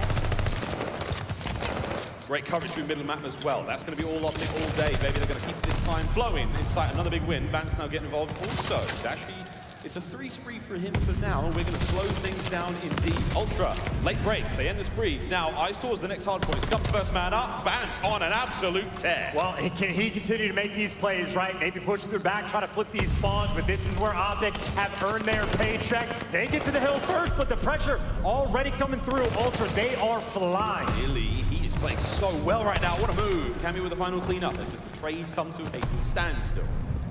Slowly, but surely. Towards the next half on we go. P2's up. Call it column. Some people call it a pain in the arse, and that is exactly what it is. Ultra trying to make the break from the back. And Vance again, the guy that is making the plays. That is success. You break through on P2, and for how bad of a start that was, Benjamin Vance has been everywhere to get his team back in it. Still obviously down by a ton, but final 20 seconds. OpTic are going to be taking one more crack and trying to get this scrap time. A big moment as well, but CleanX is there to secure it. And Ultra, after all that, they will have the lead going into the new hill. 10 seconds remaining on Old. Towards the left-hand side of the map, we now go to Well. Essentially a fortress here on Tuscan. iLLeY towards the back line. Spots CleanX. He's going to go toe-to-toe with him in a moment. Big win from iLLeY now. Cammy's up next. Trying to flush the players from backside out. Big wins. OpTic in full control. Big holes, but you got the split spawns coming through. I don't know if OpTic are going to read this. Scump is going to be very late chasing this player over towards roof. And you got the break rate on P3, so OpTic successful there, but the split spawn's coming through. iLLeY, he is cornered. He picks up 2, but the last man in the back Insight trying to get it done, but OpTic still holding that time. Insight now holding them down. Here comes the reinforcements from Ultra, trying to get themselves into the point. Shotzzy gets taken care of. 2 members now from Ultra, make it 3. Stay alive, get the next 30 seconds here on this hard point. You're back in the lead. I mean, again, Bance was making the heroics in the early portion of the game. Every single player on Ultra fell except for Inside, and I mean, he delivers. I don't even understand. You're still fighting for the scrap time as well. I mean, hey, you got crazy things all over, including the snakes from Shotzzy. They're on point. They get the scrap, and over towards Church we go. He's on a 3 spree now, top side of Church. Next hard point is up. We are in control now. OpTic Texas trying to make the breaks towards the backside as well. It's iLLeY, the man with a plan, finds himself a kill. Phoenix now has to deal with it. iLLeY has been a menace on Tuscan so far. Ooh, Cammy with a big win. OpTic, though, do manage to get the break. The hard point's now theirs. Ultra trying to hit from all angles as well, but hey, Shotzzy's making the reads. He does finally get shut down, but makes it easy for the king. He knew if that shot came through, it would have been a free piece of hay. It's free in the end. Things matter here, though, at Chance and OpTic again in hardpoint. They have just been in control. Yeah, shoulder to shoulder in there. It's a late hit from Shotzzy, not enough to get the job done. Scump front line, taken care of. Holding it down now, Toronto Ultra, 20 seconds remaining on this one, and they are not able to truly get the lead back, but OpTic rotations now over towards the dreaded P5, this tiny little room. That will be the site of our next battle. I mean, Ultra actually get here super far in advance, and they get the first 2 kills. Down low, they get the next. Vance playing the rack corner, and it has been a perfect rotation over towards P5. As good as it gets for Toronto, and hey, maybe able to reclaim that lead. Now, Blanket's coming through, but it gets dealt with. Every single kill, every single read. Ultra, when they're on point, it always looks so sweet. So sweet indeed, as CleanX has continued his incredible form thus far in the series. Dashy trying to hold him back. Can't quite get it done against the rest of Toronto Ultra. Still locking this one down. Lead now in their hands. Ultra, what a P5. Dude, and there is nowhere to go. You are getting picked apart along the way. P5 surprise. It can be a money hill in Toronto. Taking full advantage. It was 2 players on the early rotation that set him up. And, well, now Bance will try to be the last man in line to try to chop him. But, hey, 10 seconds to scrap. I think Ultra happy to give that away. Super happy with that one. The pocket's full of good time there. The lead back in their hands, and OpTic Texas will pick up the scrap over towards P1 from south to the north side of the map. We now go next hard points up. Second set is now upon us, and Ultra with the early time. However, OpTic, they're playing the long game. They've got spawns on the right side of the map now. I mean, hey, the long game is great, but so is this time in the hill, and Dashy wins the first big one, but the trade's not quite quick enough to come through. Funneling up, it's a battle. The nade on point, and it'll be iLLeY reclaiming the time in the point. Right now, OpTic in a sweet position again. They love the rotation of P2. They got the lockdown on P1, and they are getting all of the kills. A clean 4 down. OpTic Texas running up here on P1 in the second set. Dashy eyes on mid-map from the top side of the church as he is spitting. Sermon is in process. Oh, man, what a close fight that was. Late break there from Toronto Ultra. Time going their way. Spawns now theirs as well. What a plot twist this is. I mean, late break, that is Bance again, causing the problems. They have put the spawns. They have done the hard part. Now it's the easy thing. Try to lock down this P2. You know, if OpTic can hold it, they can break it as well, but you have a nice map spread. I think Ultra might be playing for these kills first, and Sammy left alone on the back. The pressure's here. Here we go. Good shot, Smilly. Scump draws the fire for now, allows the trade to come through. Still alive in the back line is going to be iLLeY. Now drawing some of the aggression of the defenders. Front line as well, covered. That's going to be Dashy. Tip of the spear, first man in. iLLeY stays alive, and the pressure now mounting. The pincer move is on the hard point, and the Insight trying to stay alive. It's Insight. It's holding it down for a Mo. That's going to be the last man alive, Bance. For Ultra here, and he's alive somehow! Oh my good God! Ultra never died! Like an angel from heaven, he answers the prayer. Always the hero for the team, and hey, again, the P2. Now you're in a situation for OpTic where you don't want these spawns anymore. This will be a free rotation towards this new hill. We already showed off OpTic the best at breaking towards P3, but they're going to have to do it again, and that is not a good start. Yeah, left-hand side of the minimap, we go back to Fountain, and oh boy, what an interesting turn of events this is. The game in the center's gone a little quiet. As they certainly need a bit of the love. As OpTic Texas now, we're going to cross a very dangerous mid-map. Cammy the first man up. iLLeY's going to gun him. That's not a problem whatsoever. 21 and 18 for Cammy. Getting things going. Bounce on a 3, now brought down to a close. And here we go. The battle towards the hard point now hitting. CleanX, he's doing what he can on the back line, taking care of the nade. Inside up front, shots are in. Not even want to get the kills. And Cammy now lighting up the feed indeed. This is a wild hard point. Still chance. Ultra have got it. I mean, look, the main factor of success is inside. He has been the super soaker. He is kept up in the kills department. And now you go to P3 where you are locking it down. Shotzzy finally flanking to make the play, but this is just for the scrap time. Even if you deliver, I mean, it is bits and pieces that you are just attempting to pick up. But Toronto had just picked them apart, play after play, and on the rotation again, Cammy already deep in their spawn. It is 3 players from Ultra looking to get past. Ultra. 2 players towards the right-hand side of the minimap, 1 coming through top side, 1 through the front. OpTic Texas have full control of Church. Will they find Sanctuary here inside the hard point? Slowly but surely, every corner checked. Trades now coming through. iLLeY towards the back line. Cammy's going to find the first openers. As there was 1 member left, that's a clean break. Wow, Ultra, slow and steady wins the race. It does not get better than that, and they are at least partially reading these spawns. The splits come through, and maybe the splits will play out for OpTic. You see it's actually a 3v towards the field side of the map, and you at least make it 50-50 for these next set of fights. Tobias Jonsson soaring there through the skies with the speed of Sleipnir and the strength of Thor Odinson. Brought down. Late break there from OpTic Texas. 3 players on the hard point. Cammy! Oh my God! He finds 2! 1 more player on the point. Here comes Bance. Just trying to slow this one down. And again, OpTic Texas, they have lost their legs here on Tuscan. Toronto retain the control. And a foot race now to P5. And talk about a rotation. OpTic needs to win. They got bullied out last time around. And, well, it looks like Ultra here first again. You check down low, you catch Scump throwing a nade. And once again, it's still a 2v2, but it's free. Cammy is out and about. And now you actually got the split spawns coming through, so I think Ultra should be able to swarm. Numbers now for OpTic. Here comes the swarm though from Toronto Ultra downstairs. CleanX. Oh my good God. Nice shots there. OpTic though win the fight. Retain control. Massive work to push the front line forward. iLLeY on a 2 spree. Looking to push this that bit deeper into the map now as OpTic Texas sorely need this next 30 seconds. I mean, hey, still alive. P5 has been the moneymaker. It is a strange experience, but maybe here we are. iLLeY catches number 2. And Dashy wins the next gunfight. OpTic, they stop the push. And Ultra are forced to rotate.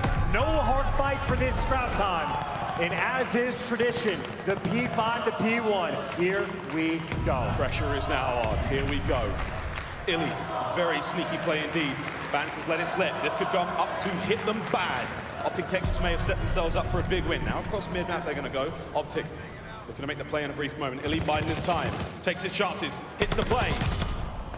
Bance stays alive now, and a close fight at the point. Dashy wins a big one. Oh no, he's not been taken care of yet. Pistol out, not enough. Cammy's on a 3. P5 to P1, Ultra just did it to perfection. The play does not pay off, and Cammy on its head. Oh, the kills are all over the place as Ultra now. They're starting to see it. The writing's on the wall. It's now 10 seconds, and we're going to force that game 5. And that is simply the way it goes here at Champs. Last hit from OpTic, trying to make their way forward. It all comes down to insight. The gun is up. The seconds are there. A last-minute contest.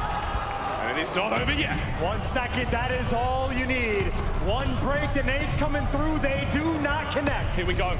Looking to find the contest through the middle of the map we go, and there's CleanX! CleanX again! Game 5. What can we say other than a team with this level of composure, with the history these 2 squads have?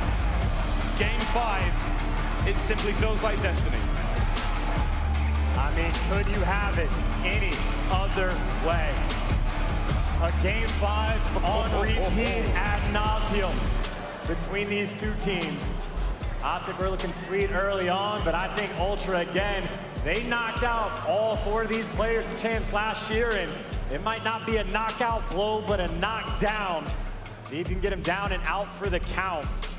The reverse sweep on the cards. We go to Berlin. It is the exact same map set, man. We have seen these teams battle it out. They have traded on Berlin. When Toronto win, it was in a round 10 fashion. OpTic clutched the round 11. They've done the homework. They know the maps. They have played each other time and time again. A battle of the micro adjustments and who is more clutch. And I gotta say, for that question, after that Kavutu, Ultra are looking icy. Well, ladies and gentlemen, we're going to throw to a quick commercial break. You know the deal by now. On the other side of this one, it is Game 5, the Battle of Berlin. Here in the winners bracket, Toronto Ultra, OpTic Texas. What a history they've got. And after this series, we get to add another absolute Game 5 banger to the pile. Who comes out on top? We'll find out after this.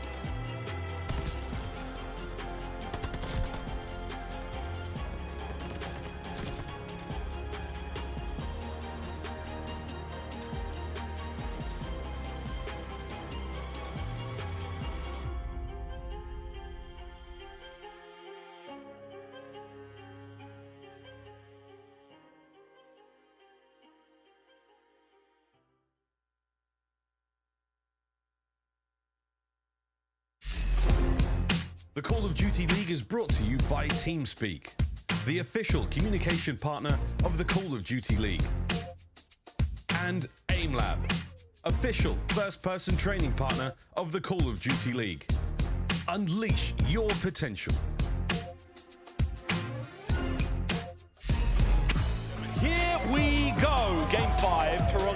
Ultra OpTic Texas, and we all knew it was going to happen. We all knew it was going to come down to the final map. It was simply written in the stars. Here we go, the multi-chance taking you through this one. This is bound to be absolute D-line. Humdinger, Treat, Slobberknocker, you name it. It's happening today, brother. And look, I mean, maybe it doesn't matter how we got here, but if it does, we already know Toronto Ultra have the hot hand. And if it's off the back of stuff plays from guys like Cammy, when he's on, he's on. He's on. The boy was breaking hills seemingly by himself. Sensational run from him as your man was putting in the work when they needed it the most. Hello, look at this. Cammy, whatever the hard point was, he was the guy to pick up the twos, pick up the threes, pick up the time. Essential for Toronto Ultra's victory there. I mean, look, in that moment, 35 and 24, leading Slayer, doing it with both guns. The man can do it all, and on Berlin, again, both these teams will mix up strats, will be all over the map, and Cammy might be a constant problem. But where we had Bocage, the defensive shootout on Berlin, offense. Toronto #1 on the attack in the game. OpTic #3 against each other. It is the same thing. 8 out of 11 rounds on offense for OpTic. They have won. 8 out of 10 for Toronto on offense. They have won. You're looking to clutch up on defense if you can make it happen. And for OpTic Texas, maybe Dashy can be that guy. But Toronto are on the attack first. Something to look out for. Cleanex #4 on the minimap. He will play over towards A. Sometimes by himself. It looks like now he has some help, but he picks OpTic apart. That is the man right here that OpTic have to shut down, and honestly, it looks like they want nothing to do with him. The site has been left empty. Everyone's done their homework. Coming in a chance, that's for damn sure. aBeZy now in full control of Toronto Ultra. Shotzzy will be the man to get something through those windows at a moment's notice. And look, aBeZy's been completely given up. Insight has the perfect angle to watch this flank, so there are no avenues to attack. The nades do not connect. Bomb down, perfect setup. 4v4, straight up. It's going to be a good old fight on the retake. Insight's going to get the first blood. Dips on out immediately. Shotzzy now getting his way forward. That's going to be a nice, easy way to level things up 3v3. And Scump is spending so much time trying to hunt down Insight, but Insight has gotten out, so this is wasted time, wasted effort, so the play is on the other side of the map now. Shotzzy's making moves around the site. He's got Dashy for the help, and they can't find the pick. Cleanex runs the show. He's the Ubermensch here on Berlin. He finds another big one. Dashy traded out count, and it's going to be Cleanex once again from behind now. Cleanex, no more kills. 1v1, 10 seconds. It's not going to happen. Ultra execute magnificently. And look at Scump, man. He spent that entire round hunting down Insight, who ends up in the perfect position in the end. I mean, he is chasing Ghost, and that is too clean from Ultra. I'm telling you, man, Cleanex has put the fear in their hearts around A. They didn't want to deal with him, and by the time they get there, he still shuts them down.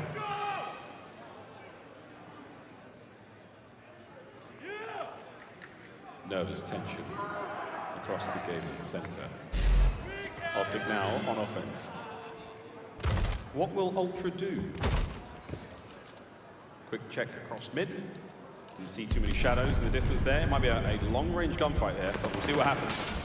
And Toronto have always been happy to play the retakes at either bomb site. Not to a great deal of success, but they have struggled more at B, so they triple stack it. Looks like the game plan. They are more happy to try to retake A. They will give up that bomb plan. It's the slow approach from Shotzzy, working with iLLeY over towards A. Inside the mail room is going to be Scump on this stairwell. Inside, eyes towards A. Stun lands. Here comes the rebuttal.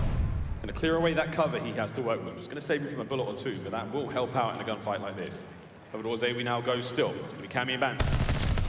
Cammy gets the party started, first blood. I mean, that just makes it so much easier. You already talked about trusting your retakes, and hey, the 4v2. Oh my God. 4v1, even better. Shotzzy last alive with no time to work with. I mean, the flanks are through. He's going to get the bomb plan, but what can you do? No time to work with, no time to waste. Plants the bomb, tags are up. Cleanex now trying to finish it. Damage is in. Shotzzy at a tremendous disadvantage. Now waiting for the pinch. Stays alive though. Gets out for the good. Oh my word. Now you've got a Shotzzy at large and on the loose in Berlin. Is it going to be enough though? As the defuse may start coming through and he's going to set himself up for greatness here. This could be exactly what you look for. Makes the jump! Little too late. Woo-hoo-hoo! Your boy is styling. styling here at Champs. I mean, hey, fancy footwork right there, but it does not matter. You see Toronto, they had the angle covered. I think it was Bance ready for the jump or maybe make it insight. That is a perfect round, and for two teams where it has been an offensive shootout already, a defensive round won by Ultra. They have not stopped since that Kabuto control. The tiniest of miscalculations in Shotzzy's position there.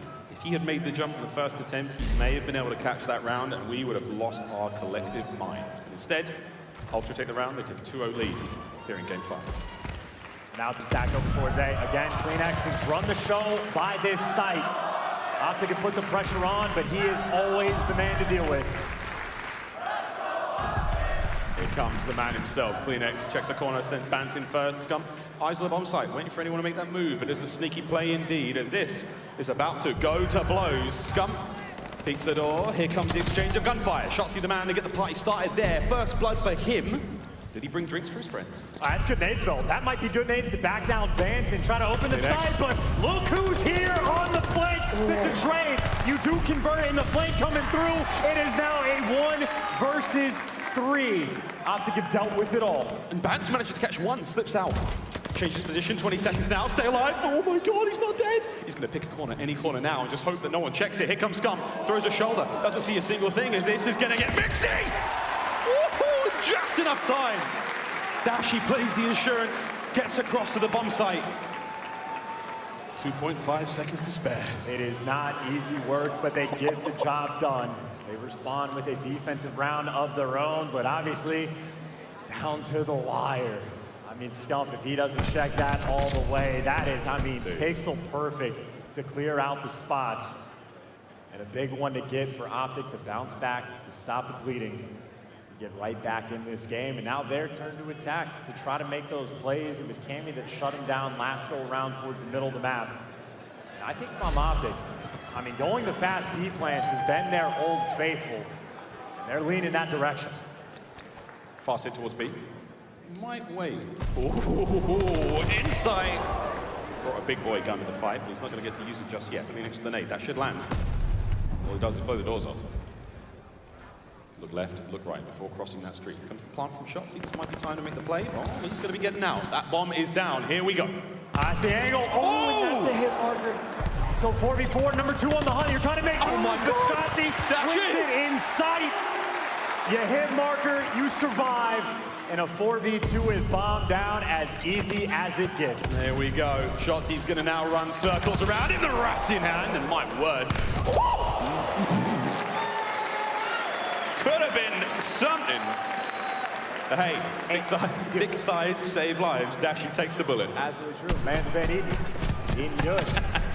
Either way, though, I gotta say, no one does it like Shotzzy. They leave him by himself to work that B bomb plan. Yeah. He's the lone man. There was like 2 different players watching the cross, and somehow he finds a way, let alone the fact that he wins the gunfight on site.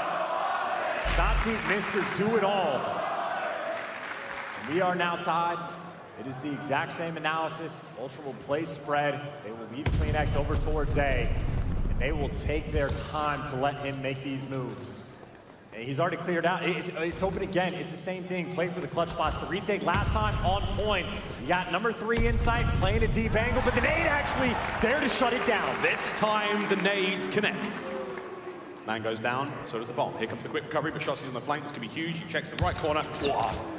Gets a bullet for his troubles, but that might be enough though to deter Ultra from trying to hit this site. Meanwhile, the rest of OpTic, they've got mid-map covered. If you go to the B-bomb site, Ultra, you are in trouble. And you're just looking for that next pick if you're on Toronto. Looking for someone to over-Kismet, make that mistake, and OpTic were mistake-free on Bocage. They're looking to punish, and iLLeY towards outer. Well, does he check? I'm gonna check it. The bomb's gonna go down. That's a big win. Here comes iLLeY. CleanX gets the bomb. Doesn't plant it. Doesn't plant it. OpTic take the lead here in Game 5. In that round, I mean, I think almost literally gets decided just from the nades. A-bomb plant gets left open. That time the play call is on point. The adjustment is in, and OpTic now with the advantage in S&D. The difference to frag grenades can make in this game. And I think if I'm OpTic, I'll be honest, man, that fast plan has been looking sweet. They were successful, and maybe they're trying to make the hard reads. Maybe they're expecting Toronto to stack, and at least 2 players are nearby. But it is more of a play for pick situation. Mom leaning towards A. They're in. Insight. If he times this right, we saw him. Here's the cross, here's the battle. Nades, everything being thrown. Pressure on towards that side of the map. Doesn't manage to catch him. He's safe and sound, gets out. Smooth moves. And Cammy last time through the middle of the map was the guy making plays. Now it's Bansony or Statue, and it is only Shotzzy to watch the flank. I hear the nades ringing out, but that bomb should go down. But Bance, he found it. 4v4 retake, just like the very first round we saw. Bance is in from behind. He may shoot his shot a little early. Does get the kill though. Now, man advantage. Dashy's now trying to hit the stairwell. Will he be able to catch a player out here as Insight on the outside? Looking to find something. Good timing. Good gunning. 2v2. 2v2. Outside though. Cleanex around A. Always wins it, and Dashy now last alive. Last man up, and Dashy's now doing the ring of Rosie around the outside. 20 seconds. You've got to play this perfectly. You have to take care of Dashy. 15 seconds. Onto the bomb you now go. And he's looking at streaks. Is this player going to make the play? Are they going to dive onto this one? Or instead, are they going to try to stick it out? And Dashy clutches up. In a very, very tense situation. And secures not only the round, but the streaks. And that is now 4 in a row. It doesn't matter how you get to the game 5. Momentum is irrelevant. It is all about how you play on the final map. Advantage towards OpTic. We already know Toronto can be composed. They got to stop the bleeding. They need a round on offense. They've spread the map once again. The bomb leaning towards B, but no commitment just yet. Oh, man. Stress. Dashy, 7 spree. Nice nades from inside. Starts the proceedings here. The stun check there from Shotzzy will buy him time. And look at the minimap again. You get the bomb down, you get Cleanex on the fullest of flanks, and unless you do this quick, you will lose this round, but that's the good start. He's alive. Cammy now dealing some damage. Here come reinforcements. Cleanex on the flank as well. The last 2 remaining members of OpTic, they are shoulder to shoulder close enough to the side. Here comes your man. Cleanex straight on in. Last player alive. Can he get the kill? Surely! Shotzzy earned a place in Valhalla there. He went down fighting. We're not out of the woods just yet. 3-4. And I'm telling you, between these 2 teams, you can play so many rounds back that look exactly like that for Toronto. Finally able to catch their rhythm. Maybe even catching iLLeY with that first blood. iLLeY for the moment, 1 in 6. That is the player maybe they are looking to attack. When they take him down there, they convert the round. Now I'd say for Toronto, they got to find a way to clutch up on defense. OpTic by the looks of it. Shotzzy's got it in hand, leaning towards B. He makes this cross by himself, and Cleanex, he's looking to meet him. Nades are out.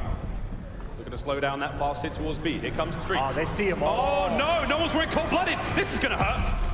Or not. Shotzzy managed to hit the flank, though. Bance! Oh, my good God, the 1v1. It's a big win from Cleanex. Saves the day for now. Streaks invested. Just over a minute to play with. And you don't catch him, and that is bomb down in the worst spot possible. Oh, no. You see all 4, and you still mess up. Mistake-free no longer.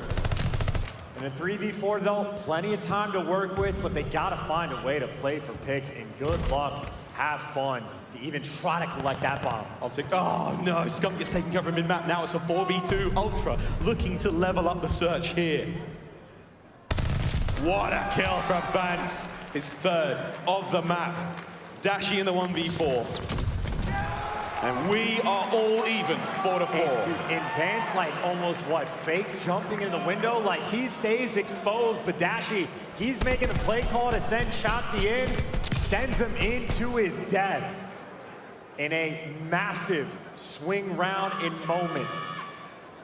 The first mistake that has truly been made in Search and Destroy. OpTic are the first to fall, and now we are back, all tied up, all things equal. Let's see what Toronto can do. Offensive rounds have been the name of the game for Toronto Ultra now. Looking towards mid. They're forward. Good shots out of iLLeY, not enough to get the kill. Straight towards the A-bomb site, and once again, Scump though, he's going to be the man in here. Looking to make it happen, iLLeY. Kill number 2 of the game, and what a kill it was. Dude, and he almost found the route. I think Scump caught him, and well, Shotzzy catches the next one. 4 versus 2, and well, make it 3. Can't quite squirrel away with that one, but still, man advantage. Ultra not out of the woods yet. Cammy with the bomb recovery. Look at the position there, far spread, top to bottom. Dashy has the cross. You got Scump locking down the A site. They have everything they want in this moment. And no one is going to be making a mistake, right? Ultra maybe try to burn another 10, 15 seconds, look for a pick, but I mean, Insight's making the play. You have to get this bomb that way. Dead Science activate, the man's flying in, we'll be able to catch anyone in these corners. There it is, the shot. Gets out with his life. And that actually works out. Look at that timing. Dashy, as soon as he gives up on the cross, look at where the bomb is going down. He gives it up for 2 seconds. And Ultra find it. Shades of Moscow S&D. Very, very sneaky indeed. That's the bomb planted. Now you have to watch out because when you make your way across map towards B, there's an Insight, and he might have eyes on. And they're leaving him. Now Insight can just go for the pinch. Now the pressure's on Cammy. He has to make this play, but Insight will be there late. 30 seconds. 2v3 situation for Toronto Ultra. Now towards the bomb site we go. Looking to clear this out. Check the corners, every corner from behind. A big win from Dashy. Cammy now last man left alive. How close will he be? It is done! OpTic Texas now put themselves on match point. Man, that could have gone so bad. That is Toronto Ultra at their absolute finest. The play call perfect, the adjustments made, the timing on the cross, oh so sweet. But I don't know if anyone told Dashy to turn around or if those spidey senses kicked in, but the snapper to catch that flank coming through. A big moment from Big Bruce, and now that also not big advantage.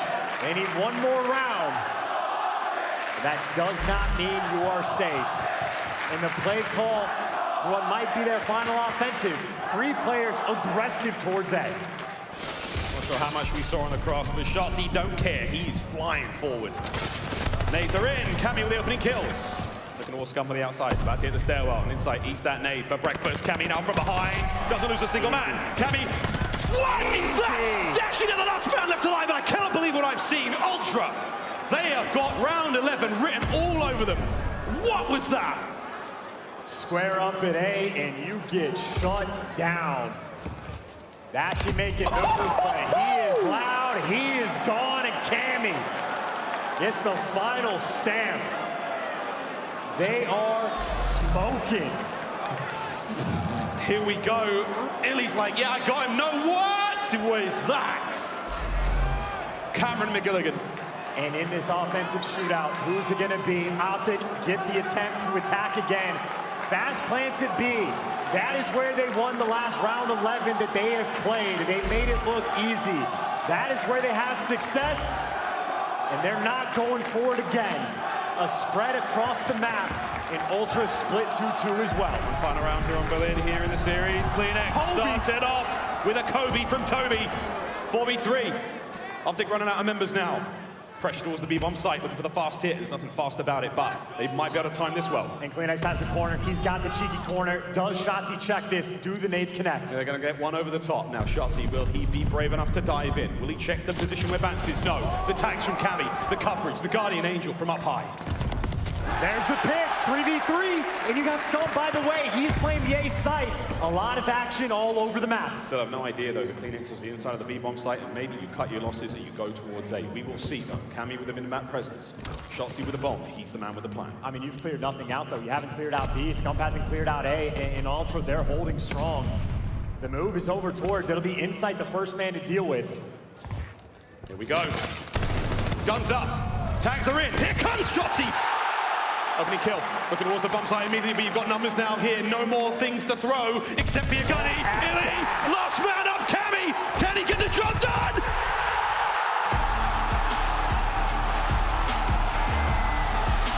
OpTic closing up in round 11.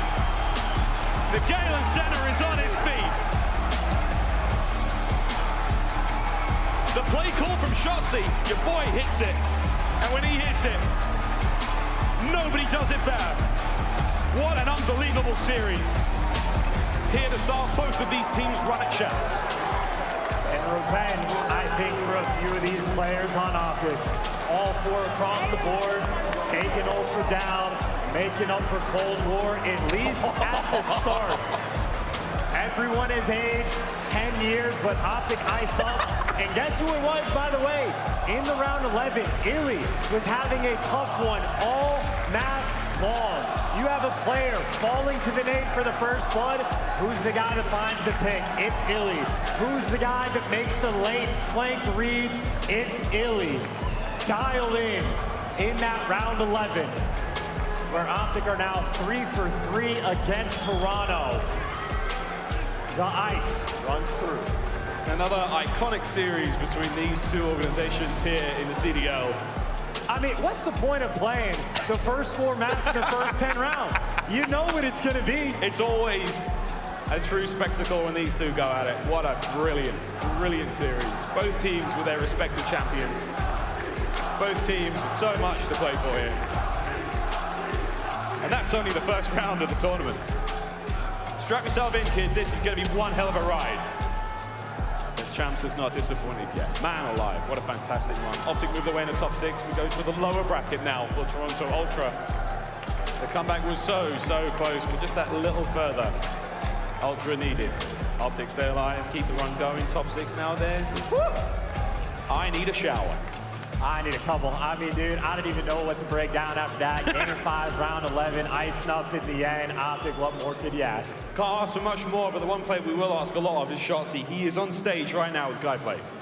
Thank you so much, Miles and Chance. Los Angeles, give it up for OpTic Texas! Another Game 5 banger.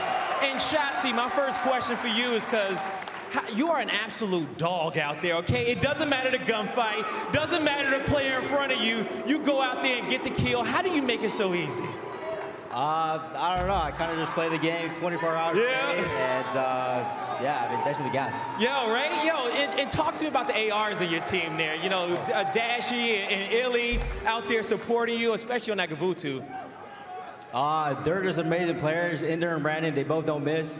Shout out to you guys. You guys are my heart carriers, and yeah, hopefully we win this round. All right, now going into this series, you guys were up 2-0, okay? And then that Gavutu control, that last round, it was defense. You guys let it slip away, and then you go in Game 5 against a squad that's so scary in Game 5 to that round 11. Talk to me about that last map, and how did y'all get through that? Yeah, we lost 3-2 Gav. We lost the defense. We kind of just fell short in there, and then yeah, that Game 5. We know that they like playing slow for the most part, so we kind of just played our own pace. And, I mean, from there, that last round was insane. Oh my God, you guys go down one guy there, and you just stayed clinched up. And I almost died to the guy like top fire or something like that. I barely survived.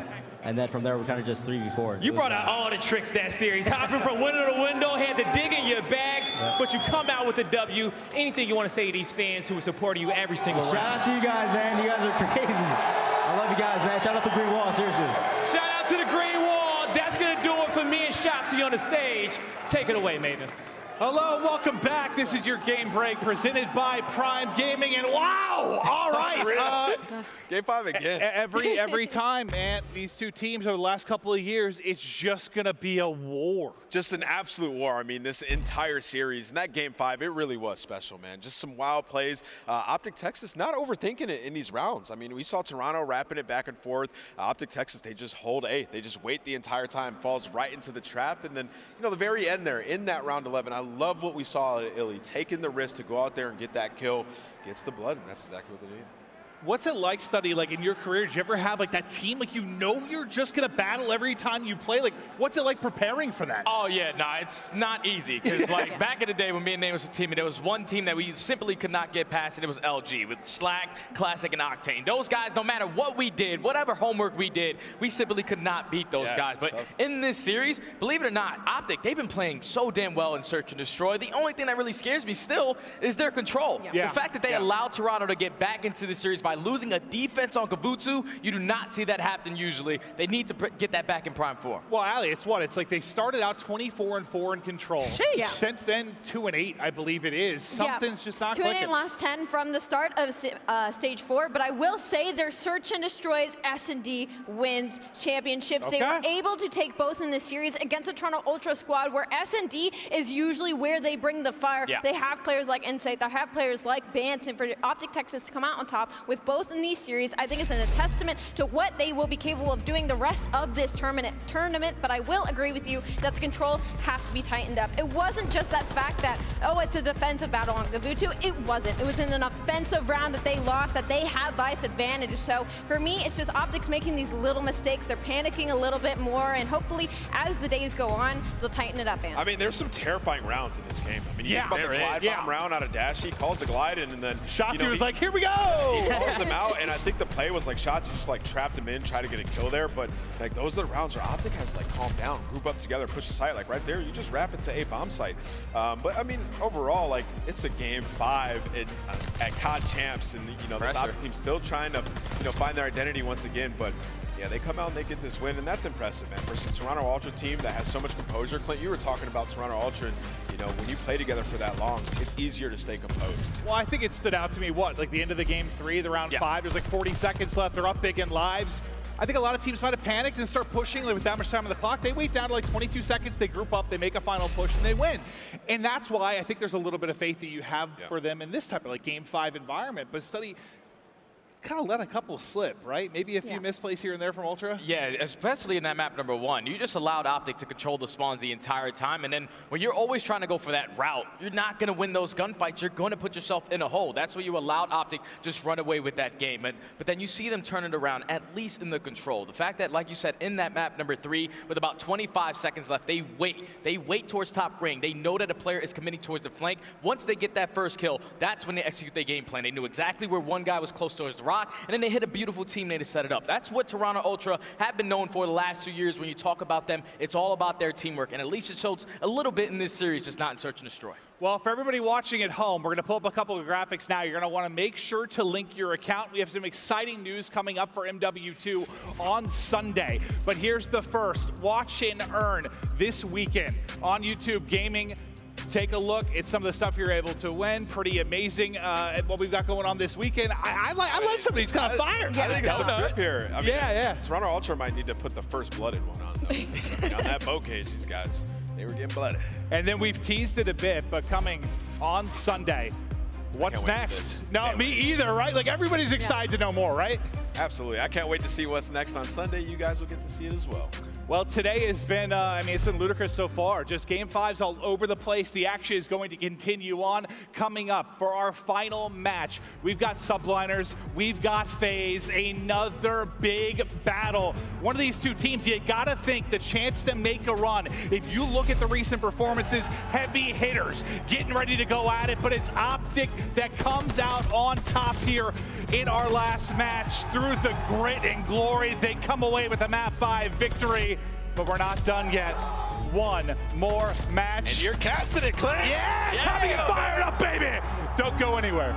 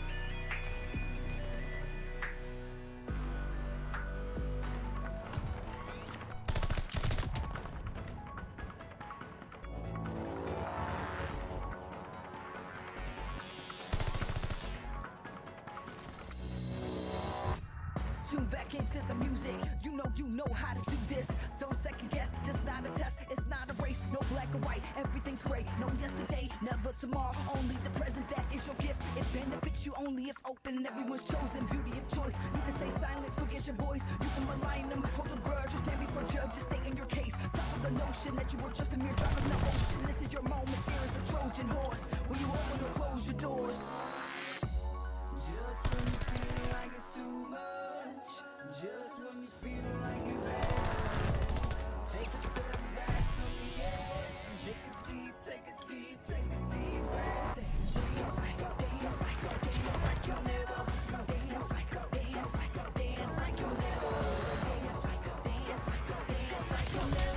dance like you'll never, ever gonna live again. Sometimes you don't like where you live, sometimes you don't really like your kids, sometimes you grow out of your friends, sometimes it's your fault, just admit it. Finger point in the mirror, 3-point back, that's the tearjerker. You can wallow in sorrows, like rest of the past, afraid of the unknown tomorrow, or you can just live in the now. We all trying to figure it out. The rhythm inside of your chest that's keeping you moving, that's the solution. The ball on the floor is hard to ignore, endorphin rush will flush your brains while you dance your pain away. Just when you feel like it's too much, just when you feel like you have, take a step back from the edge, and take a deep breath. Dance like you'll never, dance like you'll never, dance like you'll never,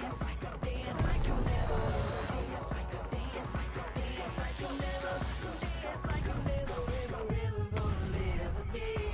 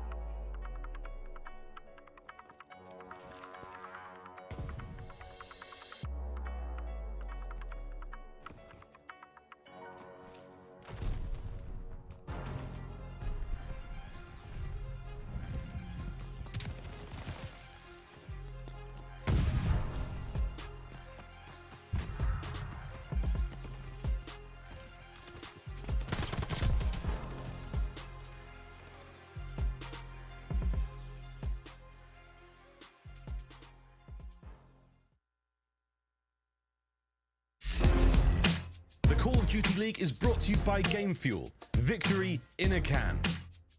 And upgrade your game with a Scuff, the official controller of the Call of Duty League. Amazon Prime members get free games every month and a slew of free content for your favorite games like Call of Duty. Claim yours now at gaming.amazon.com. Howdy, ladies and gentlemen, and welcome back to CDL Championship Weekend 2022. Miles is trying to recover after a crazy series. Maybe it's probably somewhere eating tacos, so you are left with me as the host. I'm also joined along part by Chance, aLLeY, and Nameless. Buddy, you just got off of a crazy game. Another Game 5, Round 11. Dude, and I gotta imagine I feel like the crowd, just like a little bit exhausted, a little bit sweaty, and honestly, just ready for another Game 5. Like, yeah, I think that is gonna be the story of the event. Who's clutching like the Round 11s in the Game 5s? Who's got the S&D covered? Because, I mean, the competition is the closest it has ever been. Yeah, absolutely. And when we talk about champs, you know, you gotta be clutch. And it feels like for this title, this is the ultimate way to close it out. However, we got to jump into our very next match. Our last one of the day, by the way. This has been a grinder of a day, and it feels like this one also has the ability to go the distance. New York versus Atlanta. We take a look at our maps and modes. aLLeY, I know you're a specialist. You're a nerd when it comes down to these vetoes. What are you seeing here? I mean, it's great, honestly, for both sides. They're kind of just squaring up across the board. The funny thing for me right now when it comes to some of these maps is the amount of reps Atlanta has. They're like 20 plus across the board because we're talking about the team that always goes the distance at majors, where New York is at like 8, 10 max of reps on all of these maps. And I think it's super interesting that Gavutu hardpoint gets through as well, because we haven't seen the Subliners play a ton of it, but when they do, one, I think they're 3-0 undefeated, and also Crimsix, statistically, one of the best players on the map with his roster. Literally at the start of the year, he was like a walking 0.8 on Gavutu. Since then, he's like a 1.2, 1.3, completely lights out, so I got my eye on the GOAT. I mean, I like the Gavutu pick, but also like for Atlanta FaZe, they might just be compromised a little bit when it comes to Berlin, losing both of those to the LA Thieves. So, you know, an interesting one. But I think Atlanta FaZe, they've been pretty good at GVU2 all year long. So I'm expecting them to come out hot. Now, one thing that's interesting, right, is that at Major 4, there was a team who started off facing off against the Atlanta FaZe. They took them down in somewhat of an upset. They'd go on to win the entire team. That roster known as the LA Thieves. I don't know. Like, if we're talking about paths, history repeating itself, it could be here. But I'm also interested as well, Chance. Like, now that they finished third place, Atlanta FaZe, like it was second. Does third place awaken the beast? I mean, awaken the beast. If they weren't hungry from the start of the year, like, it's never gonna hit them. Like, they just had one of the most dominant years of all time in Cold War. And they've been the most dominant team in this year, if you could call it that. Yeah. It is literally just getting stuffed. And again, they're the team to beat. If you take them down, you know you can win. But I just want to see what they can do, man. I want to watch the S&D from these guys, how on point aBeZy's going to be. Like, it'd be fun to see what they've, like, cooked up. Yeah, absolutely. I mean, the search and destroy has to be on point. That's how this team gets to that championship. And then for the game field keys to victory, you win the rotation battle to the P4 Money Hill on GVU2. Both teams #1 and #2 on GVU2 P4. I feel like FaZe taught the entire league how to play that GVU2 P4. They've been lights out on that one all year long. And then take the control. FaZe 8-3 record in control during stage 4. New York Subliners are 4-6. And it's going to be Tuscan. I mean, it's a map that, as of late, FaZe has not been as dominant on. I mean, dating all the way back to Major 3 when they were losing it to Seattle. Since then, they haven't been able to get their Tuscan dominance back. So it'll be interesting this one versus New York when we know Kismet is at the top of his game. Yeah, that's I feel like one player that we have got to look out for when you're talking about the other side of the stage. We talked about a numerous amount of players, and maybe even coming into the year, Kismet was by no means a player that we thought could even be that guy, even when he joined NYSL. But now talk about the New York Subliners, guys. Like, it still staggers me. He's a 99. He's a 99 right now. I mean, give him the lion man card. He deserves it. Yeah, but I mean, he was going off at this last tournament, man. Like, and that was just such an impossible task. I mean, but everybody, you got more out of Crimsix. I think it's really just we're waiting for Paul to wake up once again. Like, Paul was going off in the online portion to get them the wins that they needed, but we know he can be that mega slayer. I'm expecting him to step up. And just to touch on that as well for Paulehx, like, I know he was talking about it, not to make excuses, but having like hand problems at the major, and he wasn't like the same player he was online. So they got second and he wasn't performing. That is without question the player to watch. And just like you were guys are talking about, to the game fuel keys to victory, it's about Paulehx, right? And the fact that New York was able to go so far, Paulehx, when he got plugged into the squad, was a huge slayer, right? He elevated this team, and he had a little bit of an underwhelming showing at Major 4, and they were still able to make it to the grand finals, go up 2-0. LA Thieves, ended up taking in the best of 9, but also we have to talk about Hydra, 0.91 versus FaZe. That's like a very oddly specific stat that a 0.91 isn't necessarily bad, but you got Simp and aBeZy on the other side, and once those players get going, Hydra's gonna have to match that pace and aggression. Yeah, without question. And one thing too that's also interesting about the New York Subliners is the question of, like, did they peak, right? Did they peak at their own major, given the storylines, given the fact that, they had to make the run, the crowd was behind them? At the same time, we're talking about how Paul wasn't himself. Even in the finals, Hydra wasn't himself either. There is a very interesting situation that we have got on the cards. Now it's our last match of the day, and now it is time for predictions. Best of luck to you guys, because this is going to be a fun one. Who are we starting off with? Any takers here? Listen, I'm going to go with Atlanta FaZe. I mean, these guys, I know a lot of people pick in New York. Like, we do our talent pick-ems. I look through, and, like, everybody is picking New York. I'm like, did you guys fall asleep, man? Listen, Atlanta FaZe is going to come here to play. They're going to win this one 3-1 fashion. Okay, aLLeY? I feel like we've just been waiting too long for Atlanta FaZe to do what they've been saying they're looking to do. And New York, I think they look incredible in Major 4. And even if that was their peak, it was incredible. So I think they're going to come out in the champ swinging. I'm going to go with the New York Subliners.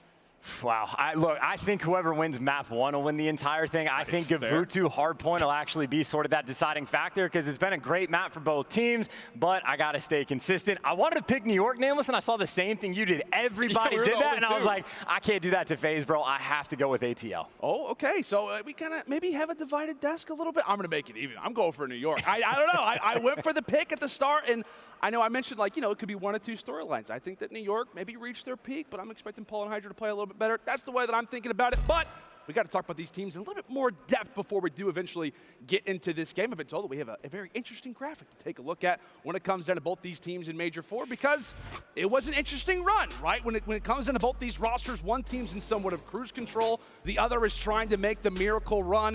When we take a look at this list of stats team, What kind of points out for you? What's interesting is the hard point for sure, and the fact that in every game mode they've kind of flipped. Like New York is doing incredible in hard point. Atlanta FaZe has dropped down a little bit. New York is struggling in control. Atlanta FaZe has succeeded in that game mode, but obviously the S&D is where the edge goes in the hands of the Atlanta FaZe. I mean, S&D wins championships. We've seen it every single match today, and I don't see this one being any different. Okay, well, I'll tell you what, we've listed out everything, we've given our predictions, and all I know is that we're going to see another Game 5. That's really the only prediction that I think will be a guarantee. But that's going to do it from us here at the desk, and now it is time to send it over to Blaze on the main stage to set up our final match of day number 1. Thank you so much, Lando. Los Angeles, y'all ready for our last game of the day?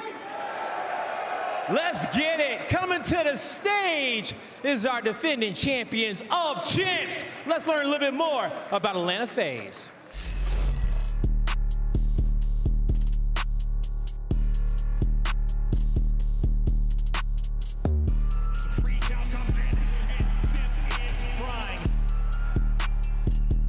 In comes Arcitys. Cellium gets the entire team. aBeZy going huge off the rotation single-handedly. It's the guts, it's the glory, it's a championship for FaZe.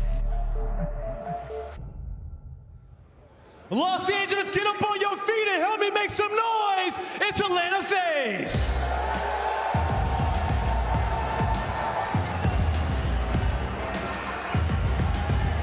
Give it up for Cellium, Arcitys, aBeZy, and Simp, Atlanta FaZe. I already know I'm looking at that guy Cellium here. I mean, a 1.24 overall KD, he has been pulling out for this squad time and time again. But now I'm going to be looking at Simp and aBeZy possibly making their 4th Grand Finals appearance. They have the fire under their belt, Blaze. But first, they got to get through the hot New York Subliners. Bring them on out. Yeah, it's time to bring them out. We saw them at Major 4 have that Cinderella story to make it to champs. But let's see if they can complete the task. Stand clear. Here comes New York. Y'all think too small, I got big dreams. You just starting, I'm way ahead at the end scenes. Started reading and dodging all of the quick schemes. Money like your Spotify, boy, I got 10 streams. And I'm still looking for more. My people, they got a soar, I'm putting that on the Lord. Ain't accepting ignore, just kicking down all the doors. Guarantee you, boy, if I ask for it, it's gotta be real big. I gotta make it just for my kids and for their kids, it's kids. That's wealth years and years. Promise my brother soon as he out and finished his bid, we finna do it bigger than anybody ever did. The odds is real big, jobs that's real big. Satan trying a little, my God is real big. Stayed up on the grind and the cars is real big. I gotta do it big, the only way that I can live.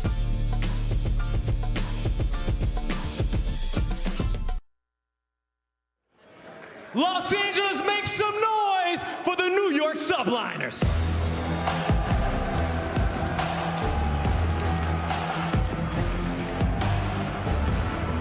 Give it up for Paulehx, Hydra, Kismet, and Crimsix, the New York Subliners. There you see the group of 4. Cinderella has made it to the ball, but how is she going to perform now with the stakes at their highest? Crimsix making his 10th Call of Duty champs looks to usher in this new set of fresh faces into what is going to be a wild and crazy series. They've got their wish of being here at champs, and now they have to face off against the Atlanta FaZe. It is time to get into our last match of the day. Blaze, take it away, my man. Like you said, Lando, it's gonna be a wild and crazy series, and I got 2 wild casters for you. Make some noise, it's Maven and Merc. I love to get wild, I do. Hello, everybody. All right, Joe, let's just get right into it. This is one of those matchups where I love you. I do. Yes, I love you a lot. Lovely people. Whoever wins this has got a legitimate chance to win the whole thing. In the sense of, like, you face a very tough round one. For most teams, it's like you get your round one, you have your normal progression, it gets harder with round two. Well, we set back round 11. You're not wrong. You're not wrong. Yeah. But like either of these teams has a legitimate chance to make a run because you look forward. It's like you see what Thieves, OpTic on the other side. You have Seattle in front of you. You're like, we win that. We're suddenly in a winner's final. Like you've got a real chance to make a run. No, 100%. I mean, these teams had you know, a couple of weeks to prepare now. Yeah, but as the #1 seed versus FaZe, you're usually thinking, I got a bit of an easier match. No. But you do not have that versus Subliners. They had made the run. They were able to make the final at Major 4. Atlanta FaZe, they're looking for back-to-back world titles. And I mean, Simp and aBeZy are looking for their 4th world championship final in a row. That's just ludicrous. It is. Ludicrous. You know, I will say though, these first 3 maps, they look pretty darn good for Atlanta FaZe. This is an NYSL team. We have not seen a lot of Gavudu hardpoint. But again, I just think preparation is key here. You have an idea of what the vetoes are going to be coming into the matchup, right? There's an extra emphasis on specific maps when you come into these round ones because you know who your opponent is. What do they have up their sleeve? That's the question. Absolutely prepped for weeks to get to this point. As map 1 getting ready to get underway. Here we go. Gavudu to start off our best of 5. Final match of the night. It's Simp hitting an A to get it going. Crim hitting an 8 on his teammate, unfortunately, as things might have fallen apart, but Hydra able to get 3. You'd love to have one more player, right? I mean, Hydra finds 3 kills. If that nade doesn't hit Kismet, you probably have NYSL in the hill with control. Instead, it is going to be FaZe, but Subliners right back into it. Hydra with the MP40 here at P1. Things are getting a little mixy. Simp though with the flank, and this is where FaZe has been so strong all year long on this map because you have a player like Simp who can run that 3rd auto at such a high level. But NYSL still getting some time, but RC's going to clean things up. Well, you talk about Simp and his ability here with the auto, but is there like a matchup, kind of 1-for-1 when you look at either team that's crucial here on a map like Gavudu? I mean, obviously the Jets was talking about one of the keys was, you know, Hydra has a .91 in this matchup. He needs to be a superstar, but I think it's this man on your screen, Paul. You know, talk about the flex player going up against Cellium. Paul had a very bad Major 4, and they still made a final, right? Yeah. I mean, I know Crim holds him at a very high regard. He feels that he's one of the best players in the game, in the world. We have to see a better Paul here this weekend. Well, let's see what he's able to do. Trying to get it moving and grooving here, and his snapper is on point. Quickly traded, but lovely shots there out of Paul. But as you take a look at the flip, let's see how this plays out. It's Crim's POV for now. Line of sight is good. On to the second he goes. Probably needs one more bullet there through to get the kill. Yeah, now FaZe, I mean, they're able to get back green spawns. Stop shooting for Kismet with that MP40, trying to get aggressive now is in front green, but RC's going to take care of that. And this is going to be the same thing while Atlanta FaZe has been moving around the map. NYSL have just soaked up time. Even at P1, Atlanta FaZe did not get much time, only 21 seconds. And now here you can see FaZe, they're like, well, we're just going to rotate on over. You have Simp in P1, you have aBeZy who's going to get that hill time. Boy, here with 3 to 4. This sequence could be massive. You're going to rally back, or maybe you're going to put this out of reach if you're Subliners. We'll see if they can get a break, but for now it's aBeZy. We'll watch to see if he tried to dance here around. Ring does not dance long. Lands on top of the opposition, but it's Cellium, the superstar flex that's able to be in support. And that'll be, I thought, 3, but Paulehx comes bunny hopping around the edge. Well, there's that one-on-one we were talking about, right? Making those big gunfight plays. Cell was able to make that read, but doesn't win the gunfight. And this is what you were kind of talking about. But now if you're FaZe, this isn't the worst spot. You're still down 30 seconds, but you're going to have spawns for next, and you're still soaking up time. Now, can you chain these two together? So far, so good. Look at that number 3 in aBeZy. He's already tracked all the way to the opposite side of the tower, getting set up for the next. First gunfight here. This will be a big one. Doesn't end up being a gunfight. Kismet looks right. The beams come from the left. Kismet now going to be next up to bat. There he's able to take it. Off to the races we go. That's a lovely snap of the pistol, but just not quite enough. So FaZe will get into position, and they chip away at that lead. Just down 5 now, Joe. And you see what aBeZy, okay, he's running another auto. I was going to say, you saw him with an MP40. Right, just depending on the hill, you'll have teams running maybe multiple MP40s or all 4 autos, and right now it's pretty much 8 autos on the map. That's something you want to see more from FaZe sometimes, just more autos, right? It's like they did. Berlin, yeah, I definitely did. Just in general sometimes is that they want to make the MP40s work, but you don't need to. Like just get the auto out and get the laser beams in, but battling through will be NYSL. They're able to find a crack in the armor, get onto the point for now, but it's still going to be a deep spawn in for aBeZy, so going to be a chance to pinch, but this has been a lovely bit of disruption. You've done enough to make sure you don't get a ton of time, but we're sitting around a tie game. I mean, it's the same thing we saw the first couple of hills. Like, New York's literally playing for map control, winning the spawn battle, but New York was just soaking up time. This could be a much higher lead for Atlanta FaZe, I think. And I think you take this if you're New York and looking at, you know, Hydra 5-11 right now. We'll see if you can turn things around. But over towards P5, it felt like FaZe were trying to get them set up in that trap, but they saw one player spawn behind them on their team. They're like, all right, we gotta kind of get him out of the hill. It's one of those maps where FaZe can't really play how they sometimes like to play, where you actually have to like set up early and rotate. You can't just hit trap over and over again, continue to try and break. You have to play a little bit more disciplined. And so far, going all right. They're up 10, but I think you kind of said it. I feel like the lead could be stronger. No, 100%. I mean, just from the start of the game on P1, when New York have done what they needed to do, just soaking up the time. Paul slaying middle of the map with the pistol, one more bullet, and that's a kill. As Hydra now, it is his turn to just roam this ship with the MP40, but aBeZy's gonna match it. As the nades gonna deal with the rest of the reinforcements for Atlanta FaZe. aBeZy, though, able to get to the hill with the MP40, he wins the gunfight, now gonna find the rest of the hill. Well, Crim trying to find the angle. It's Cellium that's going to be greeting him on the other side of it. Now we swap out towards ringside. And from behind comes Simp, able to take that 6 HP. They'll want to dream for the second gunfight, so he will drop. But we get ready for our second set of rotations. Cellium just trying to look over the top, is all the way out. Couldn't be more wide open mid-map. Yeah, that's something Cell would do, though, right? I mean, just, you know, players go up there, but do they go all the way on top of the gun? Probably not, but Cellium does. As the rotation's over to P1. Gonna go the way of NYSL and then Kismet. The Bulldog able to find a couple of kills, deal with that. And now you have the Atlanta FaZe players do spawn out. The spawns flip. RC's trying to play his life. The pinch was gonna be in from FaZe, but they read it. Paul's able to find a multi-kill, and now Kismet there for the cleanup as 4 go down for FaZe. A beautiful job here to get a ring as you try to regain that lead you saw early in the game. Subliners looking to get rocking and rolling. Let's get right to Illicit with NYSL. I'm watching the beach. I got naded, guys. He might go top, I'm looking. Could be a top. Nice. Yo, I'm getting IB right now. That's two. Nice. IB one shot, BZ. Take Yo, laying down right there. Laying down right there. Yeah, one went right. I'm on the top black chief. Deep. Alex, one kill rock. I'm Finish one kill rock. I'm top.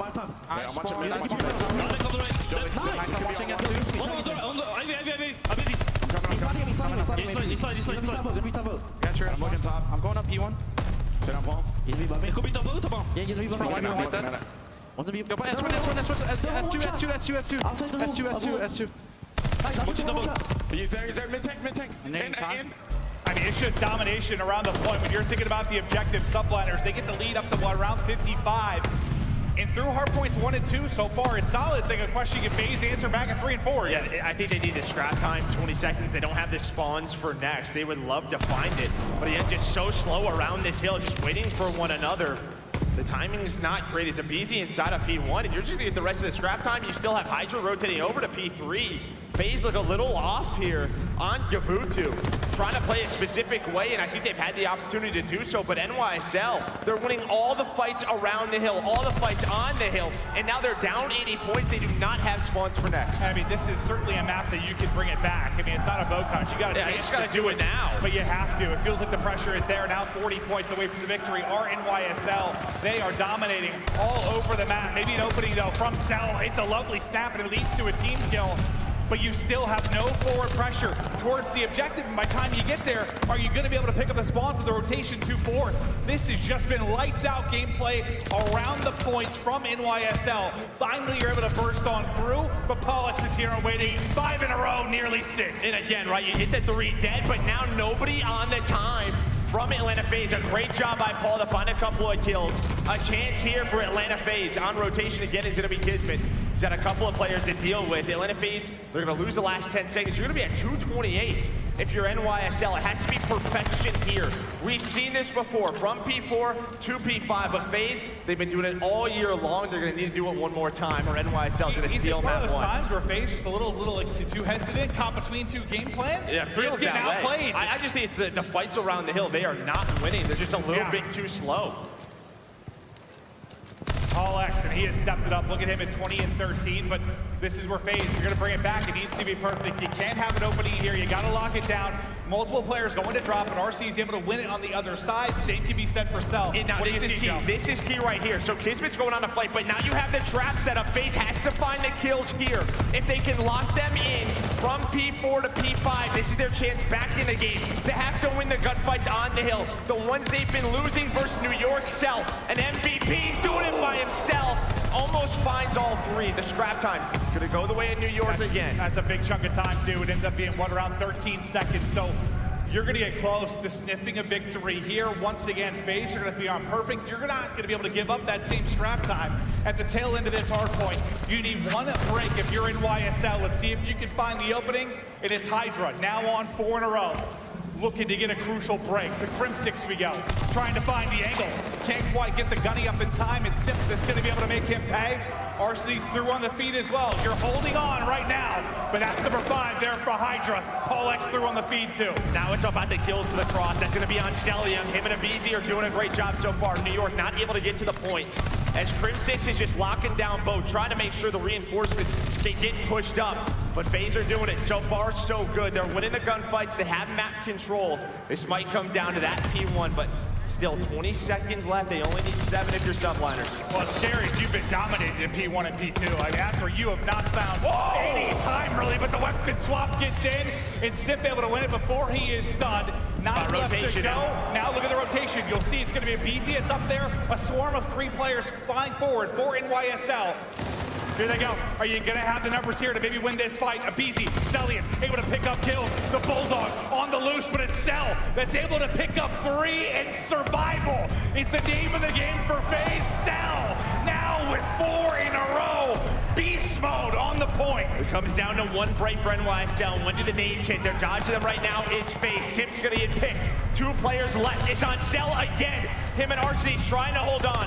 Trying to do what they can, and it's Kismet shutting it down as he's able to find 2, but aBeZy trying to contest. Just 3 points needed.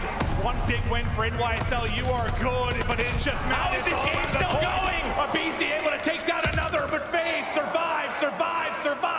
Is now they contest around the point.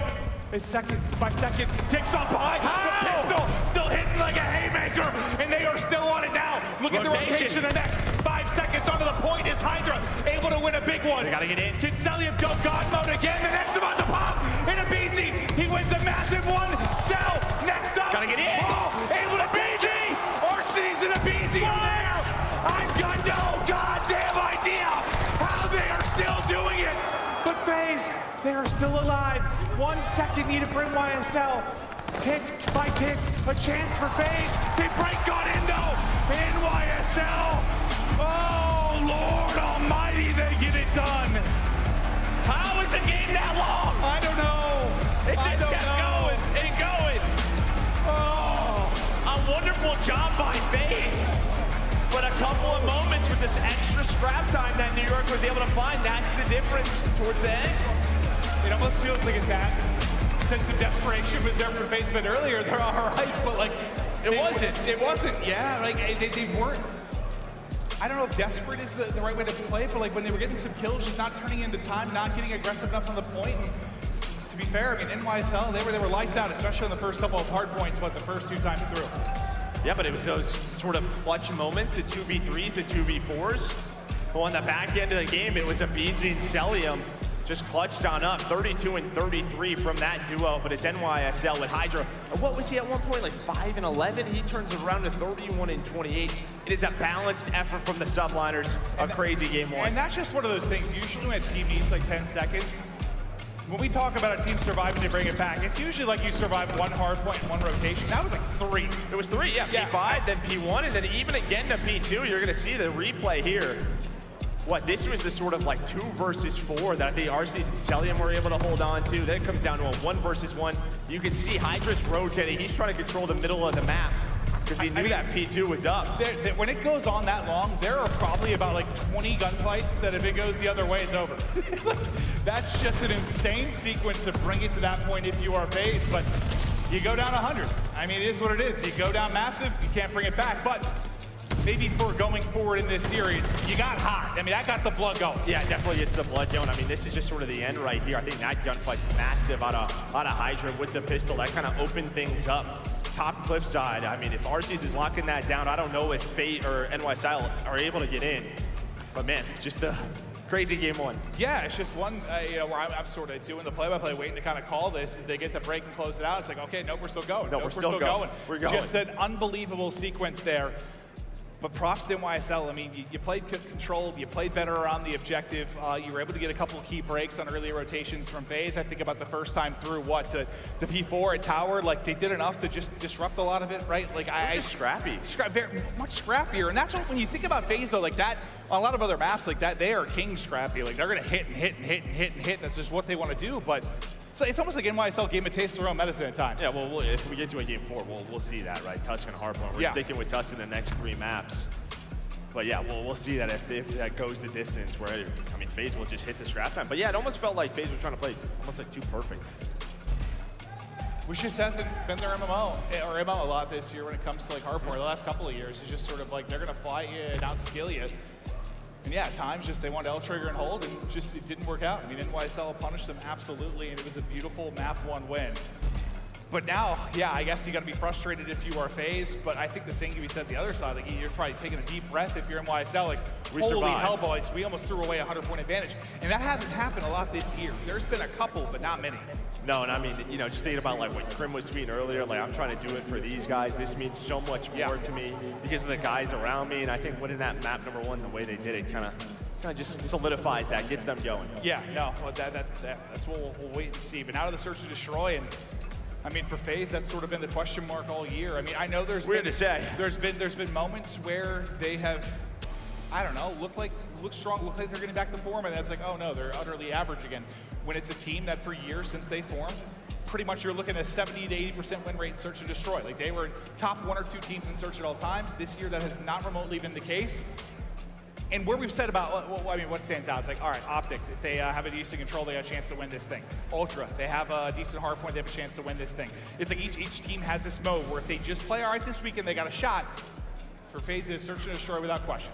It's weird to say that, yeah. I mean, even if you look at the Major 4 records, just the respawns were amazing, right? Control was 5-1 for Atlanta FaZe. You and I were talking about it. It's sort of stats where if you look at the respawns, they might have won the entire event just looking at the records. They were 1-5 in search or something. Yeah, that search is 50-50. You might have won the whole thing, but that just has not been the case. It has been lackluster. But it is New York Subliners that strike first, trying to stay hot. I mean, since this team is formed, you have a couple stages to work with. The Bulldog, Kismet comes alive at times, looking like the biggest monster on the map. But to search we go. And I don't know, man. I'm not sure what to expect. Yeah, I mean, just looking at Tuscan for stage 4 for both of these teams. I mean, New York 0-2, Atlanta 1-2. Again, another one of those games where I'm just looking at, like, New York has to have a game plan coming into this, the way to counter Atlanta FaZe. There's so much gameplay. I feel like so many times have we seen FaZe on this map. Absolutely. Map 2, ready to go underway. NYSL can they add on to the lead? Or do FaZe finally start to click in a mode that has plagued them throughout the course of the year? It's a stun on to aBeZy. It'll be a wrap back from him. It's an opening there from Hydra. And Hydra was the guy, if you look at the last major, I mean, it just seemed like he was putting up double digits whenever he wanted sometimes in search. He was taking over. Now trying to do it behind the stun, but Simp just keeps on shooting. He's able to bring us back to 3-3. Yeah, I think Hydra's hoping he finds that kill. Maybe if he's 1 bullet weaker, he probably finds it, gives them the man advantage. Now you're gonna have a retake. You still have Crim middle of the map, just kind of lurking. The bomb is planted. Now a 2 versus 3 for Arcitys and aBeZy. Arcitys got the big boomstick. Trying to find a pick and he hits it. But a fast trade from Hydra. Maybe gives aBeZy a chance, but he can't quite get around the edge. Able to take that one, but NYSL post-plant will hold on. I think someone's yelled at him a sexy man. Thank you very much. I appreciate the gas. Thank you. I don't get that often at this age, so it's appreciated. But you saw right there, Hydra was quick, 3 kills in the round, and then even then, just on that trade, he knows he has a bullet on aBeZy, and he just takes the fight right to him. So NYSL, they just go right through B, very quick. Bit of a counter strat, and, well, Hydra makes the plays. 3-0 start. Kind of the same thing here, right? B's just wide open. You have Paul sniping in the middle of the map, someone RZ, but the B bomb's there, so it's going to be a 4-on-4 retake if they decide to plan it. Just trying to get information. While quickly on the flank is going to be Hydra. aBeZy's going to have Paul, and no one's a sniper from Paul. And he takes his head off. Up close and personal, yeah, aBeZy's head popped open like a watermelon, just ripped right off. Nice shot there from Paulehx, and now we continue on forward. Cellium looking to battle back, trade on through. It is a mixer around the point. It goes down to a 1-versus-1. It's going to be Hydra. It's going to be Simp. 5-0 start from Hydra, just trying to get out with his life. Simp's playing this very smart as well. He's just going to reposition 20 seconds in a check. I'll probably get out. He does exactly that. So we know he's got a lot of time. Hydra has yet to die this round, or this map. What is the timing going to be? Hydra's going to get to the bomb now, and he does it so fast. Hydra 6-0, clutches the 1v1 versus Simp. So what I say, he just goes off for double digits whenever he wants. Does it again. Sure, well, he's real close, Joe. He's real close already. Just a beast start. I mean, I think when he first came into the league, he was sort of there popping off in every single mode. Sometimes in this team, Kismet's taking that role in the respawns, taking a back seat at times, but in the search, man, he has just been another breed. And again, just very fast. I believe him and a teammate just pushed right through P5, and you saw FaZe when they grouped up as 3. They were getting ready to retake, you know, that radio tower, but it's right through P5 where the trades go down, then all of a sudden it's a 1-versus-1. 6-0 start. I mean, he's got as many kills as the entire FaZe side. Just lovely from Hydra. How many kills? I mean, his teammates have 2 kills. Yeah, yeah. This guy's going off now, looking for the glide bomb. We'll see if he'll be able to earn that. But after throwing out some utility, the entire wrap back towards B will come into play. Ready and waiting. It's going to be aBeZy. He's going to be the one there. Can they set up Hydra? He hasn't been able to get that 7th yet. Next up the bat will be Cell. One lurking path for FaZe. And just shots all over the place, but Cell with the wall bang through, of course. He's able to take that one. Advantage now over to FaZe, and a round you desperately need to get. Hydra's been dominating you all over the map. Can you get one? Yeah, there's going to be the info. So FaZe is going to see that player inside of church from top platform. Again, just sort of playing the retake if they need it. Hydra just lurking. Trying to find the kill. Number 7, there it is. The re-snap and the trade. But he does find the glide. A big win for NYSL. They don't win this round. Trying to track back. Pick up this bomb. Just under 20 seconds to go. For him that's had so many crazy clutch scenarios over the course of his historic career. Can he pull off another one? Gets eyes on one. Not the easiest to fight. Some damage in. Running out of time. His position is known and not a whole lot he can do, but you get the glide. Yeah, you get the glide. I mean, that was close. Simp, I think if he has a better snap, it's a kill. Hydra has to... It looked awkward for both. Yeah, just sort of the slides. He ends up on the jump banister. up top. Yeah. But FaZe able to get on the board. Starts with that first blood from aBeZy through Found, then Cell. Able to find the shot through the wall. Just gets out with his life, gives them that man advantage. And we'll see when that glide comes into play. But okay, get the round out of your FaZe. Kismet still looking for his first in this. Nobody really popping off for FaZe himself, starting to get rolling. But it's heavy pressure over towards B, and you can see now the line of sight from Kismet as he's playing deep. Can he find his first in the game? Yeah, very similar to what we saw from their first offense, trying to take this over to B. There is presence here, though, from NYSL and Kismet, now the rotation over. But is that going to be Hydra through P5 again? Nope, he's going to jump to the middle of the map, and he is gone. The flash. And he's right back to middle, then just look at the decisions that he is making. Now he can flank if he has to. They have the man advantage. See, I love that. I mean, some might be looking for another kill there. He gets one, he's out. Gone. Just gone. We've seen that today. Players going for one more kill and just bites him in the butt. Yeah. Just an incredible job. Valuing his life in a mode that he needs to. Oh, God. Kismet, 17 HP. Just able to get away. Now the reach out's going to come in. It's Paulehx that's able to take down 2. aBeZy last alive. Little bunny hop to take down 1, but that'll be it. It's NYSL. Right back in control up 2 rounds. Yeah, Hydra, I mean, just turns that first blood. They have such, you know, map control. They know where the read is, right? Kismet is able to stay alive in the back, so he has all the information in the world given to his team, and then they just set up the trap. Then it's a 3 versus 4, and I mean, FaZe, they gotta go, right? Just depending on the time. And NYSL, so far so good throughout this match. I mean, Hydra, yeah.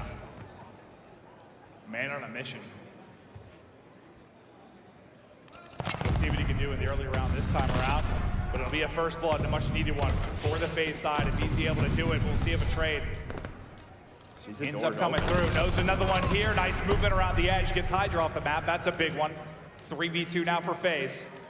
That's a prime aBeZy round right there. Right through the middle of the map, finds the first blood, able to connect onto the second as well. It gives his team all the advantage in the world. Is, well, still a minute left on the clock. We'll see what NYSL wants to do. It looks like maybe a plan over towards A as Crim and Paul going to try to work whatever they can. As Cellium just top church trying to find the opening, but Paul goes for the gunfight and he loses it. Cell locked it down the middle of the map. It just seems like with the way Hydra's playing in Search, you kind of need prime aBeZy. Like he's going to need to assert his dominance early in some of these rounds. He's going to have to.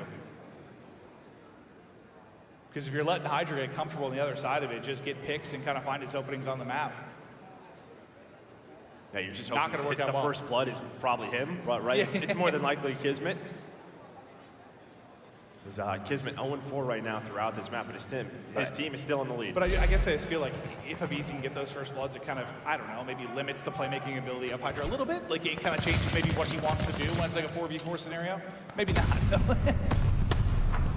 Okay, first blood to Crim. Unfortunately, it's onto Hydra, so not quite the man you want to take out. Then a grenade will hit for Cell, so it's a 4v2 as things kind of fall apart for NYSL within this round. Cellium, clean haircut onto Kismet.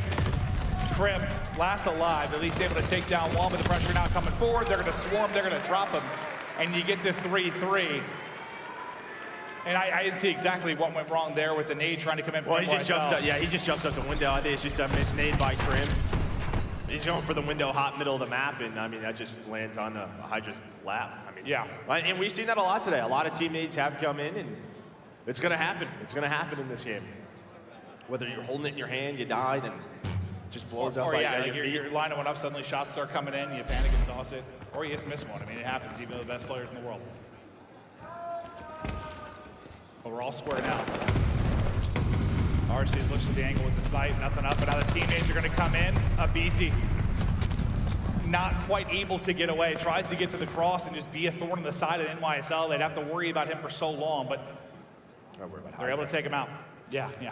Hydra's kind of lurking. He was able to find his way through P5. Rest NYSL pushing on through, and Hydra opens the door. I think Simp hears it. Cell doesn't even react. He's weak.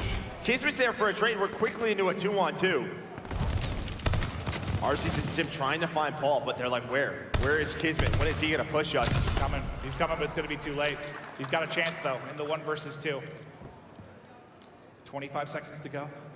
Just has to play his life, and if you're FaZe, you're just like, where is he at? If they're trying to locate him, and they're able to do it. Simp will find him. Plenty of time for the defuse. They'll go ahead 4-3. But if you're Kismet, you're just kind of hoping you get to a spot. Maybe they don't check first, right? Because what was it, about 25 seconds left or so when they had to hunt him down? Yeah, 25 seconds, yeah. Maybe you're hoping Paul at least finds one. If that's a one-on-one, that's just so difficult to win. Maybe you're hoping that Kismet overpace, but Simp just through the flank, able to find that final kill. Now 3 rounds in a row for Atlanta FaZe. As they're starting to find those first bloods behind aBeZy, of course. He's got 3 in the game. It's one of those things, like, do you re-engage and try to help Paul? Do you try to scramble away and clutch up the round? I think you're right, though. You're just kind of praying he gets one. He gets one, that's pretty manageable. But you saw that from Paul's kind of POV. That looked real difficult to deal with. Yeah, as soon as he gets spotted, he gets hunted down. Now aggression from NYSL through B, through P5, but they get spotted, and behind that, aBeZy tries to get aggressive through the middle of the map, but Crim is going to find a first blood. Look at all that info Cell gets. He sees the wrap back. I mean, he saw everything. He saw this is like a 4-man hit. It's like that break off of a hard point. And Arcitys a little bit of flinch there, so the shot's going to go too high. Now they start to wrap it, but yeah, no, look at them just hunting together. It is We're back to B, baby. It's like I'm watching a jetpack round of Search. They are just soaring on forward, but to 2v2 we go. 45 seconds left to go. Bomb, still in Simp's hand.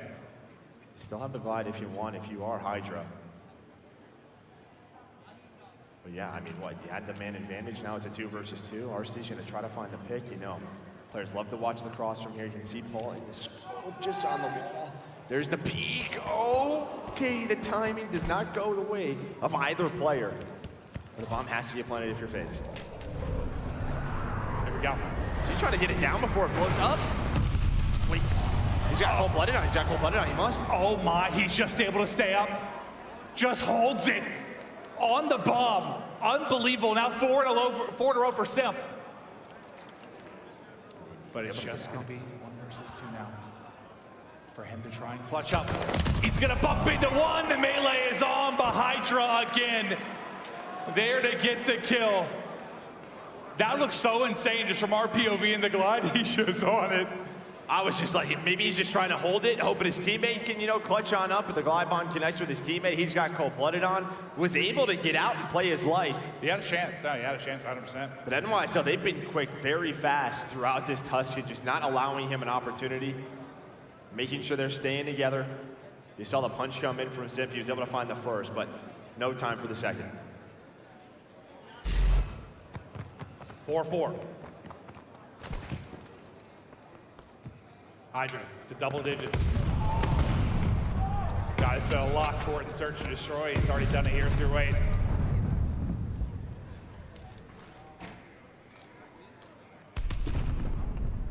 Arcitys looking to be your local barber. I don't think he sees that. Yeah, I don't.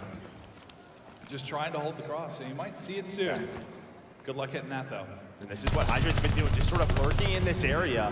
You had the 2-2 split from NYSL. They're going to go back to A. It's only Hydra.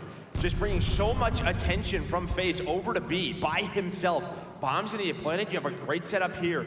If you're NYSL, FaZe going to have to retake.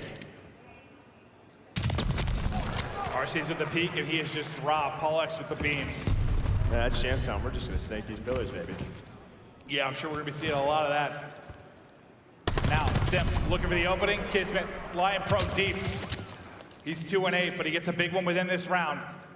2v3 now for FaZe. Oh, he's gonna see him! Hits the shots again. Now, just gonna be on Paulehx. 18 seconds to go. Waiting for the peak to come in, trying to hit the shots on through. The jump is there, just looking for the shots. Uh-oh. Oh, trying to get on, not gonna happen. Paulehx able to get both. Time on NYSL side, and Paulehx able to go massive. aBeZy falls down here. That's the problem. He's got to jump back up through middle of the map, and Paulehx just finds the wall bang onto both. Unreal. But you can see what Hydra is doing on this map. He's pulling so much from FaZe over from A to B. That opens up the middle of the map. That opens up the A bomb site for his team.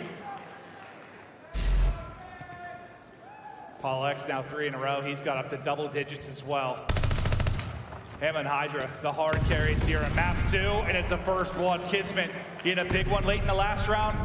Comes alive here, only 3, but coming through at a crucial time. aBeZy, though, bringing it back in. Hydra, the hot hand off the map. Can they get it to around 11? It's the wall breaks through from Crim. He's probably, yeah, I learned that from your teammate, Cell. What a kill. Shout out, Cell. Thanks, buddy. No, that's a massive one. Now under a minute to go. You try to look for an opening here if you're Arcitys and Cell. And they're thinking the way NYSL has been playing this, with how fast they've been moving and rotating around the map, they're trying to catch someone on the flank, but there's nobody there. I mean, New York's just playing for info. It's almost like the start of a round. They're just going to play a retake over towards one site. The way Crim is playing now, the other 2 players are going to get active. We're going to might have a 2v2 over towards P5. That's the way it's lining up, and that's what we're looking at. Here we go. Maybe the round right here as Arcitys is able to win the first. Kismet takes down his teammate. Now a 1 versus 2 for Arcitys. And he's just in trouble. The rotations now come across. No time to work with. And NYSL, they will close it out. The search and destroy woes for FaZe continue. Hydra dominates early in this one. And now, your reigning champs in trouble early in round 1. Yeah, I mean, just early in the game, it's Hydra, it's the Hydra show, and the presence that he was putting on the map just really affected Atlanta FaZe, and then, you know, those first bloods didn't always go their way. That's when they started getting back into the game. That's when they ripped off 3 rounds in a row when they were But when they weren't finding that early success on the map, they were just slow, and New York was able to find all the information. Yeah, it's just even the hard point at times, like where a team is known for being so quick and decisive, even if it's not what you expect at times, even if they've had kind of unorthodox gameplay across the years, like they're usually decisive, and that is not what we've seen. Yeah, and I will say, I mean, just looking at maps 1 and 2, you know, maybe one of your worries as a FaZe fan was aBeZy and his consistency. He's been playing great. You need the other guys now to step up. You need Simp and Arcitys to have a good map here to wake up, because right now, I mean, Paul and co, they're running away with this. NYSL looking to continue the hot stretch, and they're in command of this one. You just start to look forward to a control, and I think you're thinking, let's just end it here. Like, get the 3-0. Let's move on, continue to dance, try to cruise towards a winner's bracket final. Yeah, the only problem, I mean, we're staying on Tuscan, and what, I believe FaZe were 5-1 at Major 4 on this map. Their only loss was to LA Thieves. Smoked them. Yeah, right, in the losers final. So, I mean, this has been a go-to for Atlanta FaZe, but I've been saying that. I said the worry was the first 3 maps for NYSL, and they have a game plan, and they are just executing to perfection. Yeah, we didn't really get to see the matchup at the last Major. You were wondering how it's going to play out. 2 teams with a chance, you think, to make a run, but it's been all NYSL so far, a map away from moving on within this winner's bracket. They go up 100 in the hard point, barely close it out. They take over in the search, avoid that round 11. NYSL have come to play. Hydra and the boys doing their best to keep Crim going. The man just won't go away. The winningest player in the history of Call of Duty Esports continues on. We're gonna break. When we come back, map 3 up next.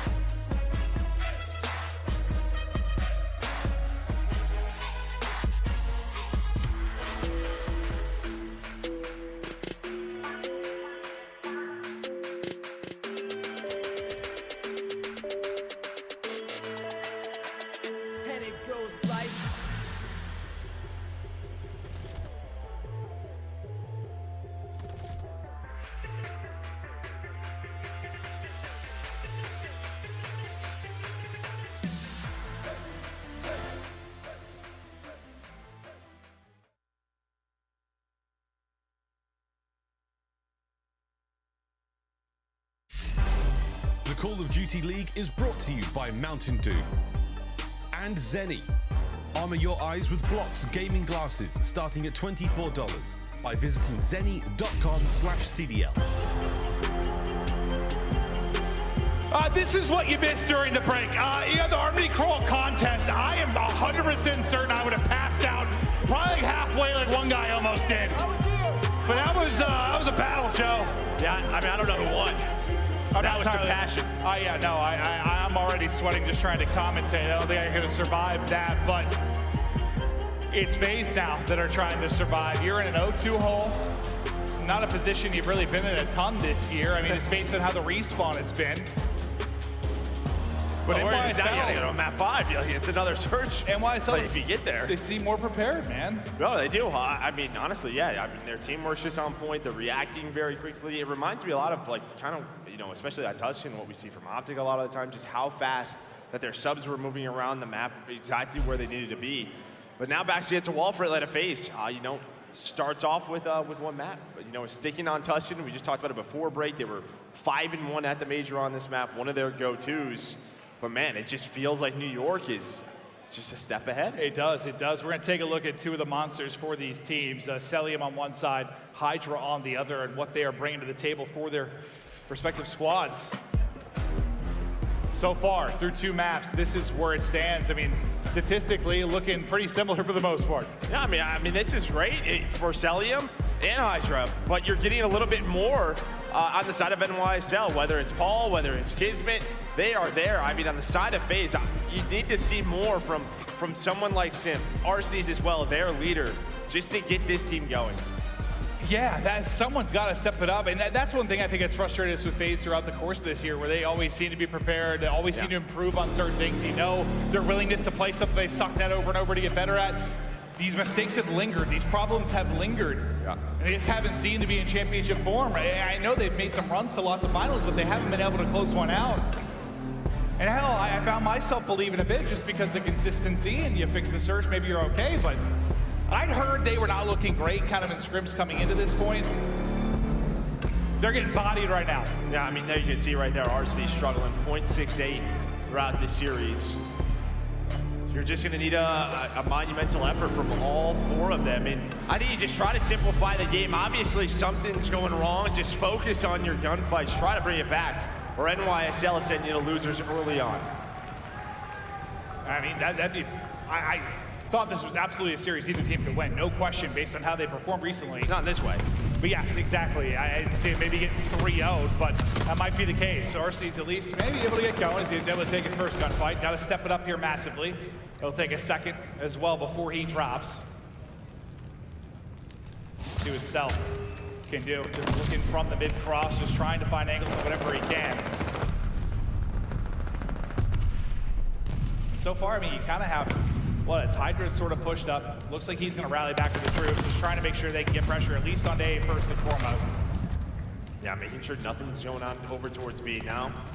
You kind of fight through the middle of the map, you see Simp, he's going to work all the way through, try to take top Røkkr control. Paul's getting forward. That's sort of just giving up A, just playing around this B defense. This is what FaZe does. And once this happens, the middle of the map opens up, you start to roam around. This is what Simp is so good at. Yeah, I mean, he's been terrific. He's been so good. We know what a cerebral player he is, the way he can find openings, read timings, read the map. He needs it now. People start just picking people apart. Yeah, he's got it. Just be that Simp that's been God mode over the course of so many years. It's a great start here. Now going to be 4 in a row, up to 4 and run. Just looking to continue to try and dance, maybe get a little help out to mid-map, but just tucked away in a pocket for now.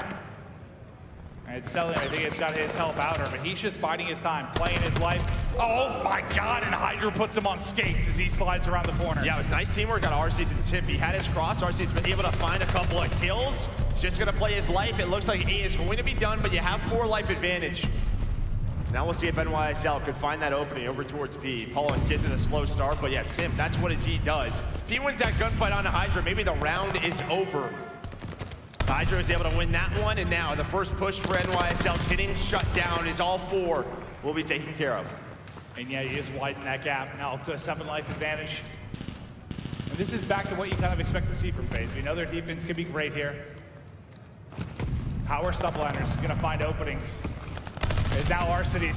He's the one finding the opening. That'll be 4 down again, and this has been dominant. You're up in a big way, up 10 right now. Cellium still continuing to find picks. Subliners find nothing offensively so far. Oh yeah, 7 lives remaining. That's the power of sort of that lurking Slayer.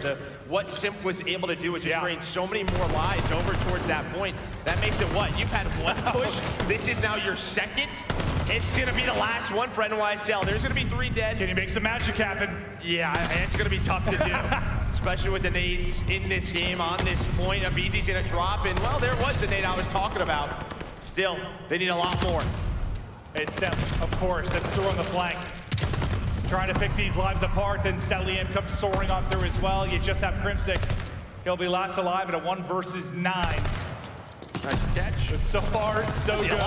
Defensively there from FaZe. And yeah, they've just been so good. Find that first win. Let Simp kind of get to work. And yeah, there was never really a threat until the final moments, and it wasn't even really that big of a threat just due to the lives. Yeah, I mean, just a great all-around round from FaZe. I mean, you got 8 kills from 2, 7 from the other 2. Just not allowing any openings for NYSL, nothing funky off the break. And well, speaking of break-offs, sometimes Atlanta FaZe, they like to do this. Like to go, forward towards B, but you're not gonna have it. It's more of a standard round. Really aBeZy through the middle of the map.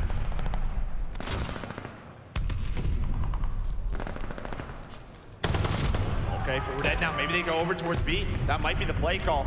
Simp has positioning to make sure he can at least bait some nades as his teammates are getting pushed up. Well, the good thing is if you're NYSL, you win 2 of the big fights through on the cross. Reinforcements not able to really rally in, but aBeZy now on 4 in a row. And you need the fire, you need the passion, you need what has made this team a championship contender to come alive now as they start to pick them apart. Let's go to listen in with Atlanta FaZe. He's back up there, weak green. There's 2 top. Absolutely top church. Crazy kid top church. There's 2 top guys. Go away, guys. Going fast. I'm throwing P5 again, okay? Yeah, to be guys. Careful, you. I found that. Detonated are you? I'm looking at you.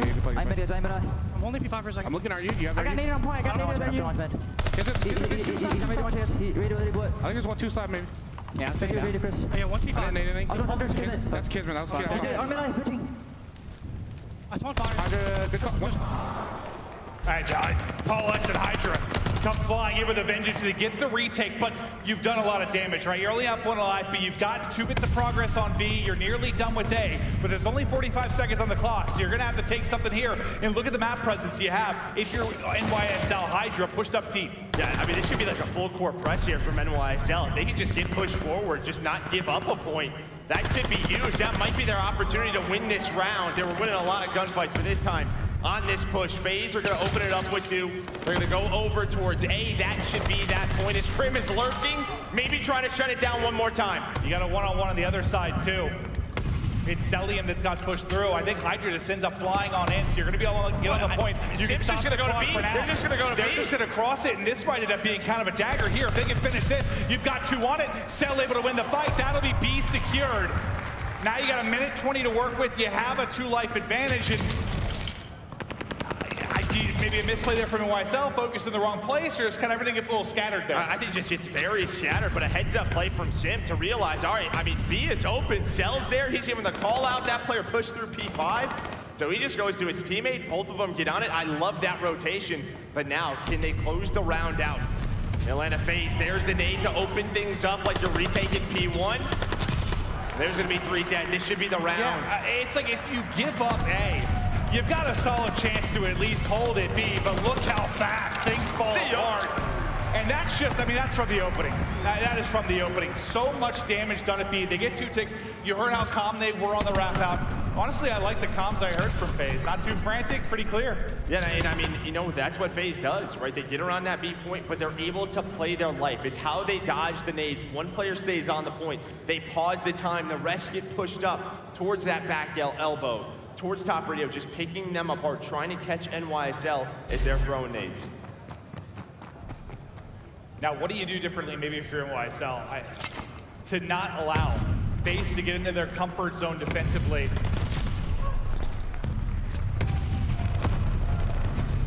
can you be a threat this time around? You have to be, obviously, as you're in an 0-2 hole.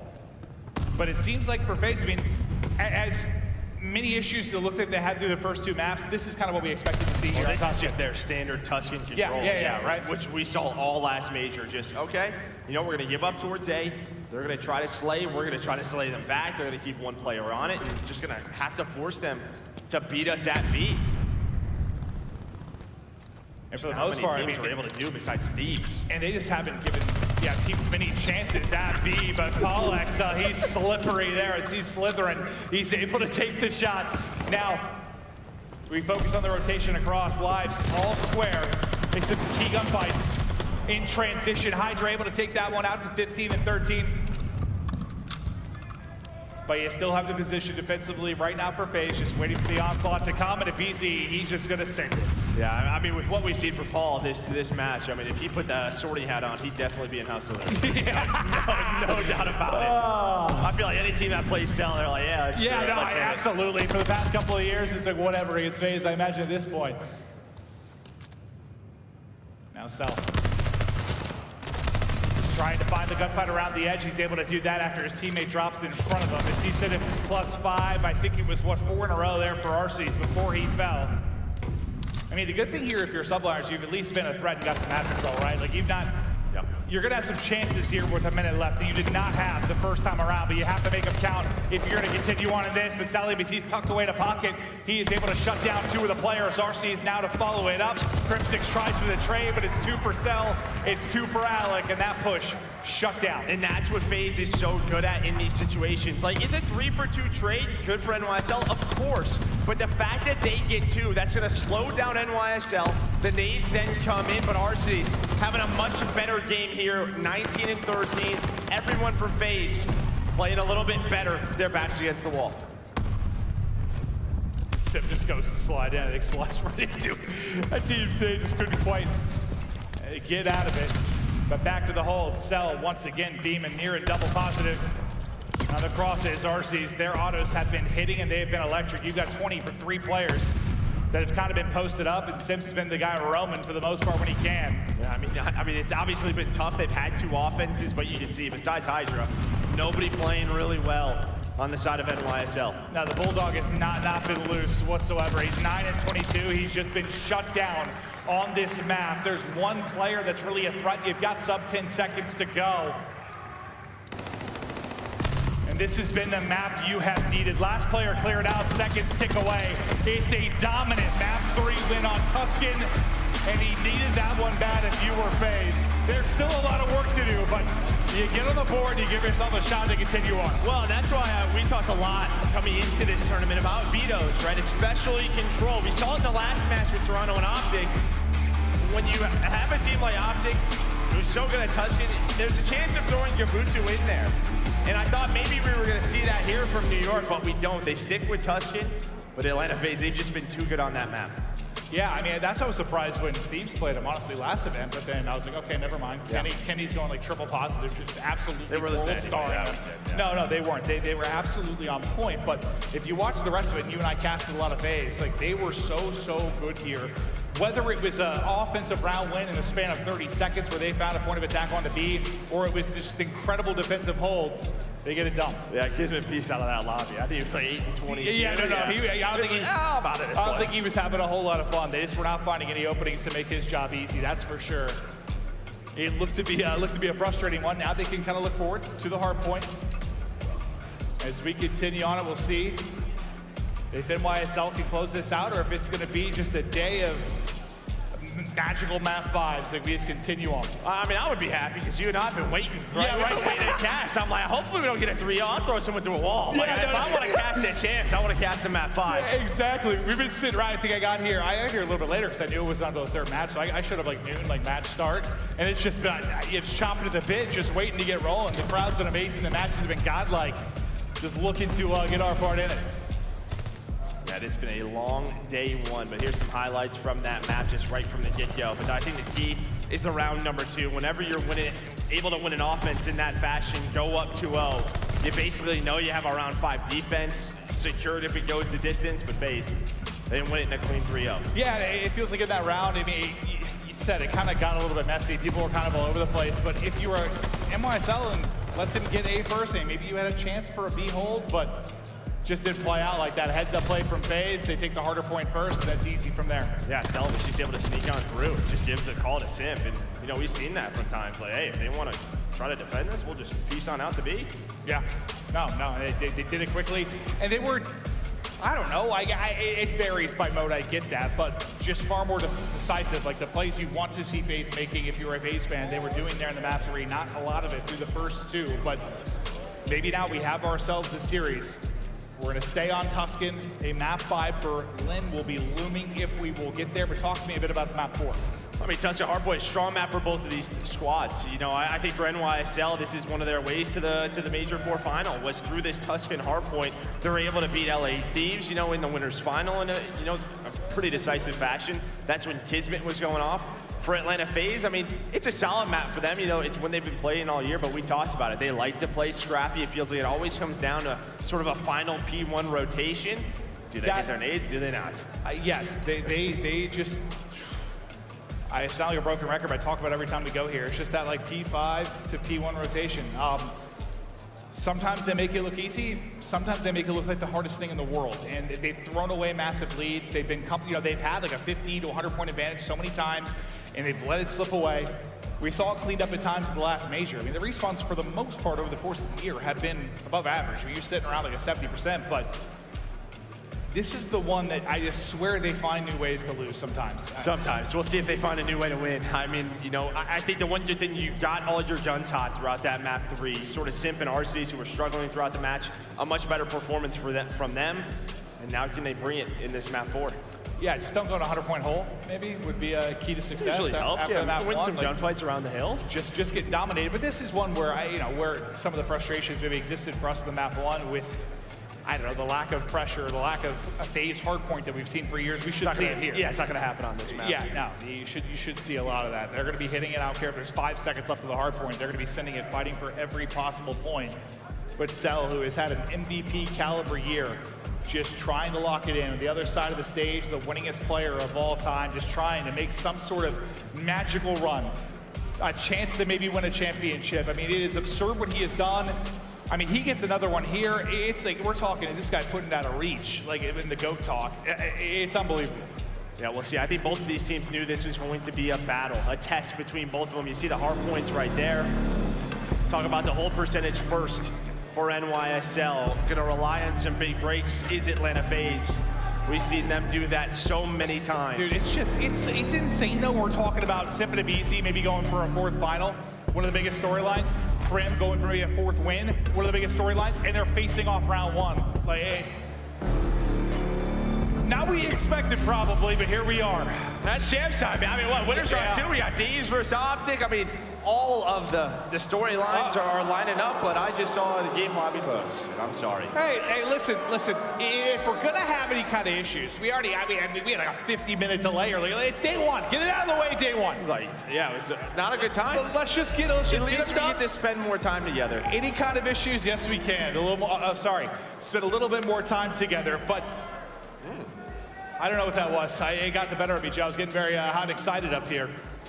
But this is just, it's magical. It is champs time. But yeah, I know, issues aside, like I guess I'm just glad, like, even the issues we've had, like it didn't happen in the middle of a series, it happened before one. You know, it's not happening on Championship Sunday. Like, yeah, let's get all of it out, because you can think, we've been around a long time. You've worked on league upside, you played as a player. It always feels like whenever it's like this massive event, if something's gonna go haywire, does day 1, by the end of the weekend, we're cruising.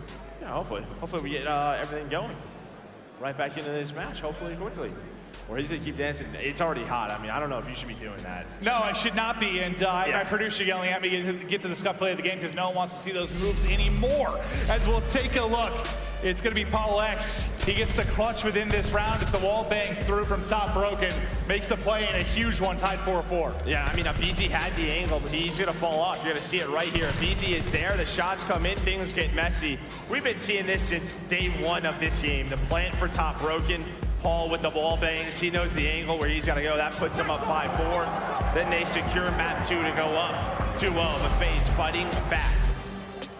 It just seems like, I mean, this is usually the case, especially when you look back at Major 4. And day one today, when you have these game 5s all over the place, it's just so 50-50 in the sense that there are so many little moments. It's got to be so tough as a player, like, oh, if we just made that play differently. Sure. If we just won that gunfight, like we're winning the series, it's got to be heartbreaking. I mean, it'll haunt, you know, for a lot of these players. Just a point they have to talk about. But I mean, you win, you're going to be feeling great moving forward. You lose, you just got to forget about it. I know it's hard to do in the moment. You'll probably think about it all night long. Hey. But the fact is we have a double in bracket. Your chest muscles were feeling good. You've been working out. Yeah, man. New York Subliners, you see the KDs there. Hydra has been a beast. Yeah, those got a lot worse in that last map. Let's just be honest. Absolutely, like, absolutely. A lot worse, and those got a lot better. Well, you just kind of thought, like, Kismet was going to come down to earth a little bit, like, based on the last major he had. You said he was. I thought he still had a chance to be the Bulldog and let loose. This is one series, Joe. He's still he does. I just knew Paul was going to be better. You would think, yes, that there'd be some evening across the board there. But the map 4, here we go. Subliners trying to close it out, move on to winners round 2. FaZe trying to survive, maybe get this to a map 5. We'll see if they can do it in this hard point, but spinning in circles and dancing. It's Kismet around the point, but his teammates that are able to pick up all the kills. And Hydra locked and loaded. He's already 4-0. Nearly picks up a 5th, but what an opening there from Hydra. It just feels like when he is in a rhythm, he is just able to read the map so well. Usually feel like we're saying that about like someone like Simp or aBeZy, but they will get shut down, and well, guess who? It's Simp and aBeZy who find 3 kills, able to get the break. Nice time for Atlanta FaZe. You get right back into it. Now look at the mini-map bottom left. You'll see the rotation coming in from Subliners with just under 10 left to go. They'll get set up for the next hard point. And this will be the push and collapse, preparing for Atlanta FaZe. Which corner? You go 1 for 1. So you still have numbers advantage for a second, but Arcitys, the last guy in the hard point, starting to rally across and trying to get in position. It's a nutty gunfight there for Cellium, not quite able to take it. The rest of his teammates are going to drop, so it's really just going to be him. And he's just kind of sitting it forward. He's going to get stunned. There's not a whole lot he can do. Nice hold from Subliners so far. You even saw there from Cell, just sort of the player mechanics. He's thinking a player's going to slide him. He's already like double melee in case the slide is fast to try to find that melee kill. At least get a melee off for a trade. Just something small that these players, they always are going to try to find the advantage. But you had, what, 20 seconds go your way of NYSL, and then this is what we talked about, FaZe. They're going to try to lock you in. They're going to fight for the scrap time. They're doing it right here. And a darn good job of it, may I say, is, I mean, they just find 6, 7, 8 kills in a row. Yeah, it's just unbelievable. I mean, they're battling for, what, the 10 or so seconds, but they do a terrific job of it. Now we get the rotation across, and they're going to be in position, and that's why you trust your teammates to be in the right spot. It's 5 in a row, though, for aBeZy. He's working on a bit of streaks, and yeah, he's just, the tactical is just soaring into his eyeballs, it feels like, in these last couple of gunfights for him. But it's a nice play from Arcitys, 4 before he drops. The streak will end on aBeZy as well, as he's up to 8 and 5. And now to Fountain. The dance begins, and it's Crim just ADS and holding. I think you're free aim there if your Simp kind of gets pulled between both players, but it's a frenzy here around the point. Crim is still battling. And while Cell's able to find 2 kills, he re-pinched the push through P5 as they were getting spawns NYSL, but now it is just such a back and forth battle, similar to what we saw just a hard point ago, trapping them in the back corner, finding the scrap time is Atlanta FaZe. Yeah, it's like Michael Bay's been directing this most latest sequence, trucks blowing up, Wait till exploding, double kill after double kill, and now, yeah, we get ready for P5 as the madness will ensue there, but not quite there yet. We go to church. Inside early, it's FaZe. Just much better from Atlanta FaZe. Just they have a much better idea on Tuscan, the respawn so far, where they need to be, how they're executing. You can see it in the scoreboard. Everyone's playing at a high level. On the other side, you're looking at everyone besides Hydra to try to step it up, get the man some help. Well, the help for Hydra, unfortunately, becomes in the way of aBeZy bullets, and he's able to drop a second around the edge. Cellium there for the third, so still numbers inside here for a moment at least, if you are Atlanta FaZe. But back to Hydra we go, and good luck with that one. Just camera it out of his mind. And Cellium comes soaring around the corner. 6 streak now, 11 and 5. The flex superstar. What a year it has been for him. So much pressure now for him to go beast mode to bring them back in this series, but to aBeZy we go. The song and dance on the stairs. It'll be his 15 and 8. It's been a map to double positive as a snap out. aBeZy finally falls. Yeah, we were on board with aBeZy, but Crim actually takes down Cell and Arcitys. They were going for the 1-2 trade to get number 7 and the glide bomb, which they would have used in rotation over to P1. Maybe breaks the game wide open in a blowout for Atlanta FaZe, but instead Crim goes big, and then on the hill they're able to shut down aBeZy. So a huge moment from Crim. I mean, he got like 4 or 5 in a row. Yeah, he goes from 3 and 7 to 11 and 9. Yep. Now up to 12. You said Hydra needed some help. Crim doing his best to get back into it, and Hydra doing the work himself. 3 in a row for the young man. Crim back at top, broken, making the plays. Hydra and Paulehx still soaking it up inside, but it's double negative for Paulehx. Trying to find the gunny within this one. Crim. Now you can see the rotation's in. Crim's like, hey, I have rotation right now. They are late, but there's the nades. But Paul and Kismet are here. It's a 2-on-2. There's 2 players from FaZe still over towards P5. And I mean, they just give up that rotation. Yeah, no, that's pretty standard for them on this map a lot of times. Now, where will come the break? This transition is the one that's been a question mark at times. They like to break from mid, and this is what they're going for. The break from mid is where they will find their openings. Are they able to do it here? And it looks like they have found it. They get several in through you. They're able to pinch and trap, and they will get in. They feel very confident in their ability to do it, but you'd love to maybe not give up 15 to 20 seconds first. Yeah, just very late in that rotation over, and then they just had to wait for those players to rotate through the middle of the map. But hey, they find the break. They have the lead. Still a very close game, and it reminds me a little bit of map 1, where it's just like kind of messy, and then New York is keeping it close. When do they open it up? When they're disciplined there and at least go for the breakthrough mid, it usually works out. It's just when they get into that like hit either side, we have this 50-50 battle, that they just sort of get in this blender. But they do it well after you had some question marks for them. But they're only up 20. It's going to be a tight one still. Over to Simp we will go. He's carrying over 3 in a row. Bullets, fires, and flame from everywhere. That's number 4. Crim with a chow from the back. The read towards the window. Hop. He's just trying to find a gunfight, and he'll find it. 21 HP, the dream, the chow out. And it's Crimsix back up that's able to find it. aBeZy looking for the angle gel. And it's what I mean. When New York start to find the kills, when they're having the spawns time and time again, that's when it's going to be tough. That's when New York is going to take the lead, and that's what's going to happen. It felt like this game was just so one-sided, but it's been close the entire time. Lead change right there, or about to be. They were just in it for another second. But nobody will get in it for now. 150 to 150 is where we will stand. Now to Hydra's position. You can see where he's tucked away. What do you see, Joe? Yeah, Kismet, I think, finds the opening. Okay, now he's going to push on through. He should block the spawner. It'll be close on Arcitys. Arcitys going to spawn behind him, of course. Why not? So he's going to have a free flank on the 1 player as the rest of FaZe are going to get pushed up.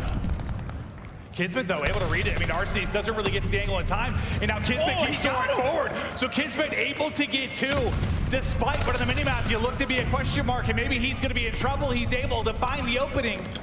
And now you are back in, you're set up at Fountain, you're accruing some time. Yeah, I mean, Arcitys wins that one-on-one. It's an early setup. It's a big setup for Atlanta FaZe, but Kismet turns it into, well, more. He's on 5 in a row now as he starts to get into to his zone. Can he find a streak as they have the lead? There's 7!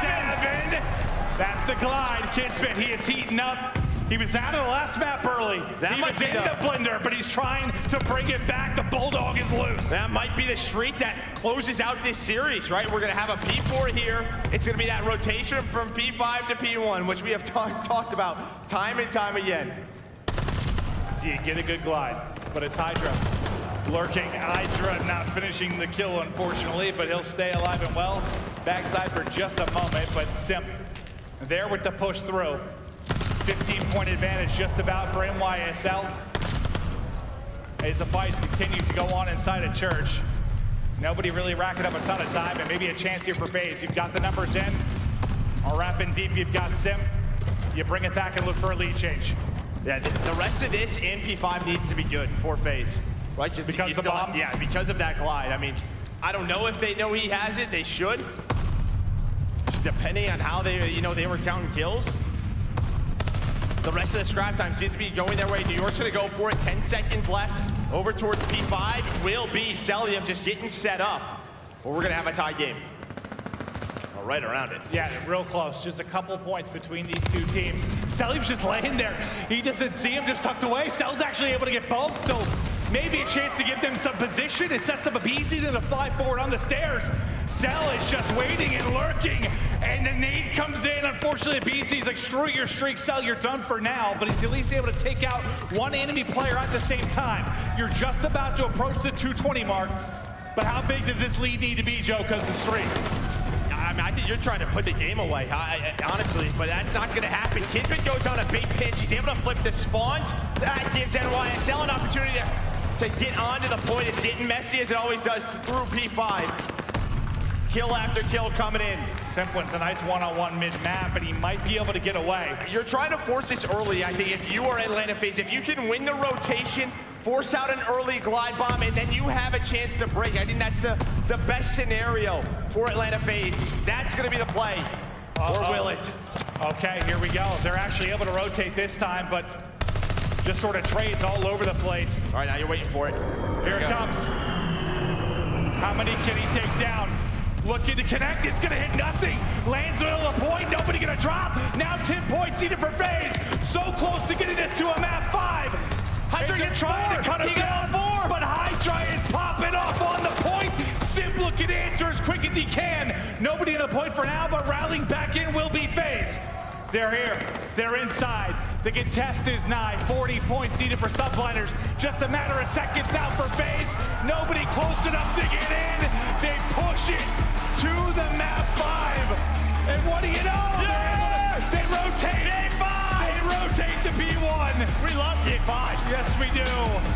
What a day it has been. And the streak just kind of hits midpoint, and you know, it was probably about to drill somebody and die to a gunfight right before it, but I think you kind of nailed it. You know, you get a good amount of time at P5.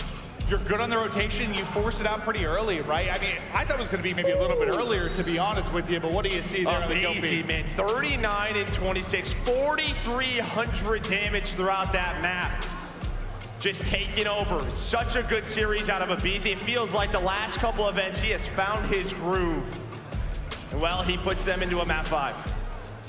He just makes that playstyle so much easier for this team when he's just waltzing in and taking one or two down with him.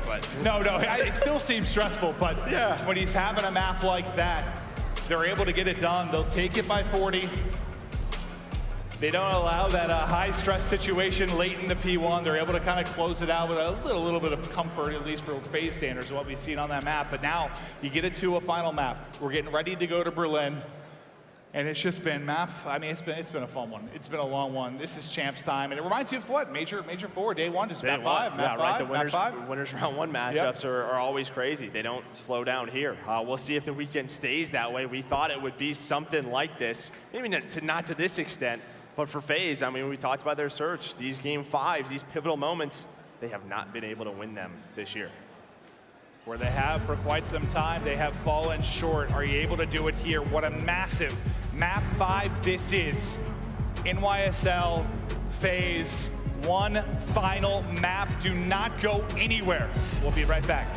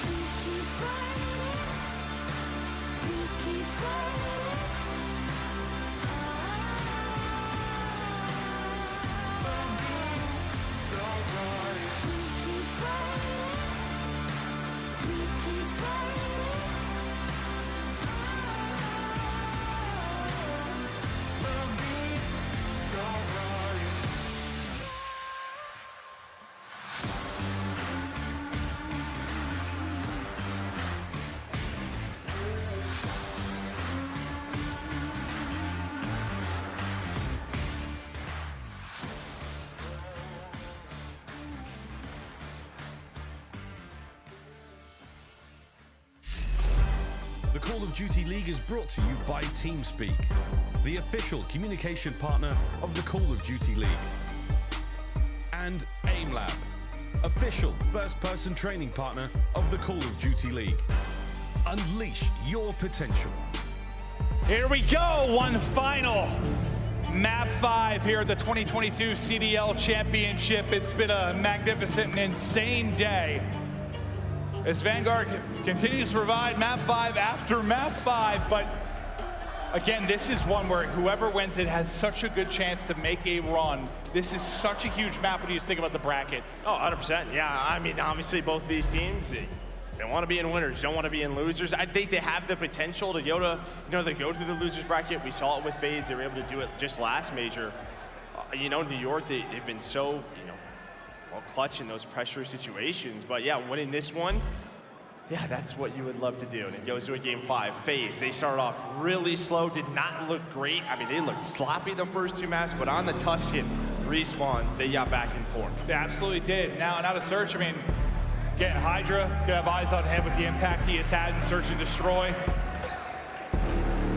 Who are you looking to make plays on the other side of this? When you're thinking about FaZe, who's going to go big on a map like Berlin? aBeZy is having such a good series here. We just saw it, and it can be tough with the situations, the areas that he plays on the map, where if he's turning 1 kill into 2, that changes the game. Over there towards that B site, being that island player, finding those openers middle of the map, my eyes are on aBeZy. Okay, here we go. FaZe, NYSL to close out the night with a massive map 5, and the pressure mounting to Arcitys very, very quickly, and he is out. As he's gonna need help. Looking like a very quick plan through for NYSL, but Cell from top fire, he's able to find the shots. There's the first blood. Did he wallbang him? I think he wallbanged that, finds the... It's Cell, what do you expect? Yeah, no, he finds the first blood out of the bomb, and now you can just use your numbers to try to retake this. These are the rounds they need to convert, as it looks like Crimson is trying to get aggressive through the middle of the map. Maybe try to find something, make something happen. He's gonna get spotted. Now aBeZy, there we go, able to find it. Now 2 versus 4 for Hydra and Kismet. It falls apart, they find the kills, the retake is on FaZe. Plenty of time. Cell is on it, yeah, Cell with just some nutty shots. Yeah, we didn't see it. It looked like a wallbang on the bomb. Yeah, we kind of hopped to it right at the tail end of it. Yeah, look, he is cheesing, dude. He's smiling. He doesn't. Which I wanted to see. I mean, it's Champs time. I know he's got a lot of tricks up his sleeve. Boys, he smiles out for the FaZe boys. They feel good about the round 1. It's Cell that's able to pick up 2. Is now we'll see what they're going to do offensively and where the plan of attack will be. But usually it's what? Just Cell kind of spotting for information. And then they're going to attack, but it looks like it's just going to be less of a spot and more of a hit. So it's going to be actually Simp watching the cross. I mean, you see nothing over towards A, though, but it's just right down the middle of the map. Just very decisive from Hydra and Kismet. Just kind of roaming. Arcitys is going to have no idea. This is so fast. From NYSL, talk about a hard counter. It's like they knew what they were going to do in that round 1 right away. The sort of default offensive strat for Atlanta FaZe. They're like, okay. You look for information, we'll give you the information. We're just gonna soar at you. aBeZy though, he is making plays and he's bringing it back. Now you've got numbers, and those are the type of moments you were talking about. Yeah, Paul and Kismet didn't get taken down, but I'm just wondering for FaZe, like, I don't know what the comms were, but if you're not seeing anything cross A, you gotta know something weird is gonna be going on. But Arcitys does get caught, but aBeZy up to 3-0 as they're gonna work towards this B site. Bomb gonna get planted. To be down in Crim and Hydra, and they just weren't too sure if they were coming to that side. That's why Hydra's sort of lurching over towards A. Nice. Beautiful. Even pros today. Yeah, no, I mean, a lovely couple of kills. The stun, maybe you desire a little bit more, but that utility directly to his own face. Now Crimsix just lurking around the edge. Give aBeZy another one as he just takes over. Yeah, I'll stun myself, but I'm also going to get an ace in the round. It might be one of the first times we've seen an ace where the player also stunned himself. That's what I mean. When he is in those positions, he can take over the game. Having a series, keeping it going here in this map number 5. 5-0 start. That's just, I guess that's just been aBeZy this year. All within 1 round. Unreal. 5-0. Nice advantage here early for FaZe. Can they close out this reverse sweep? But once again, pressure towards Arcitys. Once again, he's able to get out. Can Cell find the shots through in the cross? I was gonna say, I want to see if Cell goes for that wall bang again. Okay, yeah, so he was lining something up. Yep. There you see that wall bang come through, but they find the first blood a little bit of a different way. Well, this now time the bomb is planted. They just try to hunt. Last time they let Arcitys get away. This time they try to chase it down, but he's able to reposition and find the kill. Cell, as an 8 connects, I believe he gets hit down to 15. aBeZy just comes jumping out. Simp with the trade. 2 versus 2 now. 20 seconds to go. 2 versus 1. Cell trying to dance, dip, dive, use every bit of the environment to his advantage. Good luck. Time. I'm not a fun kill to find, and he's not able to do it. He dances till the help comes in. 3-0 edge for FaZe. What do you say? No free kills. That's been his motto all year? Yeah, I mean, we've been hearing that since, like, Scrim started. Like, Cell's just on a different level. Like, just so difficult to kill. And there you saw it. I mean, just so evasive, buying time, allowing his teammate to get in a position. Because Crim has to freak out here, right? Crim's thinking, he could be on the bomb, right? I have to check the defuse. But he just gets pushed up. Arcitys able to find the kill. And now you can see Crim, they have to make these adjustments now. Offensively, they've gone A twice. Didn't work out. Defensively, they found an opening, then aBeZy shuts the door. When you're on the brink of getting reverse swept and you're down 0-3, I mean, this is where Crim has to be invaluable to this team, right? Like, keep their heads in the game. Yeah, no, 100%, and making those calls, maybe getting a little bit aggressive, what we like to see from Crim, right? He could take those one-on-one gunfights, but they're just running at him, but there we go. He's gonna find the first blood, quickly traded on both sides of the map. It's a 2 versus 3 now for Atlanta FaZe. I mean, finally, you have numbers of your subliners. Well, they did in their first defensive round, again playing aggressive. It's just that was when aBeZy took over. But that was really the only moment, I feel like. I mean, outside of that, you've kind of been on the back foot since the onset, whether it's a wall bang from Cell or an opener from aBeZy. Now this is one you've got to close out. You have to get around. Don't go into an 0-4 hole. Paul, Hydra, and Kismet. Got to get the work. But it'll be the pressure on FaZe to get this plant down. There's so much time to work with, and these are the situations where maybe you start overthinking things, and Simp gets a kill, Arcitys gets a kill. Oh God, the brink of a 2-3 and a 4-0 edge. It's just on Paul, and he's getting beamed. Things are collapsing right now for NYSL. Yeah, it's just like, you know, they're playing sort of like what we would say smart, right? Just playing around the numbers. But you can't peek. You cannot peek it. Like, if you're going to play a 3-on-2 retake, play a 3-on-2 retake. Allow them to play the bomb. Like, if you're going to back up and give up the map, the goal is to retake the bomb site. Not to give away kills, to be out in the open, and that's what happens that round. They just lose 2.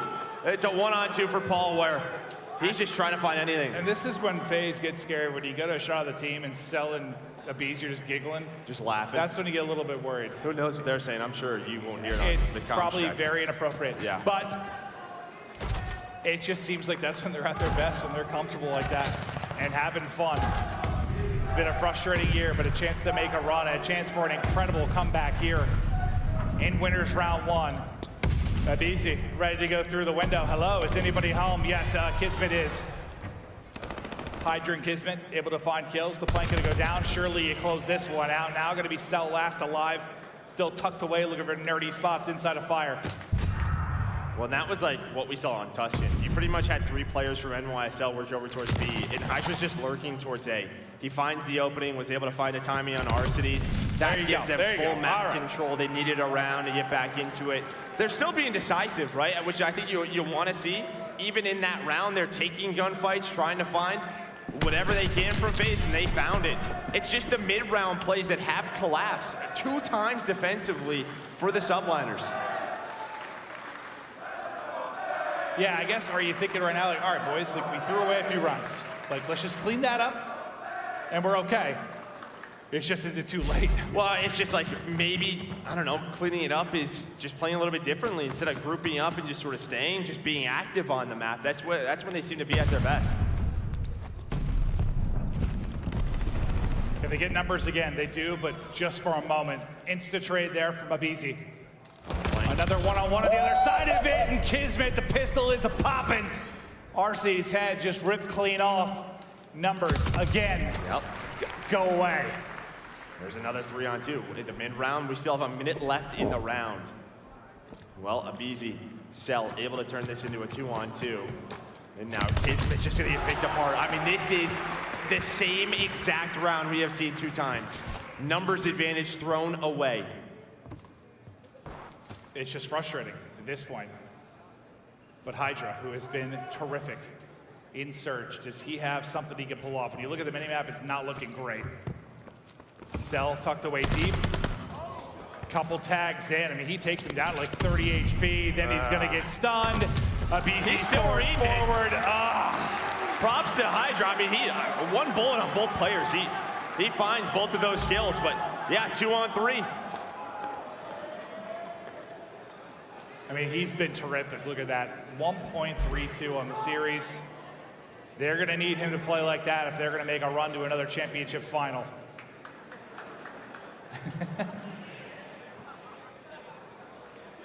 5-1 now, a round away, and what has been an insane series. Just a battle really across the other maps, right? For the most part. It's not been close, and that's just due to the rounds they're bringing back when they're down in numbers. 9-3 from aBeZy, just incredible.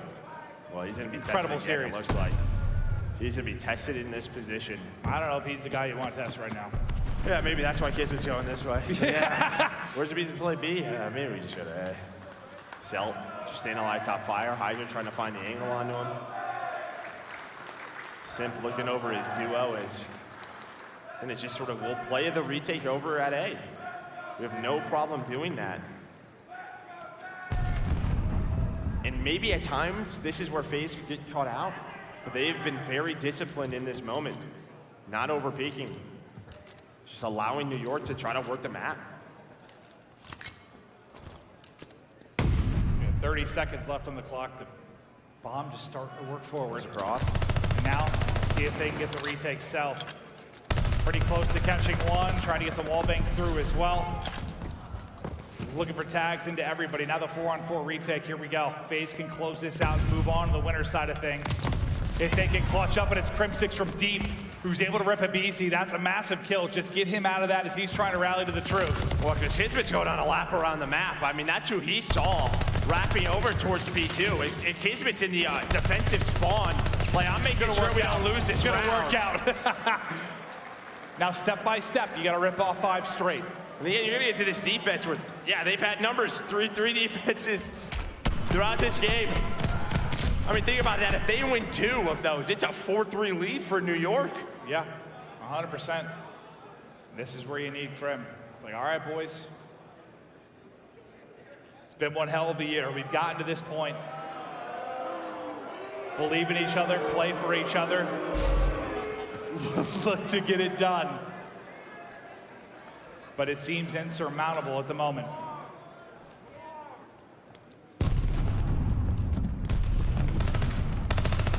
Crim eyes on one deep. Cell just toying with him. It's aBeZy with another opener. And I like that. That's with an auto, right? That's what I want to see from him. What I think they should have, you know, especially on this map where they struggled last major. Pull out 4. I mean, Thieves does it all the time. Respawn, search and destroy, just makes your life a little bit easier, working these different angles, working top broken, top fire. Now they have a minute to work with, man advantage, just taking their time, seeing what else they can find. Cell just looking for any crack where he can find an elbow to shoot at. Nothing going yet. When do they opt to pounce? The pressure's starting to build. They're starting to move forward. They're looking to put the dagger firmly in the back here and close out this map 5 with the reverse sweep. Here we go. Onward we go. Simp now trying to get in position. He's got bomb in hand. Working forward. It's aBeZy now with his second in the round. And snap! Simp just puts the pistol directly into the backside of Kismet's brain. And that'll do it. The reverse sweep from FaZe. Didn't look good early, but looked great late.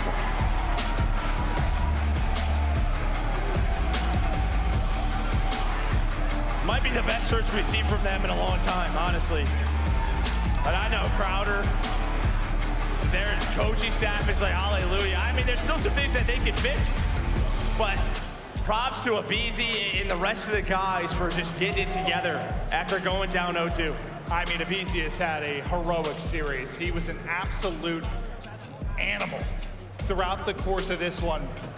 Can you get him like that for the whole weekend? I don't know if you're gonna need him like that for the whole weekend, but it's like, I think you bought another series where maybe you get a better Simp, better Arcitys, because that's key. Is that like one of those series though? Like, you know this was the toughest round 1 matchup.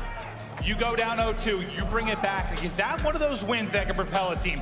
Despite the struggles this year, despite the sloppy plays and the fact that FaZe seems off this year, is that type of win that can send you to a final? I want to say yes, but you never know. Honestly, you never know. I don't think that was, I think they still have a lot to work on for what we saw, especially in map 2. Like, honestly, I'm just worried about map pool. Like, if they're going to go the distance to a best of 9 versus an OpTic or a LA Thieves, like, that's kind of where the question marks start to come into play. Like, they look good on a Tuscan respawn. But elsewhere, it felt like they still had some work to do. That's just the story of like every team, though. It's just like good at some stuff, okay at others. I mean, I guess I feel like that's why we've had so many map 5s. It's just, true. It's just they looked, yeah. No, I hear you. Not on the same page. True. It's different when you're getting smoked, but they weren't. The fact is, they got the win, despite, I mean, the frustrations early, despite how bad it looked when they're in an 0-2 hole, they dig their way out of it. And part of the reason why is aBeZy is a freaking monster. What a series. He had a series, we got him on stage. Every map, you feel like you played 5 maps. Yeah, I was right? playing 5 maps. All right, yo, on the main stage, give it up for aBeZy as we were chatting up about the series as Atlanta FaZe sent us to another Game 5 for the day. It looked like you guys were out of it after map number 2, but tell me how you fought back in maps 3, 4, and 5 to come out victorious right here, because it looked difficult. No, yeah, well, first 2 maps, I feel like first map, we just came out a little slow, and we started bringing it back and playing a lot better, but, you know, and then the S&D, they just kind of, like, took over, and then when Hydra got the streaks, it was just kind of chalked, and then, you know, the rest of the series, we knew we could still bring it back. I feel like we're all still playing pretty well. Yeah. And then, you know, we were just frying on all cylinders, and we just started frying at the end. So. Yeah, and that's the one thing about you guys. You know, no matter what situation you're in, you can come out on top. Now, throughout the rest of the season, it's been, you know, second places, and you guys hit your worst placing in third last event.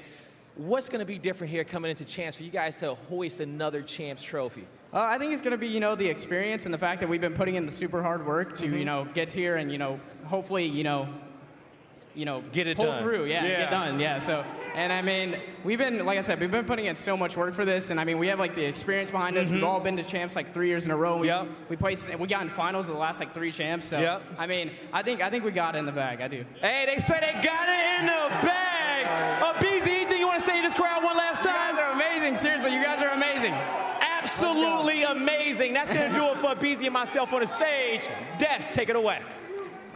Thank you so much, Blaze. Yes, welcome, ladies and gentlemen, to our game break presented by Prime Gaming. What a day. Like, I don't even know how we're here right now, Chan. Dude, we don't got to play the first 4 maps anymore. Like, it has been decided straight to Game 5s, like a best of 1, like for the rest of the tournament. But I don't know. aBeZy's twisted, by the way, just to get that out there. Like the most cracked interview I've seen in quite some time, and well deserved, dropping bombs in like the map 5, like the kid can do it all. Yeah, man, he absolutely can. We got to take a look at aBeZy's stats, by the way, throughout this series. I know Joe and Clint were obviously talking about it a lot. The man was on fire in this series. I mean, take a look at those numbers. It just kept getting better. Like, it just kept taking leaps and bounds to the 2.75 to close out the series. He was going crazy on that Tuscan hardpoint, man. And, you know, FaZe, they made some mistakes throughout that map. We saw him trying to hit P2 from the front a couple times, but every time they needed a big 2-piece out of aBeZy, he got it. Like, on that P1 rotation at the very end, when you need aBeZy to pop off, he does it every single time. He hits through mid, even if he's by himself, he's getting the kills. And, you know, it might not be the correct way to do it sometimes, but he gets it done. Yeah, he absolutely does. And I'll tell you what, man, a 1.39 overall in the series. I think Cellium somehow manages to edge him out with like a 1.4. Just wild stuff, but you did have that 1-2 punch that Atlanta FaZe fans were waiting to see. One of the many Game 5s that we saw today, but hey, we got to recap all of the insane matches that went down here on day number 1 here at Champs. The Galen Center has been unbelievable. We got to start things off where the day began, which was London versus Seattle. Again, it feels like this was like so long ago. last week, but I don't know, man. It's wild stuff to say the least. But hey, a very intense game. And what'd you make of this one? I mean, it just kind of doesn't go as expected. Like, London Ravens take the control, and we're like, okay, they're in a good spot. But then Seattle surge, man. When we get to that Berlin hardpoint at the very end, I thought London were going to win it. Yeah. Somehow they get inside and they clutch up, man. It's got to sting for London. And Seattle is just like getting that first big W on the board. It's been such a tough like month and a half for these guys from the online portion into Major 4. This is a huge win for confidence purposes for them. And then also for a player like Simp, he had a tremendous series. Yeah. Like a guy who, you know, Rookie of the Year candidate and at Major 4, like didn't have the best performance. That's what you need from him. Yeah, absolutely. But what, Sid and Fred go plus 30 in this series. Just a phenomenal performance out of your rookies, which again, we talk about so often how you want to see the rookies play well. And it's a shame, aLLeY. Like, you know, London Royal Ravens, they win at control, but again, they lose the series. But they're looking better. Like, I think at the end of the day, we have to talk about like our top 8 teams heading into champs. Like we were saying, like this is going to be some of the toughest competition. I mean, obviously it's champs, but like nobody really has a for sure line of sight on the W. And obviously all of our game 5s today showed it. And when we went into LA Thieves versus Boston Breach, we joked about how LA Thieves has Boston's number. And you know, they've had some of the fastest series all year, but Boston Breach end up pulling it to that game 5. But once again, it's been the search and destroys, which was a game mode LA Thieves were struggling in all year, but they did the work, they put the time in, and it has really been showing these past 2 events. Yeah, it absolutely has. And I know we were talking, I know Jay and I had the cats for this one. It was like the first time that they played Berlin Control, they were able to take it. We're talking about the Tuscan hardpoint. Like they've really not been playing that one all that often. They were able to take it versus the Thieves. Like, I don't know, Chance, like it's similar to the London point where it's like they didn't win the series, but they still played very well. I mean, they played well enough that I'm just having throw-ups like, I can't believe Vivid got dropped. Like, he has been unreal. Like, even for that Berlin Control, like, I was convinced easy dub for LA Thieves, like, almost without question. But, like, they started putting in work, started making just ridiculous play. And look at Vivid, like, 41 and 29. It genuinely blows my mind. Of course, it wasn't enough in the end, but like for the guys that literally just came off of a major win, it's a little bit impressive. I mean, impressive performance for Vivid. And it's still like we don't even know his true ceiling yet because he still had some pretty glaring errors. So excited to see his development throughout this tournament. And then going into this match, I mean, a storied history between OpTic Texas and Toronto Ultra. Another game 5 that results in an OpTic Texas W, man. Like, these guys just put on a show for us each and every time they play. And like obviously it's great for OpTic, but also heartbreaking for Toronto Ultra. Like, dude, and like I know it's an NA org, but like the EU COD players, so many moments where you are just so close, and it's just, I mean, again, we talk about how many like different players and teams and fans have been like aging.